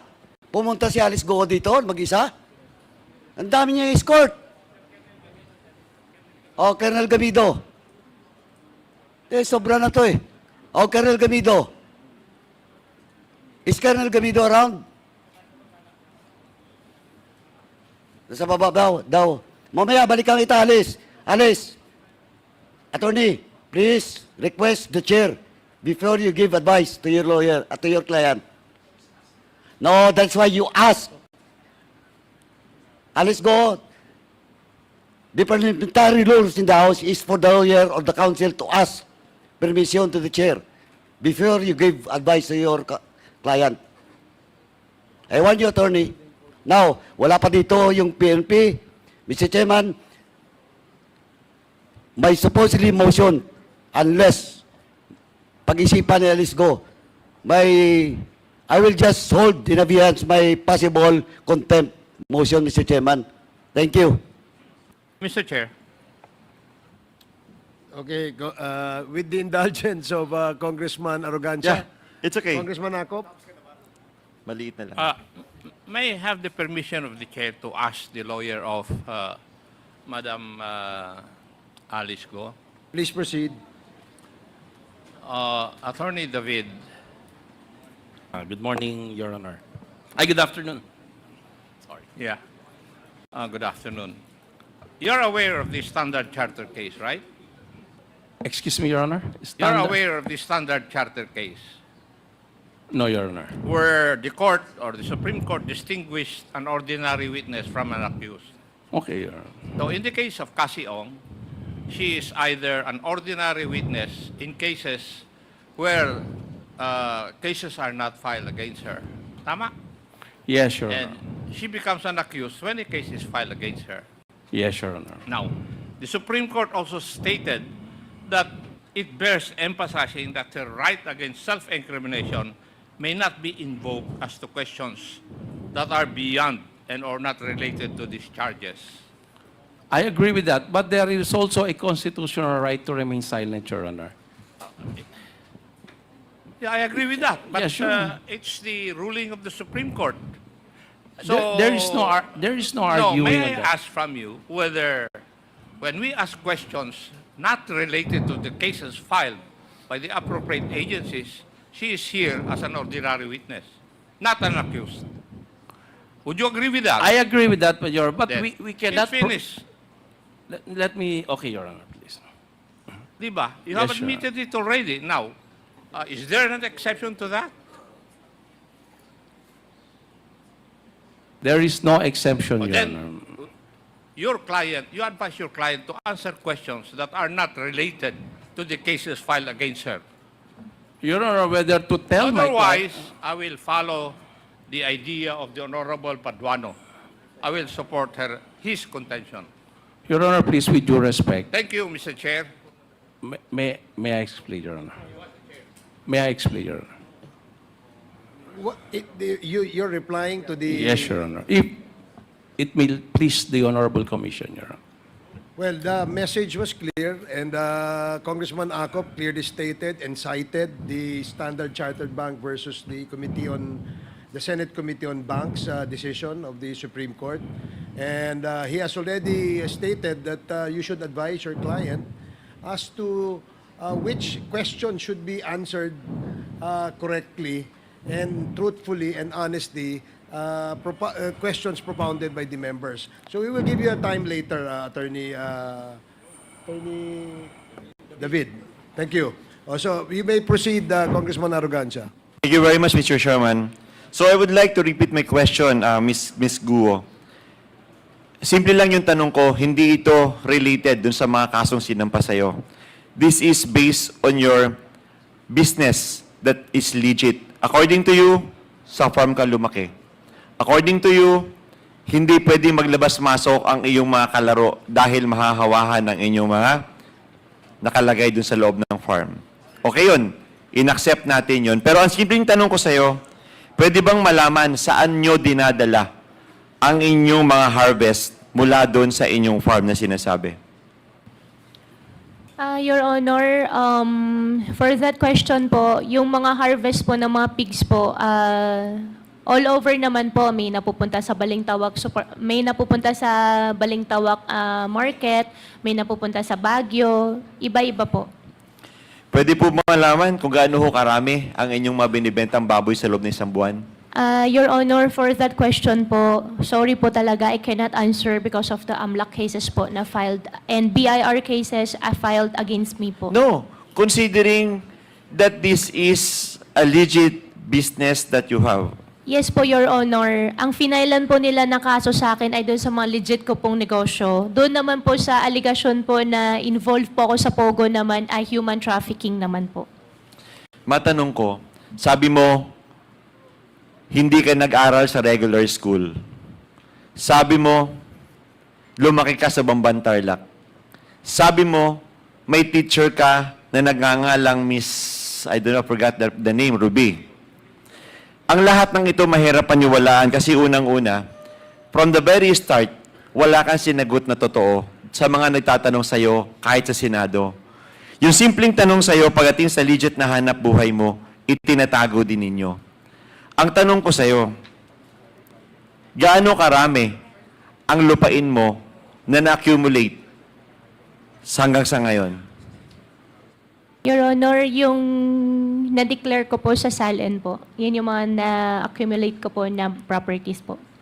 Mr. Chairman, is it appropriate po kaya na hingin natin sa Registry of Deeds ng Bamban Tarlac ang lahat ng ari-arian na nakapangalan kay Miss Alice Guo at dito sa katabing bayan ng Bamban Tarlac? Mr. Chairman. Yes, of course, that's possible. I think we can ask the RD, no, for that information. Andito ba yung RD ng Pampanga? Oh, yan, nandito pala. Yes. So maybe Mr. Chairman, hihingin ko na lang po ang pag-submit niya sa atin pong committee para hindi masayang ang oras natin. Ang kailangan ko lang po, ilang titulo ng lupa ang pagmamayari ni Miss Guo, yung mga rehistrado po under sa name niya. So yun lang po, Mr. Chairman. Maraming salamat po. Thank you, Congressman Arrogancia.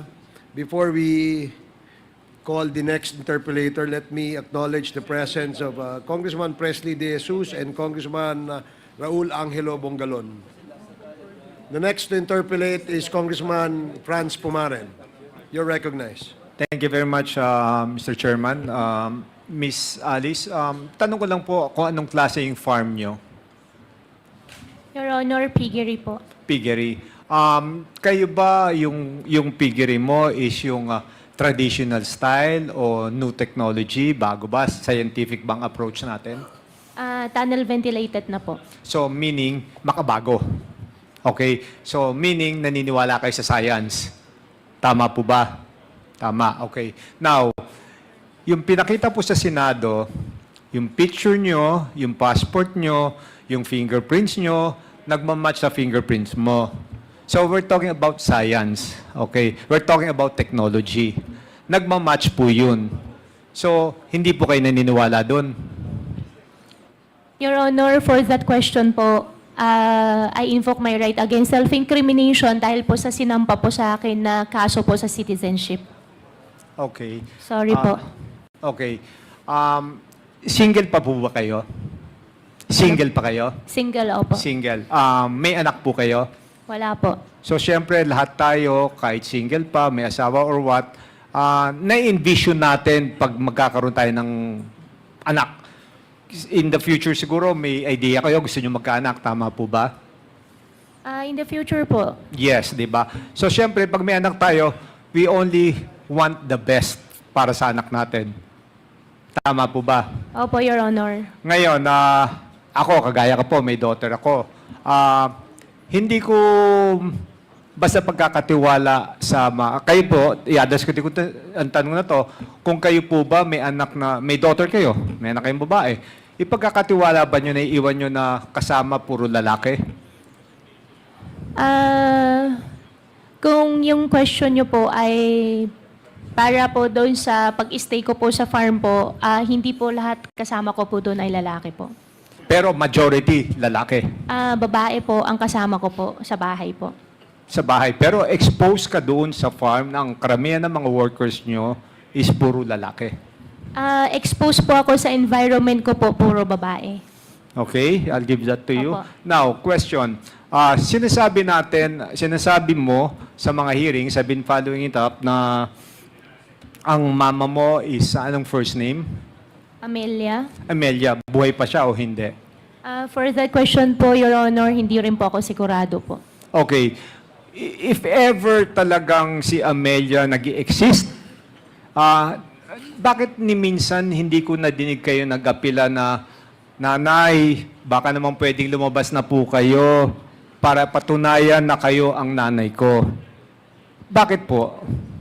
Your Honor, I believe kung andyan pa po siya, buhay pa po siya, tingin ko naman po, lulutang po siya para sa akin. Okay, granted, wala na siya. Wala bang kamag-anak yung nanay mo? Your Honor, lumaki po ako na wala po ako nakilalang kamag-anak po Hindi, ng pero mami. sigurado may kamag-anak yan. Pero bakit walang lumulutang na para magsabi na talaga ang kanyang nanay ay aking kapatid, pinsan, and everything?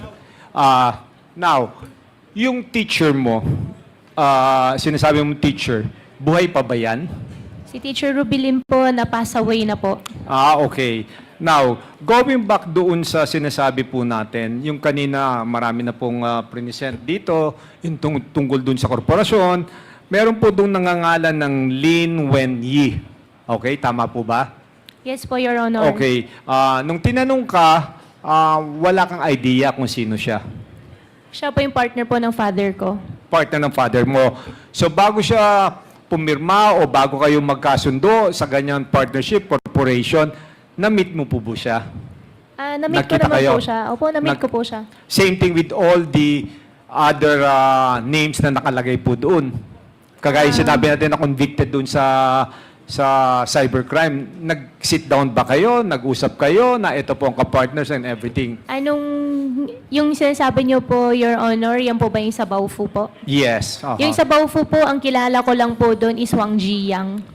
So hindi kayo naupo para mag-meet kayo dahil ito mga nakalagay sa papel nyo, sa SEC registration nyo? Nag-usap po kami dalawa. Kayo dalawa lang? Not the whole yung nakalagay doon sa anong yun? Opo, nag-usap po kami dalawa ni Wang Jiyang. Okay. Now, yung sa ibang mga companies mo, puro kamag-anak mo na doon. It's either kapatid mo or what? Tama po ba? Yes po, Your Honor. Okay. So yung meron doon parang Shane something na Go. Sino po yun? Hindi po ako sure, Your Honor. Sheng. Parang wala naman pong ganun. Shein. Go. Pinlash kanina. Yung po ba yung yung parang Chinese name, yung buo po? Yes. Sheng. Pero may Go rin siya.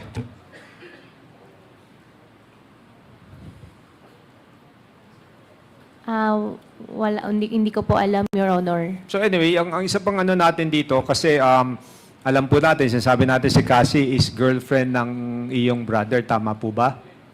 Wesley, opo. Ni Wesley. Okay. Anong Chinese name ni Wesley? Your Honor, hindi ko po alam anong Chinese name po niya. Brother mo, hindi mo alam? Ang alam ko po, Wesley Guo, ang tawag ko po sa kanya, Bunso. No, pero the whole time, you're 38 years old, di minsan hindi mo po alam yung Chinese name ng brother mo? Your Honor, hindi. Ang gamit ko lang, ang gamit lang po niya lagi, Wesley. Hindi ko po alam ng Chinese name po niya.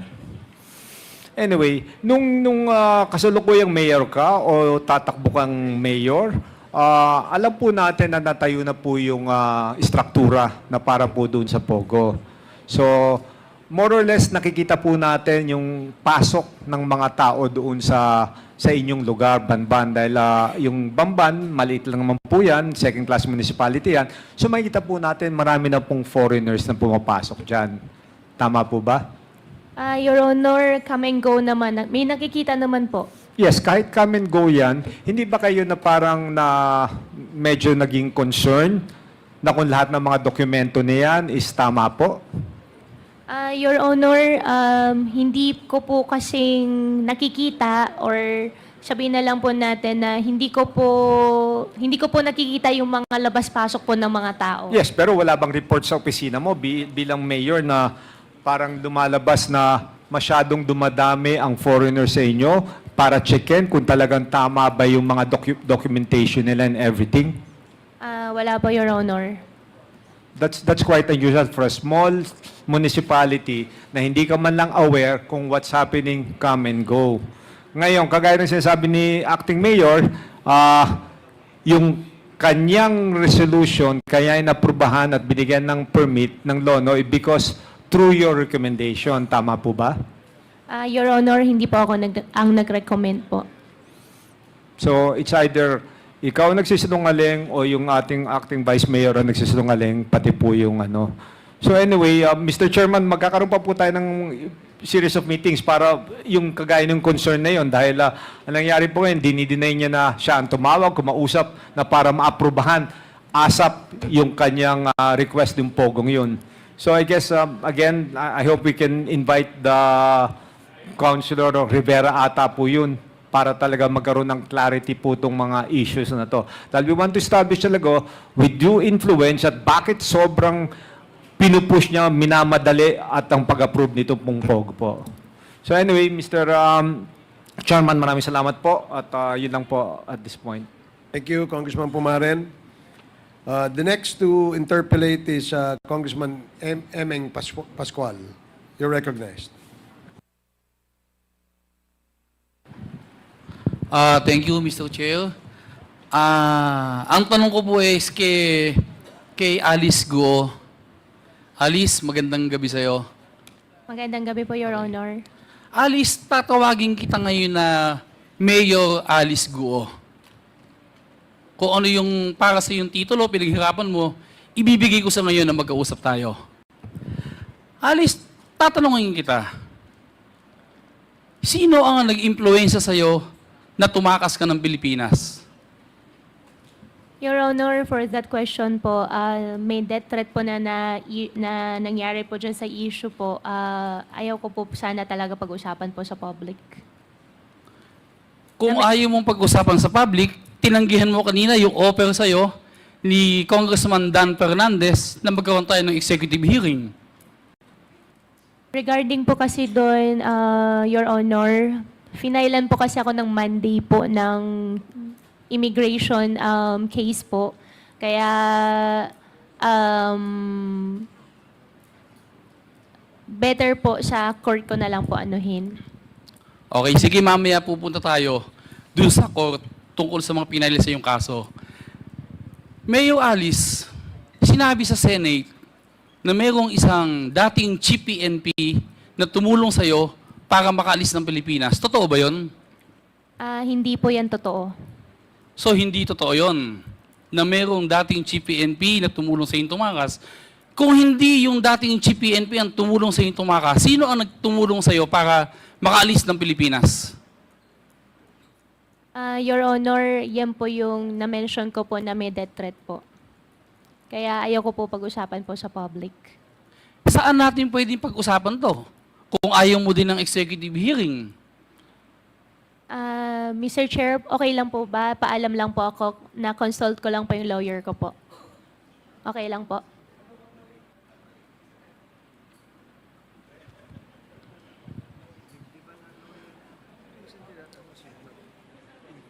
Oo nga eh. Dali, kasunod yun. Ha?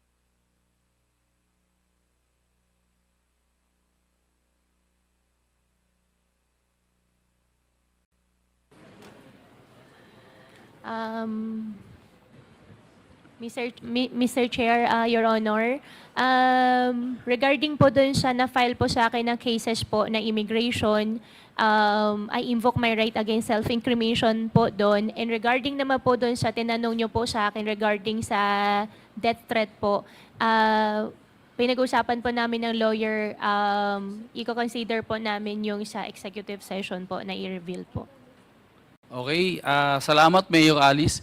Mayor Alice, sino ang, kung walang tumulong sa'yo na ex-GPNP, pwedeng malaman namin sino ang nag-encourage sa'yo o nagbuyo sa'yo, kumumbinse o nagbigay ng payo para umalis ka ng Pilipinas?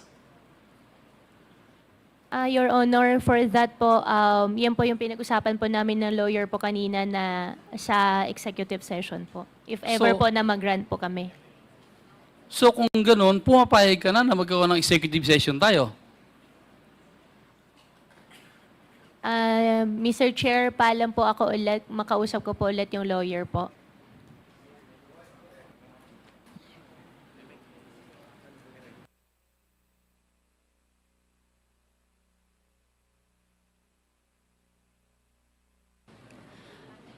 Mr. Chair, Your Honor, regarding po doon sa magiging safety concern ko po, opo, kung mapagbigyan po ako sa executive session po, I'm more than willing po. Mr. Chairman, just a short interjection with the Just go ahead, indulgence. sir. Ms. Alice Guo. So you're asking now this committee to have an executive session with regards to the person that helps you for your escape? Mr. Chair, since regarding po doon sa safety ko po, Kaya nga, tinatanong muna kita kasi Alice Guo, alam mo, kung walang bas-bas, yung sasabihin mo sa executive session, mas lalo kang magka-problema. Kung walang saysaya, kung walang weight, walang bigat. Baka si Duan Ren Wo na naman yan. Baka yung pangalan na binigay mo sa Senate. Your Honor, wala po akong binigay na ganung pangalan po sa Senate po. Wala kang binigay na pangalan, so ibibigay mo dito sa amin. Wala po akong binigay po na Hindi, pero pangalan tanong po ko na muna. mention niyo po. Bibigay mo dito sa amin. Your Honor, okay lang po ba kausapin ko po yung lawyer po? Hindi, tanong ko lang, tinanong na kita kanina eh. You're asking for an executive session, di ba? Now question, vital ba yon? May bigat ba yon? Baka mamaya, ang sasabihin mo lang naman is, wala rin kwenta. Mas didinan kita, doon mismo, pagbalik dito, pa-content na kita. Oh, because you're using our time here. Hindi. Siguraduhin mo muna. Sigurado ka pa?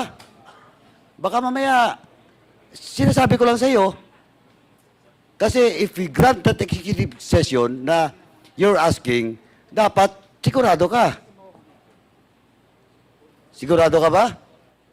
Your Honor, if ever po na pagbigyan po ako sa executive session po, sasabihin ko po kung bakit po ako nagkaroon po ng death threat at paano po nangyari And po then, yung question pag-alis. dito, sino? Ang tanong kasi kanina, sino? Mr. Kasi Chair, yung death threat, kasi sa totoo lang, Alice Guo, kung nagsasabi ka ng totoo, you're a former mayor, dinaya mo na nga kami, in short, wala kang tiwala sa gobyerno with regards to your security. Dito sa House of Representatives, 100%. Chairman Barbers will make sure that you're secured in the House premises. Wala ka ditong problema. Ang dami na namin ditong nakakulong ngayon. yes po, Mr. Chair. Ang concern ko lang po, Mr. Chair, after the session, after matapos po nitong hearing, paano naman po ako? Kaya hindi po ako makapagsabi You're po a sa former public. mayor. Di ba? You take your oath. Di ba?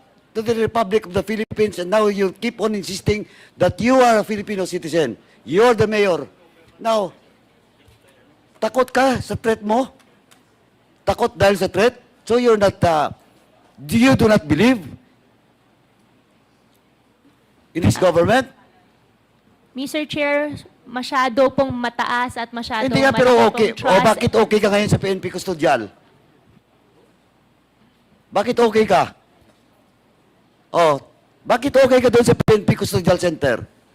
Question of threat. You invoke your right to self-recrimination?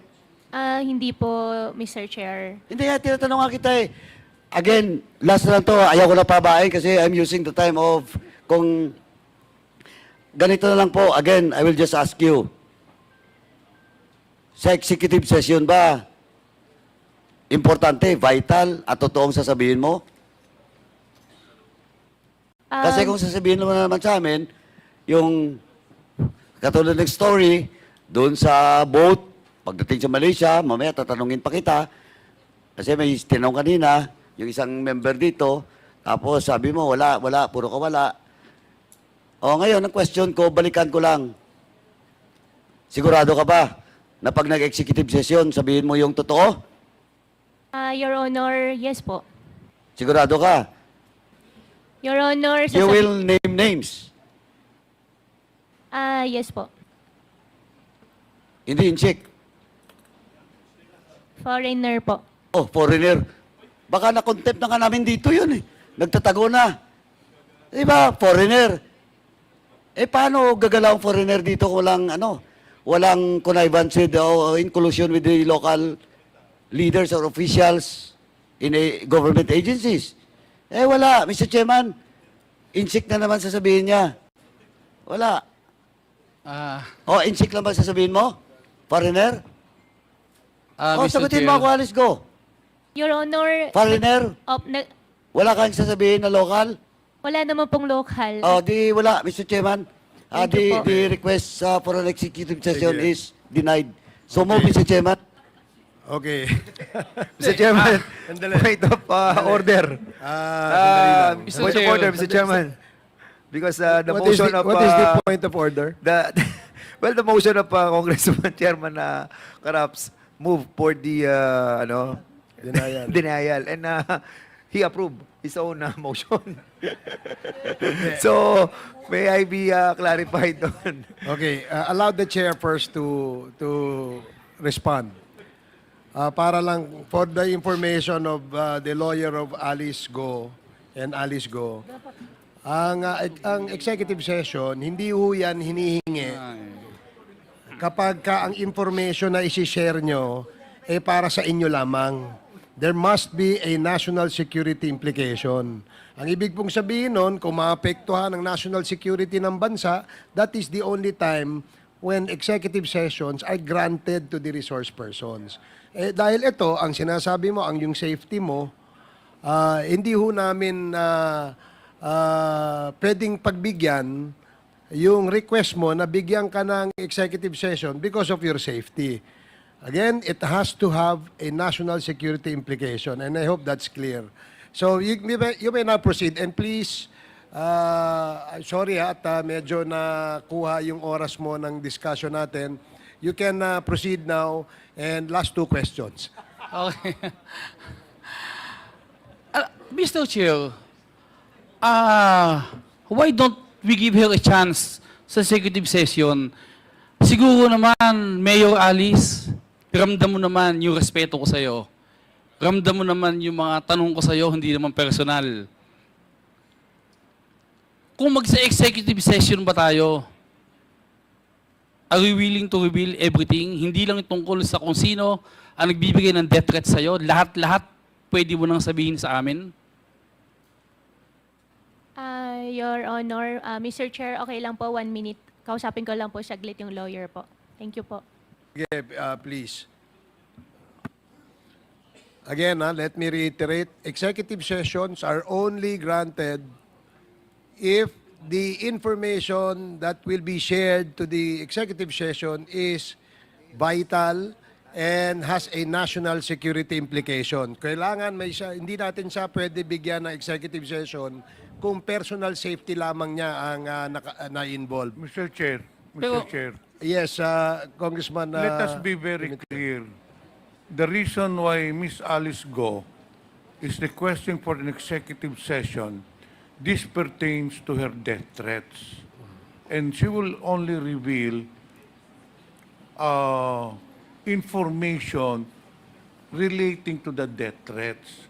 To her Baka kasi death isipin threats. ng ibang members, we will have an executive session, she will be divulging information sa concerning matters relative to the cases.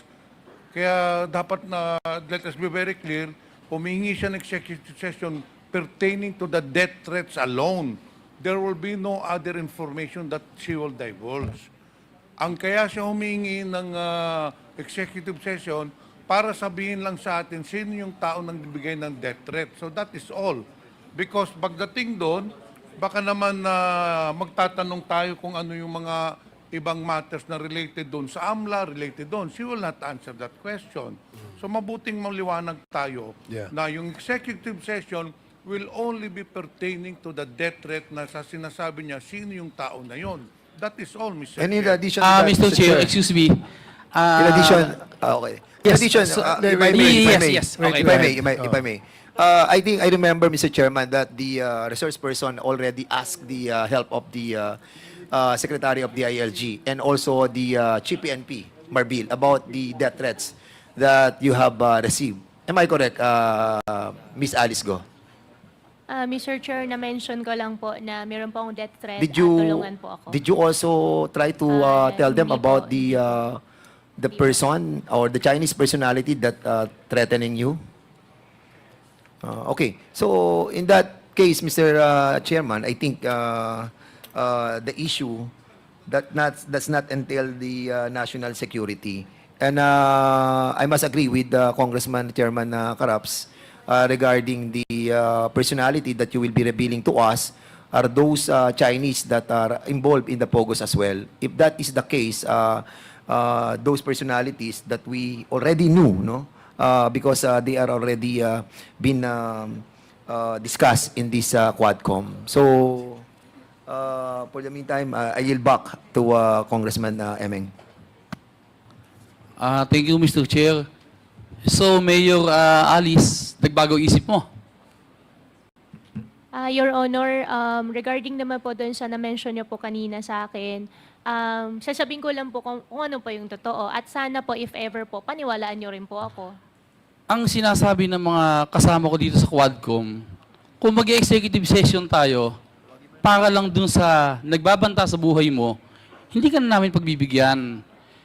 Pero if you're willing to reveal everything, kung nakahanda kang sabihin sa amin lahat ng nalalaman mo, pagbibigyan namin yung executive hearing na sinasabi ko sa iyo ngayon. Are you willing to reveal everything? Your Honor, if ever po na mapagbigyan niyo po ako ng executive session po, sasabihin ko po sa inyo kung ano yung totoo regarding po doon sa paano po ako pinaalis po. So, yun pala. So, it's not all about death threat only, ha? Lahat yan.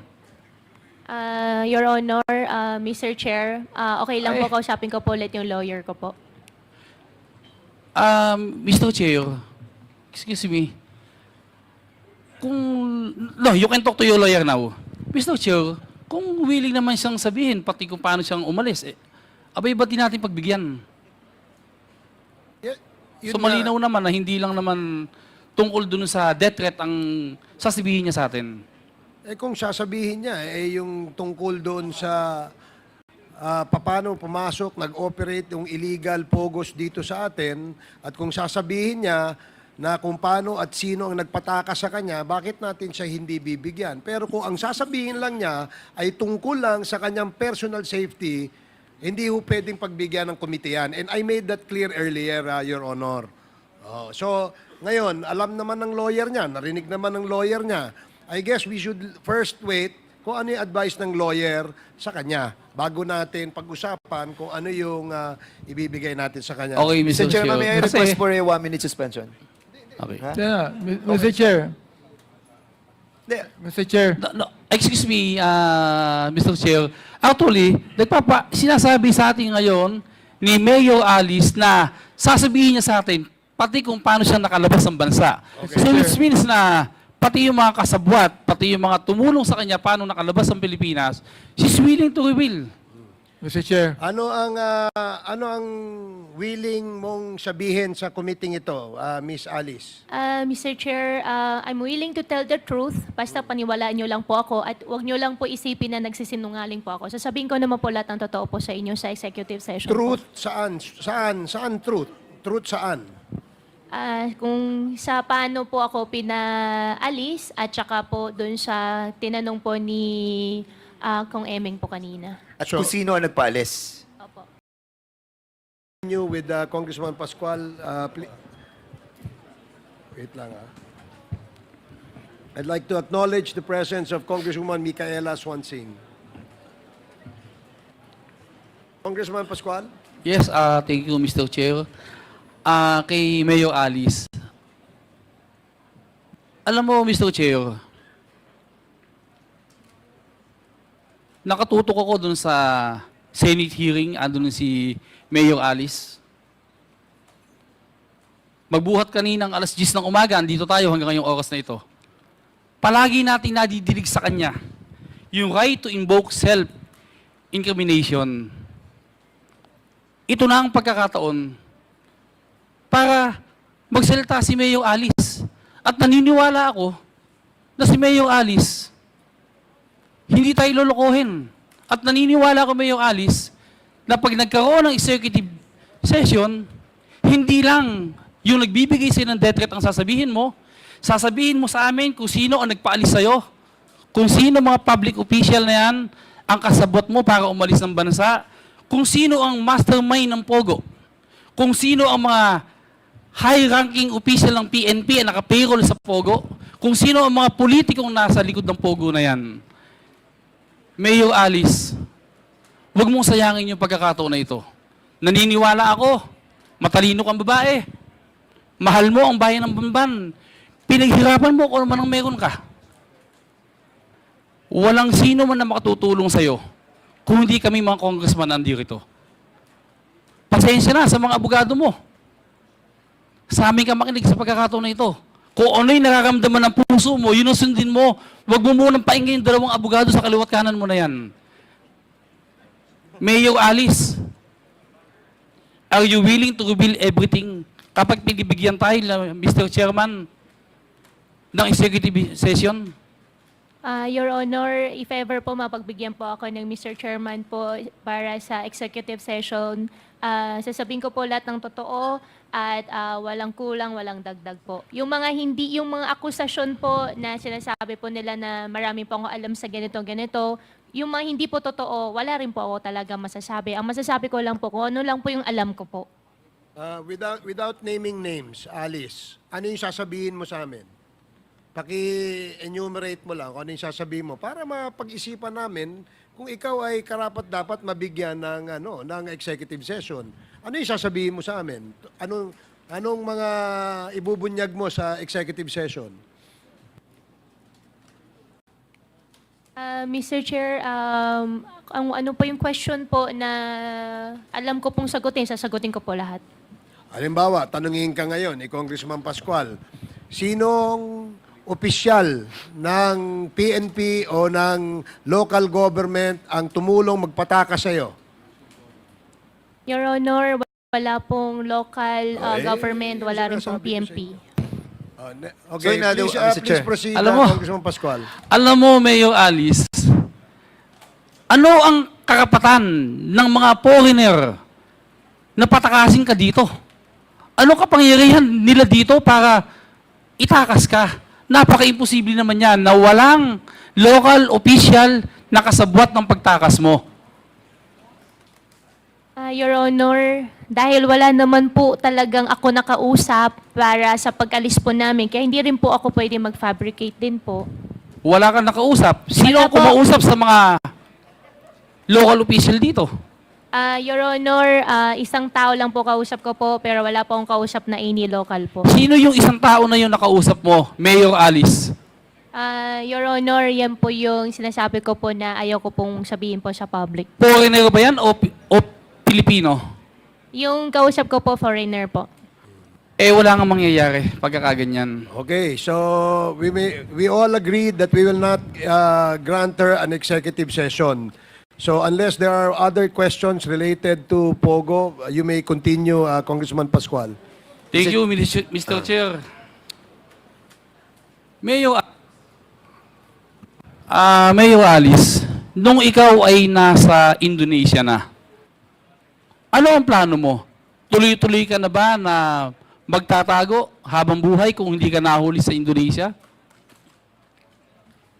Your Honor, babalik po. Babalik ka. Uulitin ko yung tanong ko sa iyo kanina. Kung hindi mo sinagot yung tanong ko kanina kung sino ang nag-convince sa'yo para umalis, tatanong ko naman sa'yo, sino ang nag-encourage sa'yo para bumalik ng Pilipinas? Your Honor, sarili ko po, una, at after din po na makuha po si Sheila, nag-isip na rin po ako talaga. Alam mo, Mayor Alice, sa lahat ng tumakas, sa lahat ng nahuli na nagtatago, ikaw lang ang nakita ko na masayang-masaya ka, nakangiti ka, relax na relax ka. Pwede bang sabihin mo sa amin anong tulay na reason, anong tulay na dahilan, bakit gano'n ang reaction na nakikita ng buong Pilipinas sa'yo? Your Honor, ang masasagot ko po dyan, yan po yung pinaka-love language ko po sa mga pamilya ko, sa mga tao nagmamahal po sa akin, to tell them po na okay po ako. Yun lang po, a jolly person lang po ako. Pero kung sa hirap po, sobrang hirap po yung pinagdaanan po. Please wrap up, Congressman Pascual. Okay. Thank you, Mr. Chair. Konti lang itatanong ko. Karamihan ng gusto kong itanong ay naitanong din sa kanya buhat kaninang umaga. Ang isang tanong ko sa iyo, Mayor Guo, sinabi mo kanina na undecided ka pa sa pagtakbo mo this coming local election. Kung ganon, may chance na lubaban ka uli ng mayor? Your Honor, sa ngayon po, hindi po yan, wala pa po akong naiisip about that po. Hindi mo kayang sagutin ngayon na ayaw mo na ng politika at hindi ka natatakbong mayor ng Bambantarlac?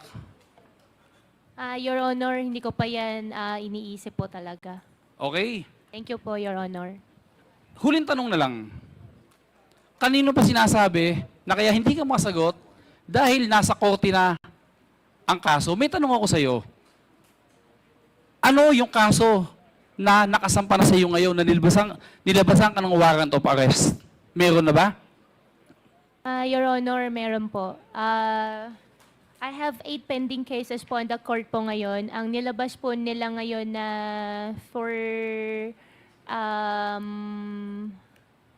bail po ay ombudsman. Itatanong ko talaga sa iyo, ay bailable. Meron ka bang non-bailable case ngayon na nakasampa sa iyo? Meron din po. Non-bailable? Non-bailable po, DOJ, human trafficking po. Lumabas na ba ang decision? Hindi ko pa po nakuha po yung documents po doon. So hindi pa lumalabas. Lahat ng kasong nakasampa sa iyo ngayon, Mayor, ay bailable. Tama ako? Ang alam ko po, nasampahan na rin po ako ng human trafficking po. Yes, sinampahan ka pero wala pang decision doon. Ang tinatanong ko, yung mga nakasampang kaso sa iyo ngayon, bailable lahat, hindi ba? Your Honor, alam ko po, yung sa human trafficking po sa Pasig, may decision na po. Lumabas na ang warrant of arrest? Okay lang po, Your Honor. Non-bailable? Consult ko lang po. Tanong ko lang po sa lawyer. Mr. Chairman, short interjection ng Alice Guo, Alice Guo, you're not answering the query of the good congressman. At tinatanong niya, yung kaso mo na nakadetain ka. Anong kaso mo? Bailable ba o hindi? Bailable, tama? Yung sa ombudsman po. O bailable. Ang pangalawang tanong ko sa iyo, bakit hindi kayo nagbe-bail? Bailable pala. Your Honor, hinintayin din po namin yung lumabas po yung isang kaso po. You're not answering the query. Bakit hindi kayo nag-bail? Magkano bang bail ban supposedly? Magkano? Mr. Chair, okay lang po. Tanong ko lang po sa lawyer. Tanungin mo, magkano bail ban, Mr. Lawyer?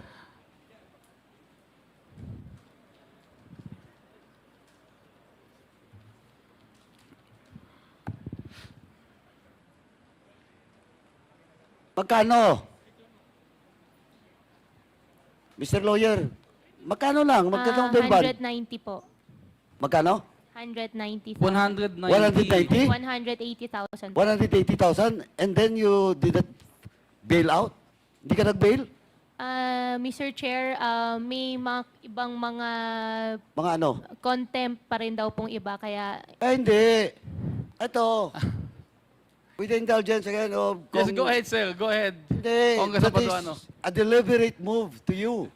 From you. With your lawyer, hindi kayo nag-bail kasi mas gusto mong nakadetain doon sa PNP Custodial Facility. Kaya hindi kayo nag-bail. Ayun yung totoong kwento doon. Huwag na tayo maglokohan dito. Again, you're lying. Because the real reason why you did bail out because you want to be detained doon sa PNP Custodial Center. Again, you're lying. Oh. Di ba? Simpleng-simple. Alice Guo, billions. Tapos hindi makapag-bail ng 180,000? Oh, you're fooling this country. You're fooling the Filipino people. And with that, Mr. Chairman, with the indulgence of Kong Doming, I move to cite Alice Guo in contempt. in violation of our Section 11, Paragraph C. There's So move, Mr. Chairman. Okay, there's a motion to cite Alice Guo, aka Go Waping, in contempt for violating Section 11, Paragraph C of the Rules of Procedure governing inquiries in aid of legislation. And this is duly seconded. Are there any objections? Hearing none, the motion is approved. Mr. Chairman. Alice Guo, aka Go Waping, is cited in contempt.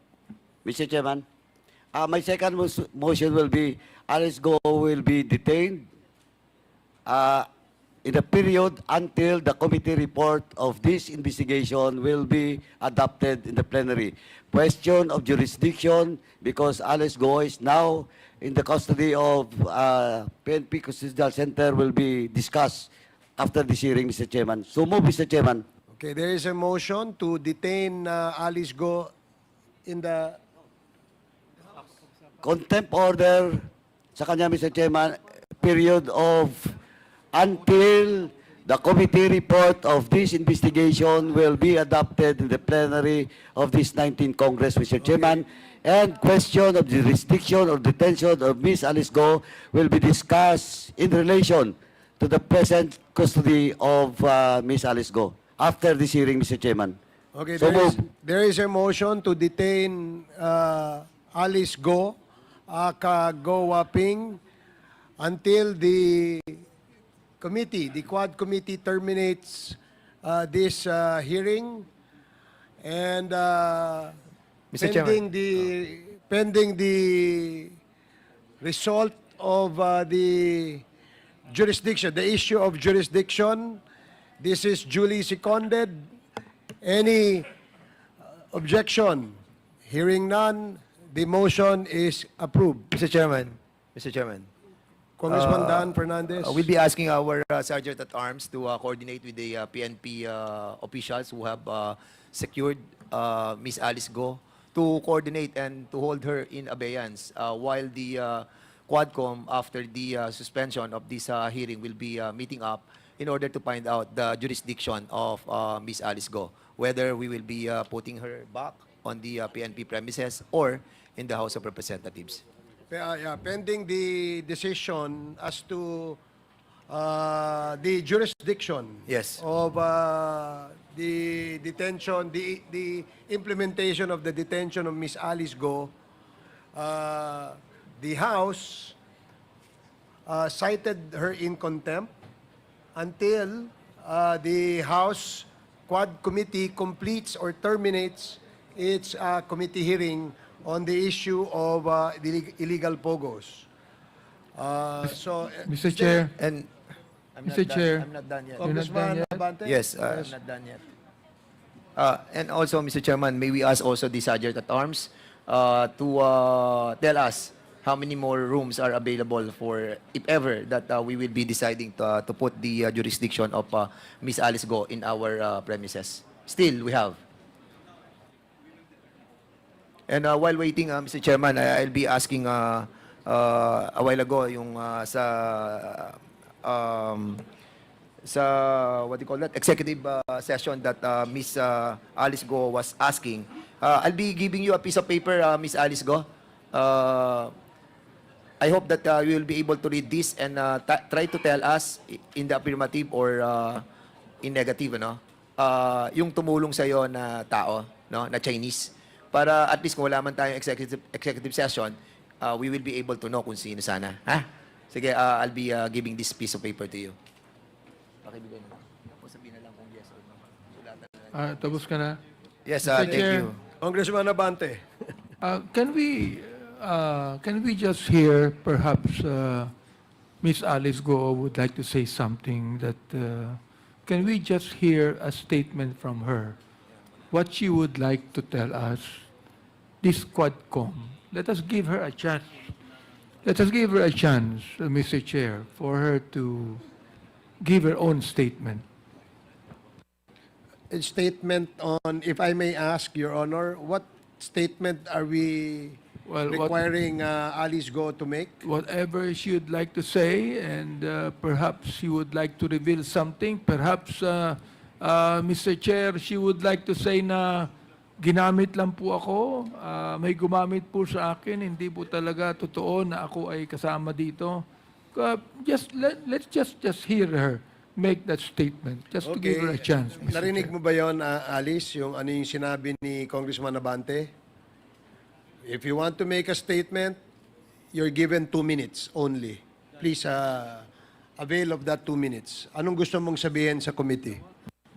Mr. Chair, medyo gulong-gulo po ako ngayon. Okay lang din po na makausap ko po muna yung lawyer ko po. Sige, 10 seconds. Opo, thank you po. Mr. Chair. Mr. Chair. Sige, while we're waiting, yes. for Alice Guo. Yes, Congressman Adyong. Thank you, Mr. Chair. Mr. Chair, since we're now discussing about possible grant of executive session to Alice Guo, perhaps we can also we take this opportunity to ask the 2 resource persons that we have, specifically Ms. Cassie Ong, if she's also willing to request for an executive session, maybe we can also contemplate on that. Okay. So, Mr. Chair, may I ask, Ms. Cassie Ong, Please proceed. would you like to avail of a executive session? This is your opportunity now, because we are open to possible grant of executive session. Should you want to share something that you know that you do not like to share it out in the open or in the public because of fear of your safety, maybe this is the time.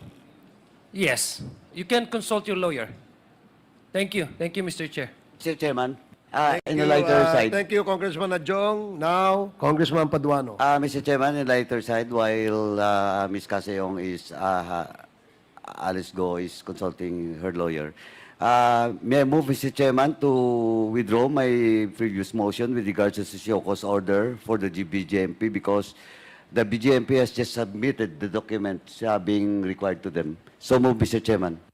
There's a motion to withdraw the earlier motion made by Congressman Paduano with respect to the submission of documents from BJMP. BJMP, no? Duly seconded. Are there any objections? Hearing none, motion is carried. Ms. Alice? Mr. Chairman? Mr. Chairman, before... O sige, Ms. Alice, time out. Okay. Ma'am Alice, anong oras yung last meal mo?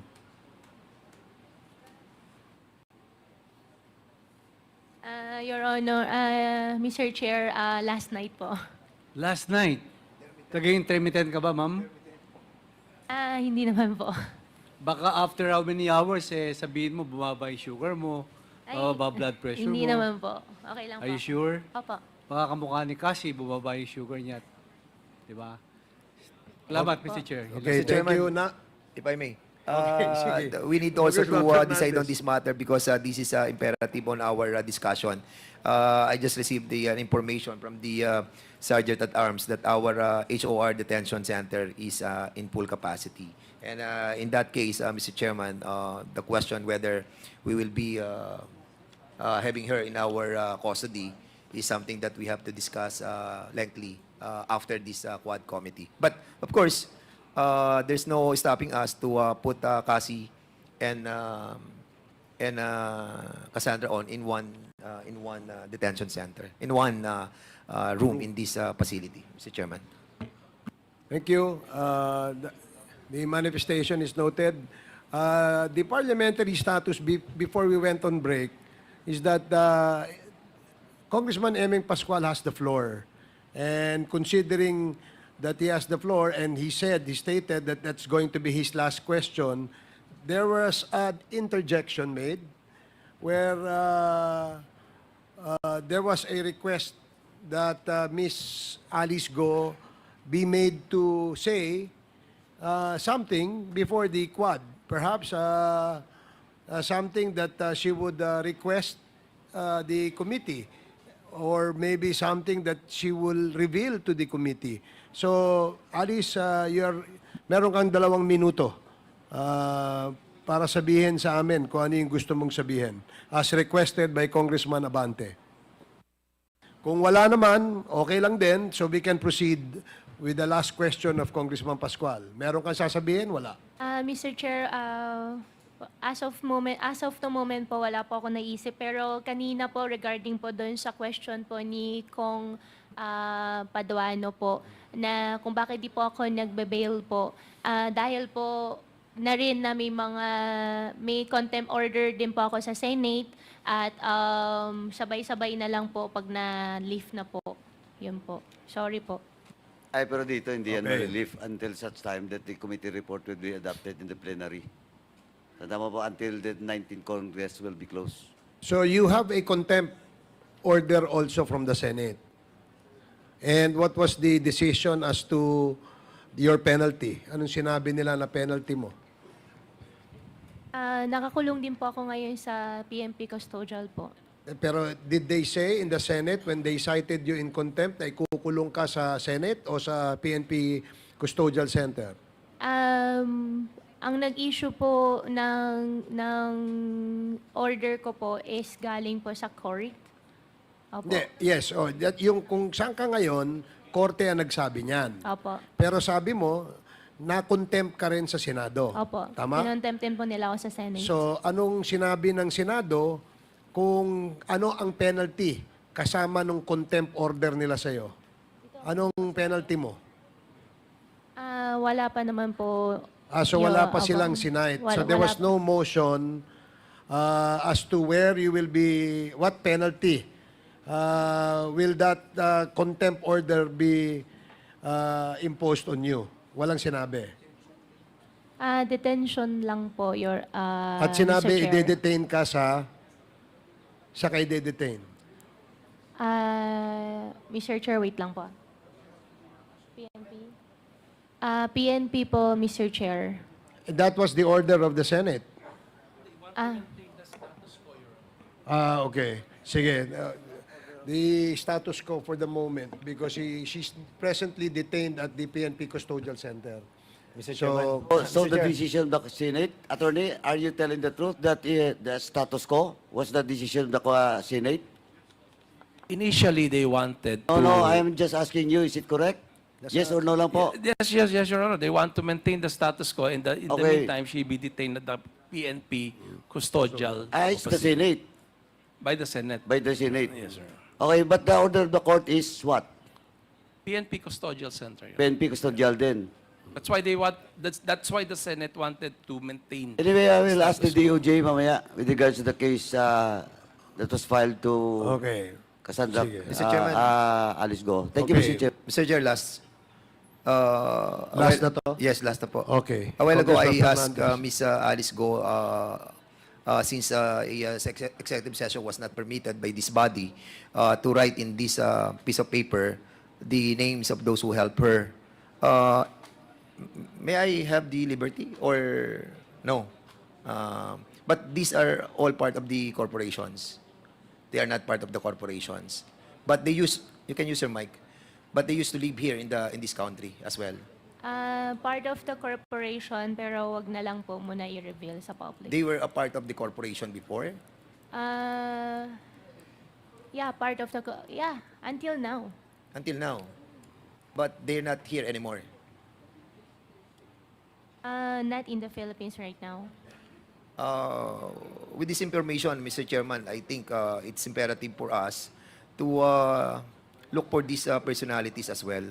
Since we haven't have the chance to have an executive session with Alice Guo, I think this will help us as well, Mr. Chairman. If not, then so be it. So I made my my manifestation, Mr. Okay, Chairman. Thank you so much. Salamat, Congressman Dan Fernandez. That was short and quick.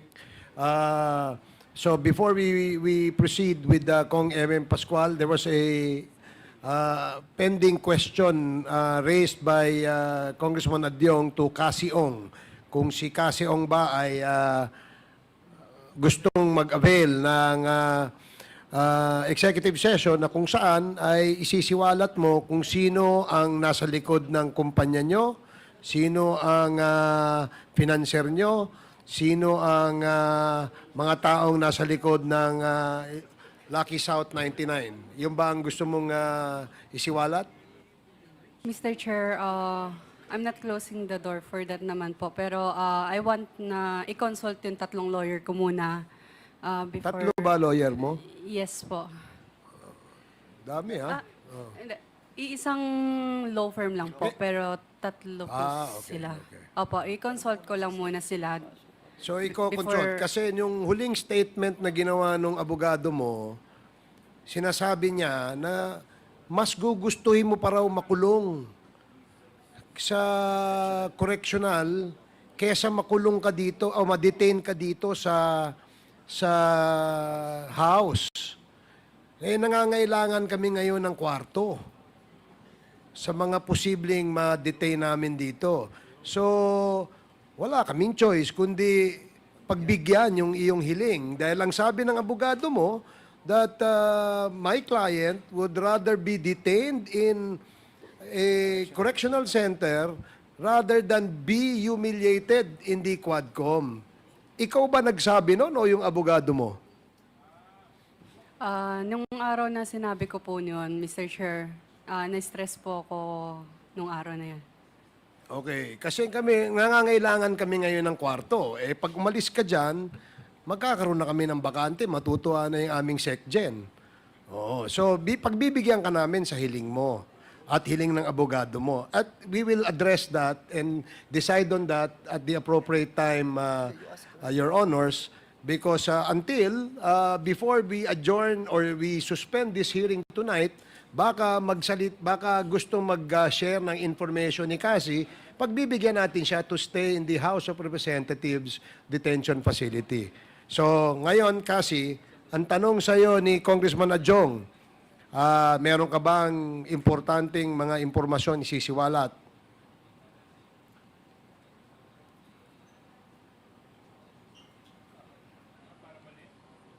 Mr. Chair, kausapin ko lang po yung lawyer ko.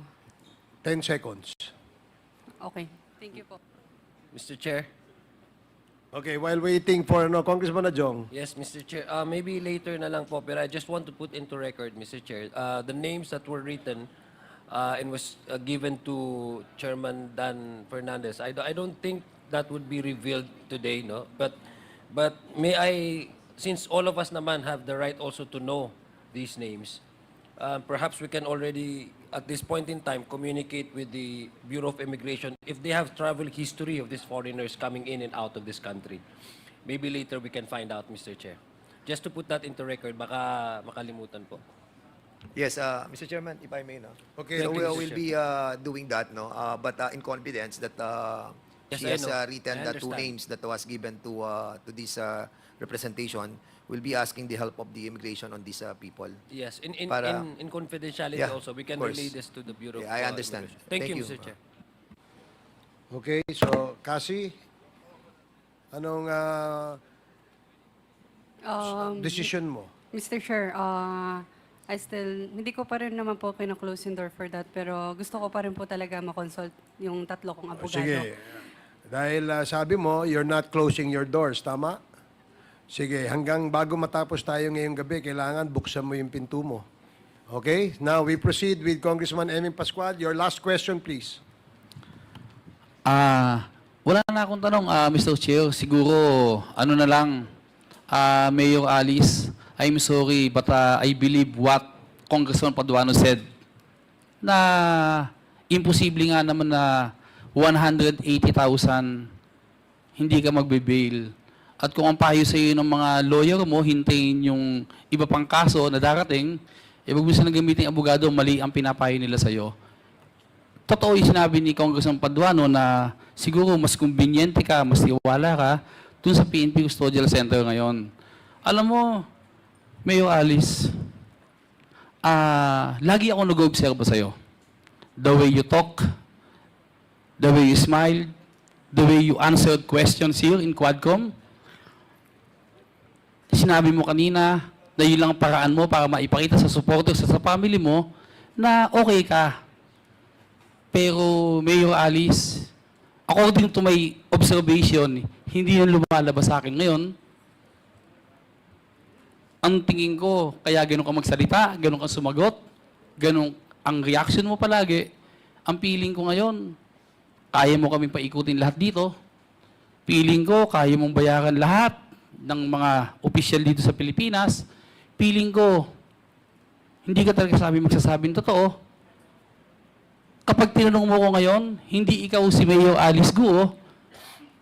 Para sa akin, ikaw ngayon si Guo Huaping 100% Chinese. Pero, mayroon pang pagkakataon para mabago yung pagtingin ko sa iyo na yan. Alam ko, mabuti kang tao.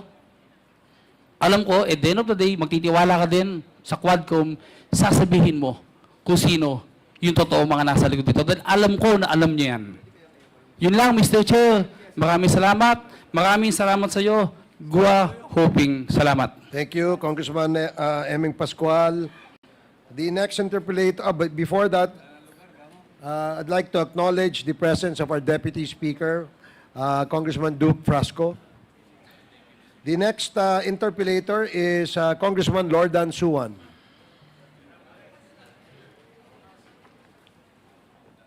Thank you, Mr. Chair. Can I ask questions from the PAGCOR? To the PAGCOR? Please proceed. For the record, are there still POGOs operating legally or illegally in the country right now? There are still POGOs that are winding down their operation as of now, Mr. Chair. Okay. Are there internet gaming licensees accredited by the PAGCOR among these winding down? I'm sorry, Mr. Chair. POGO and IGL are the same actually. Yes. And IGL means Internet Gaming Licensee. They are licensed by PAGCOR and not accredited. And they are on winding down process as of now, Mr. Chair. Okay. So how many of these IGLs are operating right now? As of now, we have 42 IGLs, Mr. Chair. Out of these 42 operating IGLs, are they local gaming agents? Meaning, are they just local representatives of foreign-based licensees? We have foreign IGL, and they are required by PAGCOR to have a local gaming agent, sir. So are these 42 IGLs foreign-based? They are the representative of the foreign IGL, sir. Okay, so they're all foreign-based.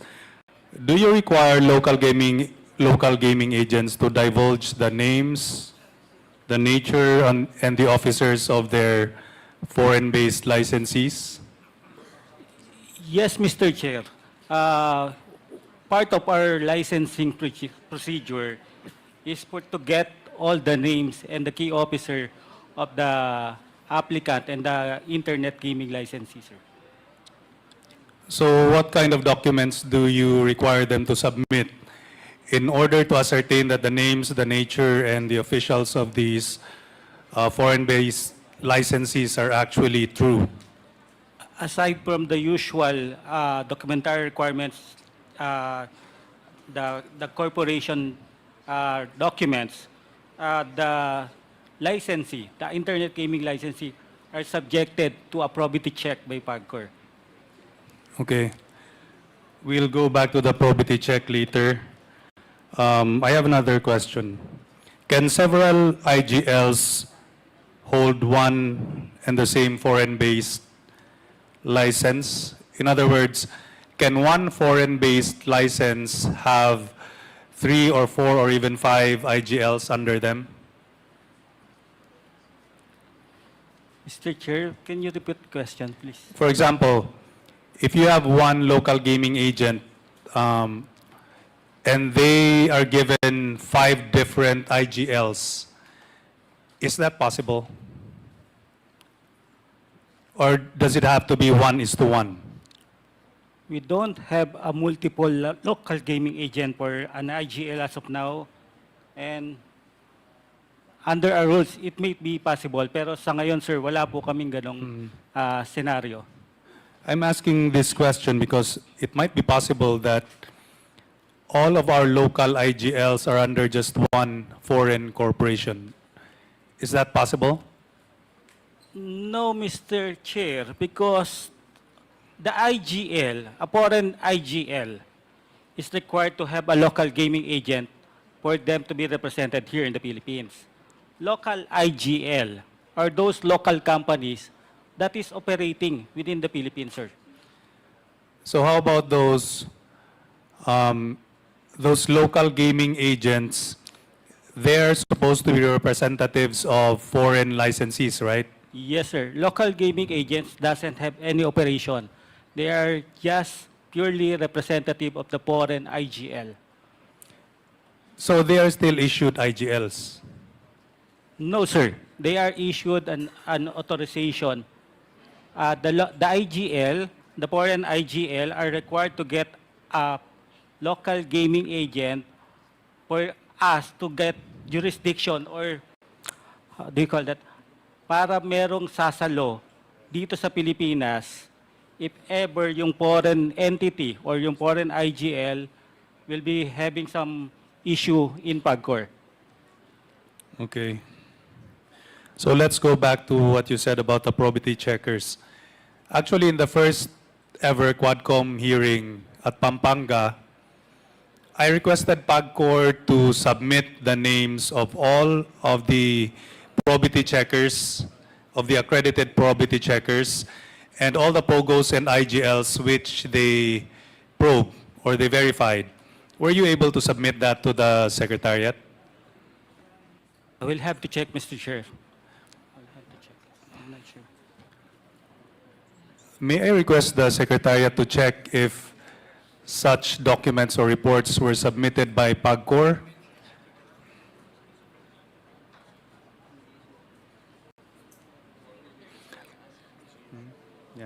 I asked for the copies of the results of their assessment and investigation because I wanted to know if these probity checkers are actually doing their jobs. Because from what I understand, they are supposed to be, I think their responsibility is the verification of the identity of the applicants, as well as the officials of the corporate applicants, their finances, their integrity, their competence, and even their criminal associations, which means that they're probably the last defense which we have against illegal POGOs. So if they had done their job, we wouldn't have illegal POGOs operating all over. So are these probity checkers still existing right now?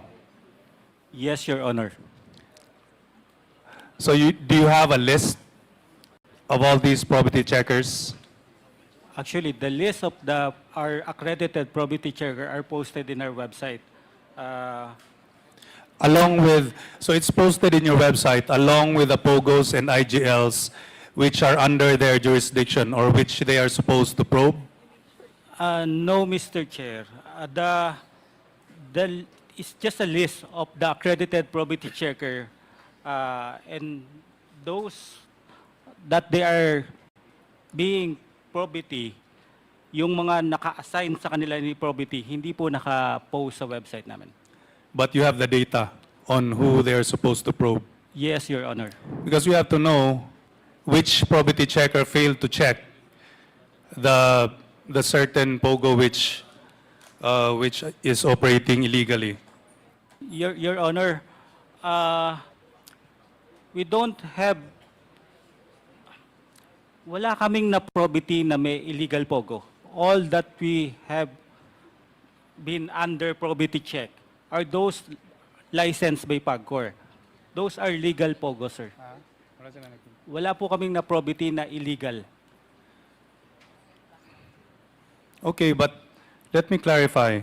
The purpose of the probity checkers is for the verification of the applicant's identity, right? Yes, Your Honor.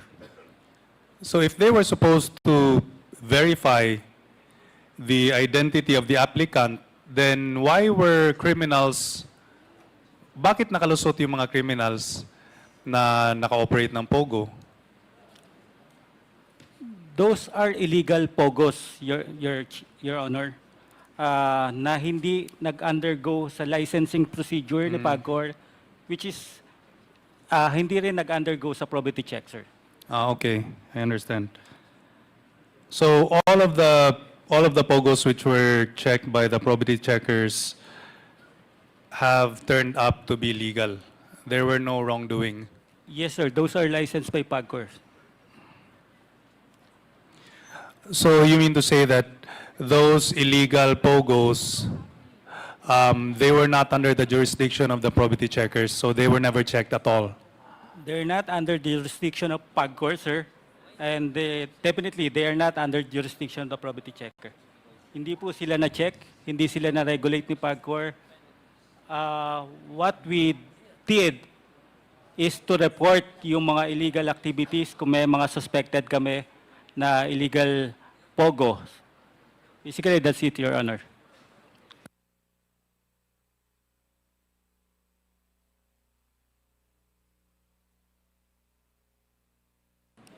May I ask Miss Alice Guo, ma'am, did you ever notice any probity checkers visit visit Bamban?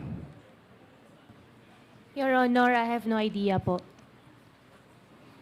Because I would assume that as mayor, you would know if there were people checking the POGOs, right? Yes po, Your Honor, pero wala naman po ako napansin po. Okay, so would it be correct to say that no probity checkers went to the legal POGOs in Bamban? Your Honor, I think it's better for the POGO in Bamban to answer that question po. Okay. Thank you po, Your Honor. How about Miss Cassandra Ong? Wala na siya? Anyway, attorney, so the POGOs operating in Bamban, were they registered? Sun Yuan Technologies is a holder of provisional license for internet which one? gaming licensee. Sun Yuan Technologies. Sun Yuan. And were they checked by the probity checkers? Yes, Mr. Chair. Okay. Again, may I get please submit to the COMSEC the result of their evaluation. Will do, Your Honor. From what I understand, one of the requirements for the issuance of an IGL is a positive report from the probity checkers, right? Yes, Your Honor.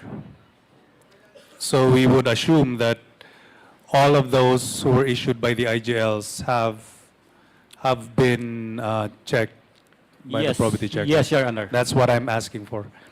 On another note, I also asked during the first hearing of the Quadcom for the report of the inspections and examinations of the PAGCOR Anti-Money Laundering Supervision and Enforcement Division, or the PASED.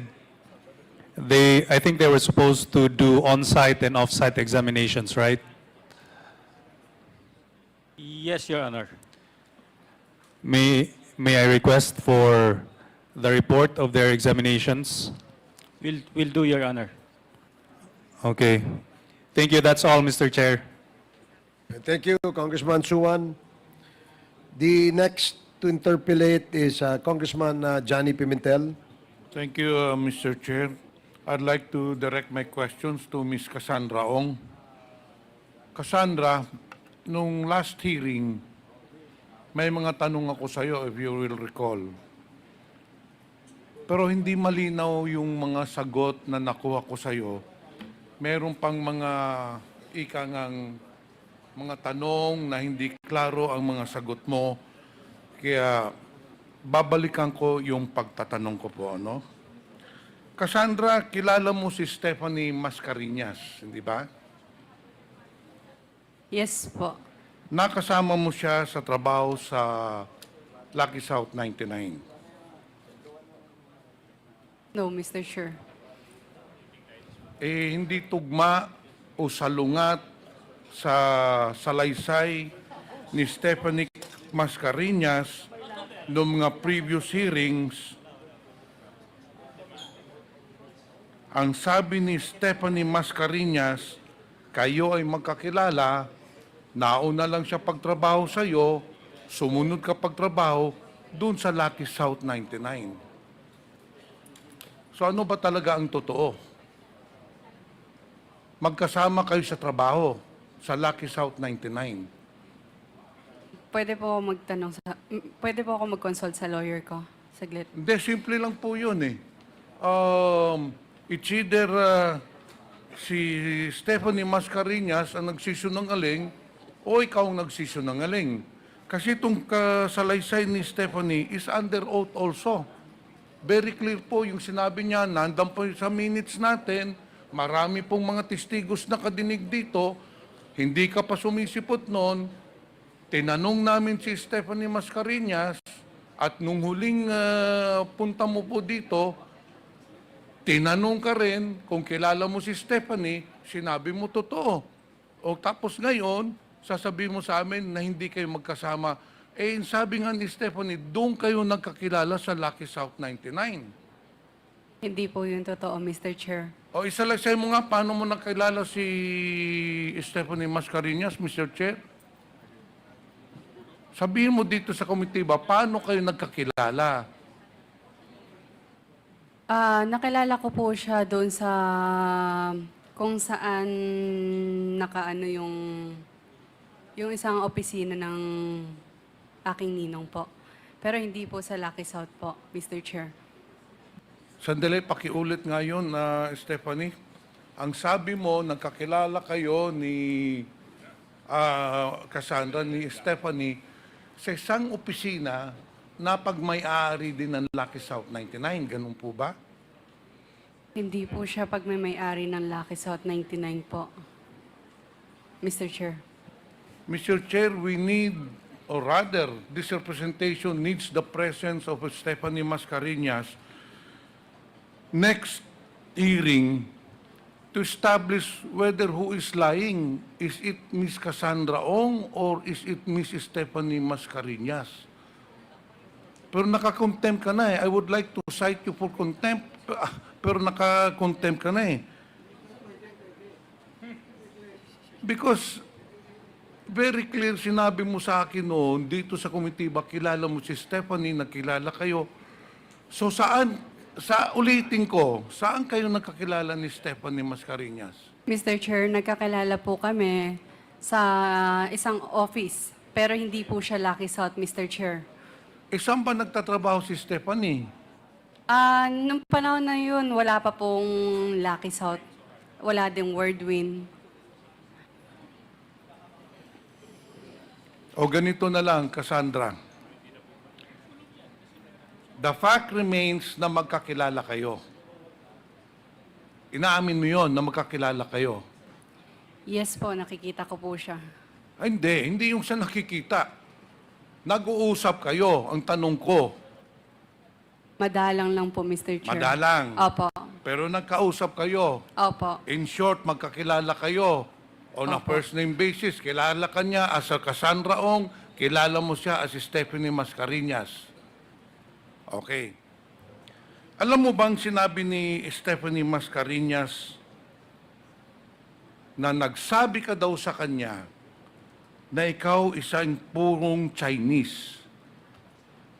Meaning that you're a pure-blooded Chinese. Yun ang sinabi ni Stephanie Mascareñas dito under oath. Ano ka ba talaga, Mr. Chair? Chinese o Filipino? Mr. Chair, yung dad ko is a Chinese. Pero po, naano po siya ng naturalized. So, Naturalized po. balikan natin. Yung tatay mo is pure Chinese. Kailan siya nakapunta dito sa Pilipinas? I'm not sure po Mr. Chair. Buhay pa ba yung tatay mo? Hindi ko po alam, Mr. Chair. So sandali. Yung tatay mo is pure Chinese. Lumaki ka ba nakasama mo ang tatay mo? No po, Mr. Chair. Lumaki po ako, single mom yung mom ko. So ilang taon na naghiwalay ang nanay mo at saka yung tatay mo? I think nung 3 years old. I'm not sure. So, from 1-year-old to 3 years old, lumaki ka na nakilala mo yung father mo. Nandun.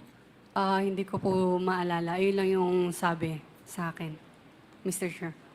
Eh sabi mo sa akin, naghiwalay sila yung father and mother mo when you were already 3 years old. So I'm Yes very po, sure na ayun po. meron kang ano. Mr. Chair, ayun po yung pagkasabi ng mom ko sa akin, Mr. Chair. So hindi mo na alam ngayon, you have no contact whatsoever with your father since you were 3 years old. Tama po, Mr. Chair. Okay, yung mother mo, pure Chinese ba? Yes po, Mr. Chair. Pure Chinese yung mother mo. Opo, pero Filipino citizens na siya after siya ikinasal sa father Okay, ko. Mr. Chair, may I know from Ms. Cassandra Ong kung anong ginagamit na pangalan ngayon ng mother mo? Pure Chinese din pala siya? Still Chinese name po. Pero wala na po yung mom ko. Anong pangalan ng mother mo? Yung Li this is Xiaing. Li Xiaing. Opo. So in short, sana makuha ko tong totoong istorya ng buhay mo, no? In short, yung tatay mo galing ng China, pati yung nanay mo galing rin ng China. Ang alam ko po, yung father ko nasa Pilipinas na po. Even po yung parents niya po. Kaya nga po nagkaroon yung father ko ng naturalized. Yung pagka-Pilipino po.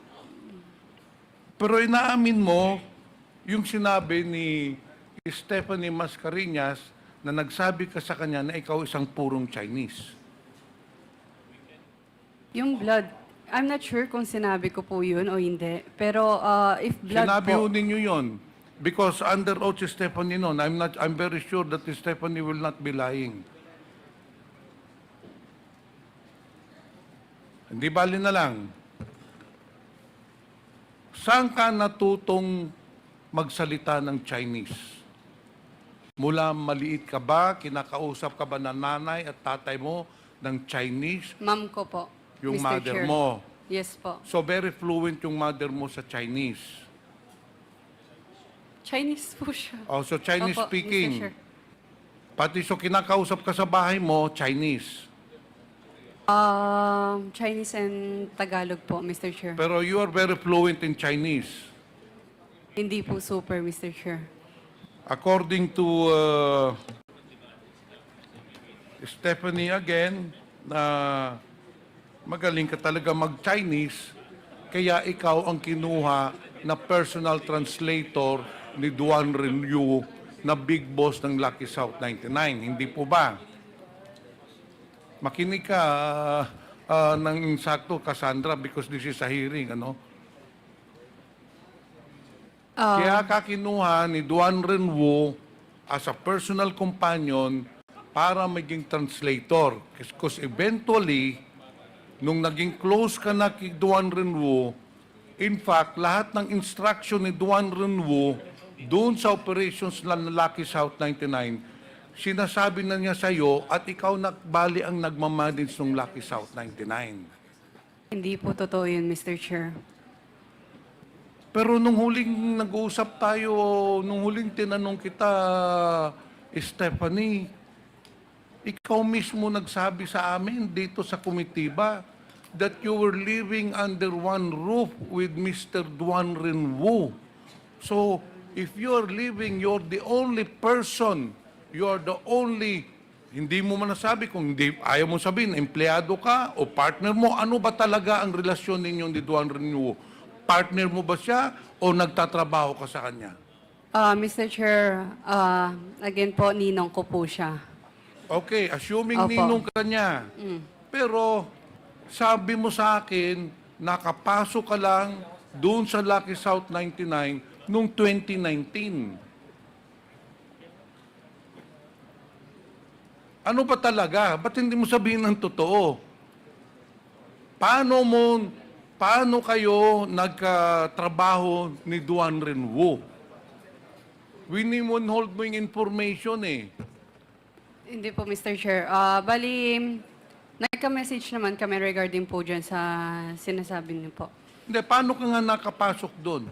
Paano ka nagtrabaho or whatever is your working relationship with you, Duan Renwo, whether he is your partner in business, whether you are working with Duan Renwo, kailan kayo nagsimula magtrabaho ng kasama? Mr. Chair, kausapin ko lang ang lawyer ko saglit. Kaya kausapin mo, pero Mr. Chair,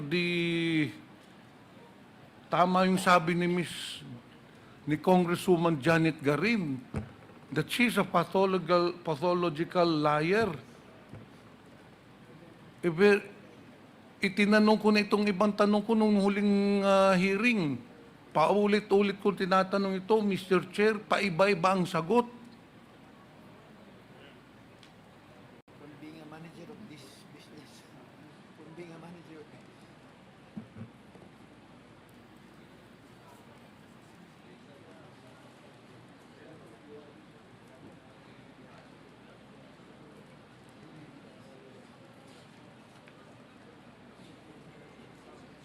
Ano kasi? Mr. Chair, regarding po dyan, I invoke my right against self-incrimination po. Okay. Sa Sige. human trafficking po. Okay, you invoke your right. Mr. Chair, I have been asking these questions to establish the fact that Ms. Cassandra Ong is truly involved in the operations of Lucky South 99. She was there nung nag-apply kayo ng Lucky South as a service provider. Hindi po ba? Nandun ka na sa Lucky South 99 nung nag-apply ang Lucky South 99 dahil doon nagsimula ang Lucky South 99. It started as a service provider. Yun lang muna ang inyong permit na nakuha. Hindi po ba, Ms. Cassandra Ong? Mr. Chair, I invoke my right against self-incrimination. You invoke your right. The whole night or even up to the next hearing, you invoke your right. But I will establish the fact that you are involved because ito pinakita na ni Congressman Adjong kanina. Ang Lucky South 99, Mr. Chair, started as a service provider. At doon sa application po ng Lucky South 99 as a service provider, ang pumirma po doon si Cassandra Ong, which ipapa-authenticate natin doon sa NBI. Now, after na sila ay nag-operate na as a service provider for Kessner Games International, they graduated into operations of POGO.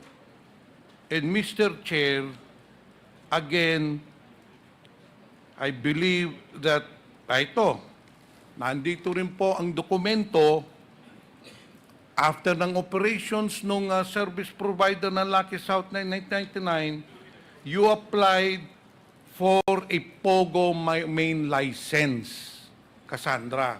Ako na magsasabi sa iyo dahil I will not get anything from you. You will always invoke your right of self-incrimination. So nag-apply kayo, after service provider, nag-apply kayo ng POGO main license, and Ms. Cassandra Ong, kayo rin po ang pumirma doon sa application sa POGO main license. Then after that, Ms. Cassandra Ong, dahil nga pinapa-abolish niyo yung POGO license, then you applied for an internet gaming license. Doon na po sumipot si Harry Roque. Inadmit po ninyo sa huling hearing, hindi na po pwede kayong magsinungaling dahil pwede nating i-review yung videos. After ng POGO, nag-apply kayo ng internet gaming license, sinama ninyo si Attorney Harry Roque July 26 of 2023. kung saan nagbayad kayo ng $500,000 na tax arrears ninyo doon sa POGO para kayo maka-avail ng internet gaming license. Hindi po ba, Ms. Cassandra Ong? Believe din talaga ako sa iyo, Cassandra, napakabata mo pa pero ang lakas ng loob mo magsinungaling.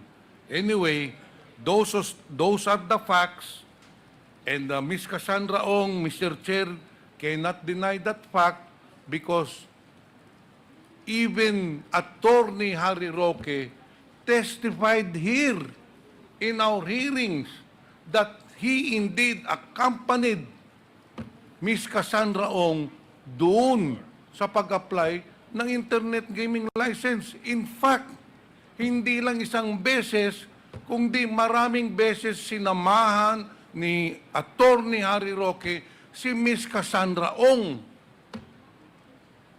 Alam mo, Ms. Cassandra, hindi ka nga pwede magsinungaling dahil mismo yung nagsama sa'yo, siya na mismo nagsabi dito. Okay. Mr. Chair, isang beses lang po ako sinamahan ni Attorney Harry Roque. And in fact, Mr. Chair, after the meeting with the PAGCOR chairman, ilang beses pa tumawag si Attorney Harry Roque.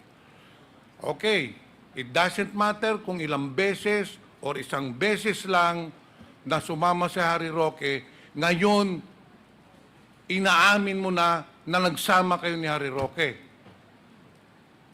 Ms. Cassandra Ong, di ba kasasabi mo lang ngayon? Kasi sinabi ko maraming beses kayo nagsama. Sabi mo ngayon, hindi po. Di ba, sino ba? Kayo mismo, nakadinig kayo ngayon, di ba? Hindi naman siguro kubing eh. O di ba, kasasabi mo lang, Ms. Cassandra Ong, tinanong kita, maraming beses kayo nagpunta doon. Sumagot ka ngayon, in just 2 minutes, sabi mo, isang beses lang po. So in short, inaamin mo ninyo na kayo ay pumunta doon. Ms. Cassandra Ong.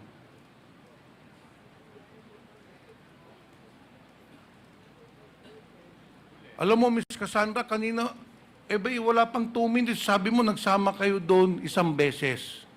Anyway, it is on record, nadinig ng chairman nyo, nadinig ng ano. So this just proves that this committee has been right all along, and this representation has been right all along, that indeed, Ms. Cassandra Long is really involved in the operations of Lucky South 99. Kasi kung hindi, bakit siya ang mag-a-apply ng internet gaming license doon? Bakit hindi yung may-ari? Bakit hindi yung authorized representative? Bakit si Ms. Cassandra Ong ang dapat pumunta doon? Because she is in the center of the operations of Lucky South 99. Yun po, Ms. Cassandra. Yun po ang buong katotohanan. Mr. Chair, I'm so frustrated already that I cannot proceed with my interpellation because of the lies of Ms. Cassandra Ong. In just a few minutes, nag-iba na naman yung salita niya. Kaamin lang ho niya na siya sumama, ngayon, iba na naman. But I have already stated the predicate, and I can prove that indeed Ms. Cassandra Ong is involved in the operations of Lucky South 99. Marami pa ho ditong mga tanong. Pero sabi ko nga, hindi na nag-cooperate yung resource person. But still, ito po ang tunay na nangyari doon sa involvement ni Cassandra Leong sa Lucky South 99, Mr. Chair. Thank you, Congressman Pimentel. So, Cassandra Ong, yung tanong sa'yo kanina, di ba, sinamahan ka ni Attorney Harry Roque sa PAGCOR, tama?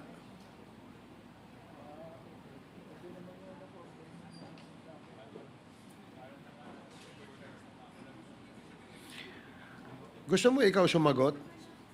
I'm warning you. You know your limitations, right? And that is only your role. Do not teach her what to say. Ikaw naman, napakaklaro eh. We've been very lenient with you guys. So, Cassandra, sinamahan ka ni Atty. Harry Roque sa PAGCOR o hindi? Yes po. Oh, yun pala eh. Okay. So, thank you, Congressman Pimentel. The next interpellator is Congressman Ernix Junicio. Thank you, Your Honor. Finally, after hours of waiting, but marami naman tayong nakukuhang information dahil sa Quadcom na to. Let me ask my first question, Mr. Chair, sa PAGCOR. Any representative from PAGCOR? Your Honor. Yes, PAGCOR, biyang representante ng Maynila, lungsod ng Maynila, concern ako sa mga POGOs na baka naglilipa na dito sa Metro Manila. May mga illegal POGOs ba tayo sa Metro Manila? For illegal POGO, sir, I think yung best na Sa abot lang ng makakasagot... kaalaman nyo po, as far as you know, meron po bang mga illegal POGOs sa Metro Manila? Sir, we are monitoring po yung mga suspected na illegal operation, POGO operation. And No, I know, understand suspected, sir, no? Yes. Pero may illegal POGOs ba sa Metro Manila?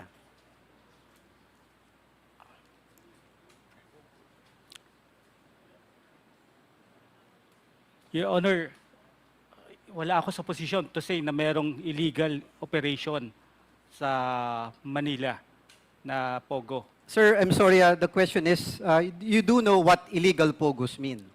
Yes, Your Honor. So, may illegal POGOs po ba sa Metro Manila ngayon? We are not talking about illegal activities, sir. We're just talking about illegal POGOs. Sir, sa PAGCOR po kasi, hindi namin... No, sir, it's okay kung hindi Yes, nyo sir. po alam. Just Yes, say- sir. Wala po ako sa posisyon para Okay, to say sir. kung meron. Ilan po ang may POGO sa Metro Manila? Illegal or not legal? Sir, we have 41 license as of now. In Metro IGL. Manila? No, sir.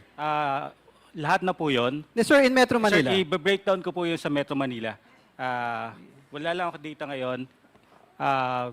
We'll give you the Yes, exact okay. number. I understand, sir. Just to save time, please submit to the committee kung ilan po ang POGOs in Metro Manila, in the City of Manila, and the City of Quezon City. Yes, Your Honor. Thank you, sir. Sa PAOK, any representative from PAOK? Yes, sir. Sir, sa PAOK, alam naman natin may mga illegal POGOs pa ngayon, di ba, sir? In Metro Manila, Your Honor. No, in general, sa buong bansa, sir. Yes, sir. Sa Metro Manila po, meron? Marami po. Sa Metro Manila? Yes, sir. Sa lungsod po ng Maynila, meron? Sa Manila, sir, we monitored, I think, 3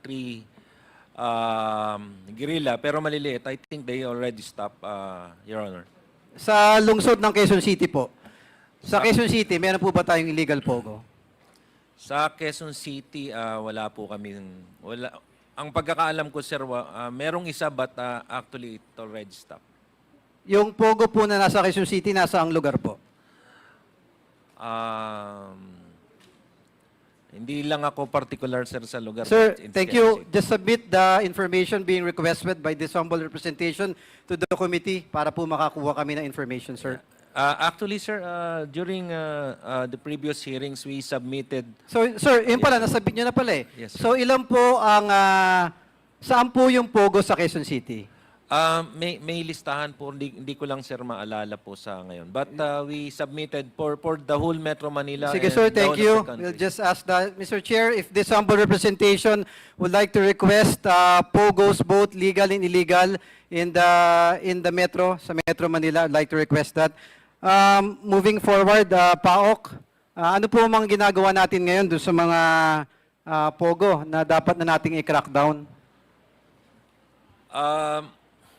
Ang ginawa po namin, we coordinated, Your Honor, sa local government units. And we submitted the same intel reports in municipalities and cities. So sir, ang nagka-crackdown yung LGU.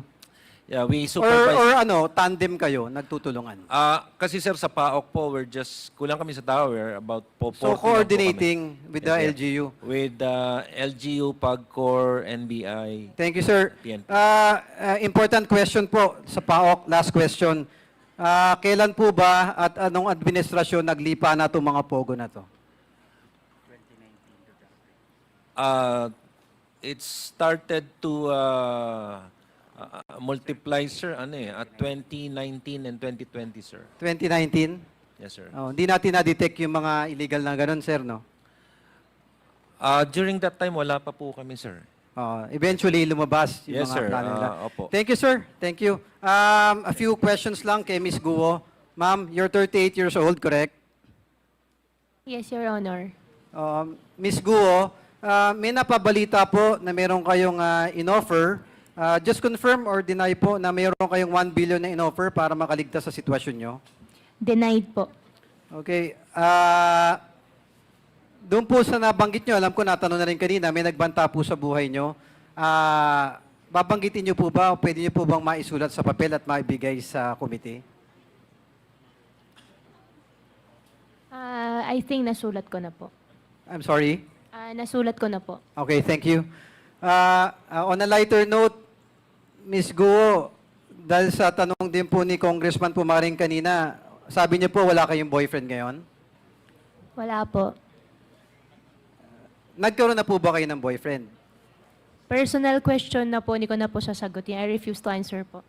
Okay, marami pa sana akong tanong, bagamat ayaw niyo pong sagutin. Kay Mayor Kalugay, sir,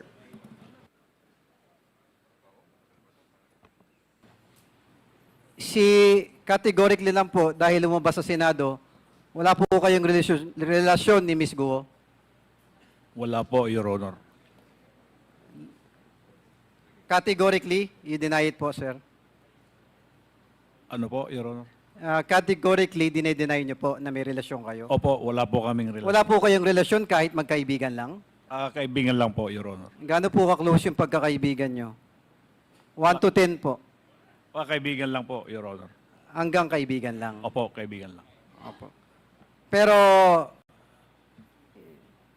kung nagkataon po, type niyo po ba si Ms. Guo? Pakiulit po, Your Honor. Pag nagkataon po, natitipuhan niyo naman po si Ms. Guo. Hindi po, Your Honor, dahil mayroon naman po akong kinakasama. Yun lang po. Pero, nais ko lang pong makisuyo, Ms. Guo, sa ating mga kila Cassie Ong, sa ating mga bisita, may pagkakataon po kayo through the Quad Committee to say what needs to be said. Ms. Guo, kayo po ba ay Pilipino o Chinese? Ako po ay isang Filipino po. Alam niyo naman po yung lupang hinirang. Opo. Alam niyo po? Opo. Yung panatang makabayan, alam niyo po? Hindi ko po memorize po lahat. Pero alam niyo po yun. Opo. Pero iniibig niyo po ang Pilipinas. Hindi po. Hindi niyo po iniibig ang Pilipinas? Ano po? Sorry po. Tinanong ko po, iniibig niyo po ba ang iniibig. Pilipinas? Sorry Opo. po, ang intindi ko po iniipit. Iniibig, opo. Love ko po ang Philippines po. Love niyo rin po ang mga kababayan niyo sa Banban. Opo. Kaya po kayo tumakbo ng mayor. Opo. Kasali po ba kayo sa POGO? Hindi po ako kasali sa POGO. Pero may nalalaman po ba kayo kahit kaunti lang sa POGO? May POGO lang po sa Bamban. Konting informations po, meron naman po. Pero hindi po ako involved sa POGO. To everyone, to all the guests, to all government agencies, nakikisuyo po ako sa inyo. Nagsalita na po ang Pangulong Bongbong Marcos, cracking down all POGOs. Ititigil na po ang lahat. Kung may nalalaman po kayo, sabihin na ninyo, there is no light at the end of the tunnel. You can never outsmart, you can never get away from the long arm of the law. Ito po ang pagkakataon ninyo na andi dito ang Quadcom para supilin lahat ng ito. this is the time for you to join us in cracking down POGOs. It's either you are with us or against us. So please, nakikisuyo ako, hindi lamang sa inyo, Ms. Guo, at sa ibang resource persons, pati sa pamahalaan o kahit sinong tao na membro ng pamahalaan o kung tunay kayong Pilipino. Tulungan niyo po kami dito sa Quadcom na supilin ng POGO dahil hindi magandang kumita ng pera na meron kayong sinisirang buhay. Enough is enough.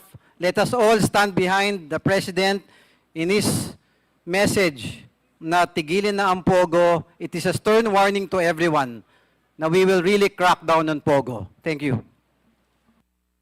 Thank you, Congressman Junicio. The next interpellator is Congressman Busita. Thank you, Mr. Chair. Good afternoon po sa ating lahat. Miss Alice Guo, nadinig ko po kanina kay Honorable Congressman Junicio, kayo po ay 38 years old na. Tama po ba? Yes po, Your Honor. Ngayon po, ano na po ang age ng father mo? Father ko po, 68. Okay. May information po, Mr. Chair, though hindi ito validated, ang father po ni Miss Alice Guo ay nasa Pilipinas na noong 1990s. Sa pagkakaalam nyo, Miss Alice Guo, totoo ba ito o hindi? Your Honor, I cannot confirm the exact year. 1990s or 2000? Your Honor, ang date of birth ko po ay 1986. So, I think before po. Yes. Miss Alice Guo, sa previous hearings, nadinig po ng taong bayan na ikaw ay lumaki sa farm. Tama po ba? Yes po, Your Honor. Okay. Mr. Chair, narito po ba ang Vice Mayor ng Bambantarlac? Pwede po ba? Yeah, Acting Mayor, he was here earlier. Si Mayor. Mr. Chair, yung pong Vice Mayor ni Miss Alice Guo bago nagkaroon po ng issue. Nag-CR, parang ang tagal. Importante kasi, Mr. Chair, yung gusto ko pong itanong sa kanya.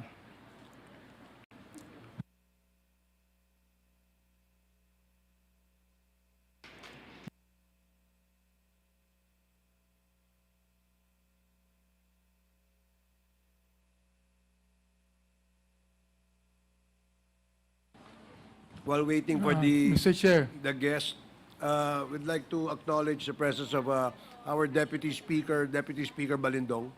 Mr. Chair, while we're waiting, I'd like to manifest that all of the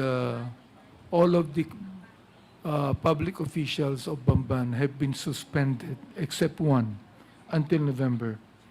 The only one here who is right now the acting mayor, the first councilor, is here, Mr. Chair. But all of them, including the one that we asked questions a moment ago, has been suspended. Thank you, Mr. Chair. Mr. Chair, I'm referring to former Vice Mayor. Kanina lang po, nandyan siya eh.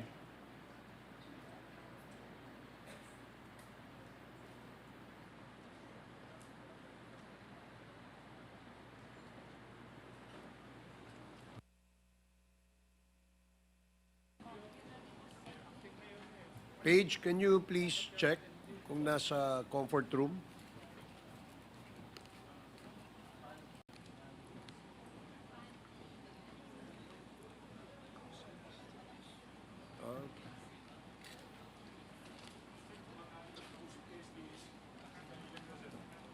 Your Honor, Mr. Chair, balikan ko na lamang po si yes, please. former Vice Mayor.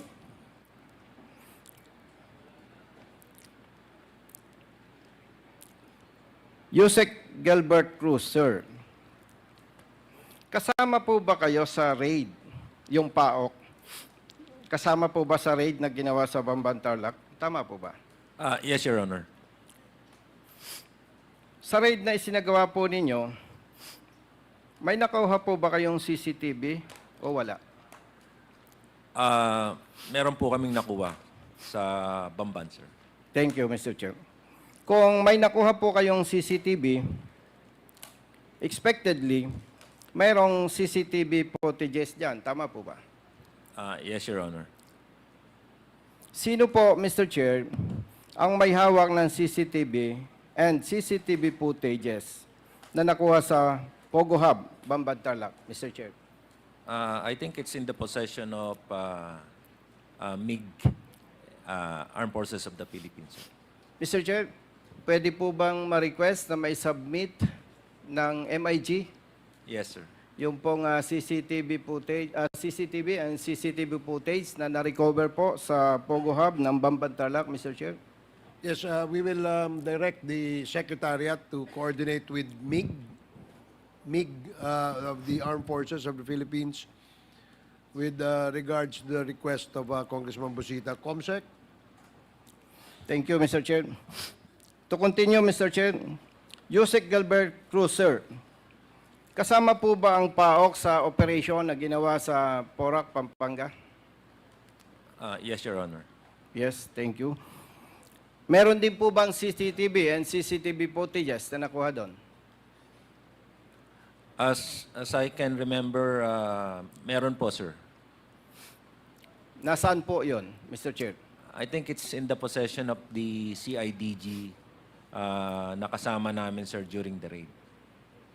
Mr. Chair, pwede po bang ma-request from CIDG, PNP to submit CCTV and CCTV footages na nakuha po sa operation against POGO, illegal POGO sa Porac, Pampanga, Mr. Chair?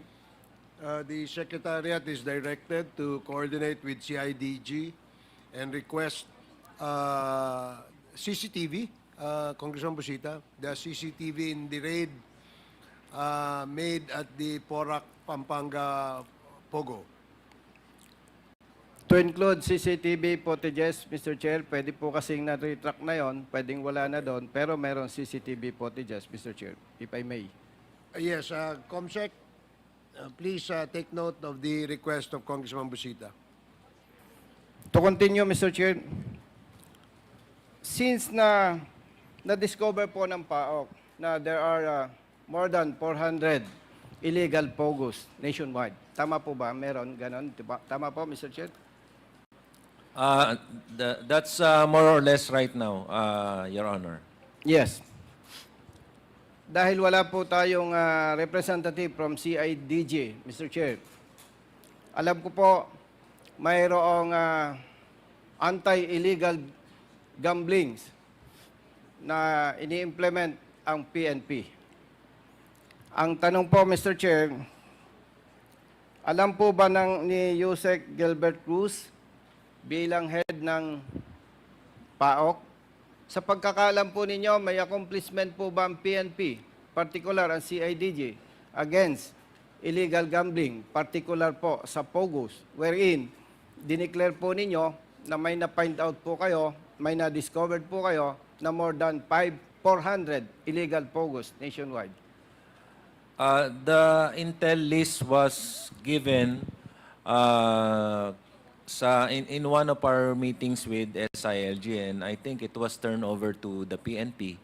And with those lists na nandun, sir, they created this task force schemer for the particular purpose of itong anti-illegal POGO, sir, para paghuhulihin itong mga illegal POGO. And as far as the accomplishment, sir, ang pagkakaalam ko, sir, at least meron na yata silang 4 na hinuli, but hindi ko lang alam, sir, kung ano yung mga naging resulta.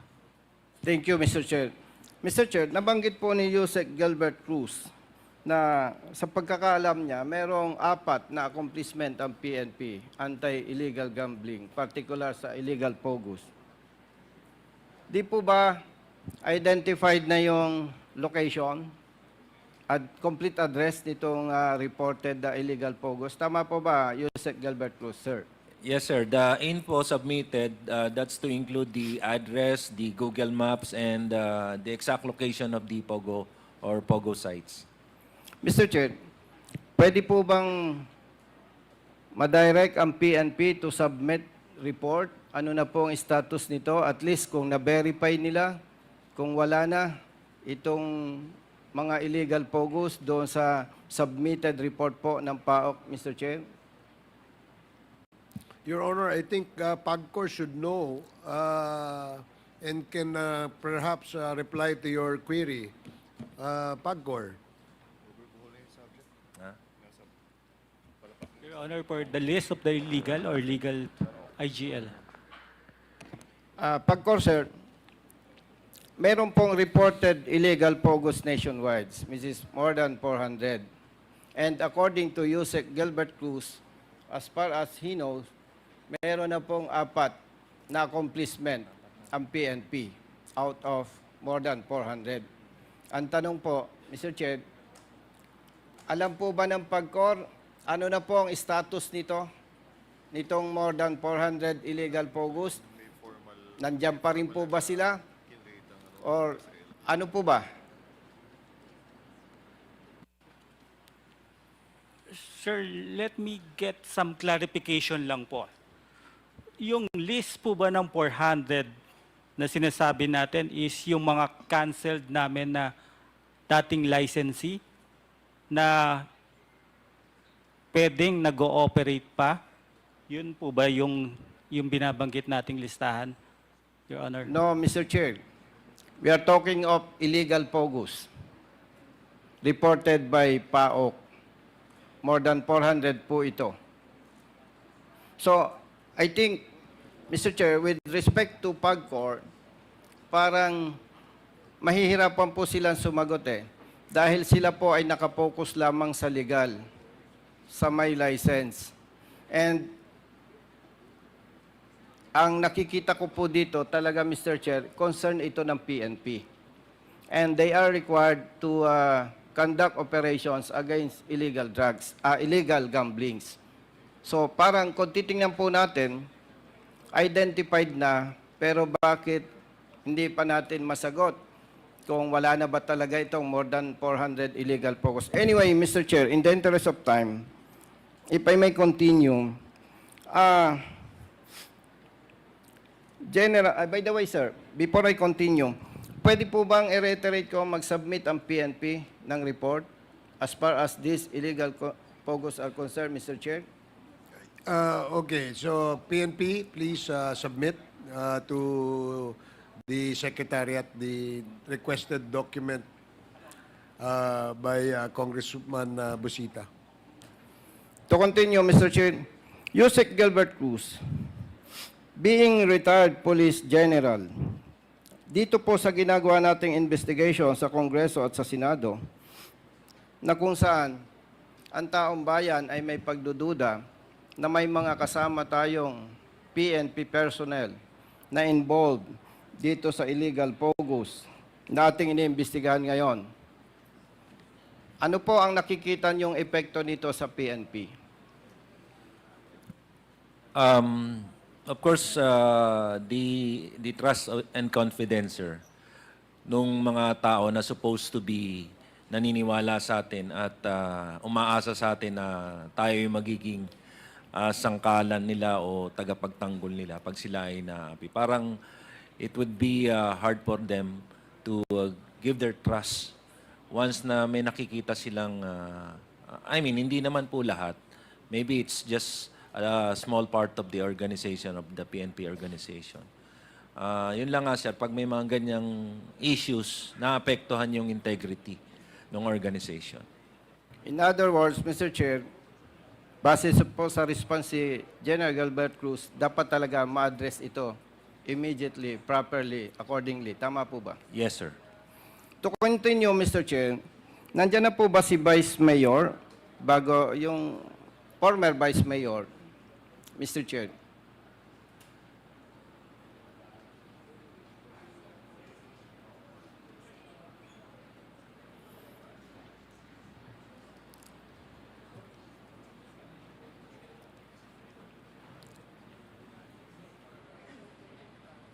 Comsec, nandiyan po ba?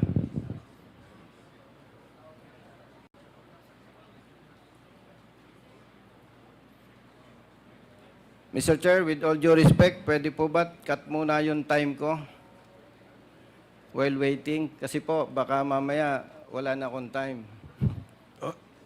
You're okay, Congressman Busita. You still have 9.5 minutes. Thank you, Mr. Chair. Mr. Chair, hindi po ako makapag-proceed ng pag-question, pag-interpellate to yung mga questions ko po for Miss Alice Guo kasi po dapat po matanong ko muna si Mayor.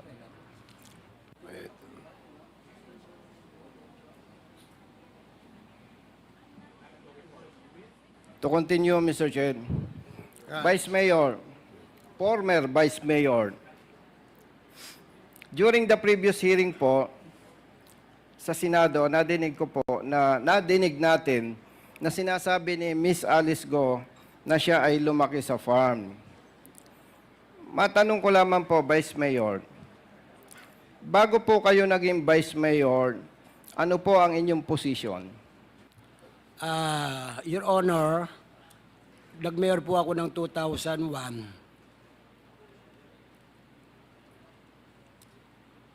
2001. Ilang years po kayong naging mayor ng Banban, Tarlac? Nag-mayor po ako ng 2001 hanggang 2004 at nag-re-elect po ako ng 2004. Natalo po ako. Ngayon po, after na natalo ako, na bumalik po ako ng 2007, nanalo naman po ako ulit ng mayor up to 2013 po. So, ibig sabihin po, naging public official kayo since 2001. Tama po? Opo. Okay. Kayo po ba ay lehitimong residente ng Banban, Tarlac? Yes, Your Honor. Balikan ko lamang po, yung sinasabi ni Miss Alice Guo na siya ay laki sa farm. Sa pagkakaalam po ba niya, ninyo, bilang matagal ng government official ng Banban, Tarlac, nagsasabi po ba siya ng totoo o hindi? Ang pagkaalam ko po, matagal na po sa Bamban. Noong 2001 po, pinuntan ako sa opisina na nag-request po siya ng permit sa kanyang piggery. Dahil nagkaroon po siya ng piggery doon sa Bamban, na nakabili siyang lupa doon noong 2001. Kaya po, nag-request po siyang permit sa akin, so binigyan ko naman po. Linawin ko lamang po, Vice Mayor. Sino po ba ang tinutukoy mong siya? Si Miss Alice Guo o yung tatay niya? Si Alice Guo po. Ano pong taon yan? Way back po, kung di ko magkamali, 2001. 2001. So, kung ipagpalagay na totoo po ang sinasabi mo, ilang taon po si Alice Guo noon? Kung di ko po magkamali, mga 12 years old or 14 years old. So, kung babalikan ko po yung tanong ko sa iyo, Vice Mayor, sinabi po ninyo na nag-apply ba siya ng permit? Permit po. Sa palagay po ba ninyo yung 12 years old or 14 years old may kapasidad na para mag-isip o mag-apply ng permit? Kasama po yung tatay niya. Kasama yung tatay niya. Noong panahong yon, palagay po ninyo, mga ilang taon na po ang tatay ni Miss Alice Guo? Ang estimate ko po, between more than 30 years siguro. Okay. So, kung titingnan po natin, mga ilang taon po?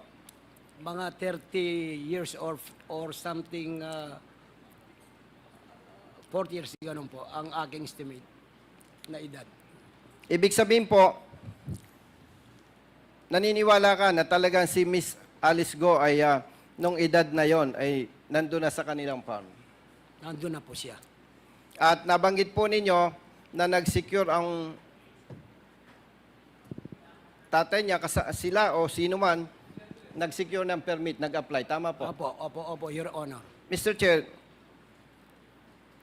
Vice Mayor, dahil nag-issue ka ng business permit or permit para sa kanilang piggery, sa pagkakaalam po ninyo, kaya pa nating makakuha ng ebidensya na totoo yung inyong sinasabi? Meron po sa opisina po. So, ibig sabihin po, naniniwala kayo na si Miss Alice Guo lumaki sa farm? Naniniwala po ako dahil kasi nung pong 2000, nung nakaraan na eleksyon po, na ako po yung naging vice mayor niya. Last election po, 2022.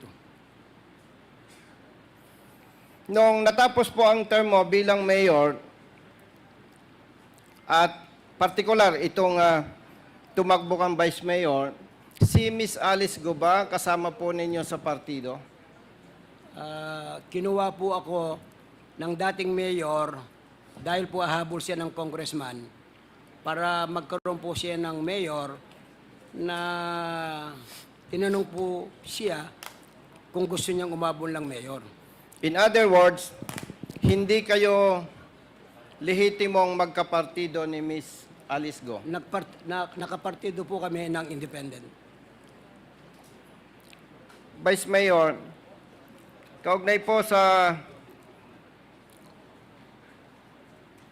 isinasagawang investigasyon ng Kongreso at ng Senado, kaugnay dito sa sinasabing illegal POGO, at sinasabi rin na si Miss Alice Guo ay involved dito. Sa inyo pong, siyempre kayo po ay matagal na nanunungkulan sa Bamban Tarlac. At alam naman po natin, bilang ikaw ay public official, elected official, hindi naman pwedeng sabihin na wala kang pakialam sa mga nangyayari sa area mo. Sa personal opinion nyo po, ano po ang masasabi nyo about this issue involving Alice Guo? Ang masasabi ko lang po, yung POGO na po yan, ang pagkaalam ko po, kaya nabigyan po namin ng letter no objection po dahil ang pagkaalam ko po na legal po ang POGO. Dahil po ang POGO makakapagbigay ng additional revenue tax at employment po sa aming bayan. Dahil po nung ako'y mayor, hanggang ngayon po ang class ng Municipality of Bamban, it is second class municipality po. Alos walang trabaho po ang mga kababayan namin. Your Honor, if I may, clarification lang kay Mayor. Ang ibig mong sabihin, Mayor, 2001, nag-a-apply na sila ng POGO sa inyo? Ay, hindi po. Piggery po. So, piggery yung in-applyan. Okay, sige. Thank you. Yes, Mr. Chair. Ang intention po natin, Mr. Chair, kaya po natin na itanong yan, to establish yung aligasyon ni Miss Alice Guo na siya ay lumaki sa farm. At nabanggit po ni Vice Mayor na kumuha ng permit noong, I think, 2000 o 2001, at sinasabi po niya na kaya pang ma-dig up o makapag-produce ng ebidensya na talagang may permit itong mag-ama ni Miss Alice Guo. Mr. Chair, maaari po bang mag-request sa Vice Mayor na mag-submit ng proof na talagang nag-issue ang Bamban Tarlac ng permit para sa farm o piggery ni Miss Alice Guo at nung kanyang tatay, nung kanyang father, Mr. Chair? Yes, ikaw ba ngayon ang acting mayor, Mayor? Hindi po. Hindi. Ako So po we will probably request that. Kami po ay nasuspend, Mr. Chair, Okay, sige. ng 3 months. So who's the acting mayor? Yung pong first councilor. Nandito ba siya? Andyan po, si Erdi Timbang. Can we, acting mayor, humihingi ng dokumento si Congressman Busita. Narinig niyo naman yata, no, kung ano yung hinihingi niya. So can you please submit the documents to the committee. Salamat po. Thank you, Mr. Chair. Mr. Chair, itinanong ko po itong mga issue na to sapagkat hindi ko naman kilala si Alice Guo at nung nasa active PNP naman ako, ibig ko po sabihin, naniniwala po ako na may mga bagay-bagay, na may mga sinasabi niya na may katotohanan. And in fairness to her, Mr. Chair, with the support of evidence or evidences, gusto po nating ma-establish na hindi lahat ng sinasabi, maaaring nagsisinungaling siya for whatever purpose, pero naniniwala pa rin po tayo at nakikita ko sa kanya, hindi siya masamang tao, whatever. Ano po? So, to continue, Mr. Chair, kay Miss Alice Guo, base po sa mga sagot at patunay ni Vice Mayor, pinatututuhanan po niya na kayo ay lumaki sa farm. Base doon sa age, doon sa year, at sinasabing permit. Bago po kayo kumandidato, Miss Alice Guo, o bago kayo nanungkulan, kayo po ba ay naging malapit sa mga residente ng Bambantarlac? Your Honor, that time po is pandemic. So, okay naman po. Okay naman. In other words, maganda ang relasyon nyo sa community. Tama po ba? But particularly po doon sa barangay ko po. Thank you, Mr. Chair. Miss Alice Guo, sa pagkakaalam mo, bakit ka nanalong kandidato, nung ikaw ay kumandidato bilang mayor, diretsahang kong tanong sa'yo, malaki ba ang nagastos mo o hindi? Your Honor, I think blessed na rin po from God. In fact, 2 weeks before election, di na po ako gumalaw.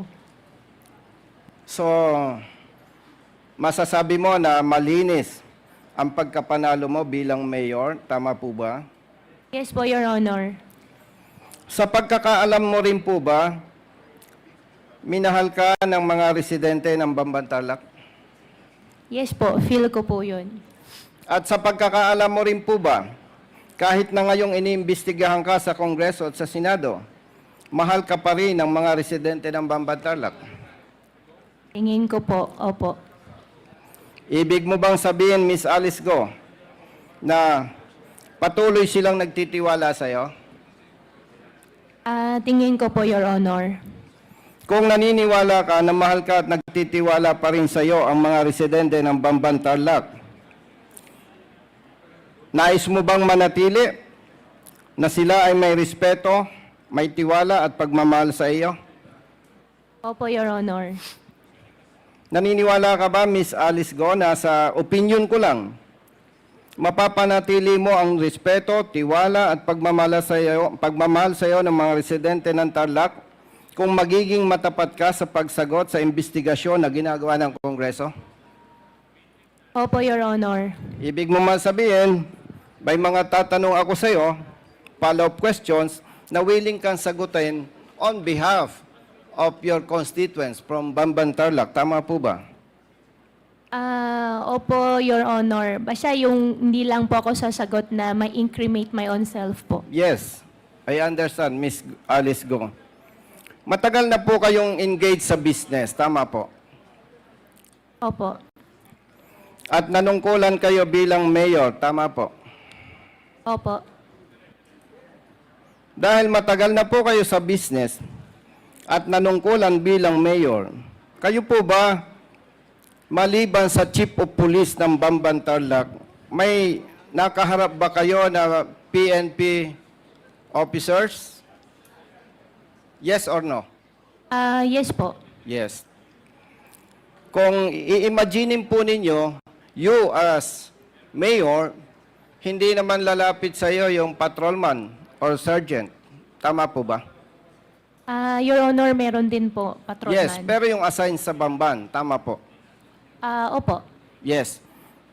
Pero yung police personnel or officers from other units, kung maalala nyo po, may mga nakaharap na kayo, tama po. Your Honor, pag may nagka-courtesy call po sa office po. Courtesy call for what purpose? Nagpapakilala po, bilang ako po yung mayor, nagpapakilala din po sila na sila po yung kasama po natin sa serbisyo.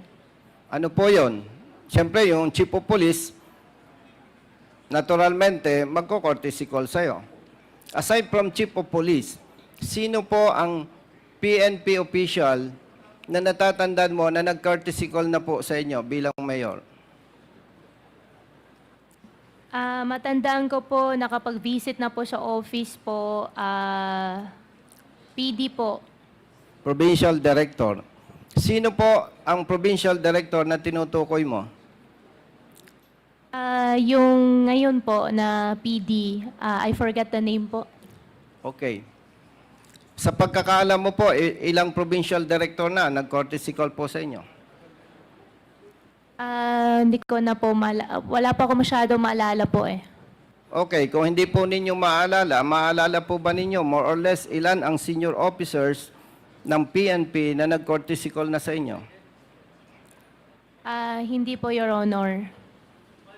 Bata pa po kayo, Miss Alice Guo. Hindi ko po sinasabi na sagutin po ninyo ng eksakto. Ang tinatanong ko po, Mr. Chair, kung iisipin mo po, Miss Alice Guo, mga more or less ilang PNP senior officers na ang nakaharap mo? Your Honor, isipin ko po pero hindi ko po masyado maisip po eh. Nakapag-courtesy call po sa office po si PD. Yun po. Isipin ko rin po ulit, Your Honor. May nakaharap na po ba kayong general? Yes or no? General, yes po. Mga ilan na po? Hindi ko po maalala ilan po. Miss Alice Guo, gusto ko lang ipaalala sa iyo, ako po 100% nagtitiwala sa iyo. So sana yung tiwala na binibigay ko po sa iyo, wag mo naman sayangin. At ako po ay nagtatanong sa iyo, at inaasahan po ng taong bayan, partikular ng Bamban Tarlac residents, your constituents, na ikaw po ay magsasabi ng totoo. Wala naman po kayo sa korte. Ano po? Balikan ko lamang po, sa pagkakaalam po ninyo, ilang PNP generals na ang nakaharap ninyo? Your Honor, as of the moment, wala po ako masyado maalala, pero may naisip lang po ako ngayon na nakapag-courtesy call din po sa office ko po ang isang general po na RD po. RD. Opo. Siyempre, RD yan, kahit pa paano, maalala mo kung sino siya. Opo, at official naman po yung trip na pagpunta po niya doon sa office po namin. Yes po. Pwede po bang banggitin nyo sino yung general, yung RD na nag-courtesy call na sa inyo? Your Honor, Mr. Chair, okay lang po, mag-consult lang po ako sa lawyer. Sige po.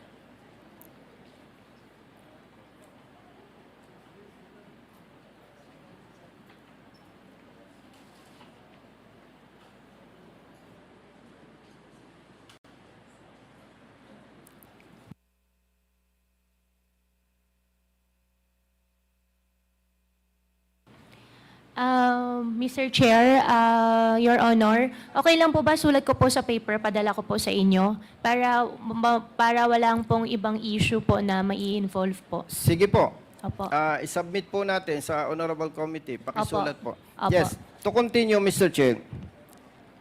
Nabanggit po tama po ba yung nadinig ko o yung napabalita na sinasabi mo na mayroon po kayong death threat? Tama po? Yes po. Yes. At ako po'y naniniwala na sa kalagayan mo ay totoo ang iyong sinasabi, Miss Alice Guo. Sa kalagayan po ba ninyo ngayon at kayo ay nakadetain sa PNP Custodial Center, ano po ba ang pakiramdam ninyo? Safe kayo? O may gusto pa kayong hilingin na baka mapagbibigyan ng committee? Sa ngayon po, dahil po nakadetain po, mahirap po talaga nakadetained. Gusto ko na lang din po matapos po lahat at para makapagpiyansa po. Ang tanong ko po, Miss Alice Guo, Inamin po ninyo na kayo ay may death threat. Opo. Ang tanong ko po, feeling safe po ba kayo sa PNP Custodial Center? Opo. Okay, very good. Yun lamang po, Mr. Chair. Maraming salamat po, Miss Alice Guo. Salamat po. Thank you, Congressman. Pakisubmit na lang po. Thank you, Congressman Busita. So the next interpellator is Congressman Bongalon. You're recognized. Thank you, Mr. Chair. Magandang gabi po sa lahat. Konting katanungan lamang po kay Mayor Alice Guo or alias Guo Waping. Alice, tumakbo po kayong mayor noong last 2022 election Yes po, Your Honor. at nanalo po kayo bilang alkalde ng Bamban Tarlac. Yes po, Your Honor. At dahil dyan, ay nag-assume po kayo bilang isang public official. Tama po? Yes po, Your Honor. At bilang isang public official, required po sa mga public officials na mag-file ng tinatawag na SALN. Tama po? Yes po, Your Honor. Nag-file ho ba kayo ng SALN po ninyo? Yes po, Your Honor. Doon po ba sa SALN ninyo nakalagay po yung pong assets and liabilities? Tama po? Yes po, Your Honor. Kanina, natanong po kayo tungkol po doon sa negosyo po ninyo. Tama po? Yes po, Your Honor. Pwede nyo po ba banggitin yung mga negosyo nyo po ninyo? Your Honor, may final po kasi sa akin ng AMLAC ngayon, kaya I incriminate myself po. Pero nabanggit po ninyo na meron po kayong piggery. Tama po? Yes po, piggery. Mr. Chairman, the indulgence of Congressman Mongolon. Yes, SDS. Can I move for a 1-minute suspension? Sige, go. Hearing is resumed. Mr. Chairman, Congressman Fernandez, the parliamentary status is that Congressman Bongalon has the floor and propounding questions to our resource persons. Now, may I ask you to please allow Congressman Bongalon to continue before you interject. So, Congressman Bongalon, please proceed.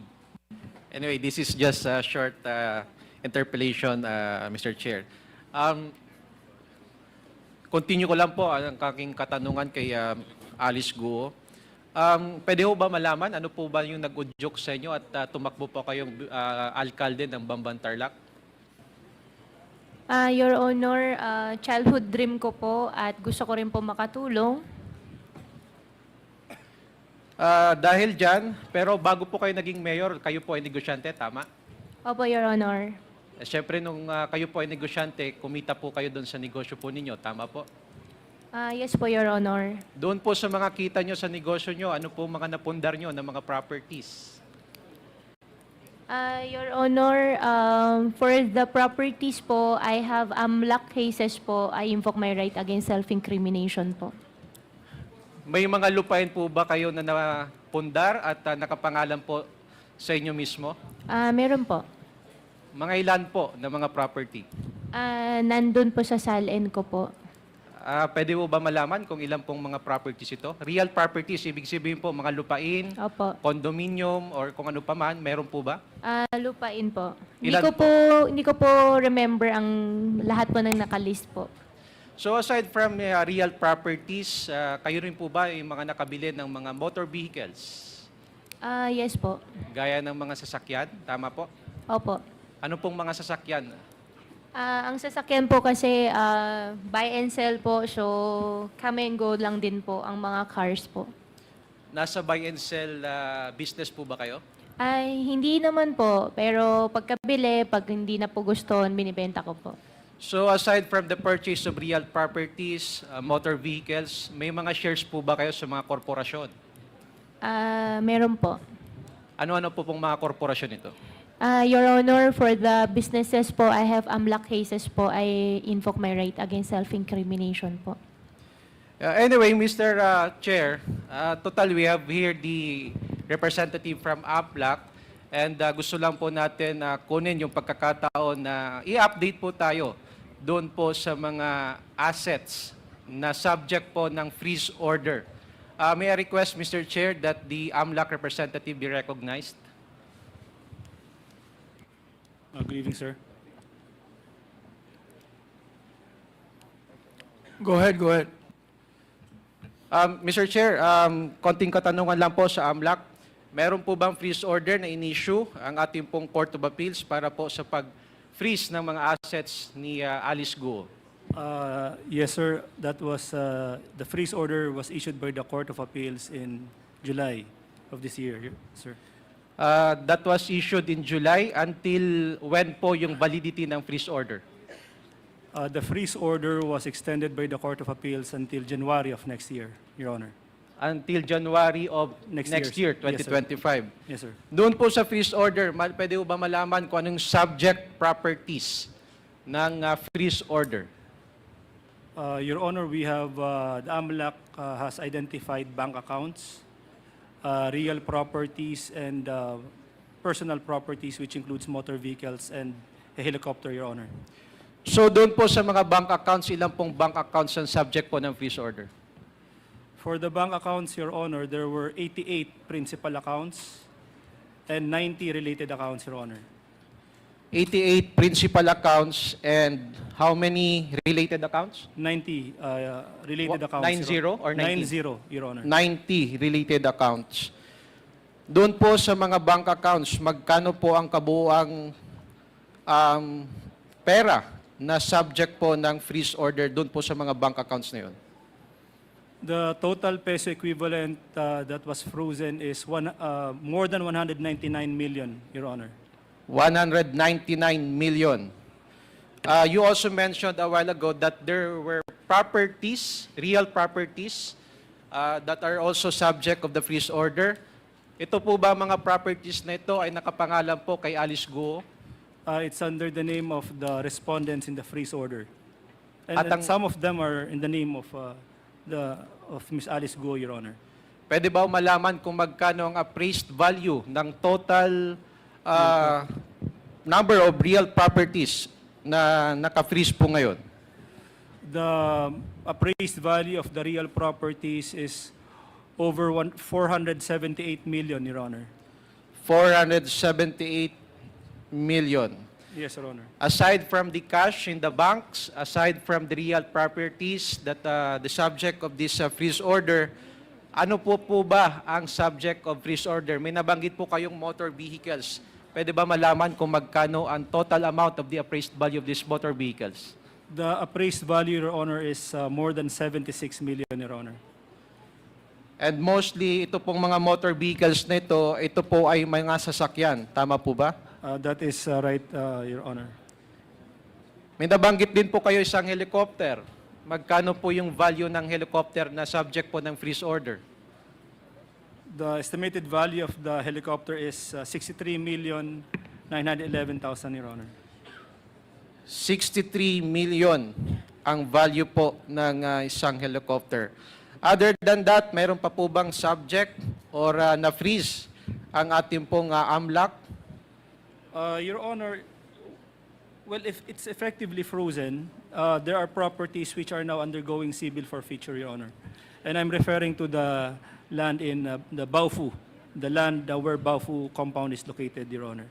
Okay, bago po akong magtanong about dun sa Baofu compound, ito po bang mga properties na subject ng freeze order, pwede ba malaman kung saan po ito located? Your Honor, for the real properties, there are 13 real properties. 3 are located in Bulacan, 7 are in Las Piñas, 2 Interlac, and 1 which is sold by Robinson's Land Corporation, Your Honor. Saan po yun ang location? I just don't have the area where it is located, but it's the sale involving Robinson's Land Corporation, Your Honor. Valued at 13 million. So malinaw ho dito na yung mga properties are located in Bulacan. There are also in 2 properties in Tarlac, and yung pong nabenta ng Robinson's Corporation, tama po ba? Yes, Your Honor, please. Meron pa po bang mga ibang properties si Mayor Alice Guo sa iba-ibang lugar dito sa Pilipinas? What we have identified and which is now undergoing civil forfeiture, Your Honor, are the properties. There are 3 real properties located, and this is separate from those subject of the freeze order. 3 properties located in Maykawayan, and 2 properties in Tarlac, Your Honor, please. Mr. Speaker, balikan ko po si Alice Guo. Meron pa po ba kayong mga properties dito po sa Metro Manila? Wala po, Your Honor. Wala ho. How about other parts of the country, Alice? Wala po, Your Honor. May nag-attempt ba na i-dispose o kaya i-dissipate ang mga properties na nakapangalan po sa inyo, sa korporasyon, or in any way related to you or any of the corporations na kung saan kayo po ay shareholders nung nagkaroon na po ng kontrobersiya patungkol po sa POGO? Wala naman po, Your Honor. Meron ba kayong property sa Alabang? Meron po, Your Honor. AMLAC, subject po ba yun ng freeze order? Your Honor, based on the list that I have, which were frozen by the Court of Appeals, it appears that it is not yet included. But with that information, we will be looking into it, Your Honor.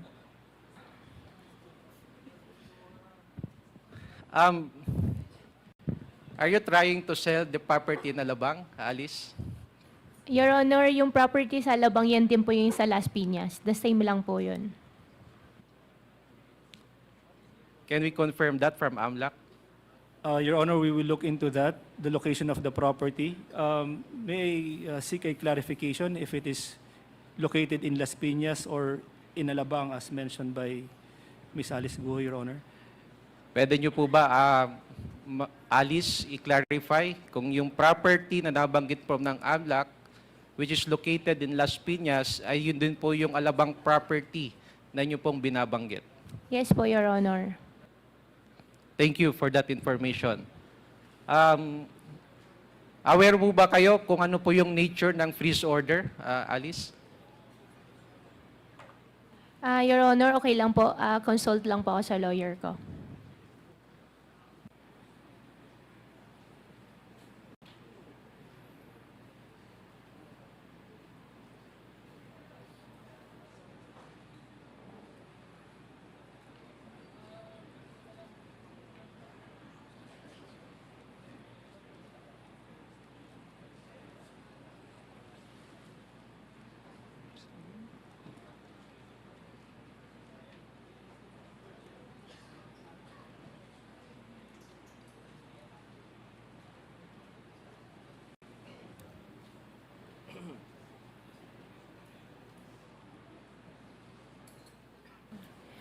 Your Honor, I think lahat po nung na-mention niyo po sa akin na properties po kanina, those are filed na rin po by the AMLAC po. So I have cases po na rin sa AMLAC. Yes, in fact, that is the subject of the freeze order issued by the Court of Appeals. Anyway, Mr. Chair, konting katanungan na lamang po, ano?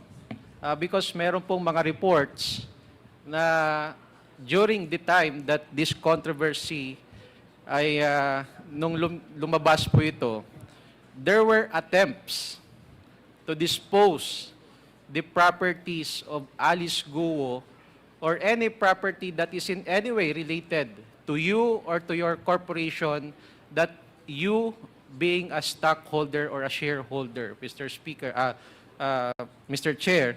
And that is why ito pong amount na nabanggit po ng ating AMLAC ay maliit pa po ito doon sa total assets na meron po at pwedeng ma-recover at pwede pong maging subject ng freeze order, Mr. Chair. And of course, may mga civil forfeiture proceedings na rin po na ipa-file ang AMLAC at isa po itong magiging warning. Nahahabulin po kayo ng batas if you try to dissipate or dispose these properties that are related to any unlawful activities. Yun lamang po, Mr. Chair. I add my interpellation po. Ito ang POGO. Thank you, Congressman Bongalon. Yan ang POGO nila. Dito naman yung kanilang port. Ayan ang port. Ayan, May tanong lang ako kay Alice, no? Before the next interpellator. Alice, yung mga buildings sa... ilang buildings meron dun sa Banban? Your Honor, tanda ko lang po more than 5. 5 buildings lang in the whole 8-hectare property? Yung building po more than 5 po. More More than, hindi po ako masyado sure po talaga. Doon sa area, sa buong, kasi nagpunta kami doon eh. Opo, yung building po talaga ha. Oh, yung building. Building of, siguro, 5 po siguro. Meron kasi doon na parang hindi siya, I think to me, it's called the building, although it's not more than one floor. Yung mga residential lahat, po. lahat ng ng structure doon, ilan? More than 20, 30. Hindi po ako sure po sa exact number. Si Cassie naman. Cassie, sa Lucky South 99, sa Porac, ilan yung building doon sa property na yun? Kung hindi, 40? 40. So mas malaki yung, ilang hectares yung sa Porac? 3. Mas malaki yung property, yung lupa doon kaysa sa Banban.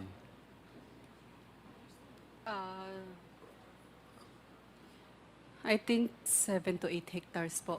Halos parehas lang. Pero mas maraming building sa Porac. Second floor lang po kasi yung Pero yung Porac. building sa inyo, yung nakita namin, building talaga. Yung Second 3 floor floors, 4 floors, di ba? 2 floors. 2 floors po. So marami, 40 plus buildings yun. Tama? Opo. So Alice, doon ba sa inyo kasi wala masyadong 2 floors doon eh. Halos lahat parang structure niya, parang barracks, di ba? Your Honor, yung 4 POGO po doon sa area po is isang building lang po. Okay. Pwede ba malaman sinong contractor nun? Your Honor, hindi po ako kausap ng contractor, pero ang alam ko pong contractor po nung Bamban po is Howley. Howdy? Ano yan? Local contractor?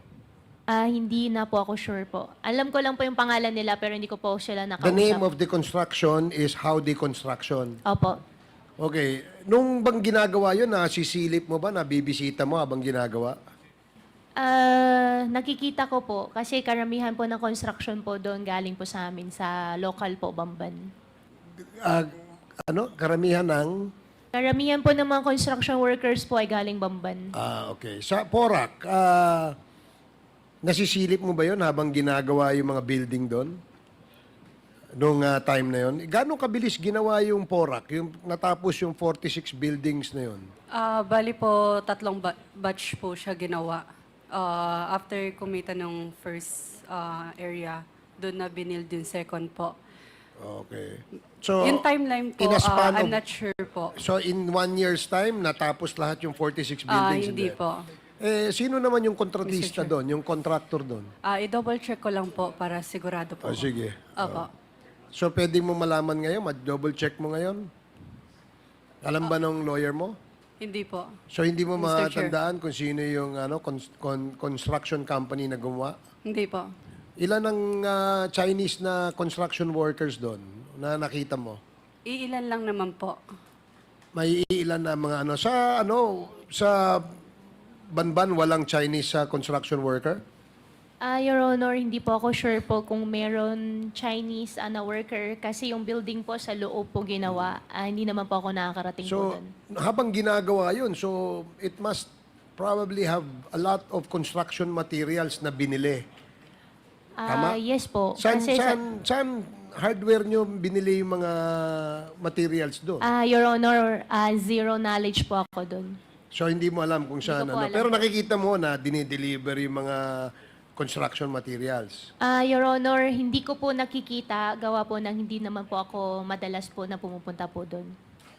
Di ba nasa likod lang ng yung munisipyo? Hindi mo ba natatanaw yun? Hindi mo ba nakikita yun? That time po, hindi pa po akong mayor po. Nung sige. nag-start po sila na construction. Okay. Si Cassie, Saan galing yung mga materyales, nung construction materials na Hindi ko po sigurado, Mr. hindi mo Chair. rin alam?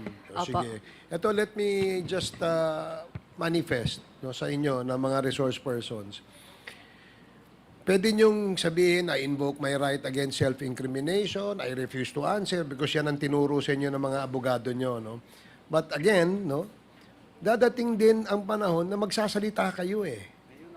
Pagdating dyan sa korte, yun din ang sasabihin nyo eh.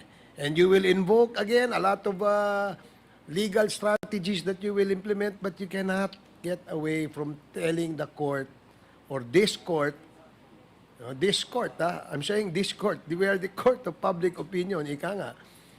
Kailangan magsalita kayo. Hindi nyo na magagamit yung sinasabi. I'm sure your lawyers have briefed you kung paano gagamitin yung karapatan nyo. Because yung karapatan nyo ay hindi absolute, especially kayo ay considered respondents. Therefore, although not yet proven, you have committed a criminal act. Dapat alam nyo yan. Okay? So, the next interpellator is Congressman Caraps Paduano. Thank you, Chairman.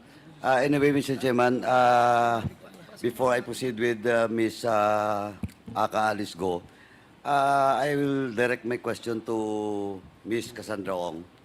Ms. Cassandra, during the previous hearing, when you were asked by the members of this committee about your educational attainment, sabi mo po nag-ALS ka, di ba? Yung nag-ALS ka, tama? Opo. Anong taon yun nag-ALS ka? Huwag mo sabihin na you double check naman. Pwede ba makalimutan mo kung nag-ALS ka, wala? At saka anong taon? 2016? 2016? Hindi ko po sigurado kung ano yung exact year. 2017. How old are you now? 24 po. Oh, that is 8 years ago. So, you're 16 years old the time. Na nag-ALS ka. Around 16, 17 yata. Okay. What school? I forgot na, Mr. Chair. Oh, Public school po siya. ha? Public school Anong po. school nga?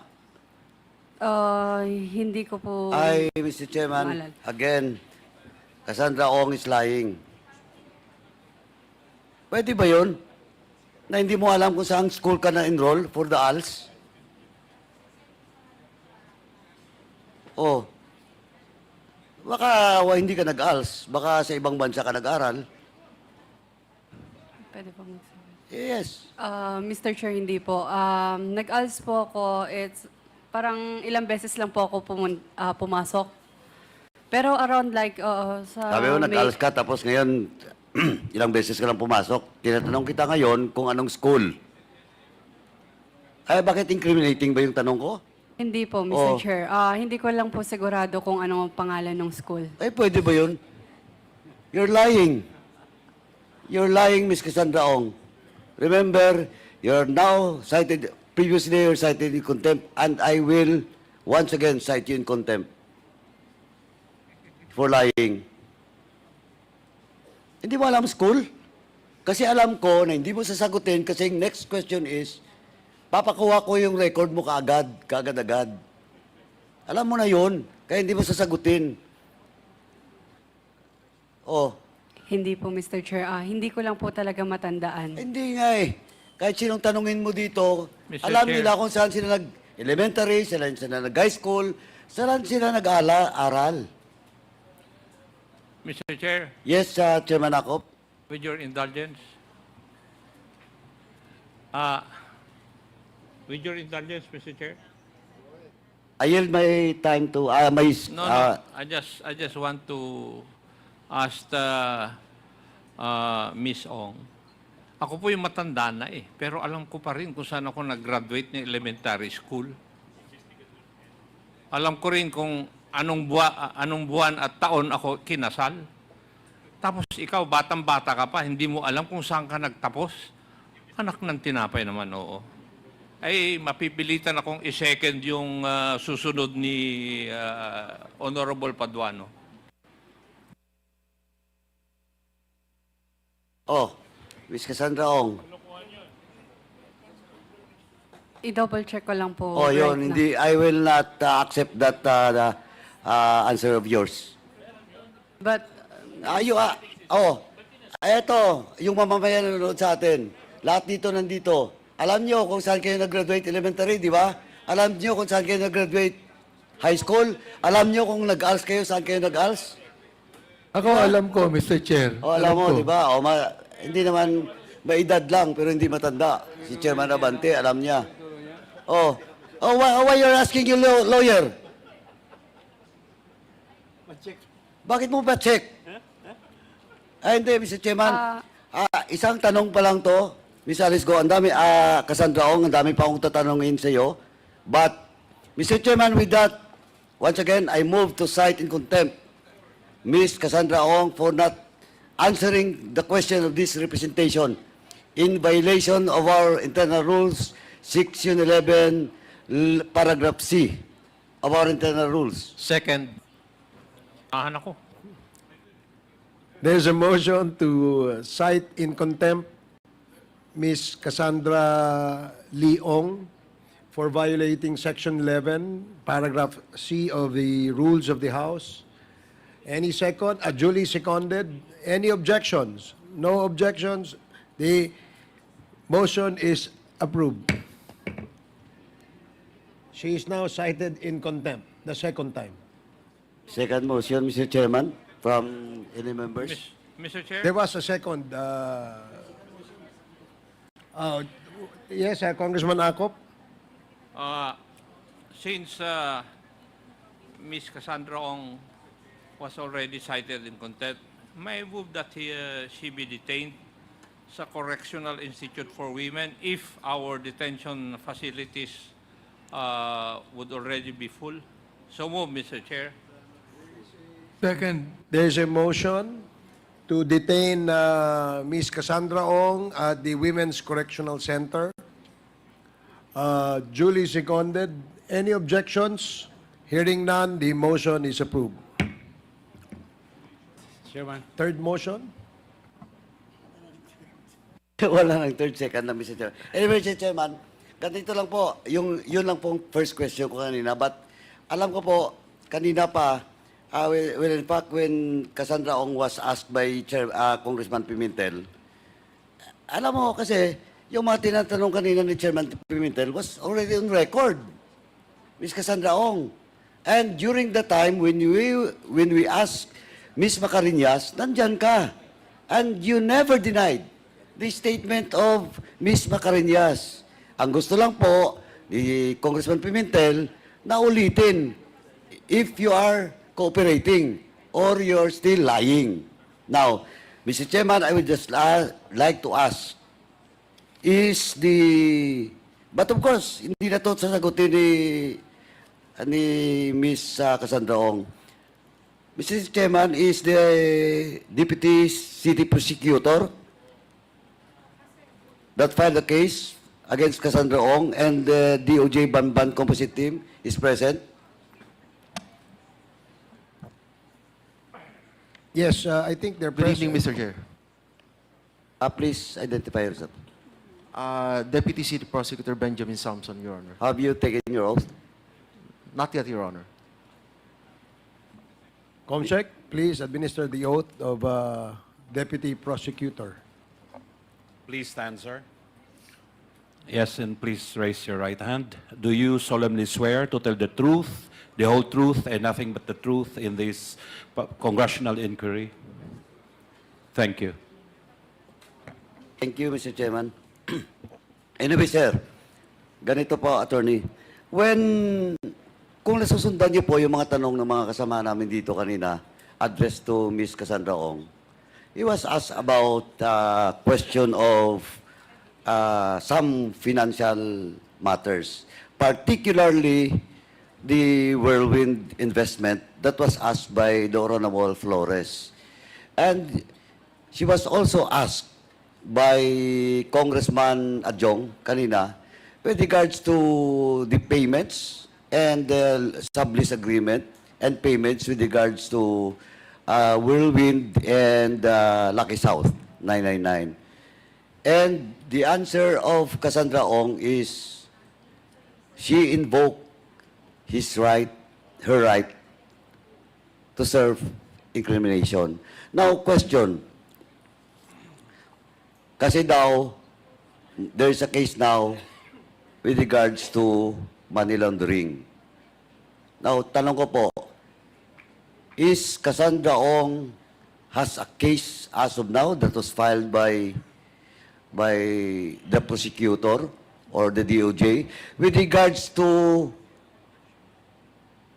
financial matters on Whirlwind and Lucky South 999?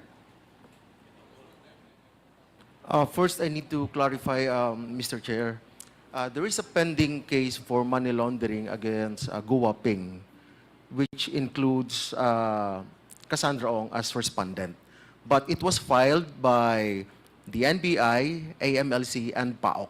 It's now pending preliminary investigation before the Department of Justice. In relation to what POGO? Based on the complaint filed by the three complainants, Your Honor, there was a link made between Bamban and PORAC POGO operations. So that transaction involving Cassandra Ong is not necessarily connected to the PORAC operation, but because of the conspiratorial acts between Bamban and PORAC operations. But to be specific, there is no case with regards to Whirlwind and Lucky South 999. There is one, Your Honor, the qualified trafficking in No, persons. yung question of money laundering.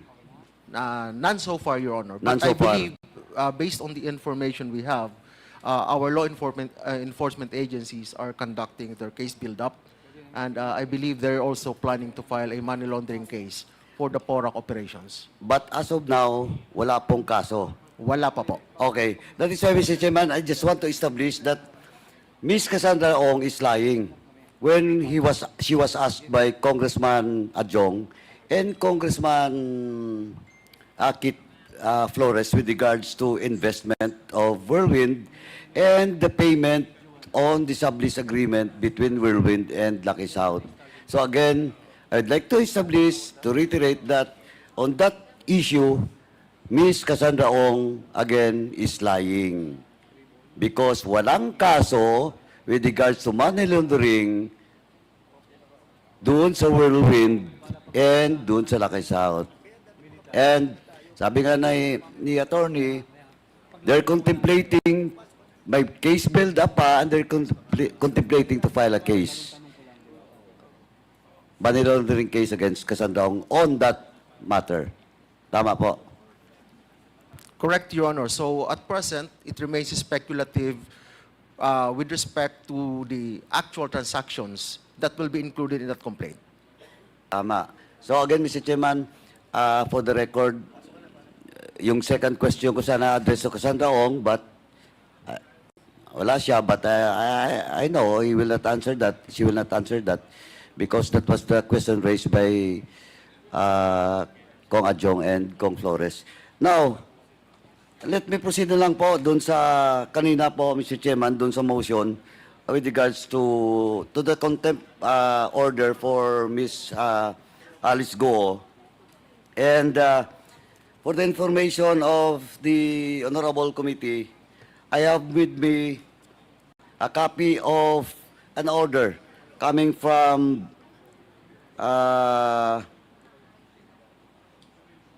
Branch 282, Regional Trial Court, Bulwagan, Branch City 282 Regional Trial Court in Valenzuela City.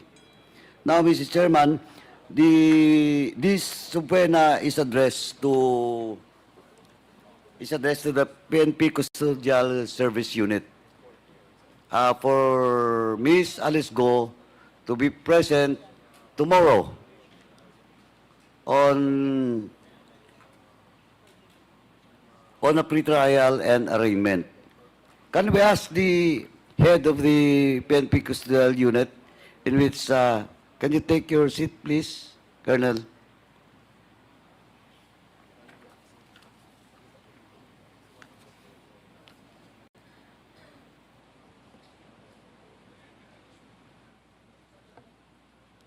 Please state your name. Good evening, Your Honor. I am Police Colonel Paul Gamido from the Headquarters Support Service. Have you taken your oath? Not yet, Your Honor. Chairman? Bomsek, please administer the oath. Please stand and raise your right hand. Do you solemnly swear to tell the truth, the whole truth, and nothing but the truth in this public inquiry? So help you God. Yes, Your Honor. Thank you. Colonel, Mr. Chairman, do you confirm that tomorrow there will be a hearing for Miss Alice Guo? Yes, Your Honor. We received an order from Branch 282, RTC Valenzuela City, directing the Headquarters Support Service to bring the accused Alice Guo before the said court for the scheduled arraignment and pre-trial, Your Honor. Matanong ko lang po, ano bang sitwasyon doon sa custodial facility ng PNP? Yung pinaglalagyan kay Miss Alice Guo, air condition ba? How big is the space? Yes, Your Honor. Considering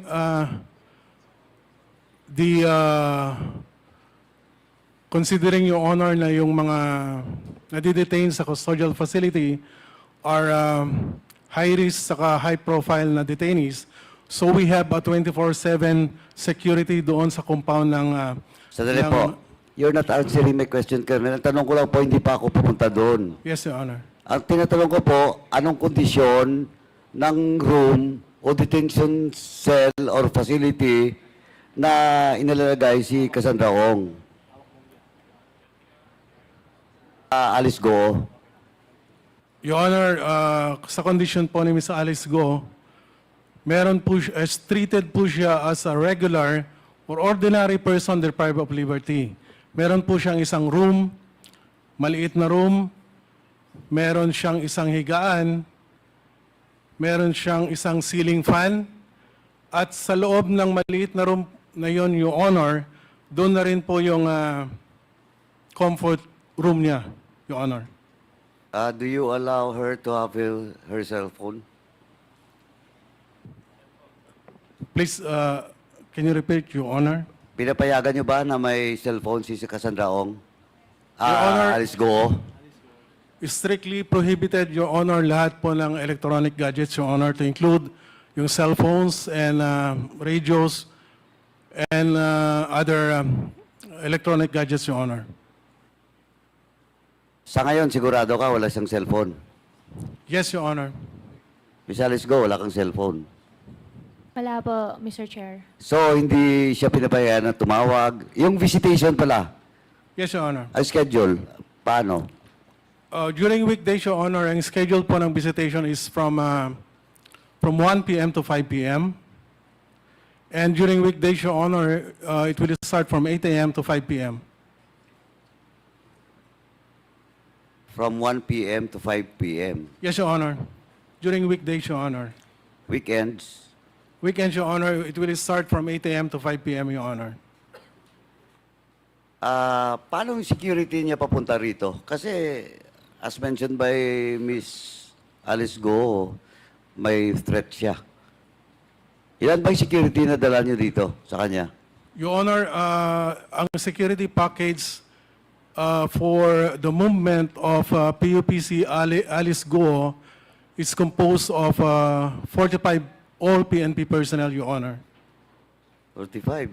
45, Your Honor. So the government is spending that much for Miss Alice Guo with 45 security escort.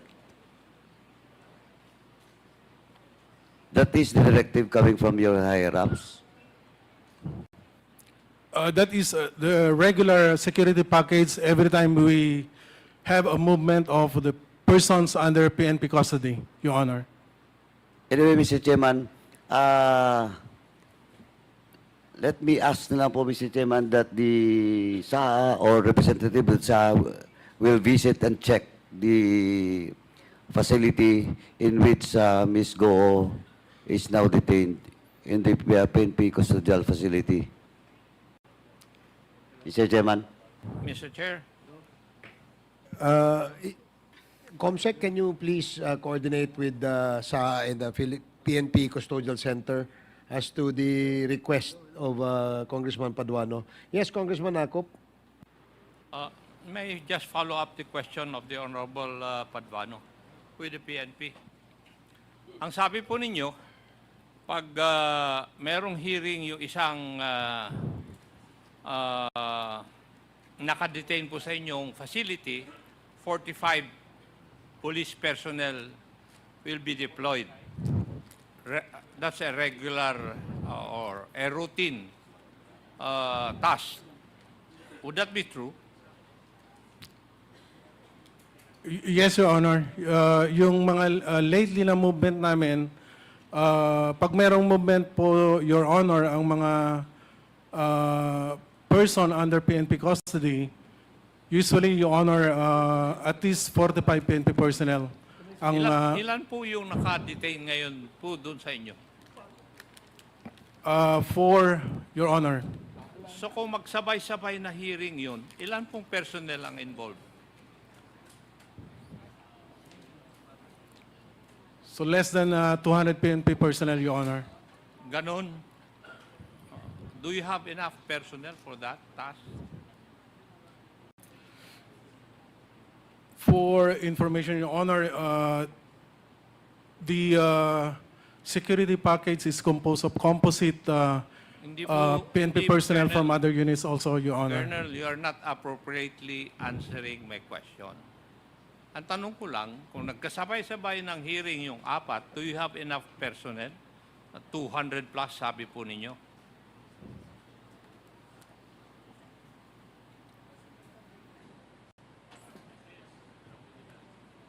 Ano po ang sagot ninyo? Meron po, Your Honor, kasi we You are have- supported by other units, Your Honor. You have enough personnel. Yes, Your Honor. Oh, lahat ng nakadetain po doon sa inyong facility. And may I know, sino po yung tatlong nakadetain po doon sa inyo ngayon? One is Pastor Apollo Kibuloy.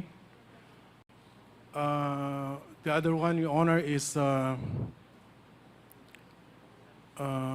forgot the first name, Your Honor, pero siya po si Escorial. And the other one, Your Honor, ay isang foreigner, Your Honor, in the name of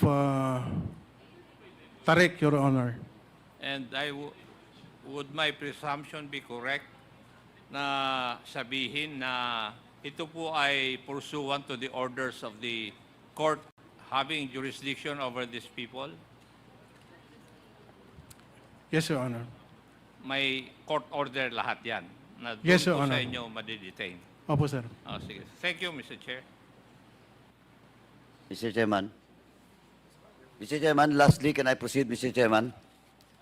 Yes, please proceed. Mr. Chairman, in relation to the jurisdiction of the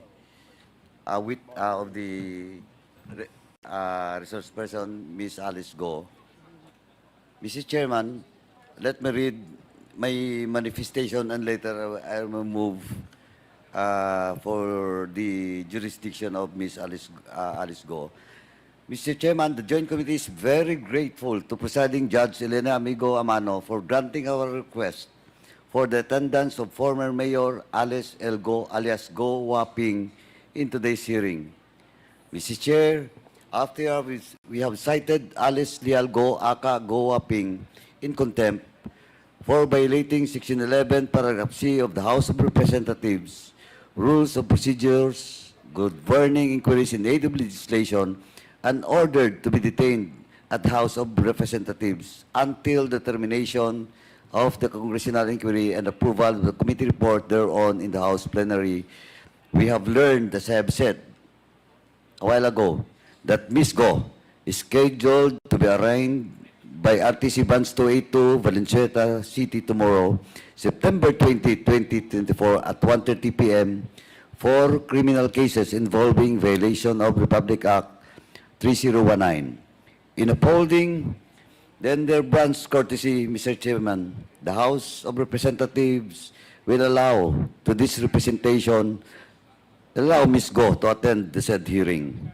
And in the spirit of inter-branch courtesy, Mr. Chairman, and mutual respect between the co-equal branches of government, there is a need to seek the indulgence of the RTC Branch 282 of Valenzuela City regarding former Mayor Alice Guo, Alice Guo Waping, who is currently detained at the Philippine National Police Custodial Center, Camp Crame, by virtue of court order pending the resolution of criminal cases.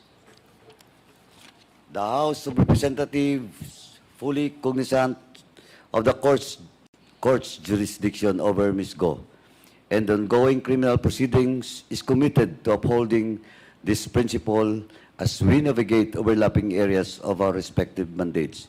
And will, in fact, Mr. Chairman, if you have given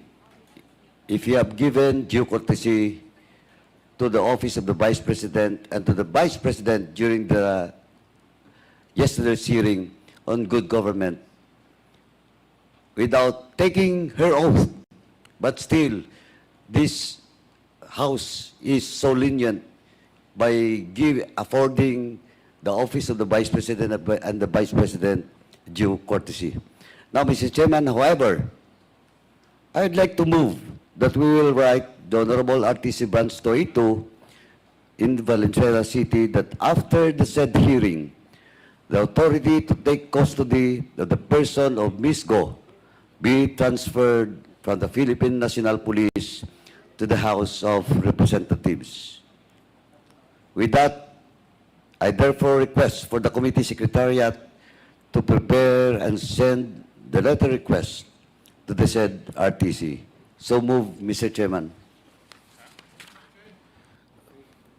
Ang haba nun. There is a motion as stated by Congressman Paduano and duly seconded. Any objections? Hearing none, the motion is approved. Now, the next interpellator is Congressman J. Kong-hun. Thank you, Mr. Chair. Mr. Chair, dahil natanong na po halos lahat ng katanungan sa ating mga witnesses, pwede ko po bang maidirect ang aking katanungan sa mayor po ngayon ng Banban Tarlac? Please proceed. Nasaan po ba si mayor ng Banban Tarlac?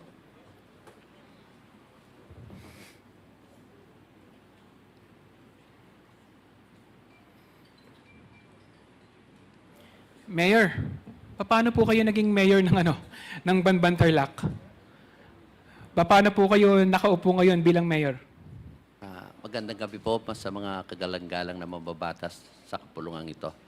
Ako po yung first consular na... Naka-oath na po ba kayo? Opo. Okay, thank you. Opo, Your Honor. First consular po as independent noong 2022 election. At nung po yung mayor namin na suspende, nag-acting vice mayor po ako. And then yung pong lumabas yung ng ombudsman, yung kasong ipinail sa amin lahat,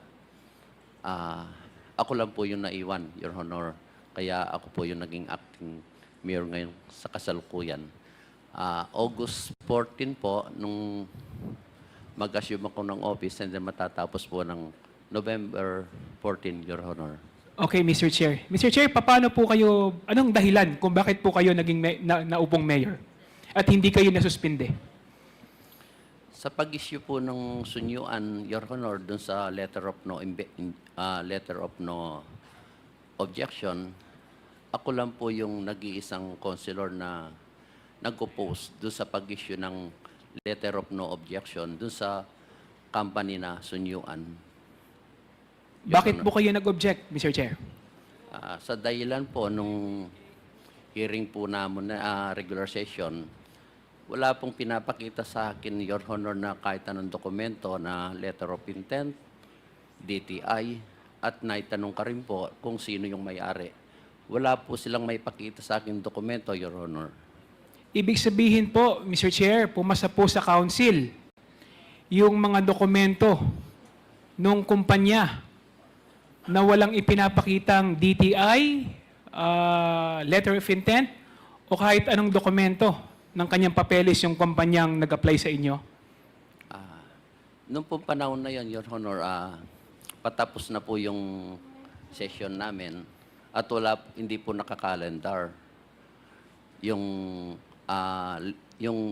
request po nila na resolution na letter of no objection. Sa pagkakalam ko po, mindadali po naman kasama namin at nasuspend po yung house rule namin ni Councilor Rainer Rivera at sineconded po ni Councilor Judge Sales. Outnumber po ako sa pagkakataon yun, Honor. Pero kahit nag-iisa po ako, lumaban pa rin po ako at nag-privilege speech. At sabi ko nga po sa do sa minutes of meeting namin, dahil po sa nangyaring nagdaang panahon na ilang beses na raid ng yung kumpanyang Hongsen, nung time ko po, nanaw po ako bilang konsilor, kaya ayaw ko na pong mangyari ulit yung nangyaring raid nung nakaraan. Kaya sabi ko nga po, pag-aralan muna namin mabuti dahil yung sa mga nakarang administrasyon, na-raid na po. Kaya lang po, na-outnumber po ako, Your Honor. So, Mr. Chair, before, na-raid na po siya before? Opo, Your Honor.